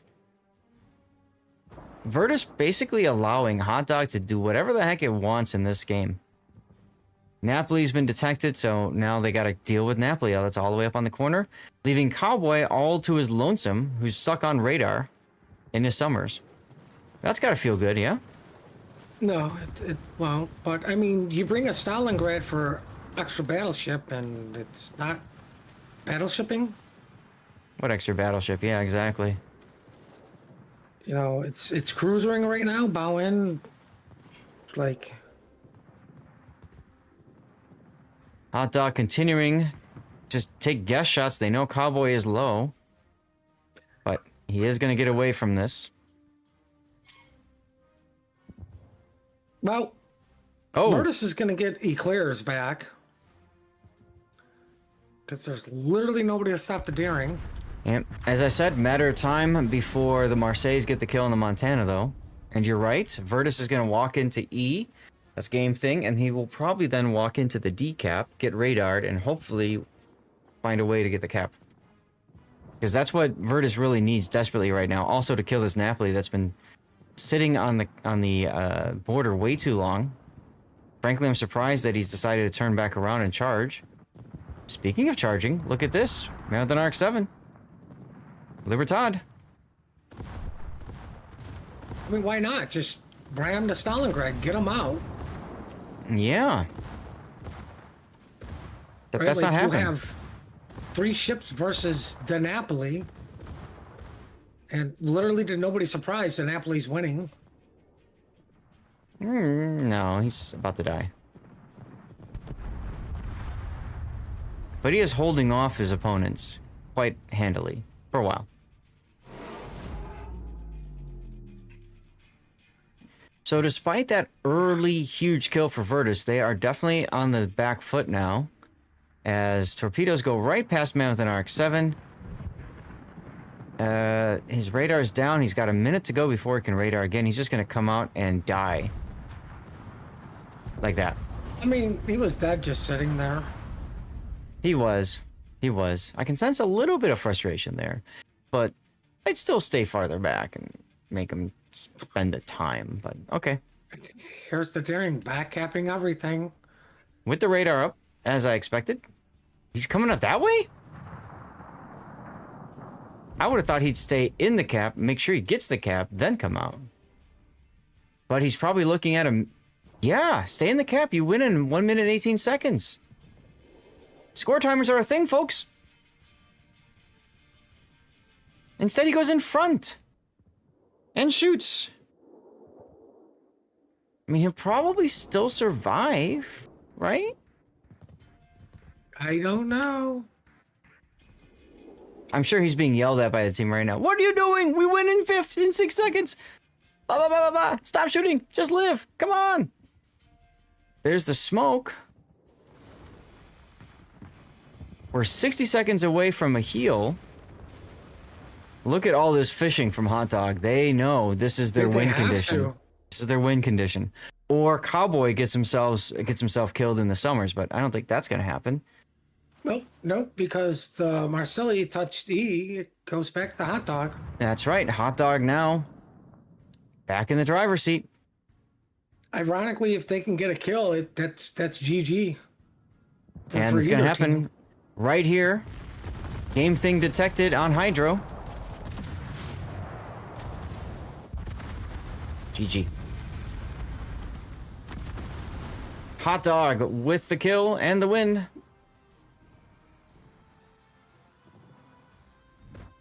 What a game. That was a fantastic battle, Puddin'.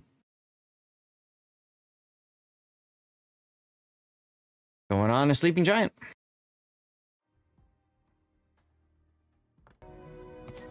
What's up, Captain Smurf Driver? RWW36, good to see you. Burnt Tuna Watts still here. Thank you for sticking around. And you won the signals container. Congratulations there. Capito America Latina. Does poor SM, yeah. That was looking good for Virtus for a while, and then it just suddenly wasn't looking good for them, huh? Tankbuster, thank you for coming back, by the way. I saw your messages earlier. Anna, hello. Esper Kex is here. Ted is here. Bound Attitude, Vempe Horror, The Engine. Who Jam, of course. Rich Low 53, hello. Coons Rock, 9 minutes ago with the follow. Thank you very much for the followage. I think I've caught up on follows today. It's always hard to keep an eye on that. Fair Pew Pew says, yay. Agreed. Yay. Watch wants me to take a walk.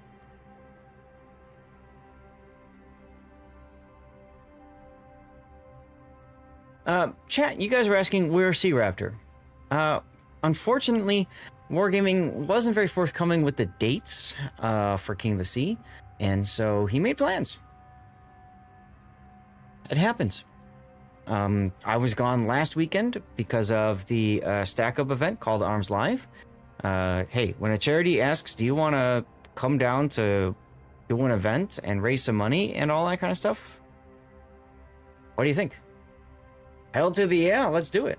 Had a great stream that day. Had a great stream. Fantastic stream. A lot of fun. Yeah. So again, there's that charity link if you want to support Stack Up. Go for it. And taking a look at the tournament screen. Catching up with what's been going on here. You can see that HSR is down 1 game to Resin. Resin won a game. 1. And then 3XA defeated Inca 2-1. So they will face off against Box. Now this is happening now while we are finishing this. So we're going to finish this. And then we're going to catch whatever game down here we can if it's available. And then we're going to go catch this game. So plenty of Warships left today, guys. Which means we probably won't have an after party. And I know poor Vigilance has been hanging out in voice for a while. Fortunately, I don't think we're going to be able to get him in to some stuff. We'll see. And yes, Smurf Driver, this is King of the Seas, correct.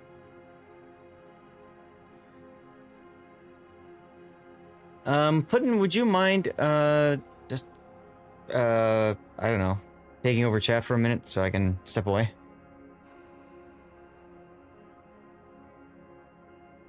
Uh-oh, I think we lost Puddin'. Oh, sorry. I muted. The dogs were getting a little uppity. No worries at all, my dude. No worries. Yeah. We'll sit here and contemplate what's going on with the predictions of Rob not doing anything. Thanks. I need to wash my face for a sec, try to freshen up. So I'm just gonna step away for a moment. Tell the tale or something like that. Guys, stay tuned. We still have at least one game left of the winners bracket final. Who's a good puppy? Who's a good puppy? Yes, we're petting a puppy. That's what you guys are getting. A moment of silence while I pet the puppy. Who's a good girl? Girl. Oh, yeah. Who's a good puppy? Who's the bestest puppy? Oh. All right, so what's the weather like where everyone's at? We can discuss that amongst yourselves.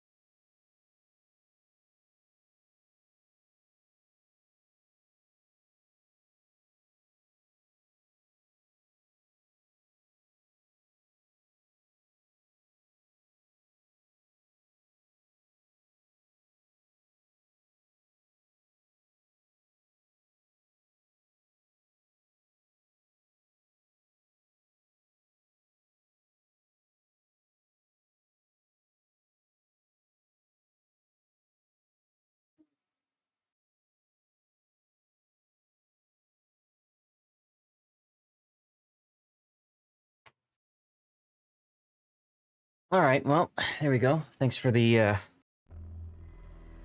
Why did the calm just die and then start up again? That's weird. Anyway. Thanks for taking care of chat for me. Oh. Sputnik, thank you for the bits. 20 No bits. problem. It was Rob's pleasure. Close game indeed, yes. It's always fun watching you guys catch up to what's going on. Looks like both teams are about ready to go. Let me make sure I've got Sleeping Giant set up. I do. Gonna hit the map intro now. A colossal battle between opposing fleets will soon unfold here amongst the waters of the East China Sea. The residents of these islands will shortly bear witness to the thunder and flash of combat, and only one team will sail away victorious. This is Sleeping Giant. Sleeping Giant is a 48 by 48 kilometer domination-style map with 4 cap points running from west to east. The A cap is on the left, B is in the center, C and D are on the right. In this iteration, both teams' spawns have moved from a central position to a north and southwestern spawn position, offering a wealth of new strategies for teams to execute. Cap A on the left is fraught with danger, shifted from its previous position inside the Thunderdome to being centered on the tip of the island on the 1-2 line. A daring destroyer player can hug the island to take the cap quickly, but will face a treacherous journey to escape afterwards. In the center, capture area B is just as perilous. Completely open with plenty of spaces for radar cruisers to hide nearby without being spotted. It's commonly left uncaptured until the mid and late game. Caps C and D on the right provide an intriguing choice to teams. Pick up just their home cap, deploying radar and kiting ships to protect it, or risk it all on a push down the 9-10 line to gain control over both caps and the potential win. Sleeping Giant has a long history in KOTS since its return in KOTS 13. Many tightly contested and challenging matches have been fought on this map, which begs the question, who will be the victor this time? 18 ships, 2 teams, 1 victor. It's time to play Sleeping Giant.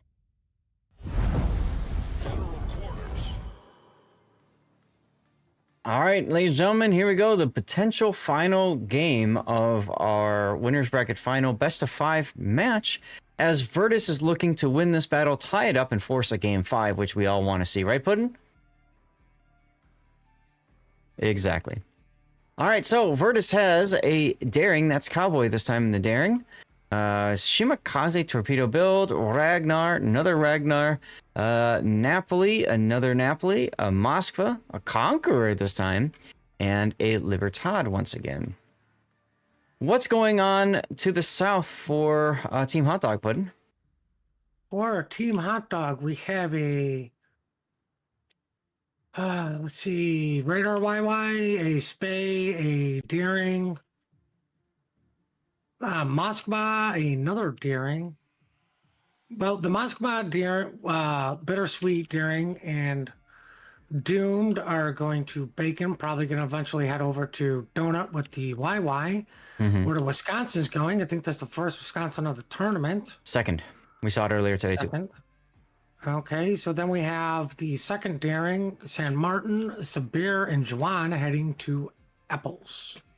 Very odd seeing a Jinan again. I just don't feel like they got a lot of worth out of it the first time. Well, did they get a lot of use out of the Sabir, and yet teams are still taking it?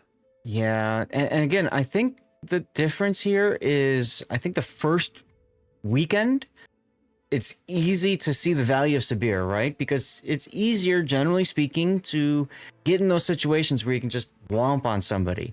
But as the playing field narrows and you start getting more and more better quality teams that are better at taking positions and denying angles to enemy ships and stuff, you start seeing less utility from Sabir and, frankly, other secondary battleship builds. That's how I look at it, at least. Also, interesting to see Fuzzballs choosing a reload Moskva instead of unique upgrade like Man with an RX-7s. Usually you want the unique upgrade Moskva because it tightens up the accuracy quite a bit. It does, if I remember right, also help a little bit with range. You don't get the reload buff, but look at that shot on Cowboy, for example. Which was a complete guess, by the way. Wow. That was a guess. He's still guessing. Look at that. It's almost like they know each other quite well, huh? Yeah. But I mean, you just have a YY to slow down double Ragnar, double Napoli, and a Lib. I do like how Virtus is being super aggressive over on the CD side. And they're working their way straight down here. With the double Ragnar and double Napoli. And Libertad.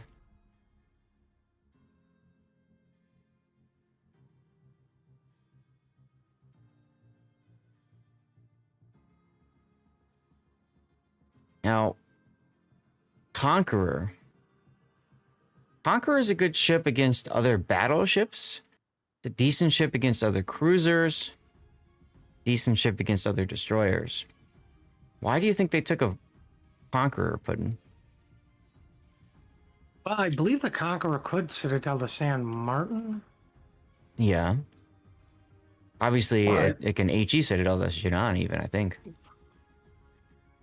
That's what I mean, like survivability, low detection, can relatively relocate. Mm-hmm. You know, it's got strong AP, but more importantly, it does have that strong HE. Mm-hmm. So like you say, if you're going to get YOLO'd by DD, the last battleship you want to go up against is a Conqueror. That's fair. How's Yoshima doing with these torpedoes coming in? Yeah, he's fine. Conqueror spotted. Hot Dog finally giving up on Bacon, realizing they have a massive push coming over at Donuts, and the only thing to stop it is a YY. Now, with that happening, I think this is Cowboy's opportunity to get into the B cap. He is trying to back into it right now to find out what's going to happen. Let's back off and see. You can see the double Ragnars trying to beat up on the Yu Yang plus the Napolis. And you can see the Napoli smoking so that both Napolis are covered. That's a smart play. The question is, will they be able to weather all of these torpedoes coming in? Probably. As both Napolis shooting, you have smoke fire penalty, so that they kind of, you know, get rid of their own smoke, unfortunately. And with that, Nagato manages to get out of radar range from the Ragnar and save his boat. That's actually huge, because look at the deep water torpedoes coming in on both the Napolis now. This can be... Wow. Okay, there's one. The other one's going to hit the other Napoli, who makes Inky anyways. But Schwartz is out on radar. Here comes the secondaries from the Napolis. Now they're gonna try to focus down the Spey, it looks like. Oh, absolutely. Especially with the Libertad coming around the corner too. I think this is a good push. But now this Vea just went dark because of the Daring's smoke position. And oof. So the Wisconsin just smacked the Libertad. Now the Napolis do come away with the decap, so at least they get that. And they haven't lost a lot of hit points yet. So that's good as well. But I really like to see these Ragnars getting aggressive. They got to get in here. They got to radar, kill the Yu Yang, and or this Vea. Like, they really need to come up with these picks here. Over at Apples, oh look, Hot Dog got it. Sending a San Martin into the Thunderdome. That's a dangerous Sabera's- decision. Sabera's turned around realizing where he's desperately needed. Oh yeah, yeah. You gamble where the push is going to be, and he gambled incorrectly, so he's got to turn back around again. Look at these single-fire torpedoes from Yuri's Daring. Battleship Yuri's? Bittersweet Yuri's? Look at these. They're going to hit both Napolis again. No, Schwartz... Yes, Schwartz is going to take one. Well, they're doing a really good job of trading torpedo hits. You mean eating torpedoes? Yes. And then Westboro's Libertad has just been continuously whittled down by Moskva and Wisconsin fire. The Sabera did take a crack. Yep, I see it. I see it. From downtown.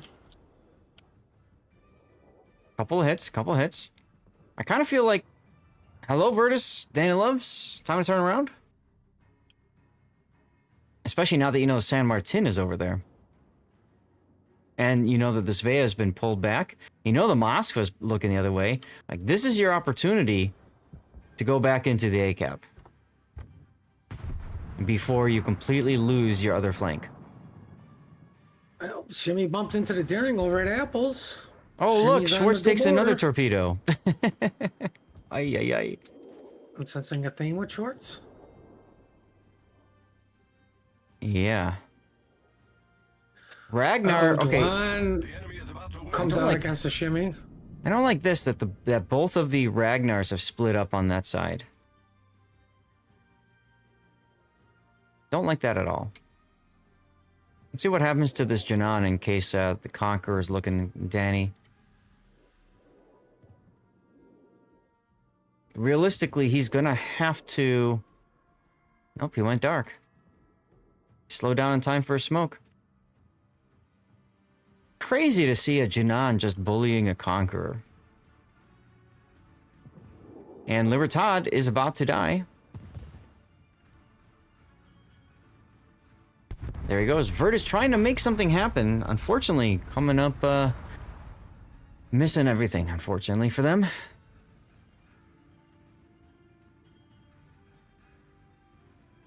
Is the San Martin really going to come out in front of a Moskva? He is. He's actually coming out in front of the Moskva. Why you do this?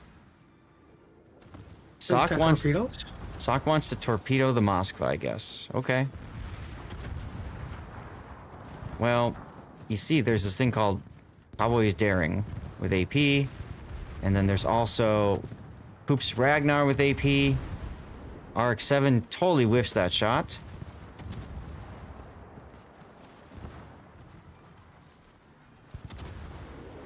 And... gift. That was a gift. That could be a huge gift that might give some breathing room back into Virtus so they can find a way in. Danilov's continuing to just be whittled down by a You sit there and Janan. say find a way in. They control 3 caps to 1. That's right, true. because- Look at the points. That's true. You know, like they have a minute to get in the sea and get a pick. That makes it even more confusing as to why the San Martin just went right out like that.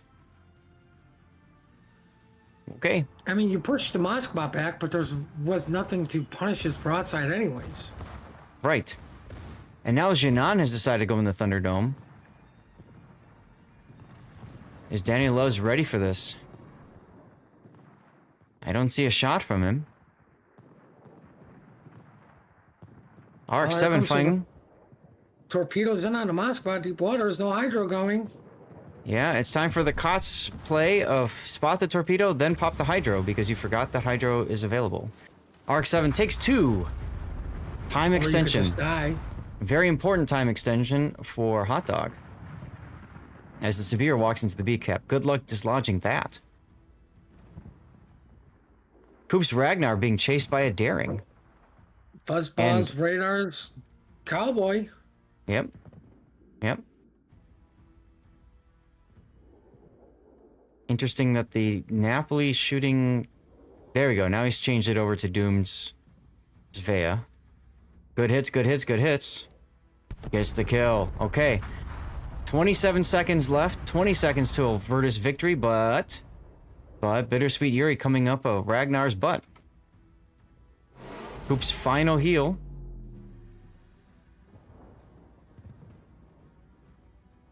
Burtis Whoa. desperately needs to kill his staring. That took way too long. Siren, thank you very much for the raid. They need to get Bittersweet dead.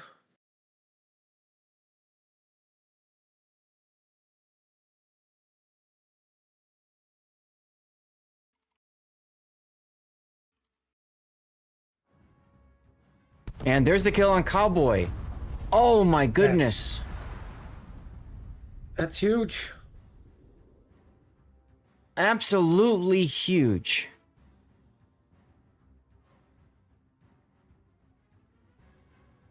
Well, I guess now you just have to burn down in Wisconsin in the Ragnar. Well, I mean, Virtus still has WinCon. Mm-hmm. Like, Are you sure about that? It just flipped. no, just change. 20 seconds. Because they flipped decap. And they're going to get on C. The Sibere's just going to go straight to C. And then Hot Dog will have the entire... map.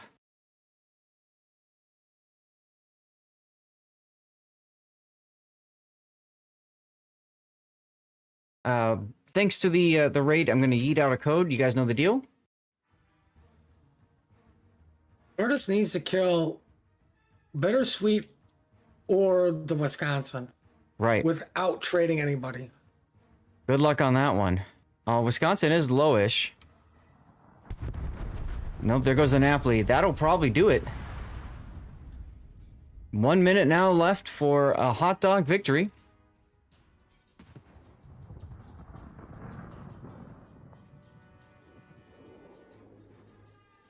Ooh, Wisconsin gets the heal. This is painful to watch. Well, not if you're rooting for Team Bravo.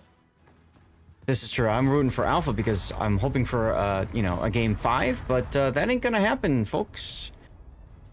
As No. Bittersweet's Daring breaks the back of the Ragnar. Yes, more games after this match. Don't worry, y'all. And that will do it for this game, everybody. So again, make sure that you are following the channel and active in chat over on Twitch. You have about 2 or 3 minutes to get into the giveaway, y'all. 2 or 3 minutes. What a finish.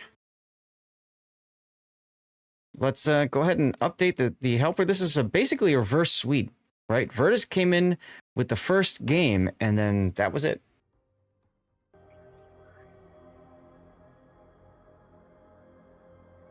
Play the Hot Dog. All right, y'all. We're going to do this very quick here. Game is live. Okay. So, game 3 for HSR and Resin is just started. So they are game 3. Okay, that was 6 minutes ago. I don't know if there is another game available. Bonks and 3XA, if they go to a game 3, that's a possibility. They are on Photo Islands right now. Let's see where they are on the votes and the list and stuff like that. So this is matches 3XA versus Bonks. Photo Islands is game 2. So if this goes to game 3, we will bring you this. If it does not, let me put those of you guys in on the raid. Let me put this up here so you guys can see. Okay, this is over. We just finished Virtus vs. Hot Dog. That's going to be 4 games. And then if this one's already live, if this goes to game 3, Bonks versus 3XA, we will be bringing you game 3. If it doesn't, we will be bringing you this round here. Okay? So there's at least one more game left, one more match left. That'll be a best of 3. We just don't know which it's going to be. So I'm probably going to get things set up for if it's going to be Bonks and 3XA. I hope so, because it would be nice to see Bonks playing since they are about to be knocked out. If that's the case, it will be a tie, so I can set that up at least. And this will be a best of 3, where we're going back to best of 3s. So there we go. Hoodnick, thank you for the follow. Welcome on in. And Mini Lord, thank you for your followage as well. I don't know how long this game's going on, so I'm gonna... Well, I'll just leave it as is. It's fine. We don't need to do anything. Bonks 3A. Where is our pick ban for Bonks 3A? So I'm going to get this all set up in case we do go to game 3. I'm going to hope that we go to game 3. If not, big thanks to everybody for sticking around. If you came in the Siren raid, that was really nice of Siren. Thank you very much for that. Must have had an after party after the EU was done, huh?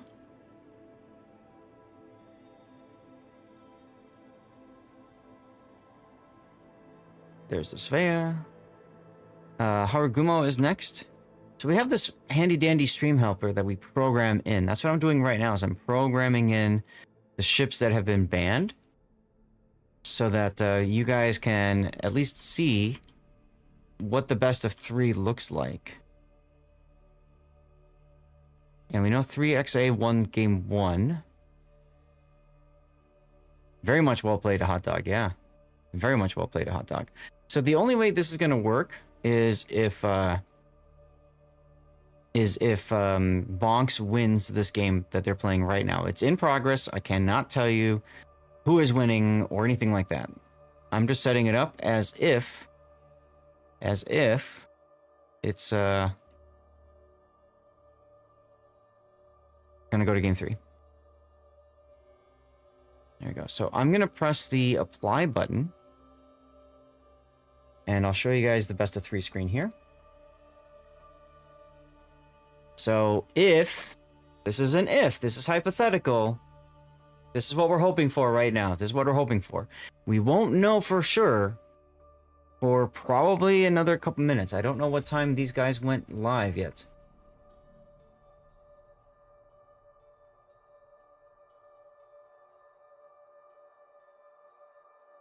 Let me see if I can find the thread for Bonks and 3A to get an idea what time they started. Okay, I don't know what time they started. Forfeit timer was 46 after. So, in theory, they should be done now. Right? 46 after? 20 minutes?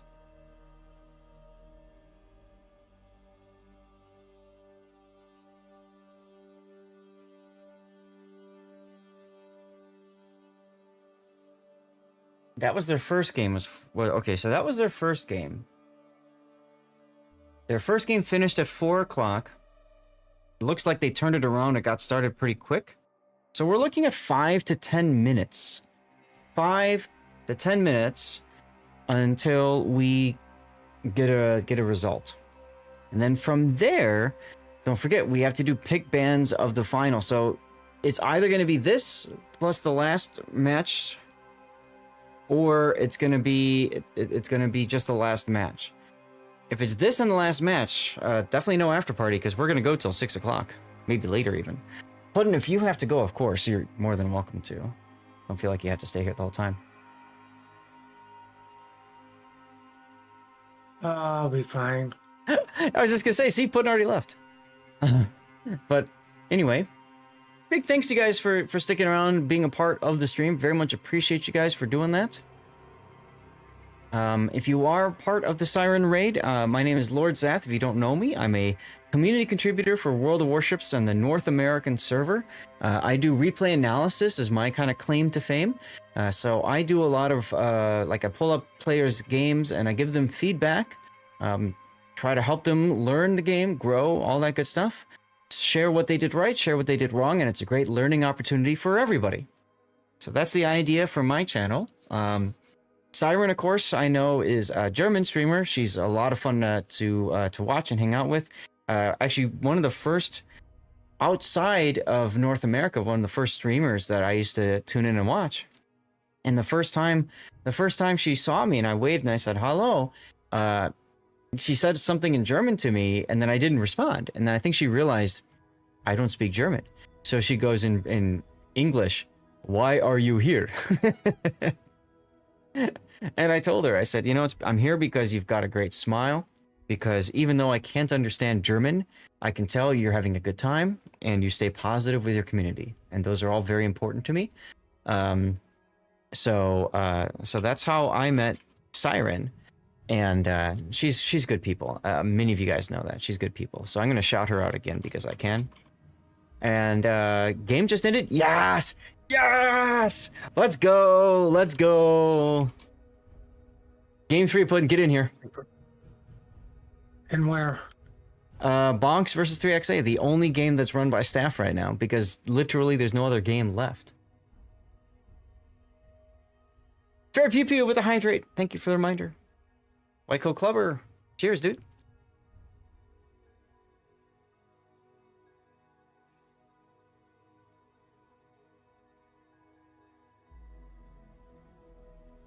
So this one we caught game 1.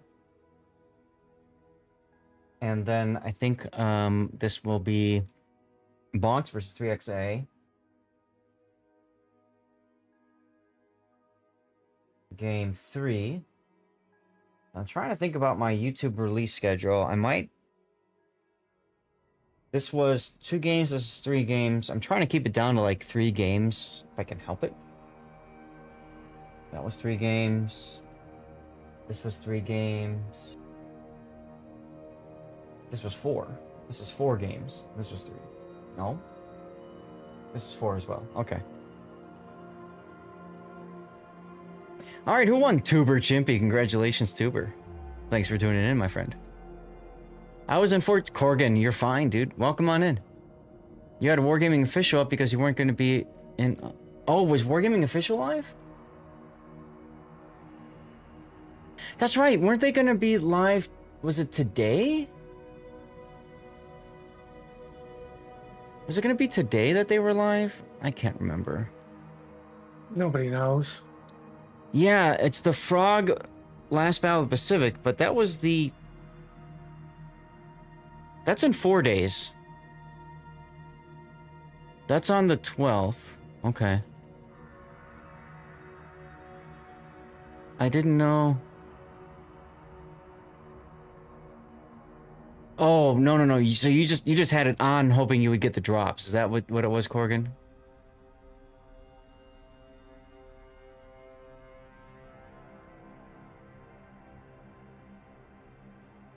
Fair enough.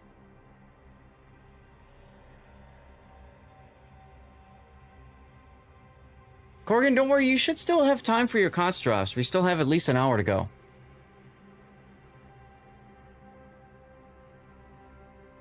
Should still have time for it. Why is there no stream for several matches?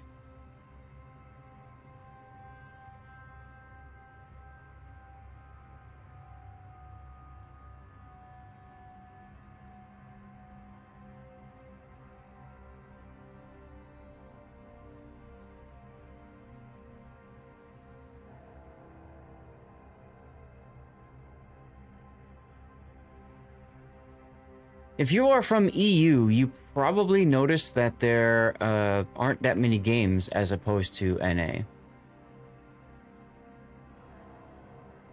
In fact, I can share this here.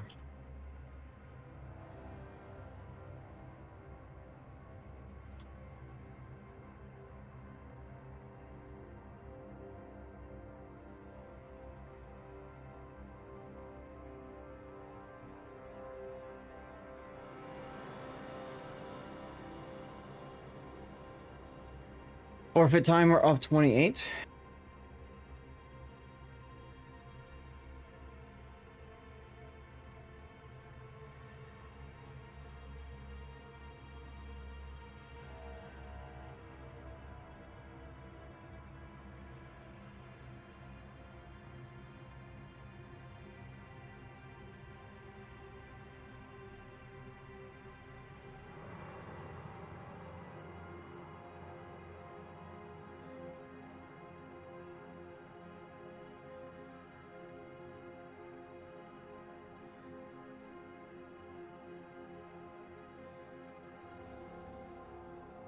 All right, we're just waiting on teams to ready up. For those of you guys who are new, to the tournament, we are going to play a map intro video. Just be warned that it's sped up so that we can finish the video sooner and you can get to the game quicker, okay? Did they tell you when you have to play that startup video? No, I just like doing it the way I do it instead of play it and then maybe they start, maybe they don't. Here we go. In the southern Arctic Ocean You know what I'm lies an saying? archipelago of Caledonian granite, frigid and forbearing. These frozen rocks and sparse fauna will shortly become unwilling witnesses to the rigors of naval combat. This is Northern Waters. Northern Waters is a 42 by 42 kilometer domination-style map with 4 cap points running in a line from west to east. The A cap is on the left, the B cap is in the center, with caps C and D on the right. In this new configuration, spawns of ships are based on what class they are.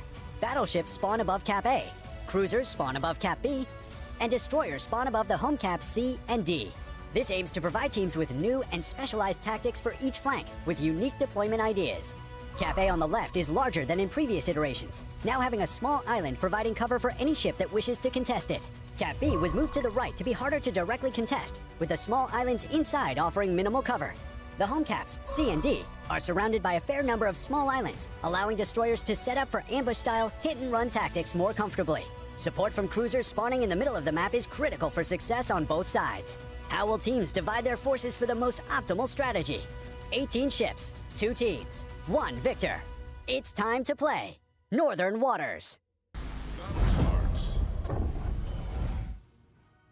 And as you guys can see, we got here just as the game began, 10 seconds in. That's why I like to speed up the video. We just saved you about 20 seconds.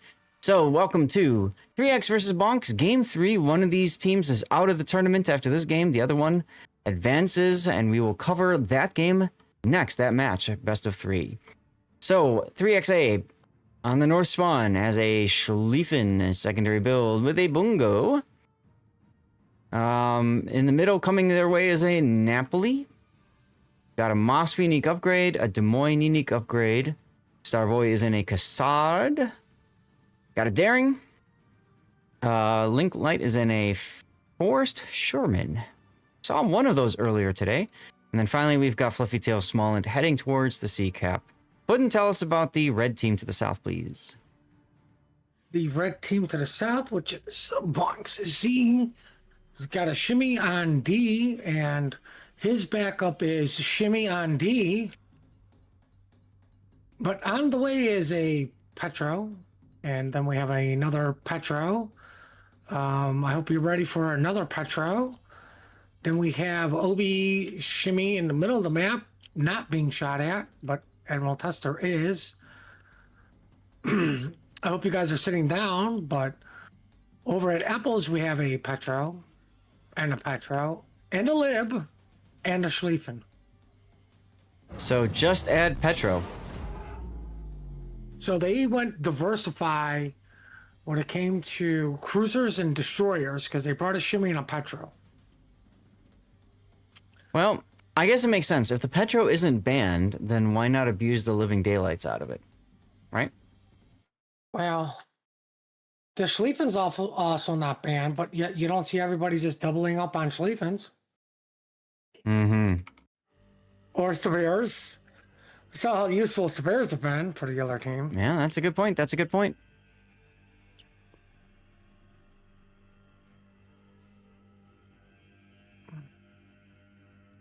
Whale. Well, ironically, the only team or the only ship not part of the Axis powers, and I will include the Soviet Union in the Axis, is the Lib. Right? Mm-hmm. Right? Besides that, it's all the bad people. Well, you know, the Soviet Union, going back to history, never technically joined the Axis powers. They just had a non-aggression agreement. Did they invade Poland with Germany? They did. They carved it up. Mm-hmm. What started World War II? Yeah, that would be the German invasion of Poland. Oh, everybody wants to forget about the Russian invasion. Yeah, I know. Unfortunately, that is the case. However, let's try to stay on topic of the Historically game here. accurate Shimikaze that single-handedly destroyed Pearl Harbor during the War of 1812. Yeah, Obi's moving forward with the Shimikaze. Remember, he's got the unique upgrade there, so he's going to chuck out torpedoes like crazy.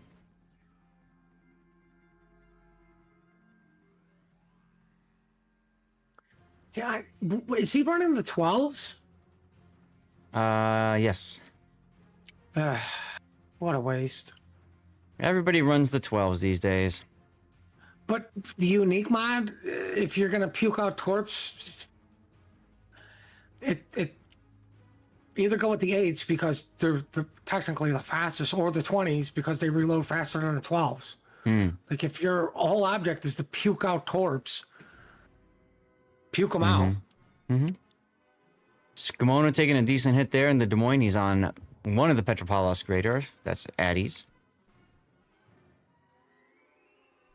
Another big hit there on Skimono.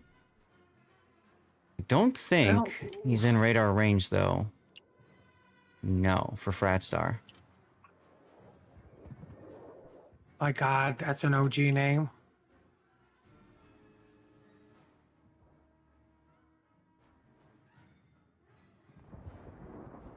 It is indeed an OG name. As Kermit Seppuku is setting himself up to weather the storm of a Schlieffen Napoli push. So what they're going to do is they're going to put the Napoli smoke on the Schlieffen, and they're just going to walk forward with their secondaries. Well, I mean, it's brilliant because you got the Schlieffen Hydro. Uh-huh. Well, 1-for-1 Gaming is going to take a torp here, unfortunately. Not much you can do about it. Seppuku is going to take a torpedo as well. These are Cassard torps, I believe.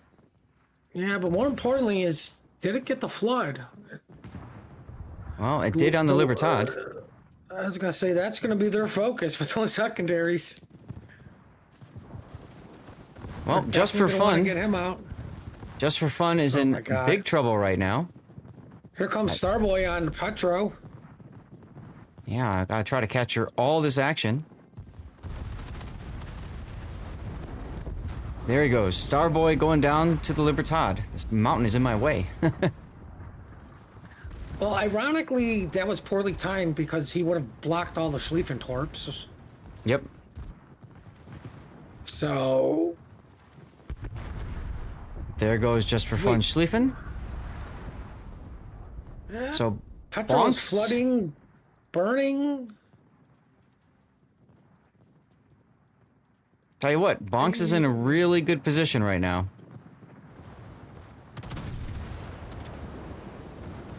Rip the Napoli. Well, I think the Napoli's going to take out the Libertad? behind the Petro. You see, forget about this thing called the Schlieffen on the side. Murica, one of the battleship prodigies for Bonks, just saying, leave my friends alone. But you're right, Seppuku is probably dead here. But hey, what a great trade. They lost one boat. They didn't lose a boat. Oh yeah, that's right. They didn't lose Libertad's got... anything. Libertad's got that really nice turning radius. Anyway, they come away completely winning the ACAP unscathed. I wouldn't say unscathed. Like maybe the Schlieffen is unscathed. And by the time the Libertad gets back into it, he's gonna get another heal off. It's fine. Well, I mean, it's not like Bonks has 3X completely surrounded. Mm-hmm. And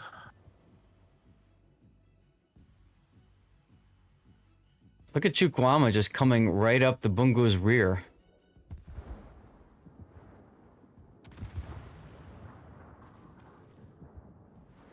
Is the Bungo gonna shoot him in the face?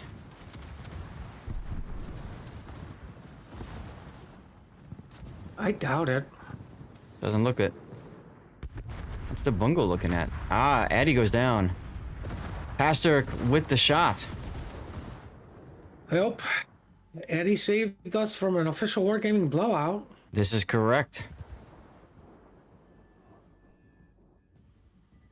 I wonder if, in the next losers bracket game, Petropavlovsk will be banned. Bless you.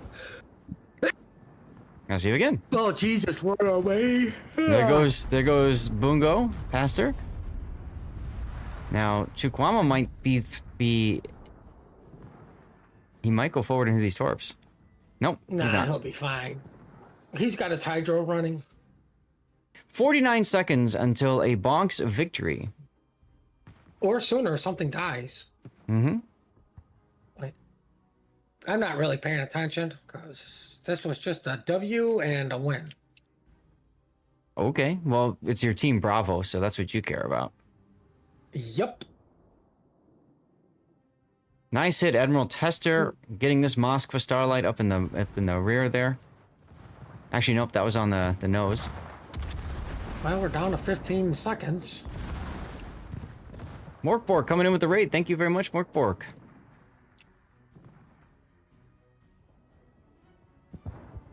Five seconds? I don't think they killed Chuck in time. Probably not. Nope. And I need a death pick, and I don't think I have one. Well, except for this. There we go. That's the best I could do, is the Bungo sailing, or sinking. Daring almost died at the end there. Yeah. Well, congratulations to Bonks. They have won Game 3. And we will be seeing them play against Resin next. So stay tuned for that. That's going to be a lot of fun. Let's put the winner screen up.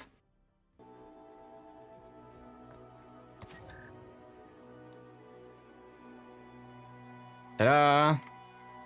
GG to Bonks. Okay, let's see. Where is my screen? There is my screen.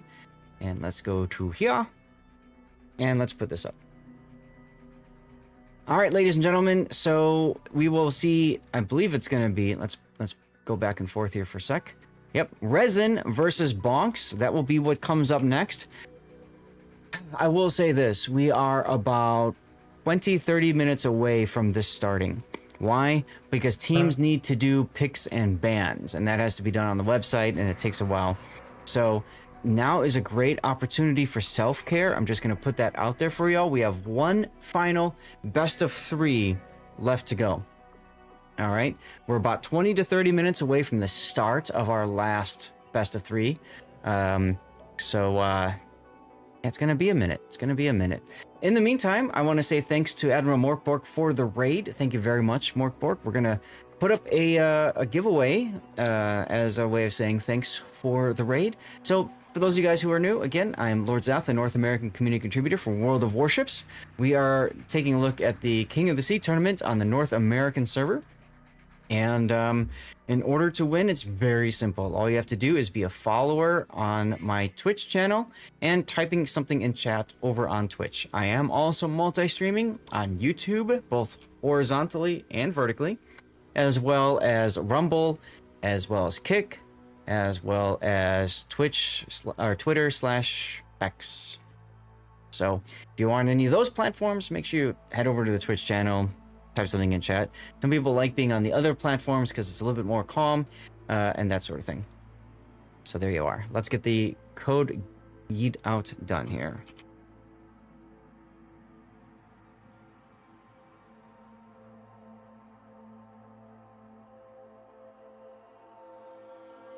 Now, like I said, we've got a bit of time before we get started with our next match, our final match for the day.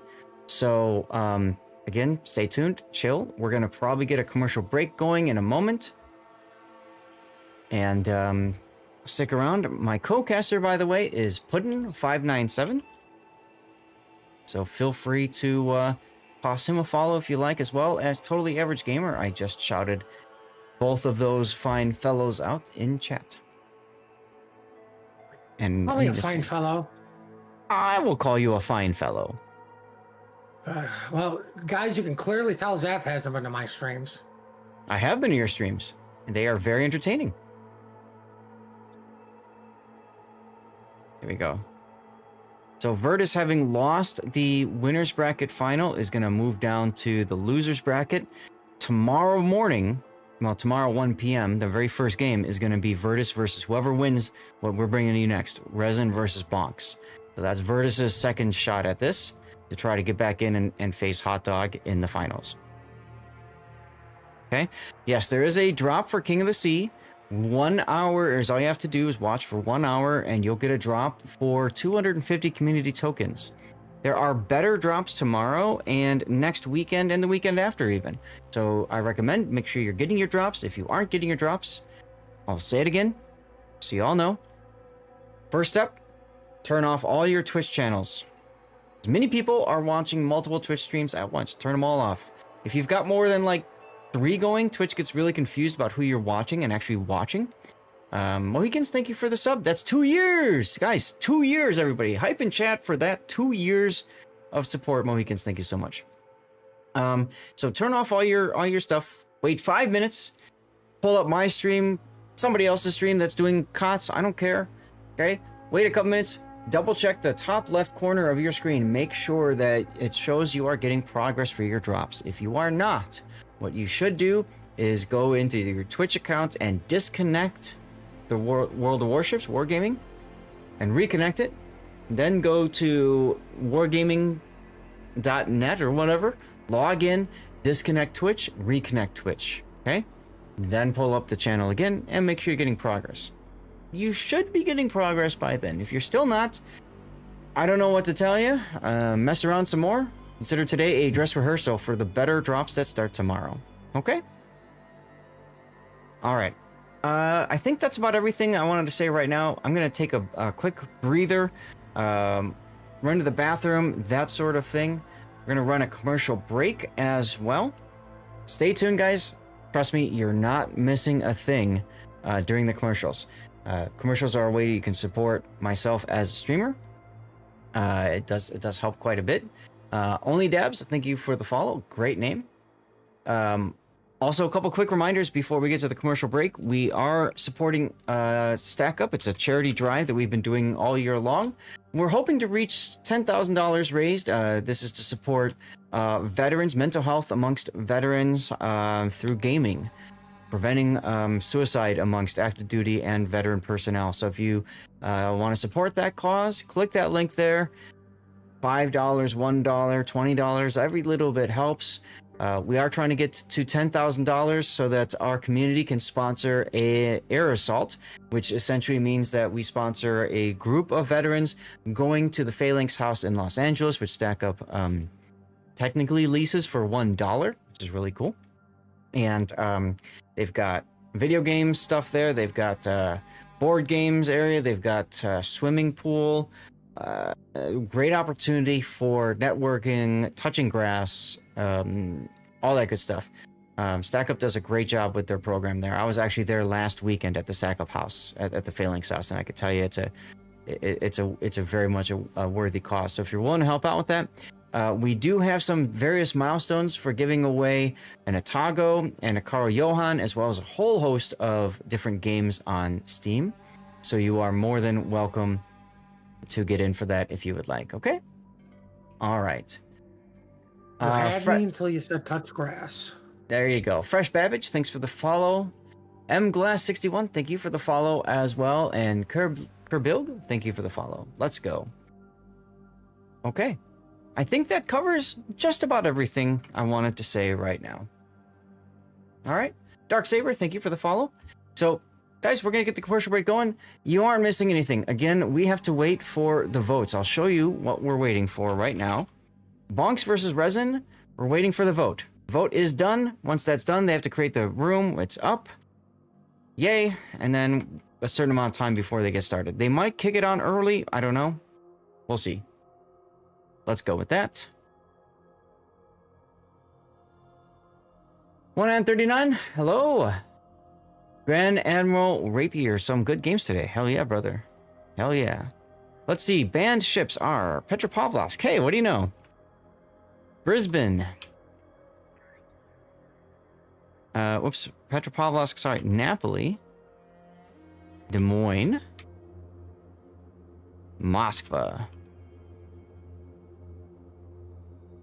On Team Bonks' side, Bonks has banned Brisbane, Marseille, Les Bears, and finally Utrecht. Interesting. The maps banned are Northern Waters and Land of Fire. Our next map will be the Faro Islands. That's my map. Followed by Hotspot. If we go to game 3, it will be Loop.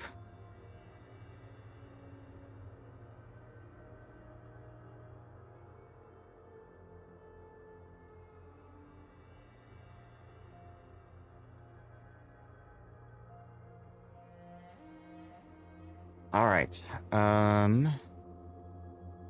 Let's put the best of 3 up so you guys can see what this is going to be. Ta-da! Let me make sure I've signed up for this game. Yeah, I did. Okay, cool. It's the only game, isn't it? Yeah, but I think it's important, to be official, put the name in and stuff like that, that sort of deal.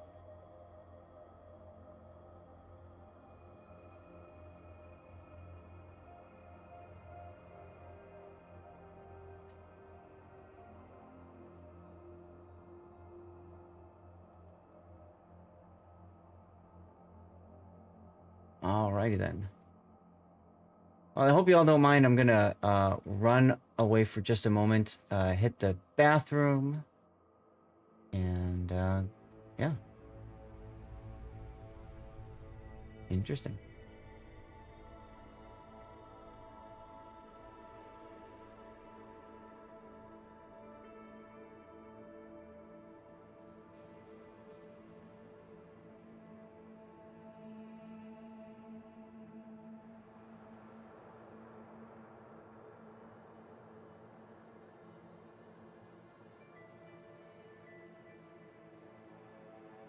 All right, Tuber, I'll take a look in a bit.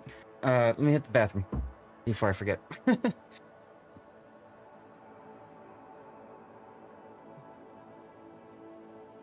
In the meantime, chat, weather report. What's the weather like where you're tuning in? Feel free to share where you're at if you want in the world. It's always fun to talk about that kind of stuff.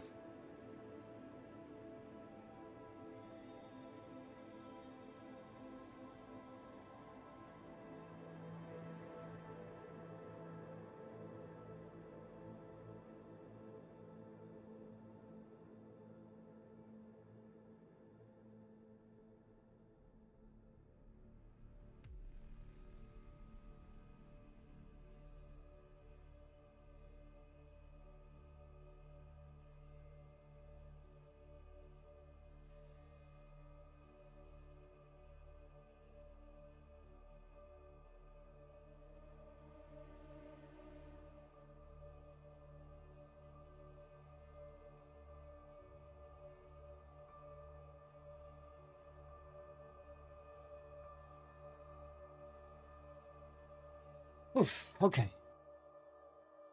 Also, finally, if you stay on the drops page and close the existing stream, then select one of the streamers listed in the drop, it will also start progressing. Okay, good. Or if you have too many tabs open, say Edge, in Edge, close as many as you can as it takes up memory. This is true, and can also not bring you able to get your drops. True. You have a link for the house you were talking about. Yes, actually. Do-do-do-do.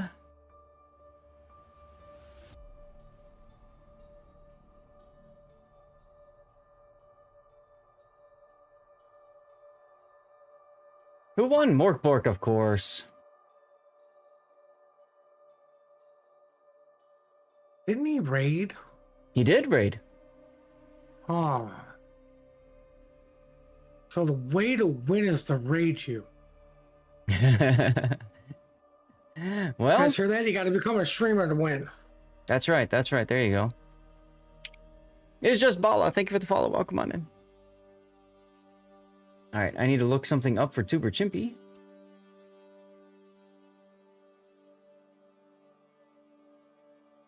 Let's see.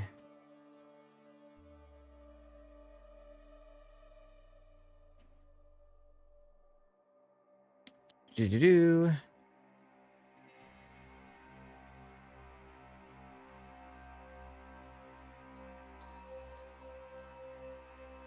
Interesting.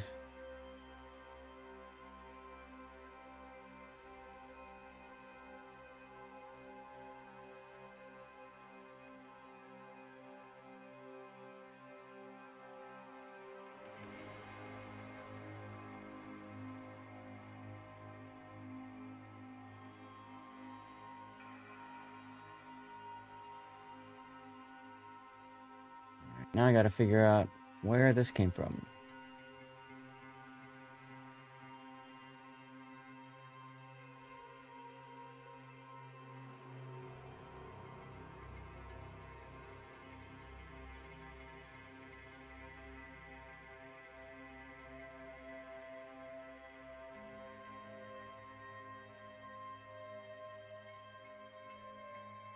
Where did this come from? Ah, there it is. Okay.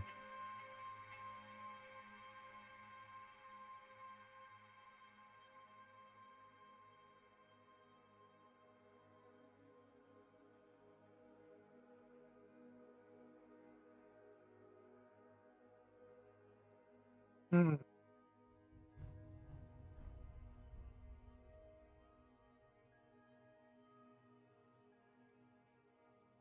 Okay. You have no idea what's happening, but you're here for it. Perfect. There you go. How come you see Puddin I have no offline? idea what's happening. You see Puddin offline because he's not streaming. What do you mean offline? He went to follow you and you're not online right now. Magic Fox, thanks for the follow. Welcome on in. Do you really think I want to actually stream this? Start Now, time, Granted, but I was gonna say, granted, I probably wouldn't be doing all the streams on all the platforms like Zat does, but you need to get in the game, by the way. oh, it's up. Yeah, it's been up.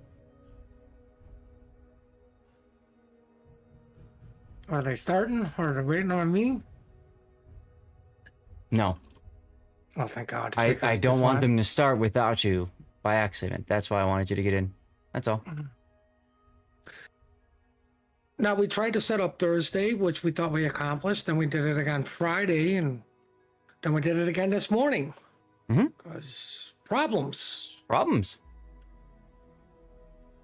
Yes, indeedy. Barry Pew Pew, thank you again for the hydration reminder. Appreciate you. We should be starting in a few moments, y'all. We're just waiting for one player from Bonks to show up, and then we'll probably roll the intro video.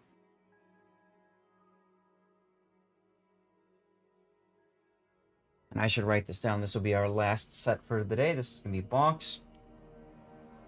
Technically, Resin versus Bonks. Okay.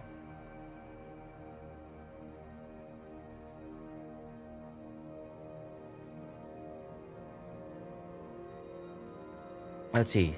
It goes semi, then quarter, then final, right?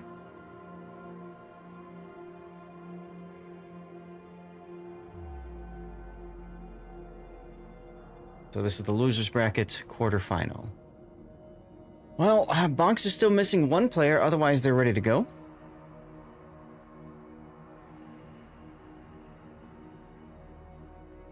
So, there you are. Once again, everybody, thank you very much for sticking around, being here. As you can see, by the time we have been live for 9 hours and 15 minutes. I'm still awake. Puddin's still awake. We still have energy in us. Kind of surprising. Kind of surprising. As a matter of fact, maybe, remind me, maybe after this we do our cheers. Maybe after this we go get the dirty water. It'll be 5 o'clock by the time this is done.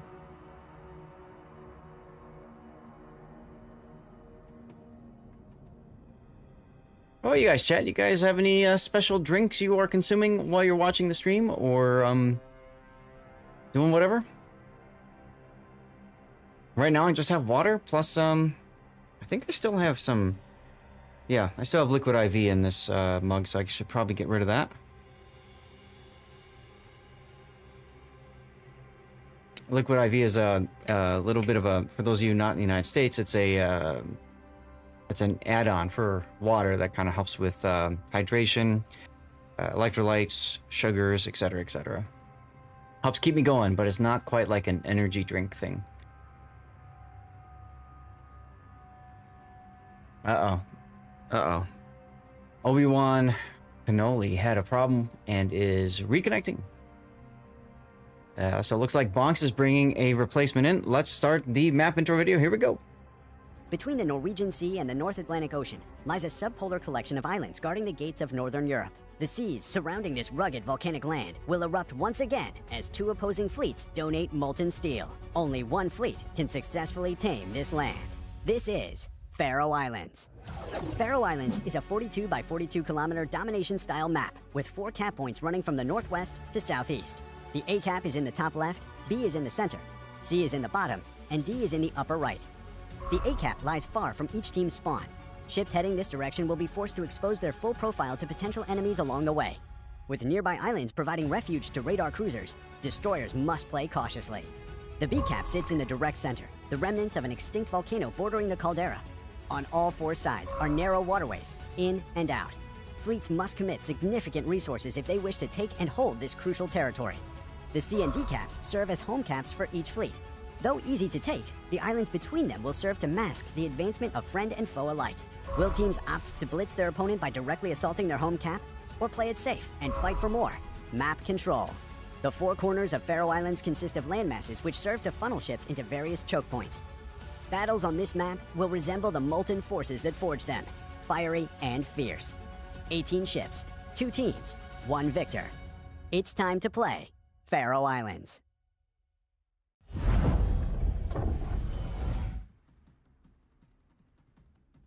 All right, ladies and gentlemen, here we go. Our final match of the day. Bonks versus Resin. I guess you could call this the losers bracket quarterfinals. Best of 3 matchup. Whoever wins this continues on to play Virtus in the losers bracket final tomorrow. All right, here we go. Bonks has a Summers and a Smoland for destroyers. Actually, a second Summers over there. That's Bowser. Didn't catch that. We got a Manitar, of course. Another Manitar.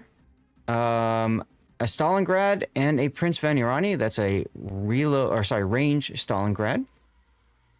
And then for battleships, we have a Willem der Est, Corvette Seppuku in that. That's an interesting boat, interesting choice. And finally, Marika in the Bungo. Puddin', tell us about Team Red, please. For Team Bravo or Resin, we have a San Martin and a Bungo heading to Chocolate. We have a Ragnar that may poke Bacon, but looks like the bulk of the force is going to Apples, and that force is a Stalin, Kremlin, Survey, Shimmy, Dalny, and a Marcel. Nothing too special in the builds I'm looking at. Everybody's pretty much got what seems to be working for them. Now this map, I'm gonna go to the map screen for a second. This map's on a diagonal. It's a smaller map because of these islands right here that force engagements. So if you think about it, this map rotated 45 degrees is even smaller than it is right now. And yes, the intro video sounds like a chipmunk because I speed it up so you guys don't miss as much of the game. If I don't speed it up, you have to sit for another 30 to 45 seconds to finish the video. Oh, is it semis? Okay. I'll call it semis then. Whatever. I can never keep track of which one it is. I don't do them sports brackets, you know? You don't do sports ball? No, I don't do sports ball. I do esports ball. Or e-ball sports? I don't know. Well, a lot of torpedoes and apples. A lot of torpedoes running around. I don't think they're going to hit much. Well, then there's Frice. And then there's Frice. Ah, he's okay. He's okay. It's back on off for a moment. Shimmy's turn radius, right? Oh, wait, they didn't. That's right. That's right. Smallland Ragnar putting the Venn diagram up on the water there. Both of them popping in their radars. Drink choices coming in. Green tea, Wata, vanilla peach tea, Pepsi Max, more Wata, Belgian beer. I am jealous. Ice mountain water with a twist of lime. Hashtag not sponsored. Jeez, winterberry crumble beer. Look at that. Even more so. Anyways. All the PVOs planes missed. Yeah, you noticed. I was just going to comment on that.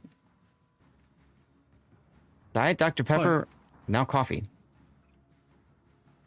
Okay, that was some desync. What happened? I watched torpedo go right underneath the Minotaur. Mabuki Stalingrad, look at him using defensive anti-air. I always talk about this when you have an airdrop coming in.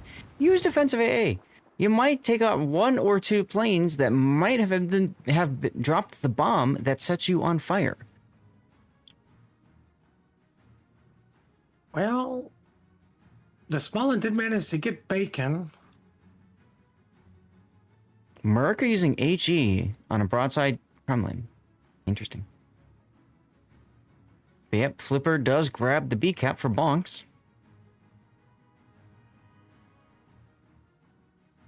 Well, I mean, it's not a horrible idea to try to get the fires to use those limited DCPs on the Kremlin. I think that's an outdated system with all the pressure that they put on the DCPs now. Yeah. Especially in randoms with subs and everything, sure. Look at the Destroyer Wolfpack now moving for Team Resin. They're coming down south of the B Island. I think they're going to try to do a counter push for the Summers Minotaur Bungo. Speaking of Summers Minotaur, that other combo going into the A-cap now.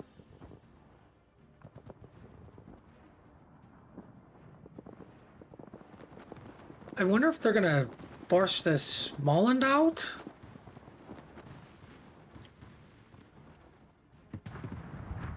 We'll find out what they do over here.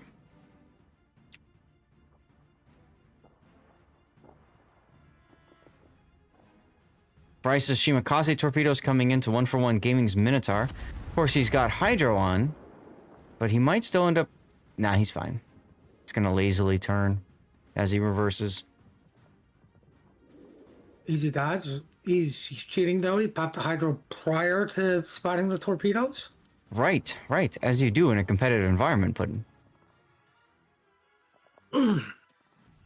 Small and Flipper are getting smashed by all of this fire coming through the B cap, and they take him out, exactly as you had mentioned.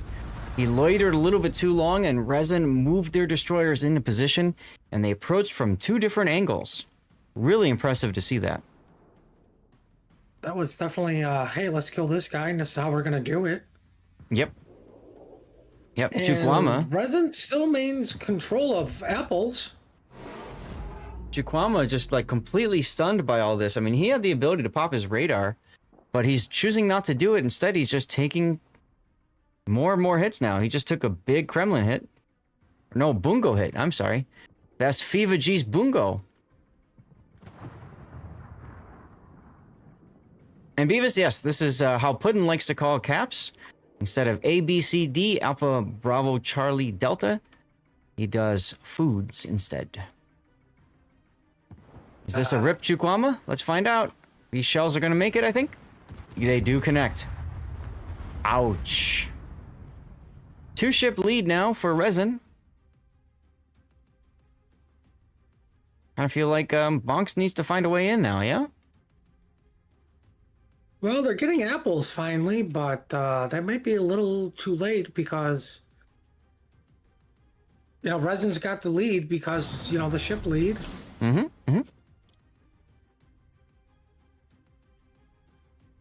All right, y'all, if you haven't seen the chat, you have about 5 minutes, 4.5 minutes to enter our next giveaway. Again, follow the Twitch channel and type something in chat. All you have to do. You know, I wonder if at this point you yeet the Downey and the Marceau towards the bungo. I mean, And one of them will survive. The bungo won't. you gotta do something. Well, I'm just saying for Resin, because that now gives you decap because the Summers Minotaur have moved down to C. Yeah, I see that now looking at the minimap. I was over on the A side checking out what's going on over there. Let's take a look over here. Let's see. So, yep, that's exactly what they're doing. All three of them are just gonna beat up on Murica's bungo.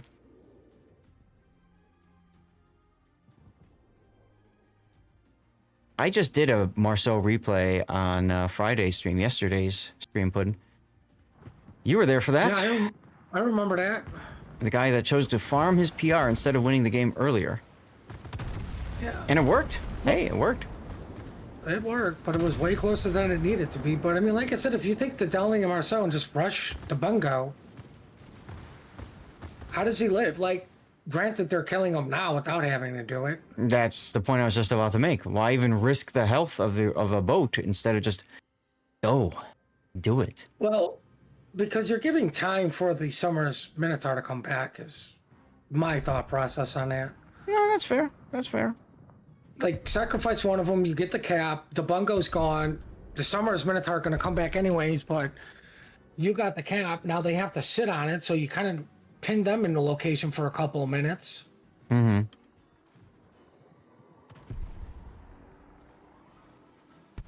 Well, there goes Kermit Seppuku to Mubuki Stalingrad.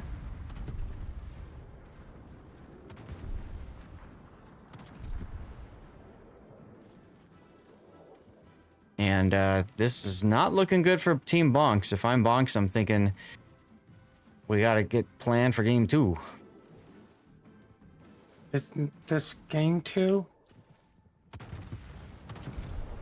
This is game 1, Puddin'. Well, you can tell I'm paying attention. Mad Dog's Ragnar quite low. As you mentioned, Well, gave he up a won't be lot of low. damage. Won't be low for long. Minotaur does take him down. No longer an official wargaming blowout, Puddin'. Thank God. Ooh, let's look at the other side as the Summers is chasing after Mubuki Stalingrad with Fratstar in front. I think chasing is a strong word. Optical gonna shove torpedoes right up Mubuki's rear. It's not enough to kill him. And it looks like his torpedo... There's the other rack. Little late on that, but okay, at least he gets the kill. And Fratstar survives to live a little bit longer. That does give I think he time wanted extension. to make sure it was the guaranteed kill on him. Fratstar opening up on Fries, but because Fries is in the smoke, he doesn't get detected. Wow, look at that. Well, it looks like Marceau's going to head to Apples. Downey's going to maybe try to delay the Summers Minotaur. Price 145, 76, 7. Done. That's a huge kill for Bonks. But then he goes down to the Trek bungo. goes down. Saw that, yep. Bingo, bango, bungoed. That's a huge kill for Team Bravo. Yeah, pretty much helps to cement it as they have a 2-ship advantage now over Bonks. Well, more importantly, Team what's Bravo. stopping Marceau from getting apples? Like, nothing. Nothing. The Minotaurs. Nothing. Let's watch 1-for-1 Gaming gun down the Svea with his Minotaur. Boy, wasn't that fun, folks. That was kind of quick and painless. Yeah, I know. I thought it would be dragged out a little bit longer, but it was not. So now we can go back to the other side of the map. So, what does that leave us with? That leaves us with a one-ship advantage for Resin. 2 minutes until a Resin victory. Well, maybe San Martin pops radar and then Bungo yeets Deletus, the Minotaur. That might happen. San Martin broadside. Viva doesn't have a shot just yet. You know he's angling for it. Oh, they got the ugly green camo on it too. Ugh. And which one? On Viva's Bungo. I'm surprised he hasn't put the plane up yet and shot. He's holding the plane. Usually you want to put the plane up for better dispersion, but he gets the hit anyway. So there you go. Well, I mean, he was close enough because he's, what, 1 kilometer behind the San Martin, which is 9-kilometer radar? Yep, and with 32 seconds to go, soon to be even quicker as Triarch caps the A cap, that will pretty much do it for this game. But not the series. Not the series, correct. At least one more battle awaits. I don't think we're going to get a death pick, so let's just screenshot that. Oh, wait, they're shooting over there? Nope, no death pick. Well, congratulations to Resin for winning game 1. Next up, we go to Hotspot. First KOTS having a blast. Excellent. That's what we're here for. It's absolutely what we are here for. All right, Warzamp, thank you for the follow, by the way. Stilgar, thank you for the follow. Asian Boy Jesse, thank you for your followage. And I think Magic Fox, thank you. And TL Wiz, thank you for your follow as well. That was a little bit ago, but I might have forgotten to call out your name. Let's go. So, we have at least one more game to go. Just to be on the safe side, we're going to run a commercial break. I'm going to go get some dirty water so that we can do our characteristic cheers, because it's after 5 o'clock. So, stay tuned. You won't miss a thing. I guarantee it. You heard it. It's guaranteed, guys. That's right. Oh, it was very nasty for me.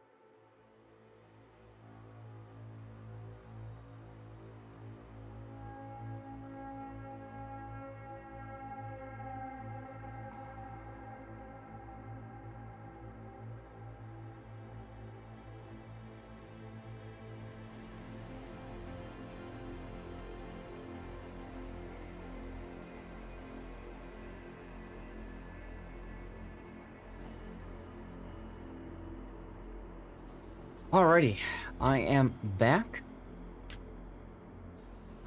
Tuber, this is a best of 3.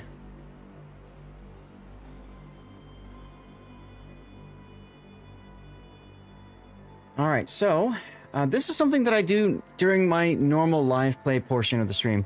But obviously, with the tournament going so late, we don't have time to do it. So we're gonna do it now. I'm gonna go to the dual camera scene for a second.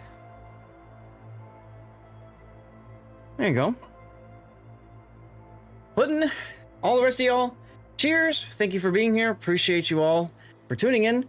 For those of you guys who are new to the channel, these are my Wargaming issue whiskey cubes. Isn't that nice? That was a gift from them last Christmas time. And one of the best gifts they've given. How cool is that? Cheers to all of you guys. Thank you very much for being here. Feel free to share what you're drinking if you haven't already.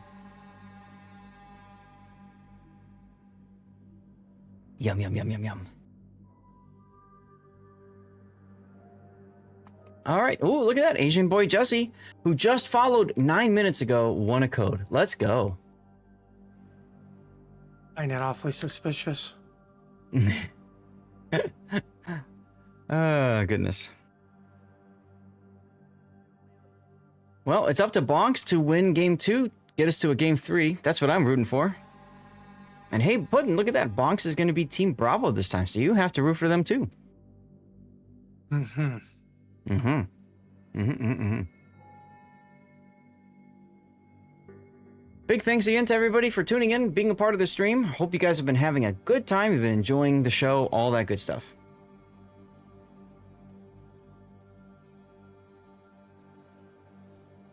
How many codes do I have left, by the way? I've got codes for tomorrow from EU. I have not received codes yet for NA for tomorrow, so let's see what I've got.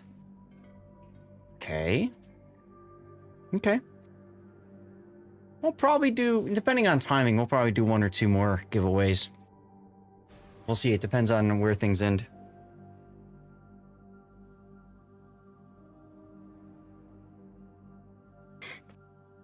I don't know if I said, by the way, this is Scotch whiskey.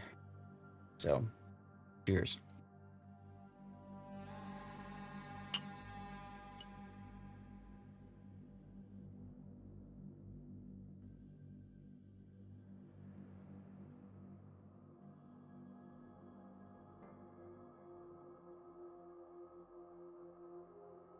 All right, Bonks is all readied up, just about. They're missing 1 player.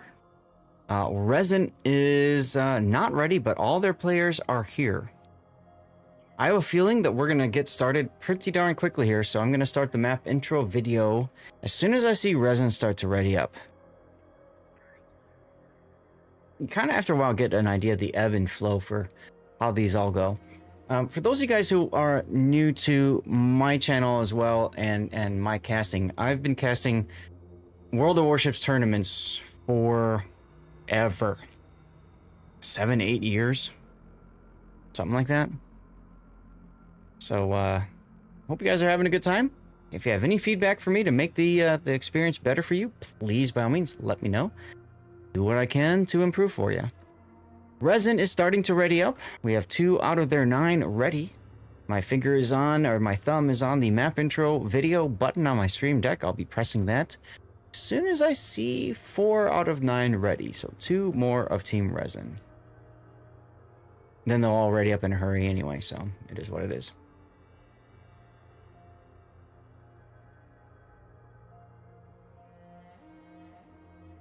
Let's see, who else is in here? Profe is in here, Kiramin is in here, Comet. You're too late for the KOTS drop.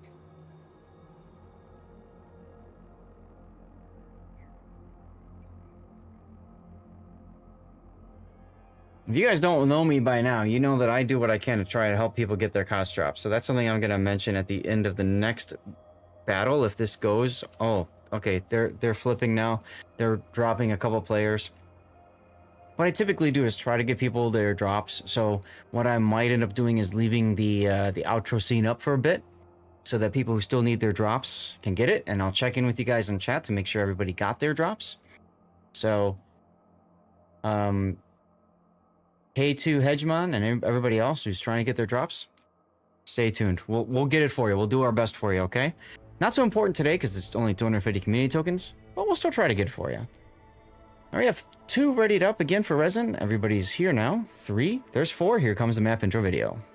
Amidst the treacherous islands and turbulent waters of the South Pacific lies an archipelago that will soon become the stage for an epic confrontation between enemy fleets. These scenic islands will reverberate with the clashing of steel and the roar of naval artillery that can only be matched by the volcano that looms over the area. This is Hotspot. Hotspot is a 48 by 48 kilometer domination style map with 4 cap points running from west to east. The A and B cap are on the left, C is in the center, and D is on the right.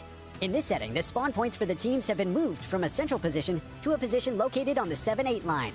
Cap A and B on the left will provide a challenge for even the most skilled of teams. While an island provides for an easy ability to take one's home cap, the small amount of water that separates the caps enables the smallest misstep to be massively exploited. Teams that lose a ship out here will quickly find themselves fighting for only half the map. In the center, Cap C provides a variety of ways in and out for ships and can draw in a destroyer player like bees to honey. However, the 4 islands surrounding the cap provide a multitude of ways for a radar cruiser to ambush an unsuspecting DD. Cap D on the right provides a new and unique experience for teams. Moved from within the islands to the west, the D cap now has no island cover. Teams will have to execute any plays for the cap with an extreme amount of caution, as once lost, the cap will be a significant challenge to retake. 18 ships, 2 teams, 1 victor. It's time to play Hotspot.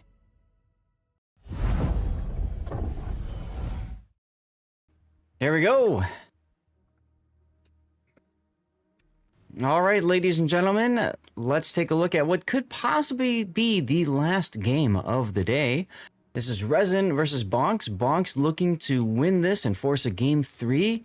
It's our losers bracket semifinal. Here we go. Resin has a gearing KOTS build, Ragnar, another Ragnar, Summers torpedo build, Zavea, Stalingrad reload, Minotaur missing a flag, that's Boom Diada, and a Burgon. Peyton's in a Burgon, interesting, and then a Bungo. Dave is in a Bungo again.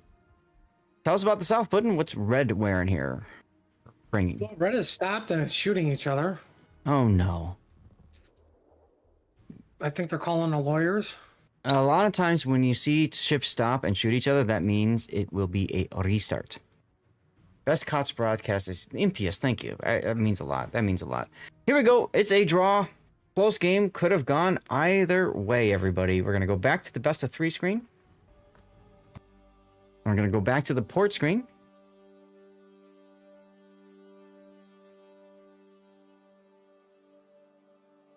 Cheers to you, Animus. This is blended Scotch whiskey, Twitch. Twitch Deadeye. Twitch Iced Deadeye. Which deep, dark, and favorsome. This is Kirkland. Bowser. Ah, okay, so we had a crash. Now, the rules state if you got a crash, get everybody back, try again. As long as you call it within the first 2 minutes, you're good. So, here we go. We're going to try again. In a minute. You guys already saw the intro video. So I won't bother showing it to you guys again. We'll just go straight into it. As both teams are writing up, I'm going to make a note that there was a restart. For when I put this out to YouTube later on.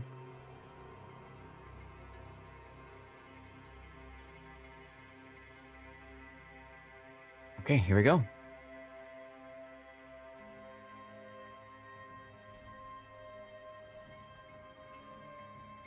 All right, everyone, one more time with feeling. After a restart, here we go again. This is Resin versus Bonks in the semifinal. Resin looking to 2-0 Bonks and end this the insanity that has been today. We are at 9 hours and 45 minutes of streaming. Bonks looking to win this game and force a game 3. Personally, that's what I want to see happen. We'll see if that happens that way. Resin has a KOTS build gearing that's unique upgrade, torpedo build, Ragnar range, another Ragnar reload, Summers torpedo, Zvea, Stalingrad reload, Minotaur without the last flag. Ugh, triggering. Peyton Rockhider is in a Burgon, and finally Fiva is in a Bungo, just like last time. Puddin', tell us about Bonks, please. Bonks, we have a gearing Minotaur heading to Donuts, Ohio, possibly? Heading towards the middle of the map. Not sure if they're going to go there, if they're transversing to donuts, but we have the Summers, Gdansk, Minotaur, Ragnar, San Martin, and Bungo. So they are more likely going to be playing for C and for donuts. Yep. Yep. I think really C is going to be the answer here, as we've got 3 destroyers in a pretty good position to make a run for C cap. Although I'm surprised to see Optical and the Gdansk going so far south here. I thought he'd go a little bit farther north to start.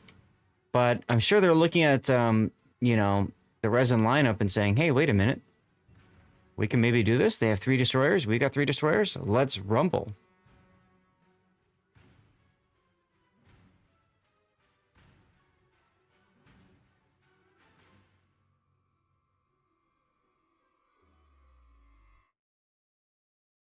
What's the Well, there for? goes Summers.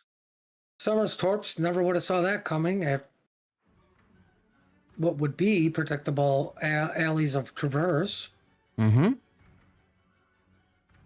jammed the videos are sped up 1.25 times, just like you might speed it up on YouTube.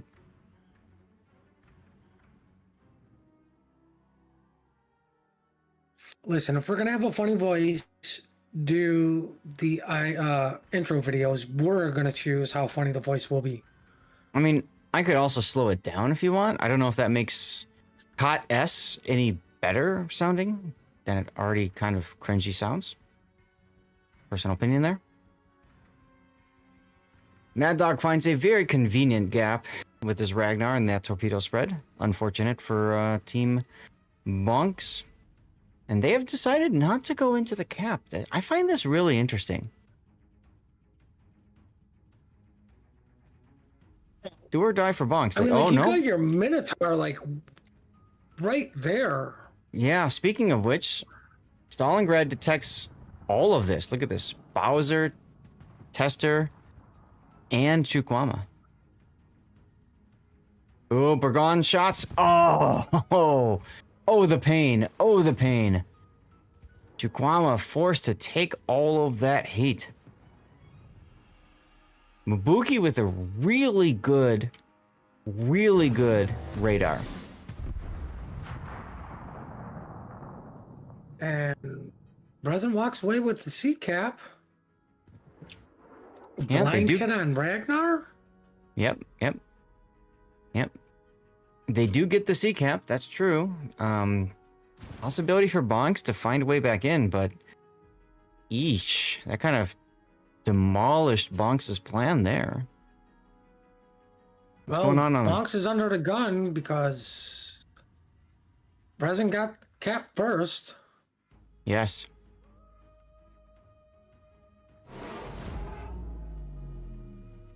Always gotta have a crash. Hey, this is the first crash we've had all day. 9 hours and 45 minutes into the stream. That's pretty impressive.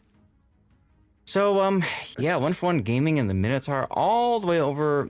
It's Minotaur Gearing versus Minotaur Gearing on 10 line, 9-10 line. That's a scary situation. Who am I cheering for? I always cheer for Team Bravo, especially if it gets us a game 3. I want a game 3. You don't always cheer for Team Bravo. You cheer for game 3, game 5, game 7. Yep. Nesper Keksi knows me so well. He's already answered from 5 minutes in your all's past. Or future. Y'all's future. So we get cap parity now. Both teams do have 1 cap, but thanks to Resin getting the C cap earlier, as you mentioned, the onus is definitely on Bonks to probably be a little bit more aggressive.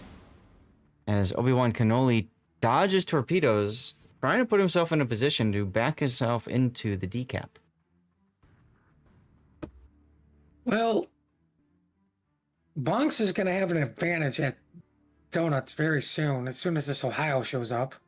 I like this play because it ensures that there is, that they're going to get the decap. That's what you hope, at least. That's what you hope, at least. Kermit Seppuku is a battleship main. I would expect him to be able to go into the decap and not die to combined Minotaur gearing torpedoes. Obi-Wan detected on radar.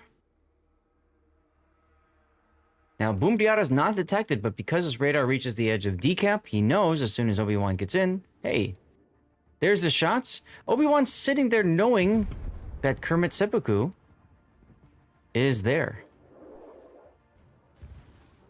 Seppuku gets a shot on Boom Diata, gets nothing out of that. Unfortunate. Let's back off so you guys can kind of see what's going on. I'm looking at the minimap. Not much else to comment on over on the 1-2 line just yet. Ew. They're trying to get their Ragnar back in CCAP? Admiral Tester. Oof, that's good luck. Ragnar, Summers, and Stalingrad over there. Yeesh. Obi-Wan knows how important this cap is.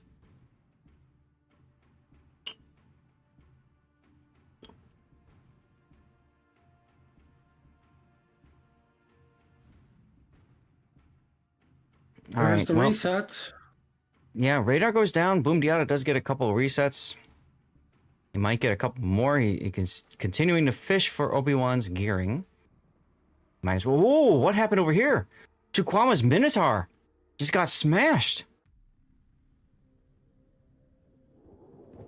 I think that's Peyton's Burgon.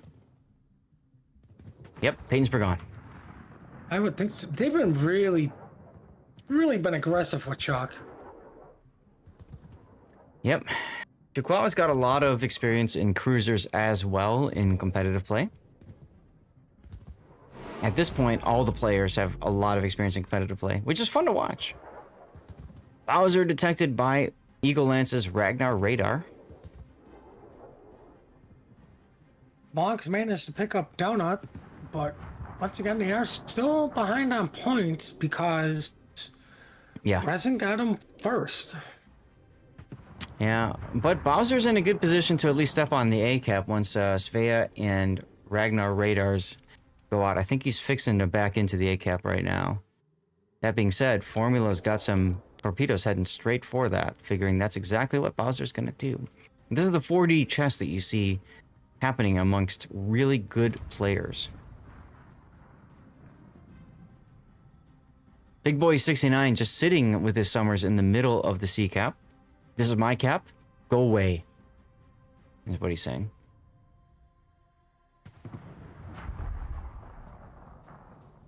Bonks does get the decap, but Seppuku is gonna meet up with 1-for-1 Gaming. And Wow. he almost bounced 1-for-1 Gaming right into those torpedoes. That's hilarious.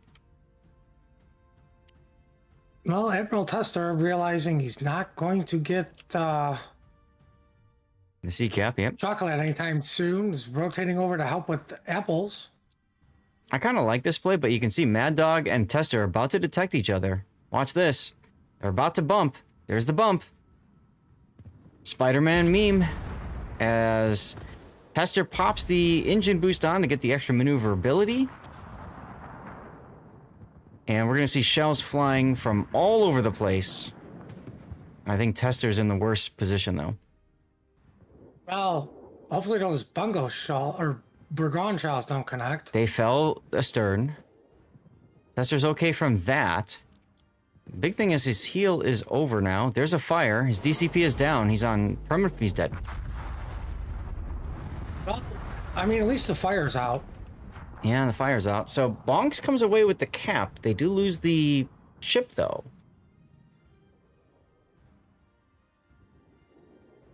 But they've got a lot of forces over here. I think Mad Dog should be okay.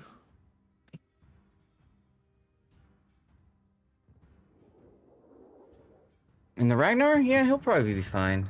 Here comes Summer Smoke to try to get Chukwama behind concealment. Peyton continuing to just shove Burgonia AP up his aft.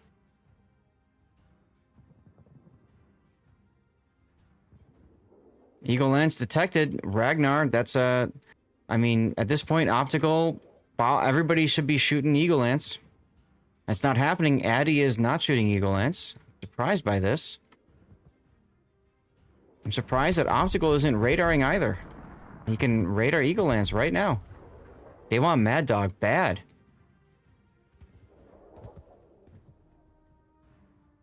think that's a bit of a mistake, but we'll see. I agree. Like, instead of killing the low health Ragnar, you shoot the much healthier Ragnar so that they are even in hit point distribution. The enemy is about to win. I wait 3 minutes to go for a Well- bonks victory. That the enemy is about to lose. Oof. Yeah, you saw Addy. He just got smacked. What hit him? Let's see. Where's Addy? The Burgon. Yeah, I wanted to make it official. It was official because I watched the Burgon shells come in. All right. Once again, both Ragnars detected. Look at the split fire coming from bonks. Everybody just shooting whatever the heck they want. Why? Mad Dog taking some big hits. Here comes another salvo for Addy's San Martin. Oh. So close. Addy Murica about to make babies. Murica is flooding.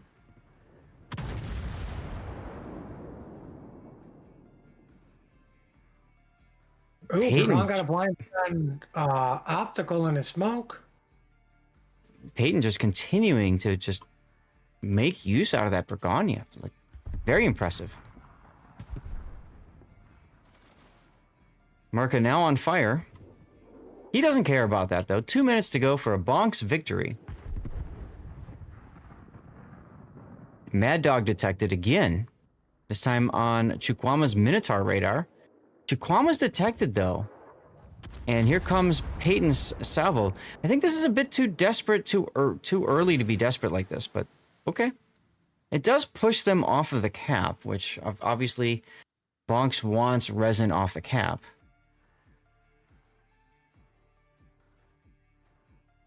One and a half minutes to go. Zvea radar up, Hey, did you catching know- nothing. Did you know Resin had a Stalingrad? Yes. It's currently walking through the middle of C-cap. San Martin opening up. I don't like Addy opening up here, but okay. Like, Addy's the lowest health target over here. Why put yourself out there for Peyton to shoot you again? I mean, heck, for anybody to shoot him. Yeah. Like, let Murica take the hits. Minute and 15 seconds to go. Addy's playing a very dangerous game. Even the Stolly took a crack. Why not? You're at the point would you come where back this in? Stalingrad needs to do something, and he's off in La La Land, frankly. Mad Dog. Mad Dog the pick target now. 5,000 hit points. Bowser, though, taking continuous hits. I think Bowser's gonna die here. That will be bad. Little too much, yeah. A little too much loitering done at the A cap. They need to make a trade for this. They got to get Mad Dog out. They do get him. Addy manages to get that heal off. 45 seconds until a Bonk's victory. Addy forgot to use his Hydro. He's going to take a torpedo on the bow. That's going to force out the DCP. Yeah, but I think 33 Resin seconds. to really go. wants to get optic. Well, yeah, I mean, so many low health targets on Bonks' side here. We haven't even been following what's been going on the other side. Let me flip over there real quick and see. Nothing. All right, back to the game. Wow. 13 seconds to go. I don't see a way back in this for Resin. Bonks should be winning this in 8 seconds. Bungo trying to get into the decap. It's just too little, too late for Fiva. And for Team Resin, Bonks wins. And I lose because I don't have a death pick. Well, maybe over here, maybe over here, maybe over here. Bam. Got it. Let's go. You got it. Well, despite Resin only losing one ship, I want to highlight this. They still lost the game. Resin lost that game. Impressive. Ladies and gentlemen, game 3. This is what we live for, everyone. This is what we live for.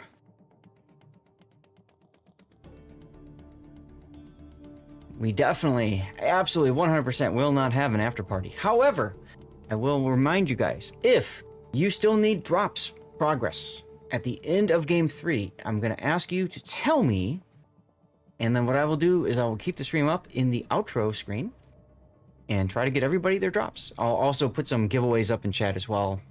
So there's something for all of you guys to stick around for if you want. And hopefully we can get you guys your drops. Generally speaking, as long as you started the drop, you should still get progress for it. But we'll find out. It's only 250 community tokens, so I'll tell you what, if you missed the drop today, not a big deal either way. But tomorrow, better drop. Make sure you tune in for that. Let's do a commercial break in case these guys want to go fast. I have a feeling they want to go fast.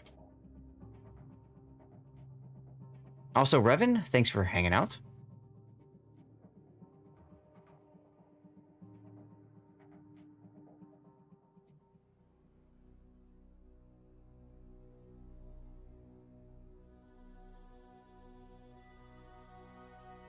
Ah, man, I love my AI bot. I love my AI bot. Good stuff, good stuff.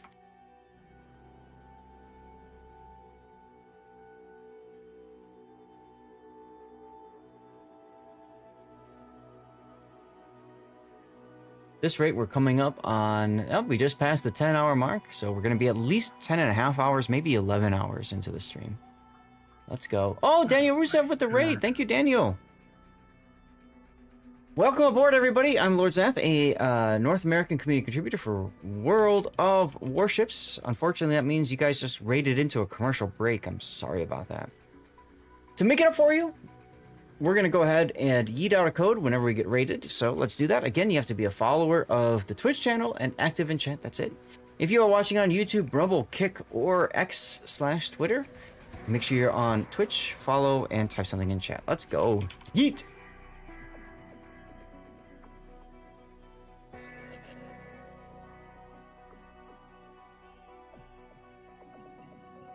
Let's go. Let's go. Rita raided me yesterday. And Daniel.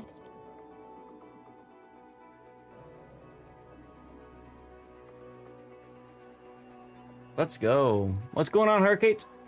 You guys are just in time to catch the last game of NA KOTS. The last game. Zit 0 done. Like I said, if you are just now getting progress in your KOTS drop, we'll try to get it for you. We'll try to get it for you. You have to be tuned in here for an hour. We might be able to make that work.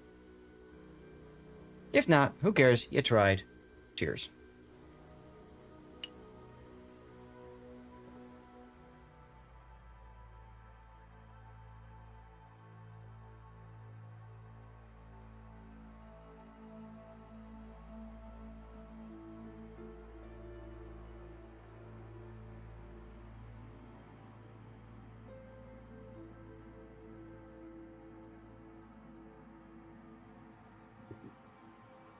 There we go. There we go. There we go. Let's go. Thank you, Daniel. Appreciate you. And thank you, Revan. Yep, Revan's been hanging out. Revan is excited about the international KOTS coming up. Go ahead. What about Daniel? Daniel only showed up because I was here. These are facts. Of course. Even though he probably has no idea who I am. And as a reminder, we are also doing a charity drive for Stack Up. We are looking to raise money for veteran mental health through video games, not just in the United States, but around the world. If you want to help out, I'll put the charity link up there, !charity. You can get the link yourself. We do have certain milestones. Once we hit those milestones, we're looking to get rid of ships like the Atago, Carl Johan, that sort of deal. Hoping we can finish that today and tomorrow, but we will see where it goes.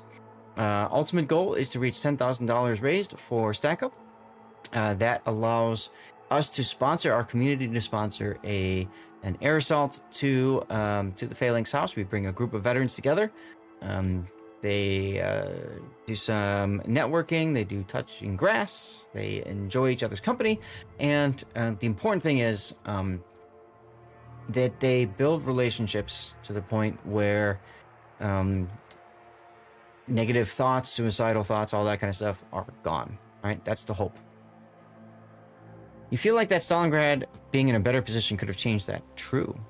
William Ian? Absolutely. What a game. Let's go. Game 3, says Little Sunny Sunshine.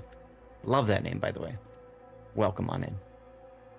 And sorry, Formula ZR. I know. It's a different name from Legend of Formula, but it's easier just to say Formula. Even Raptor does that. Even Sea Raptor does that. So, it is what it is. Oh boy. One game to go, everyone. One game to go. Hindsight is 50-50, 2020. Hindsight is 2020, William. You never know. Stalingrad was probably concerned about moving. Also, frankly, probably during the game, the Stalingrad was just kind of forgotten about. He was there. He's like, do I move? He was probably said, yes. What are you still there for? Too late.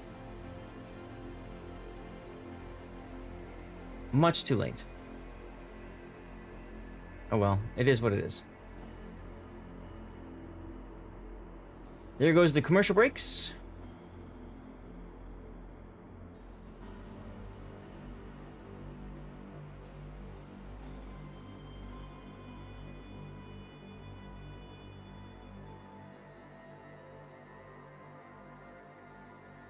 Revan is a convert to whiskey. Let's go. Let's go.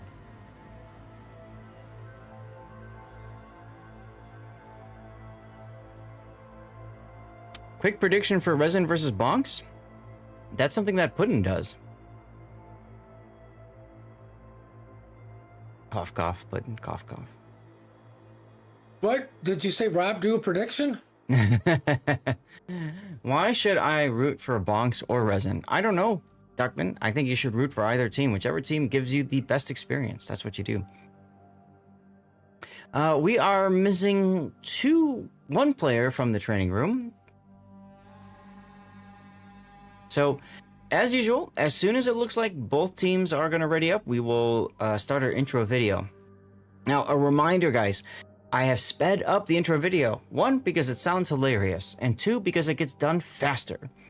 The sooner it gets done, the more of the actual game you guys get to watch. I think that's a good trade. Here comes Chukwama. Let's go.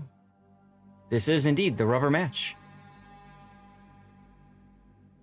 All right, I'm gonna hit the map intro video. Enjoy preview. Let's go.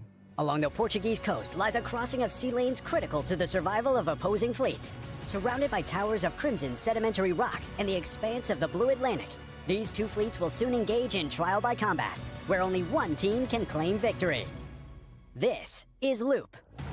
Loop is a 48 by 48 kilometer domination-style map with 4 cap points running in a line from west to east. The A and B caps are on the left, C is in the center, and D is on the right. In this configuration, Loop now has 2 capture points on the west side of the map that can be seen as teams' home caps. Teams will now have to weigh whether it's worth deploying warships west to try and capture the enemy home cap, or merely defend and attempt to break through. Elsewhere in the center of the map, capture point C has been greatly reduced in size. It will be far more challenging for destroyers to comfortably capture this point without sufficient support from teammates and nearby radar cruisers. On the eastern side of the map, capture point D was moved further east. Destroyers wishing to capture this point will no longer find the safety of the island in the middle of the cap, and instead must face the threat of enemy radar or even hydro from nearby islands. 18 ships, 2 teams, 1 victor. It's time to play Loop.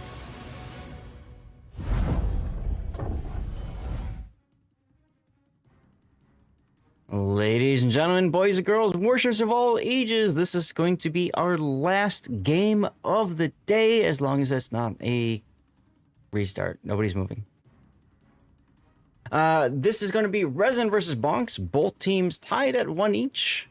Whoever wins this continues into tomorrow's losers bracket final to fight against Virtus. Whoever loses this is completely out of tournament. Why is nothing happening? Why is nothing happening? Here we go. We got in so fast thanks to that sped up video. Let's go.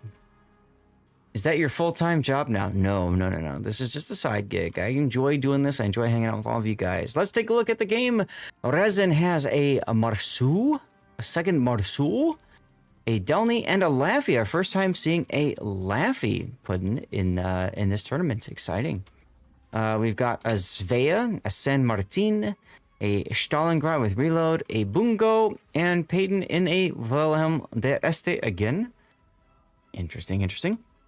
I saw somebody say they came for the drops and stayed for the pronunciations. I hope you've been enjoying how we pronounce things. Tell us about Bonks, Puddin'. Well, for Bonks. So we got a Marcel Summers, PVO Salem, William heading to Donuts. We have the Bungo kind of going straight at sea with the Ragnar Spey, and the San Martin is going off to Bacon. Very interesting to see both teams bring in Bungo third. Willem dressed. There's what? Yeah, there goes the Bungo turning a little bit. I thought he was gonna go with William. Oh, absolutely, Andrew. It's a long day, but I'm here for this. And I was telling Puddin' during the intro video, I would absolutely love to be doing Asia as well. I think it'd be hella fun to have like a 16-hour long stream doing all 3 regions. I have to talk to the wife about that. And the negotiations probably won't go well, but it is what it is. So Willem der Est, if anybody doesn't know, this is going to be the Duncan, the tier 9 Duncan at tier 10. However, she does get access to the Dutch airstrike as well, so it gives a little bit more utility there. What happened to this match ends in a draw? So there are rules, BL Speed, in draw mechanics. Usually what they do is they go based off of points in the previous games. So whichever team earned the most points, there you go. Tequila is the best. Yeah, tequila's good stuff. San Martin getting both of the home caps for Resin and Bonks. Well, Resin got theirs first, yet again.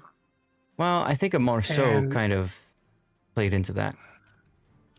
Well, you can say the Marcel sent to D didn't get it, so...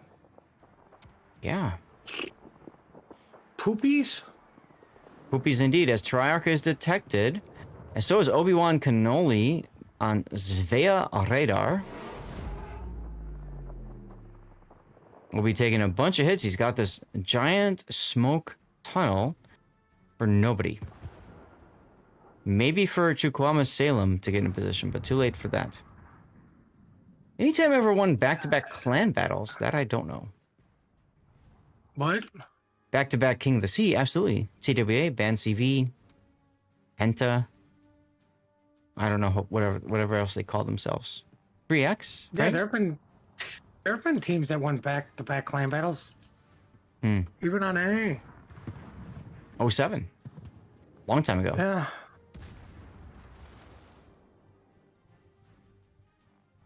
All you gotta do is look at the bottom of most of the maps, and they'll have the winner of that KOTS or that clan battle season for your region. I love Obi-Wan's position right here. He's moving forward. I don't like that. I'd rather see him stay farther back, but Legend of Formula does bring up the Svea radar, so Kenobi wisely backs off from that. But I do like the spotting provided for his teammates and the torpedoes and stuff like that. Rain, yeah, Rain might have won back-to-back clan battles as well. Being the last game of the day, if y'all are especially new, welcome. And if you've got questions, ask away. Mubuki radar up at sea, catching Optical's Ragnar out. He gets to just kind of do the dodgy for a little bit in front of Mad Dog's Marceau. Shouldn't be that big of a deal.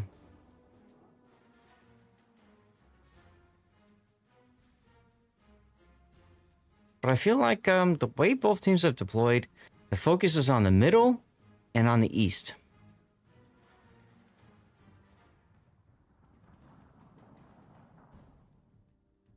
Interesting seeing the Laffy.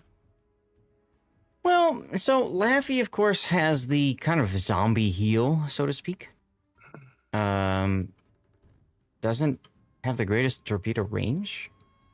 Yeah, 8 kilometers. Yeah, it's an interesting choice. An interesting choice. Got smoke as well. Yeah, whatever. Wait for us, big boy off. Chocolate. Mm-hmm. Well, Resin in the lead cap-wise and point-wise for right now. Bonks has to find a way back in. As Optical Well, takes eating torpedo torpedoes- on the stern. Unfortunate. I was gonna say eating torpedoes is not a way back in. Hmm. Yeah, it might have been 3 COTS back-to-back. That's true. My day job is running South American drug cartel. If only. I'd be so rich. But then, like, I'd have missiles over my head.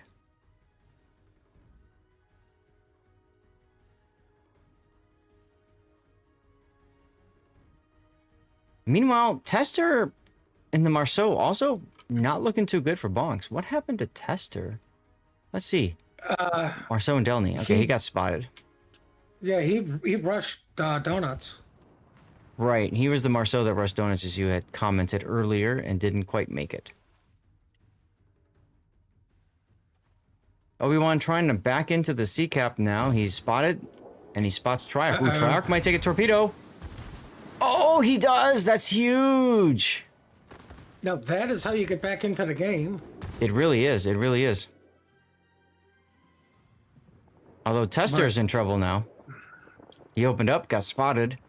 4,000 hit points. And remember, there ain't no heal for him. Well, I mean, at 4,000 is more like 40 because of French saturation. Yeah, true. Obi-Wan trying to back in and grab the cap now. Spotting Eagle Lance's Delny. Look at these random guess shots from Eagle Lance. Very damn close to Obi-Wan. There's the spot. Well, Triarch just came out 'cause I know again. you're. I'd say just because I know you were curious about it, San Martin and versus San Martin may happen soon. It doesn't matter. Obi-Wan's about to die. 1,000 hit points left on Obi-Wan. He's got no way of healing this back. He's just got to run. Does he have a... Nope, he doesn't have Adrenaline Rush. Well, good luck, Obi-Wan. He barely knew you. There's the radar from the Svea. And Obi knows it's he's just luck checking torpedoes and saying, goodbye, family. Bye, Obi-Wan. Fellow Super Test Coordinator, first to die, or Team Bunks. Resin up a lot of points at this point.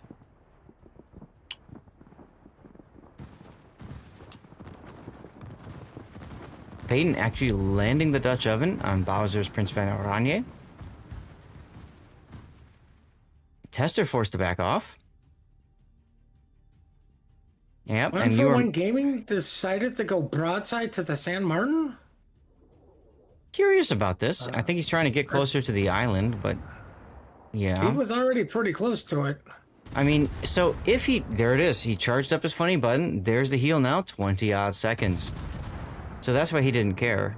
Because remember, for San Martin, you can actually heal back more Citadel damage than normal, right?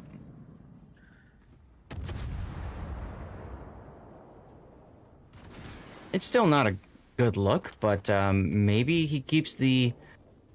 keeps Hungary spotted so that Murica can smack him with the bungo?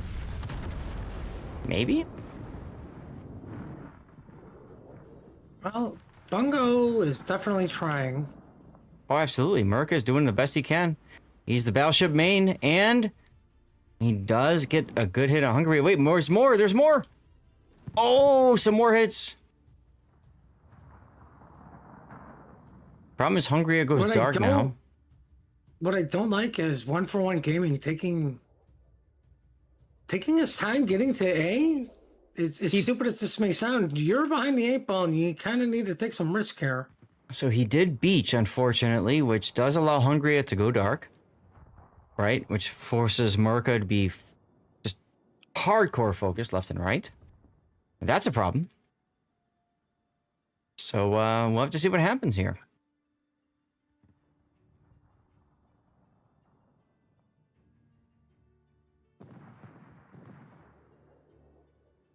And there goes Murica.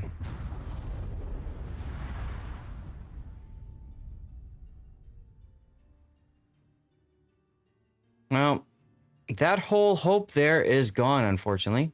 How do you earn the Colombo camo?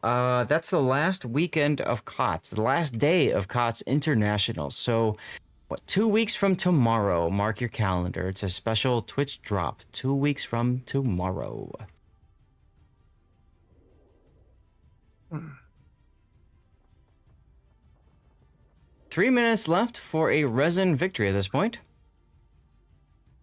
And it's going to be faster because I think Tester's about to go out here in the Marceau. He's trying his darndest to make something happen.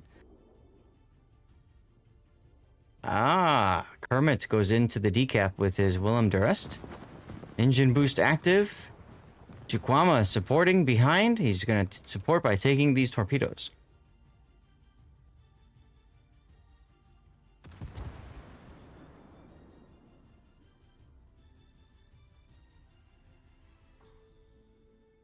Get back into the mid, see what's going on.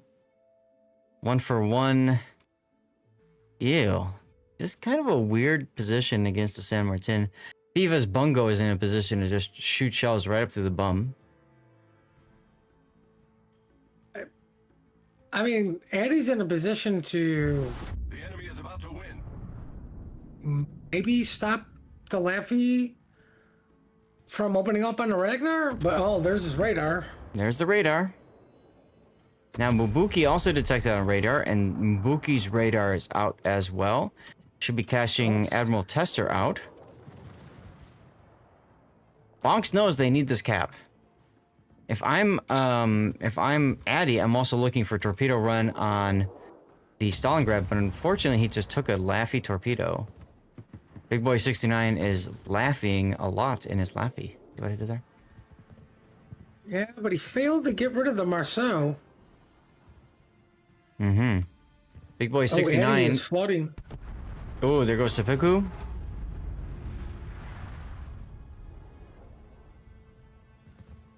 Big Boy 69 walks away with his zombie heel going.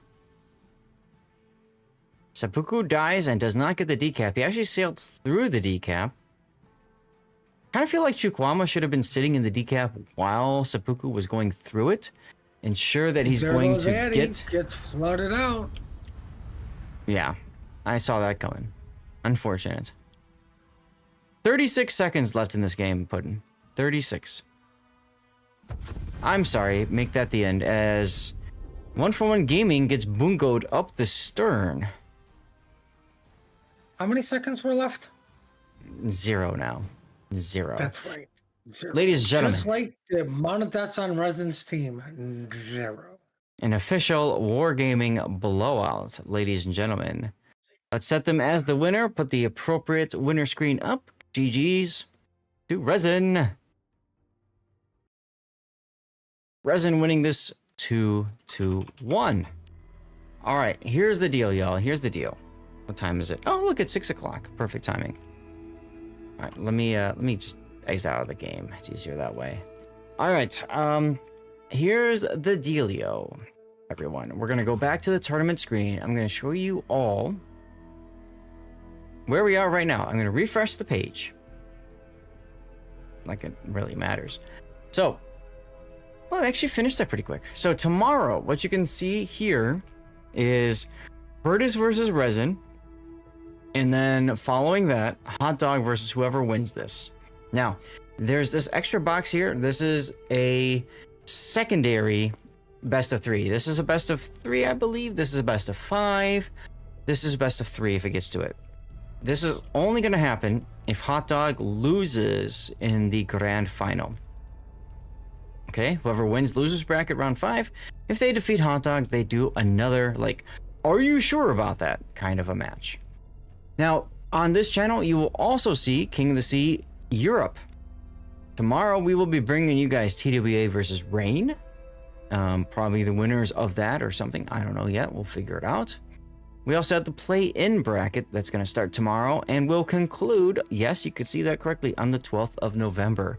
So I will be planning on streaming on Wednesday, November 12th. Hope you guys can tune in for that. This 12 o'clock is my time, Chicago time. If you're in Europe, advance that by 7 hours, I think, if I remember right. Clan battle times. Now, if you have not gotten your drop yet, I need you to do me a favor and let me know in chat. What I'm going to do is I'm going to keep the stream live with the outro screen going, so as many people as possible can get their drops, okay? As you complete your drops, I want you to tell me as well. I will continue to hang out in chat and make sure people have their drops. If I don't hear from people, I'll just raid out and end the stream.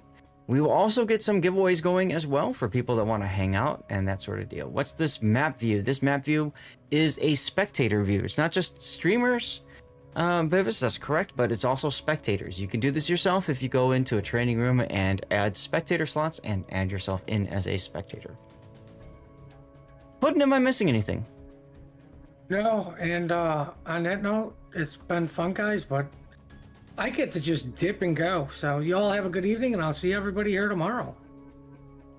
Let's go. Have there been any Twitch KOTS codes? No, not promotional codes because Wargaming isn't streaming. Usually when Warships, World of Warships main is streaming, then there are promo codes that go out.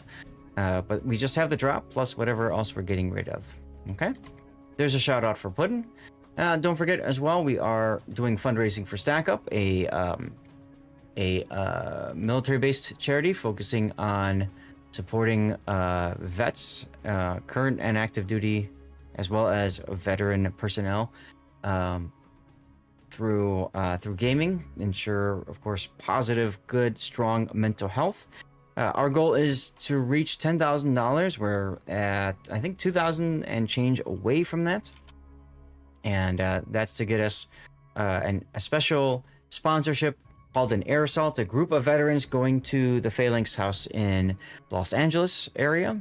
A good opportunity for networking, touching grass, enjoying each other's company, and hopefully, of course, combating suicide. It's a very good cause if you're willing to support. Please do so. Aside from that, I got nothing else, so I'll move to the outro screen unless you have something else to say, Puddin'. Excellent. He's already gone. All right. Well, we're going to go to the outro screen. Again, if you still need drops, progress, let me know in chat. Okay? Here we go.